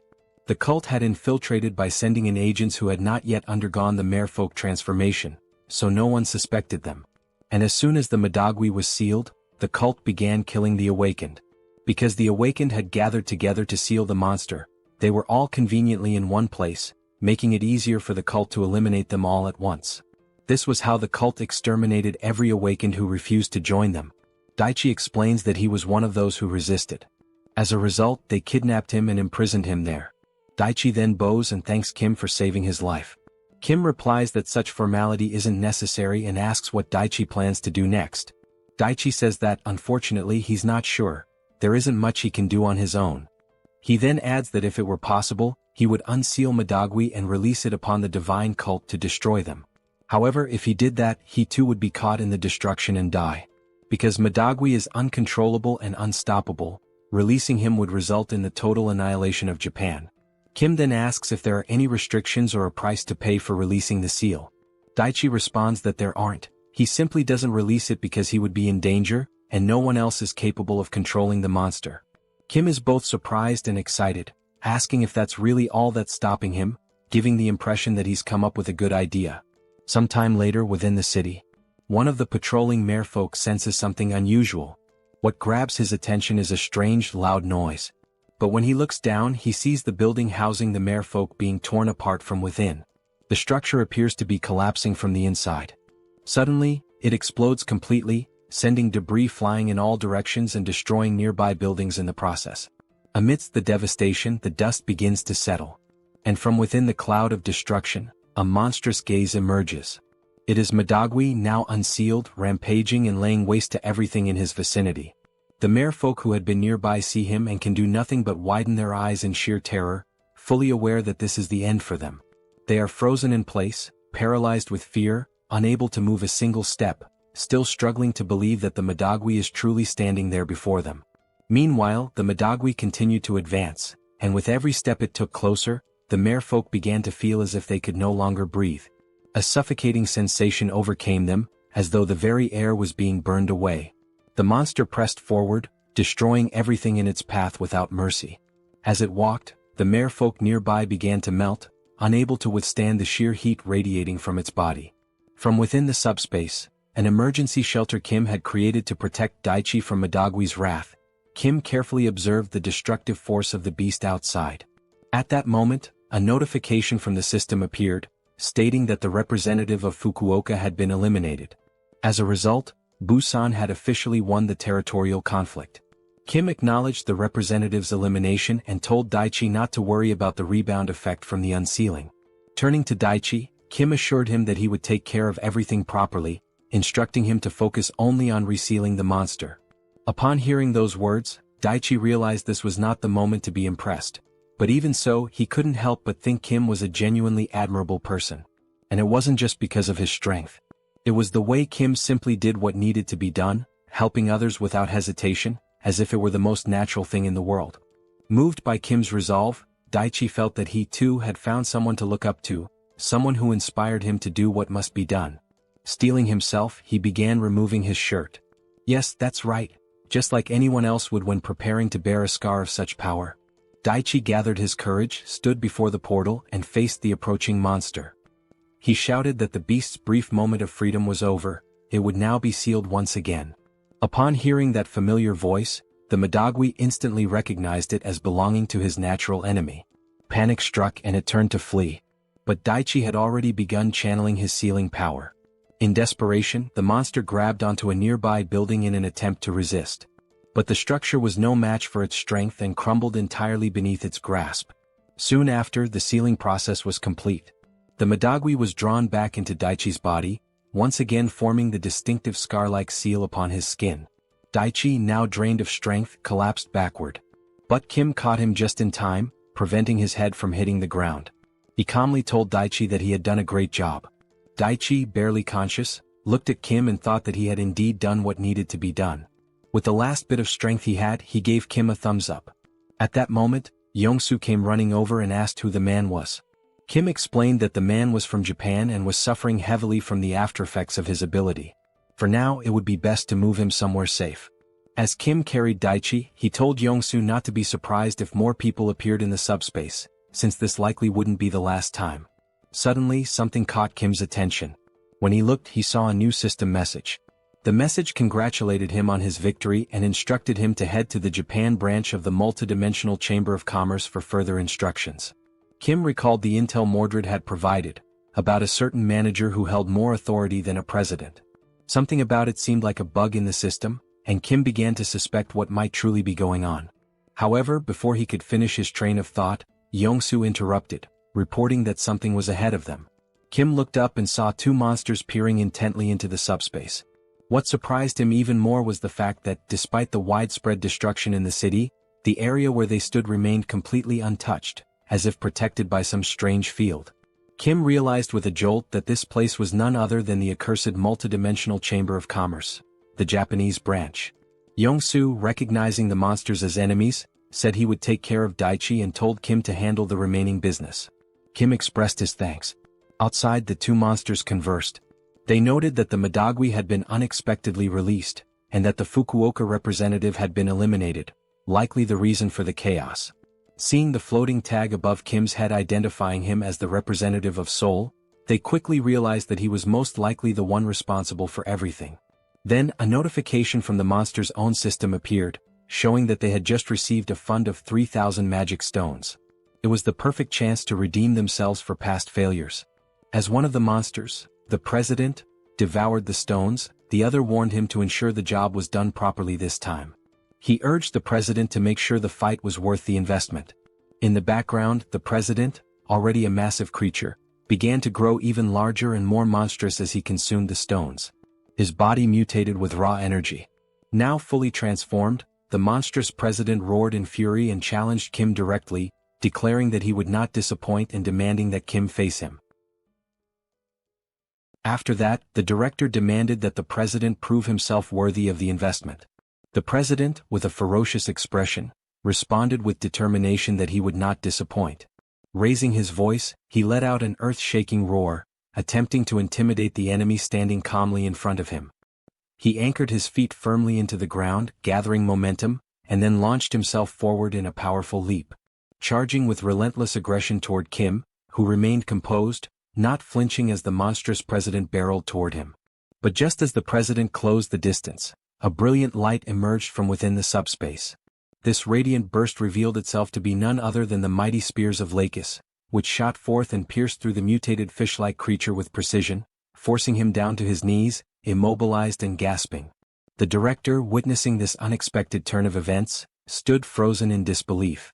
He could not comprehend what had just happened before his eyes. He questioned aloud, perplexed as to how the president could fall so easily and be overwhelmed so swiftly, especially after the substantial investment he had poured into elevating him to the prestigious 7th classification. His confusion was palpable, unable to fathom the failure after boosting his power. Then a system notification appeared, announcing that Kim had received 14,000 magic stones. The timing of the message puzzled Kim, for he had not yet finished off the president, who remained alive, albeit gravely wounded. Kim's attention was then drawn back to the director, who began speaking, remarking that, frankly, Japan used to be stronger. But as everyone could see, Korea had now become prime real estate in the world of awakened powers. Continuing his monologue, the director revealed his original plan. He had intended to establish Japan as his primary base and from there, proceed to conquer neighboring countries, expanding his influence step by step. However, in light of recent events, he admitted that perhaps his strategy had been flawed from the start. The director, adjusting his tone to a more businesslike offer, turned to Kim and proposed a new alliance. He asked whether Kim would be interested in using Korea as the new staging ground to dominate other nations. Should Kim accept the investment, the director promised Korea would reap numerous benefits. For example, Kim would gain the authority to declare war on regions such as Osaka or even Tokyo itself. Hearing these words left the president, still bleeding and crouched on the ground in utter shock. He could not believe what he was hearing. His eyes widened as he questioned what the director truly meant by this sudden shift in allegiance. But the director, showing no interest in the president's disapproval, continued as though uninterrupted. He added that, beyond the political power, Kim would also gain access to more magic stones, with the only condition being that it would be rewarded as a prize for victory and for claiming the Fukuoka Gate. He raised his hand, pointing his thumb toward the surroundings, stating that if Kim accepted this offer, he would like him to eradicate this pitiful place filled with losers. He expressed his distaste for working in such a public and exposed office, complaining that it hindered his ability to operate effectively. By eliminating it, he claimed, Kim's classification would increase significantly. Kim couldn't help but wonder silently if this monster truly had the power to raise his classification. The director then, in a seemingly casual manner, asked whether there were any awakened buildings in Korea as well, hinting at his intricate knowledge of awakened infrastructures. At that moment, the president, writhing in pain on the floor, showed signs of deep frustration. Glaring with fury, he gripped the spears lodged in his chest, yanking one free while speaking through clenched teeth. He accused the director of telling a completely different story from the promises he had originally made. Fuming with rage, the president rose to his feet and with all his remaining strength, hurled the spear toward the director, aiming for a lethal strike. However, as the weapon approached, a green aura enveloped the director's body. Despite the force behind the throw, the spear was completely repelled. No matter how much force the president applied, he was unable to breach the director's defensive field. Observing this from a distance, Kim identified the power as repulsion, but something about it felt off. Regardless of how strong a repulsion ability was, there should at least have been some slight impact or recoil, but the director remained perfectly still, unaffected. It was in that moment that Kim came to a realization. The director's power level might not be of a mere 6th rank, it was something beyond. The director then addressed the president sharply, telling him not to interfere when he was in the middle of an important discussion. Turning his attention back to Kim, he requested that Kim eliminate the president first, remarking that while the president excelled at avoiding attacks, he utterly lacked defensive capabilities. But the scene quickly shifted as the president began losing a tremendous amount of blood. Observing this, the director nonchalantly stated that there was no longer a need for Kim to finish him off. The president's end was near, his life slipping away due to his severe blood loss. Curious, Kim inquired about the director's exact classification. With a smirk, the director explained that members of the Chamber of Commerce handled matters differently. He suggested Kim should consider him a rank 0 existence, the highest possible classification. Since they operated on Earth, after all, they needed certain privileges and benefits to manage affairs efficiently. Abruptly shifting the conversation, the director asked Kim if he would accept the proposal or not. His tone left no room for evasion. Kim, now sweating profusely from the sheer pressure of the situation, thought to himself about the nature of the proposal.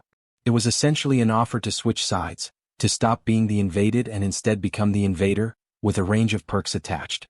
Nervousness mounting, Kim hesitated, asking for a moment to consider. But the director quickly pointed out that throughout the vast universe, there were countless beings with abilities similar to Kim's. He even mentioned the man Kim had just rescued recently, hinting that he too possessed a comparable power.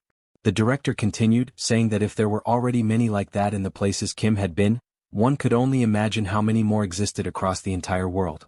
At that moment, the director stated firmly that he was merely offering an investment. He emphasized that this did not give Kim the right to become arrogant or presumptuous about his strength.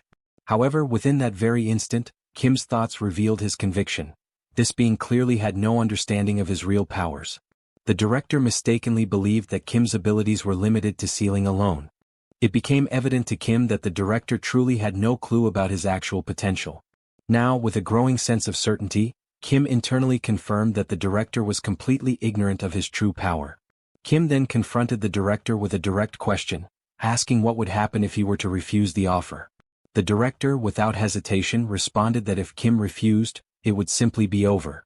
In the very next breath, without a moment of doubt, Kim declared his refusal. The abruptness of this answer sent a shockwave through the director, who questioned in disbelief whether Kim was truly being serious. Kim, with a composed demeanor, confirmed once again that his refusal was absolute and unwavering. The director, now visibly frustrated, remarked that he had no idea what Kim was relying on. He urged Kim to reconsider, warning him to think carefully as there were no other options available to him. But Kim, remaining steadfast, turned toward the director and stated that his decision had already been made. He further added that he had accomplished what he came here to do and was now leaving. This bold attitude left the director completely dumbfounded. He had just been blatantly rejected, despite being a high-ranking member of the multidimensional Chamber of Commerce. The director, bound by the organization's strict policies of neutrality, knew that making direct investments was absolutely forbidden. And yet, there he stood, so brazenly discussing an illegal investment, only to be outright refused. His initial plan was to keep everything hidden. No one was ever supposed to find out about this, which was precisely why he resorted to subtle coercion and manipulation, intending to corner Kim into accepting the investment. It was practically blackmail masked as a business deal. But as Kim began to walk away, the director's thoughts raced, questioning whether that man was truly doing this. Was he really just walking away from an offer of this magnitude? Perhaps Kim was a fool, or maybe he had a hidden strategy up his sleeve. Regardless, the director concluded that it wouldn't be too difficult to select a capable individual who could eliminate Kim quietly, thus preserving his secret. It would be a simple matter to erase Kim without causing a scene. On the other hand, Kim, while leaving, contemplated his next move. Given how the Chamber of Commerce had harassed them relentlessly, he was determined to retaliate in some way. However, the director's repulsion ability was overwhelmingly powerful. Not knowing the full extent of the director's strength and understanding that having an enemy within the Chamber of Commerce who could wield such potent repulsion would be unwise, Kim decided that for the time being, the best course of action was to retreat discreetly, or at least pretend to. Kim whispered quietly, issuing a command to PX to begin storing the office. A portal silently opened behind them, swallowing the entire office space into its dimensional void, vanishing it without a trace. The director, oblivious to the sudden disappearance, remained unbothered at first. But when he finally turned around, perhaps sensing a shift in the atmosphere, he realized the office that had once stood behind him was now completely gone. Kim then began to explain, though more to himself than to anyone present, that after defeating the lizard men, he had leveled up before heading to China. As a result, he had gained a special save point as a level-up bonus. However, until now he had never found the right opportunity to make use of it. Given that the director had no knowledge of Kim's hidden abilities, this had been the perfect moment to execute his plan and turn the tables on the Chamber of Commerce, using their own space against them. Meanwhile, still paralyzed by shock, the director struggled to comprehend what had just transpired. His mind raced to understand the implications of the vanished office. But as he raised his head to look toward the portal, ready to curse Kim with a furious insult, his words were abruptly silenced. In that very instant, his head exploded without warning, as though it had been obliterated by an unseen force. The sheer suddenness of the explosion left the president, who was still pinned to the ground with spears, utterly speechless. Kim, too, stood in absolute astonishment, baffled as to how the director's head had simply burst apart on its own. Now, lying on the ground before them, was the lifeless body of the president, his chest riddled with spears, and beside him, the headless corpse of the director sprawled motionless. The president turned his gaze one final time toward the director's fallen body and muttered words of disillusionment. He spoke with a bitter tone, realizing that, in the end, the director was nothing more than a subordinate. From the grand perspective of the vast universe, he had been utterly insignificant, a mere pawn in a much larger scheme. These were the president's last words. With that, his life faded away. The system interface appeared once more, informing Kim that a new dimensional account had been transferred. The accumulated total of magic stones now reached nearly 72,000. As Kim stood there, surveying the aftermath of the battle, the chaotic scene seemed to settle into an eerie silence. With both his enemy and the Chamber of Commerce member lying lifeless, it seemed at last that peace had returned to the area. Yet, despite the apparent victory, Kim remained frozen, his thoughts consumed by confusion. He questioned what on earth had just occurred and whether this bizarre outcome had been his fault for storing the office. He wondered anxiously whether his own head might also explode at random, a chilling possibility that left him with a slight sense of regret for having made the decision to store the office in the first place. But no matter how much his anxiety grew, there was nothing he could do about it now. The primary threat had been dealt with, albeit in the strangest of ways. For the moment, Kim decided it was best to process everything step by step, rather than overwhelm himself with panic. He considered that perhaps the best move would be to return to Busan first and consult with Lancelot about what had just happened. Surely, Lancelot would be able to provide insights into this unprecedented situation. But at that precise moment something caught his attention. A system notification appeared, indicating that a significant system update had been detected due to the contents that had been stored. Reading this message, Kim's mind could only produce a single thought. With an awkward, somewhat perplexed expression, he realized that perhaps storing the office had been the right move after all. After accepting, the system displays that the update is currently in progress.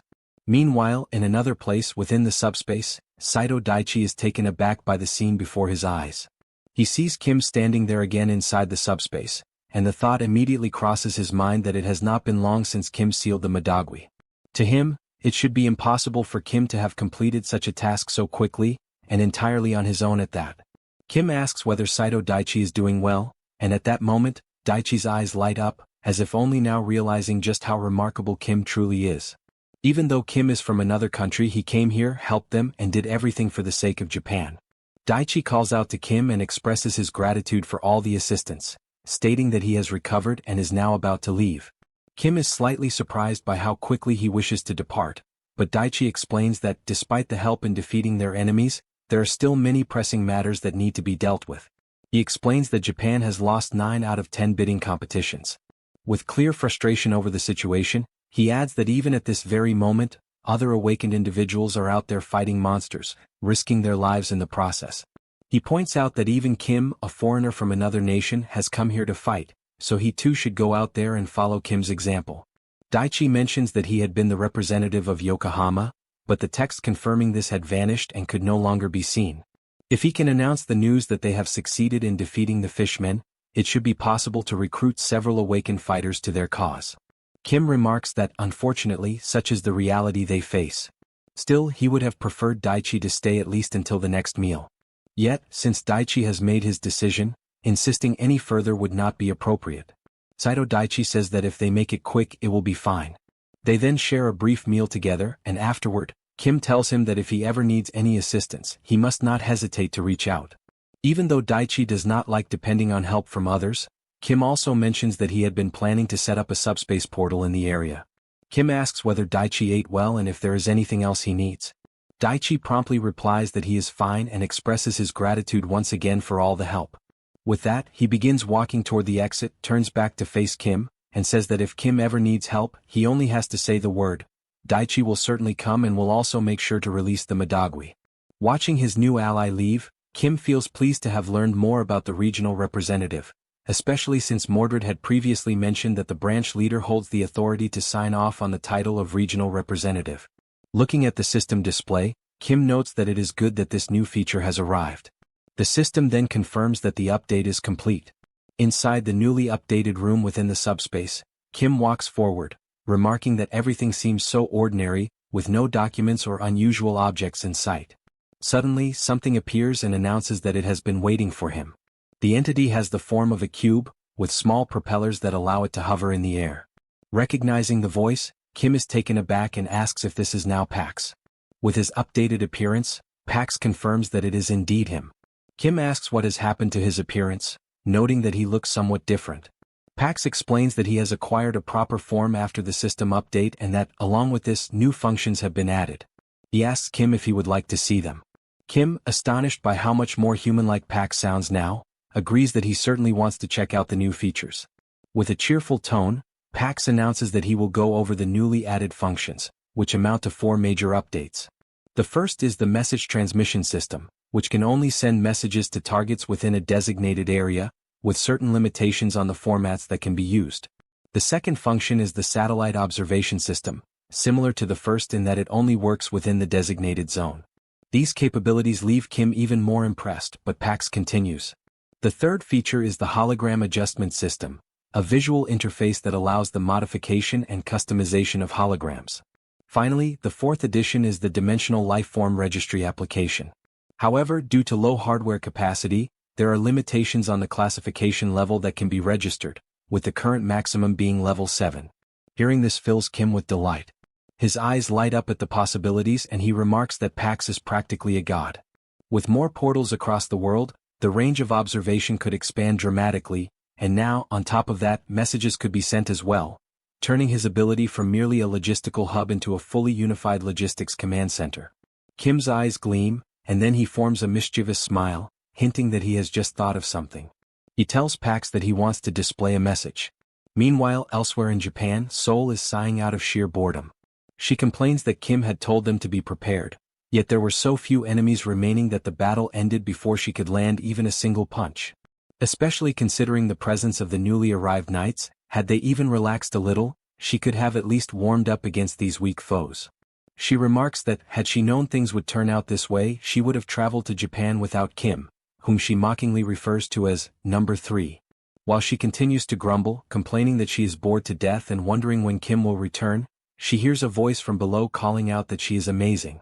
It is Eun-yang standing on the ground, exclaiming that the system has finally recognized her potential and asking when she had managed to climb so many levels so quickly.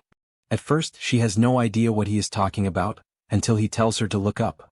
When she finally tilts her head skyward, she sees a message hovering in the air, announcing that she is now at level 999, the strongest in the entire world. She freezes in place, staring at the glowing letters for a long moment without uttering a single word. For reasons she cannot logically explain, she instantly knows this is Kim's doing, and the realization fills her with fury. At that exact moment, she decides it is indeed the perfect time for Kim to come back. Aboard the ship, Kim waves cheerfully, announcing his return. He also knows that, regardless of nationality, race, gender, religion, or culture, every sibling in the world possesses the supernatural ability to sense the murderous intent of their brother or sister. When his eyes fall upon Seoul, he sees a red aura boiling with rage, more intense and dangerous than that of any recent enemy he has faced. Realizing there will be no escaping unscathed, Kim quickly tries to divert her attention, producing a form from his belongings in the hope that she will ignore everything else. It is a level 7 registration form, but it carries a specific requirement, that the group must have at least 50,000 members before registration can be completed. After receiving a thorough beating from his sister, Kim admits he believed the form would be enough on its own, but he himself had not realized there was such a prerequisite of 50,000 members. Seoul demands to know exactly what this 50,000 members requirement means, and Kim replies that he will ask Pax for clarification. Pax then appears and announces that he will explain.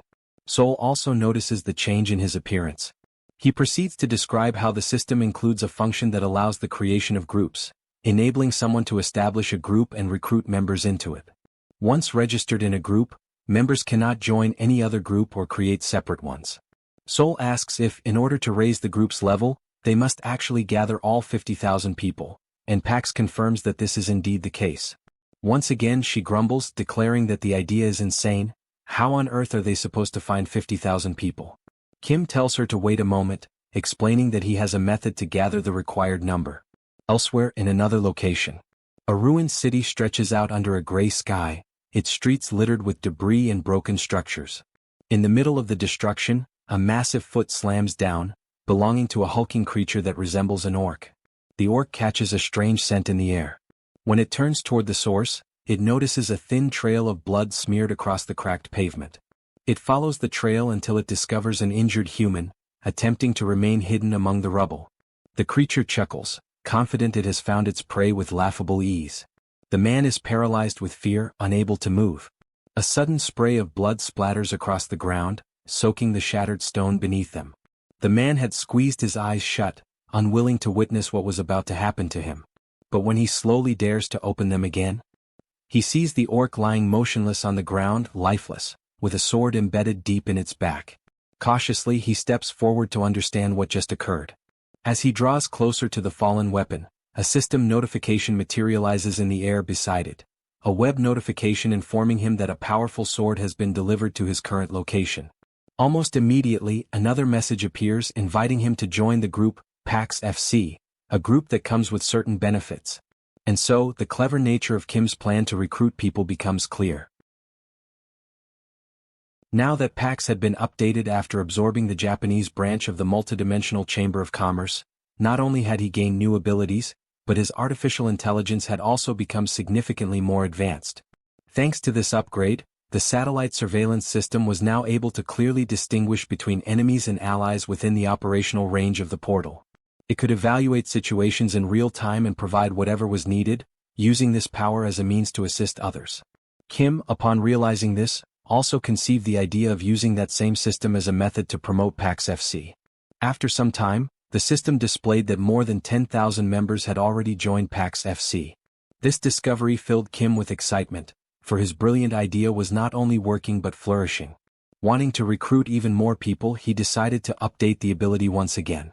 The latest update allowed the broadcast range to be expanded, enabling PAX's messages to reach areas that previously would have been inaccessible. The system reported that 8,000 magical stones had been consumed during the upgrade and that both the communication range and the transmission speed had increased fivefold. With this improvement in place, Kim departed together with Yongsoo to install additional portals, beginning their journey with a trip to Busan, accompanied by his personal pilot. After successfully installing the portal in Busan, and just as they were on their way to Gwangju to establish another one, PAX suddenly appeared, reporting that a problem had arisen. Indeed, an unexpected situation had occurred. People had begun to gather in large numbers around the portal. Many did not truly understand what it was. Some even assumed that PAX FC referred to a football team. Observing the swelling crowd, Kim reasoned that the situation did not appear too dangerous at the moment, but if the number of people continued to grow, it could quickly become one. In that case, he resolved to request the colonel's assistance, asking the military to help manage the portal. Kim explained that outside the portal's range, blind spots were inevitable. He emphasized that if this task were too burdensome for the military, the colonel was free to decline. However, the colonel became visibly enthusiastic, declaring that the idea was excellent. His eyes gleamed as he proclaimed that this was the very first step toward rebuilding a nation, the precise duty that a soldier ought to fulfill. He promised that he would give the order for the units to begin immediately. Kim then explained that for the moment the active portal sites were located in Incheon, Busan, and Gwangju, though many more were still to come. The colonel responded by saying that he would require a great number of people. At that moment, Kim realized he had not considered the matter of manpower. Yet the colonel reassured him, stating that if manpower was the issue, he knew someone who could help. The scene then shifted to Kim speaking with the representative of Busan, asking her to take responsibility for managing that area. He explained that while the military would be in charge of the portal itself, blind spots beyond its operational reach would remain, and manpower shortages would make them difficult to monitor. As they walked together, he elaborated further, explaining that he needed her cooperation to oversee the areas surrounding the portal in collaboration with the military, promising to provide all the necessary supplies for the effort. Upon hearing this, she responded that it sounded fantastic. Seizing the opportunity, Kim then asked if she would also like to join PAX FC. Through the cooperation of the military and local awakened individuals, the shortage of manpower was resolved, and the chaotic surroundings of the portal gradually began to stabilize. At the site, soldiers were giving clear instructions. No one was to push forward and distribution would proceed one box per person in strict order, so patience was required. As they handed out supplies, they repeatedly announced that these provisions came from PAX FC, adding that anyone who joined would receive even more the following day. Through such promotional efforts carried out here and there, the system soon indicated that the number of members had surpassed 40,000. Kim's expression twisted into something almost psychotic, for everything was unfolding even better than he had planned. Now, only 10,000 more members were needed to reach level 7. Interrupting his moment of exhilaration, Pax appeared once more, reporting that another problem had been discovered. He explained that he had detected a being from another dimension, one that showed no intention of attacking, and asked what action should be taken. Kim was astonished, questioning whether it was truly possible for a dimensional being to exist without hostility. The scene then shifted to the introduction of this unusual creature. It was small, fluffy, and undeniably cute. Facing it directly, Kim attempted to identify its species, and realizing this, the tiny furry being began to cry, pleading for Kim to spare its life. Astonishingly able to communicate in a manner similar to a human, the little creature begged, insisting that it had nowhere else to go and promising that it would remain hidden, causing no trouble to anyone. Only then did Kim recognize that the creature was indeed peaceful. Kim stated that he wished to hear its story and suggested that they sit and talk for a while. The adorable creature was deeply moved by the human's attitude. While they were speaking inside, the little creature explained that his dimension had been destroyed by an invasion. While searching for refuge, he had managed to infiltrate during a migration toward Earth. Nibbling on some cookies as he recounted his tale, he revealed that his name was Solon and gradually told the entire story of how he had ended up there. Kim realized that the account could very well be true. After all, Earth itself had also suffered invasions from other dimensions. It was entirely possible. If Earth failed to defend itself, humanity too would eventually become nothing more than refugees. Kim asked whether Solon had come to Earth alone, and this question made the small, fluffy creature cry once again. Still sobbing, he clarified that he had not come entirely by himself. In the beginning there had been many companions. He recalled how he had been their leader and had devised a plan to lead them to a mountainous area to establish a settlement. Unfortunately, it had not been a safe zone. Because of his misjudgment, many had been killed and devoured by monsters, and the survivors had scattered. He explained that they were probably still hiding somewhere, but emphasized that they all possessed a heightened sense of smell. This detail piqued Kim's curiosity. The little one confirmed it, explaining that their keen olfactory ability allowed them to evade detection by monsters. To demonstrate, Solon sniffed the air and declared that there was the scent of a goblin coming from the third floor of the building next door. Kim was left stunned by such a remarkable ability.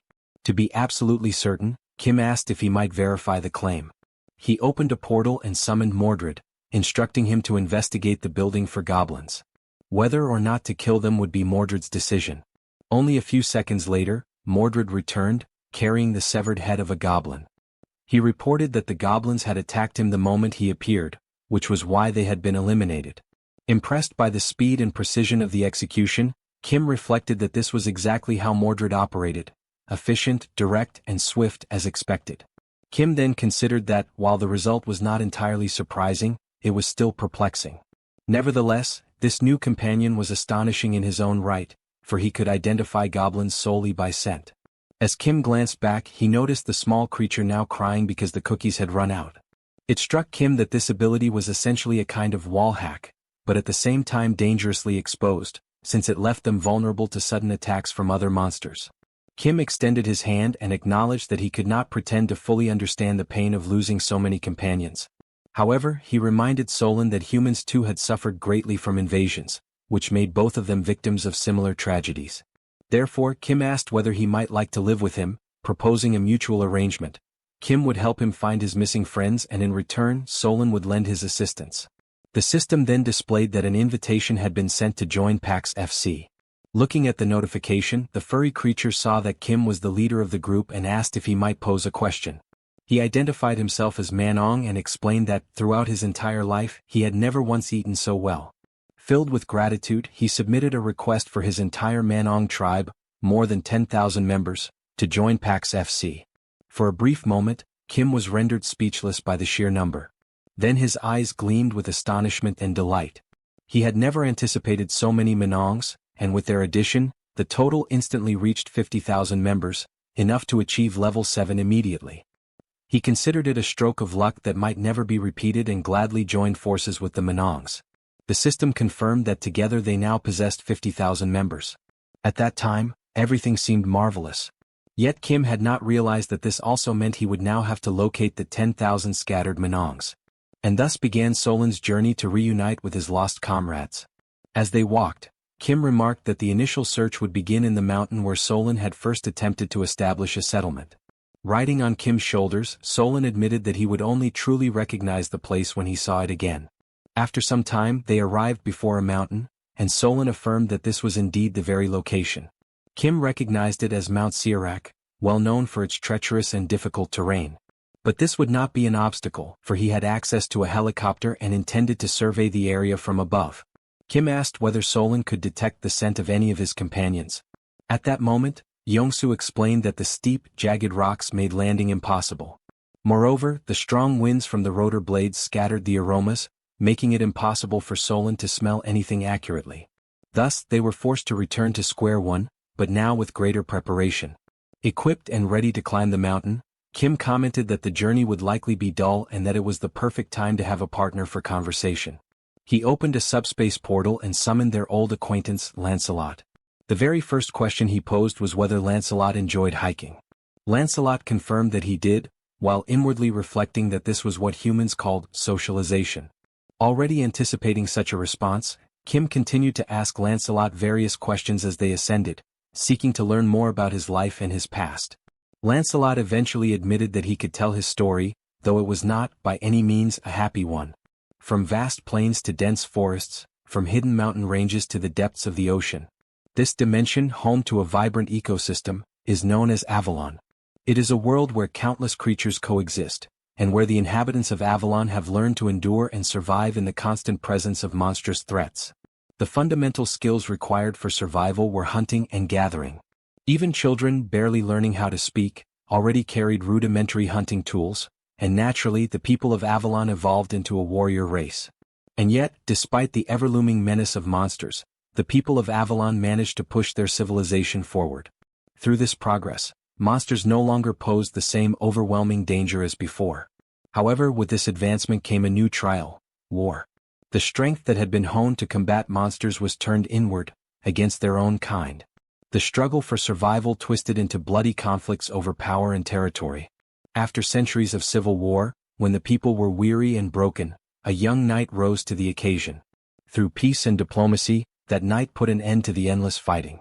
This knight, who preached love above all else, was cherished by everyone and was crowned king. His name was Arthur. To those scarred by violence, suffering, and poverty, Arthur offered forgiveness, compassion, hope, and laughter. He summoned knights renowned for their valor on the battlefield and ensured that their swords would never again be raised in war against one another. Arthur declared that the sword, once forged for destruction, would henceforth serve only to protect Avalon. Thus, the 12 Knights of Camelot were formally anointed. Together, these knights repelled invaders and defended Avalon with unwavering courage. Under their protection, Avalon flourished more than ever before. Then, on what seemed like an ordinary day of fending off invasions, an extraordinary threat emerged. These new invaders were black magicians from the dimension of Barnaul, and they were unimaginably powerful. From that moment onward, the Knights of Camelot were bound to cursed relics, and Avalon itself fell under a terrible curse. Stepping out of the flashback, Lancelot explains that this was how they became the undead, condemned to continue existing even after death. He then asks Kim if that sounds like a joyful story, to which Kim responds that it is indeed far from uplifting. With his small companion resting on his shoulder, Kim tells Lancelot not to worry about his reaction, but that he needed to hear the complete story at least once. Yet deep inside, Kim is shaken, for an entire dimension as strong as Avalon had collapsed completely. Such a fate is not spoken of lightly, for it meant families, friends, everything one knew, vanished in its entirety. Kim apologizes to Lancelot for making him recall something so painful. However, he also reflects that his own family and world are still safe, so he should not pretend with hollow compassion. In that moment, Kim grows nervous, struggling with what to say to Lancelot. Sweating with unease, he asks if there might be any possible way to restore Avalon. Realizing that this question is as futile as asking if one can bring the dead back to life at their own funeral, Kim feels utterly useless for having cast such a heavy shadow over the mood. Yet, Lancelot respectfully answers Mr. Kim, telling him that it is not possible and that he knows of no method to ever reach Avalon again. He explains further that the multidimensional chamber does not open portals to anyone except the invaders. Besides, reviving the dead is something he has never even heard whispered of. Kim apologizes once more, but Lancelot acknowledges that he understands the intention behind his words. Then Lancelot says something that leaves Kim momentarily speechless. He reveals that his obedience is indeed a result of the curse, but beyond that he also possesses genuine feelings. And the mere fact that Kim is not an invader is enough for him. He explains that it has been that way from the beginning and most likely the other knights feel the same. At this, both Kim and Lancelot exchange words of gratitude with one another. Just then Solon catches a scent and asks them to pause. A patch of grass nearby begins to stir, and soon another Manong emerges. Upon seeing one of his kin, Solon leaps with excitement and embraces his comrade warmly. The comrade anxiously asks if Chief Solon is injured in any way, but Solon reassures him that he is unharmed, explaining that he encountered kind people who promised to help them. That was why he returned, to reunite with his lost kin. His comrade then turns to Kim and expresses deep gratitude. He goes on to declare that he will also help, and that he knows where some of the missing Manongs are hiding. Hearing this, Kim is filled with excitement, realizing how much time this will save. He thinks to himself that from here, it will simply be a matter of climbing the mountain in search of the Manong tribe. One Manong will help locate another who will then lead them to even more, creating a chain until the tribe is whole again. But things do not go exactly as planned. A week later, Kim is completely drained in every sense.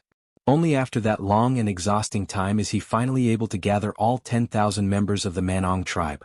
Exhausted and moving like an old man, Kim tries to recall how many mountains he has climbed over the course of the past week, all while wondering why the Manong seem to have such an attachment to mountains.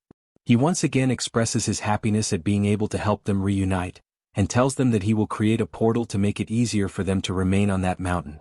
He explains to the tribe that if a monster ever appears, they simply need to escape through the portal, and in addition if they are ever in need of supplies, they can retrieve what they need directly from it.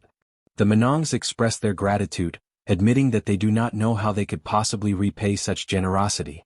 Kim tells them that thanks are unnecessary and instead asks them to continue doing what they do best, using their extraordinary sense of smell. Yet Kim also wonders if there is perhaps something else they might help with. The system then notifies him that the fierce trackers of the Manong tribe are now available for deployment. At that moment, with all the energy and excitement he can muster, Solon, the leader of the Manong tribe, raises his voice to rally his kin, calling on them to demonstrate exactly what the Manongs are capable of. He orders them all to flare their nostrils wide. And so, the Manongs begin working side by side with the humans, using their keen senses to track down hidden monsters. They lend their aid to Manhwa as well as to Seoul, allowing them to uncover enemies that would have been otherwise impossible to detect. The sense of smell possessed by the Manong tribe proves to be truly extraordinary. Within only a single week of their alliance, reports of damage caused by monsters drop drastically. Watching all of this unfold from within the system while casually eating a bag of chips, Kim remarks that even though it may be impossible to completely wipe out every last monster, the fact that casualties have decreased is already more than enough. Things are definitely more stable now than they were before. Yet something still gnaws at him, keeping him unsettled. Now that he has reached level 7, secured an alliance with the Manongs, and witnessed a sharp decline in enemy activity, it feels like exactly the kind of moment when something catastrophic is bound to erupt. And right then, Pax appears, agreeing with what Kim has just said, announcing that new documents from the Chamber of Commerce have just arrived. For a brief moment, Kim feels a rush of pride, assured that his intuition never lies. The new document reveals that due to falling profits in the Korean and Japanese regions of Earth's dimension, measures of consolidation will be implemented with other dimensions. Expecting it to be about expansion or new opportunities, Kim realizes instead that it concerns the consolidation and merging of dimensions. He immediately asks which dimension will be merged, and Pax hands him another document. This one, however, is long and tedious, spanning more than 20 pages filled with dense text. Knowing how to make use of Pax's AI capabilities, Kim asks Pax to summarize it for him. Recognizing the importance of the information, Pax summons the other members into SUBSPACE to share the news. Pax then begins to explain that the Chamber's objective seems to be twofold. First, to increase revenue in Korea and Japan, and second, to reduce the number of level holders.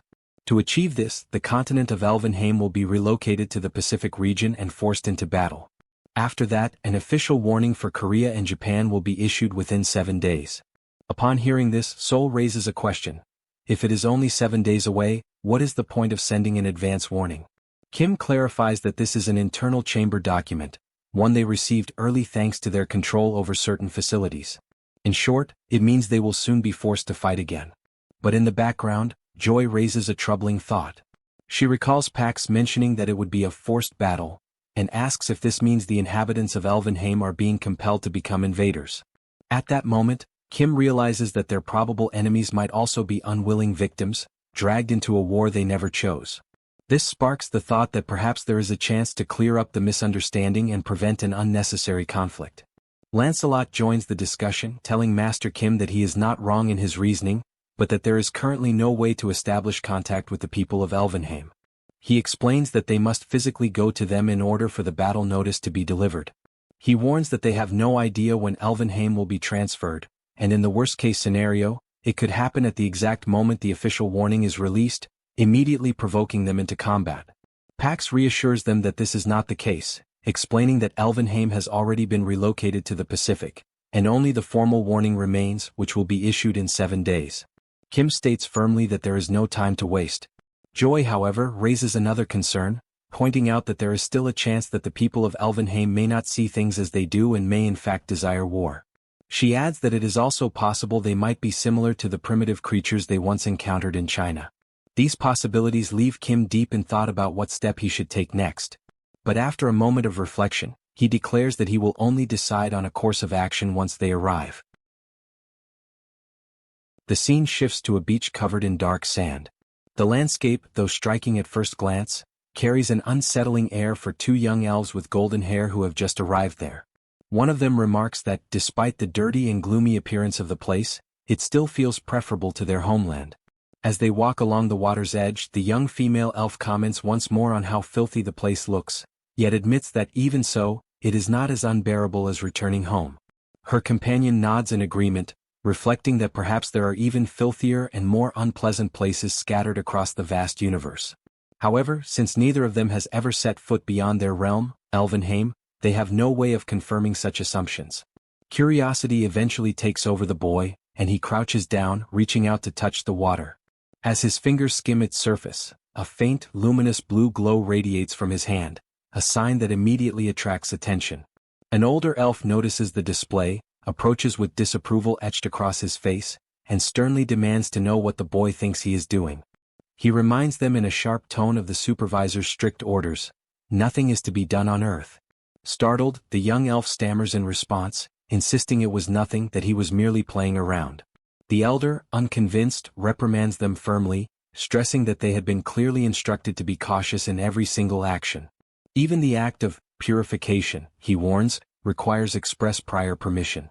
Intimidated, the 2 children fall silent under his reproach. From a distance, another elven figure keeps watch, ensuring the rules are upheld and no further mistakes occur. Hidden further away, Kim observes the entire scene unfold with careful attention. Inside a command room, Kim discusses the situation with Lancelot. Together, they observe that although these beings are elves, the environment around them still looks appallingly dirty. Lancelot adds that it appears the young boy has just purified the ocean itself. Intrigued by the term, Kim asks what exactly purified means. Lancelot explains that purification is a natural and unique magical ability belonging to elves, used to restore balance and vitality to nature. He points out that while elves are famous for their combat prowess, this ability is what truly sets them apart.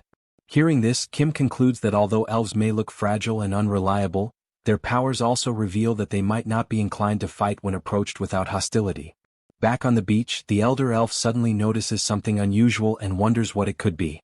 The leader of the group, quietly reflecting, considers the nature of the humans around them. Without warning, she senses a presence drawing near and questions whether enemies have arrived, perhaps after detecting the surge of their mana. A dazzling blue energy manifests before their eyes, condensing into a large glowing cube. The cube slowly opens, unveiling a basket overflowing with fresh vegetables. A notification from the system clarifies that a welcome gift has been modified into this offering. The elves stare at it, completely astonished and uncertain of how to react. It is at this moment that an elf steps forward, acknowledging that he does not know what manner of being stands before them, but that it is undeniably remarkable. With a composed smile and a firm handshake, Kim introduces himself by his true name and declares his origin as Korea. The elf responds by introducing himself as Ethan, and offers greetings in the dignified manner of the noble elves, who, in their belief, live under the blessings of God. The tone of the meeting soon shifts into seriousness. The female elf's expression changes to one of surprise, her eyes widening at the sound of the word Korea, as though the name carries weight and familiarity. Kim notices the reaction and deduces that they must already have received alarming war reports. He immediately seeks to reassure her, urging her not to be distressed. He explains that although the current situation appears to signal the outbreak of war, the truth is far different. It is nothing more than a carefully orchestrated scheme by the Chamber of Commerce. He firmly asserts that there is no genuine reason for them to fight, since they are all merely being manipulated into conflict. Now calmer, the elder elf picks up one of the vegetables from the basket, tastes it, and comments that at last they have found someone who thinks in harmony with the elf's own values. Jong-woo advises her not to rush into speaking further, suggesting instead that she eat more slowly and carefully. He then informs them that their leader, President Ellie, resides in the capital, a destination that lies about 3 days' journey from their current location. Given the urgency, the elf apologizes for the delay, but Kim cuts him off, declaring that there is no time to waste. Without hesitation, Kim summons a massive military vehicle and invites the elves to board, suggesting that traveling together will help them avoid unnecessary misunderstandings and allow conversation along the way. Upon arrival near their destination, however, the elf insists that they continue the journey on foot in order to prevent further misinterpretations. Inside the vehicle, Kim turns to Yongsoo, instructing him to remain behind and deal with any potential enemy attacks while he and Lancelot continue forward to speak directly with the elves. As they enter the town, Kim notices children at play and other elves arguing about watering and fertilizing their plants. He observes that the materials look worn and that nobody appears particularly powerful. The place resembles a cozy rural village, yet he wonders how far the capital can possibly be. Ethan announces that they have arrived, and Kim had not expected the destination to be like this. The place is almost entirely ruined. One elf who had been sleeping is nudged awake by another, who jokes that the sleeper had drooled. The embarrassed elf grumbles while the other laughs, remarking that some odd sound escaped him.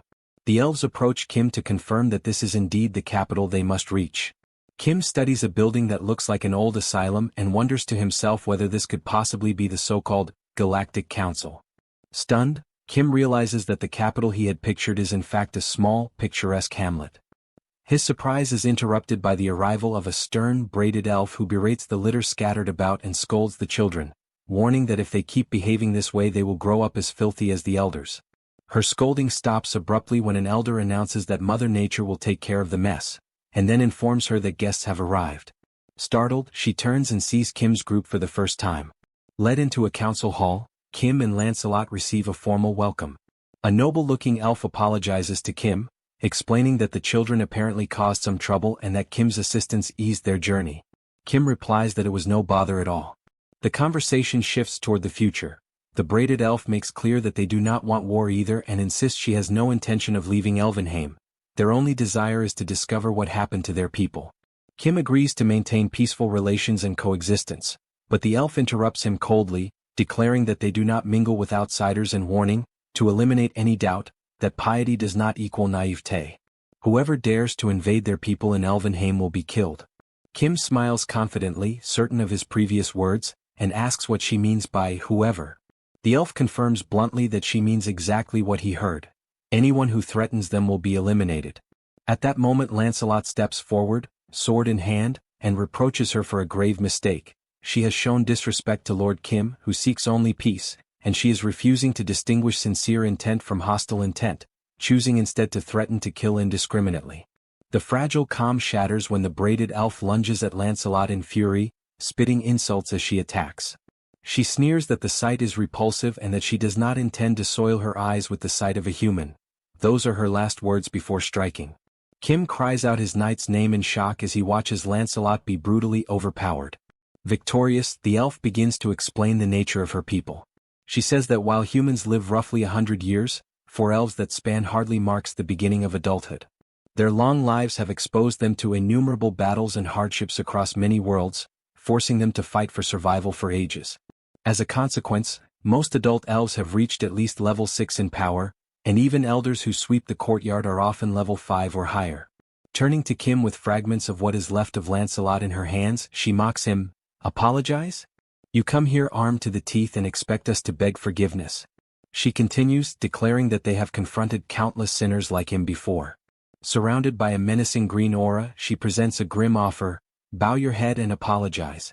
If you do, perhaps I will let you live.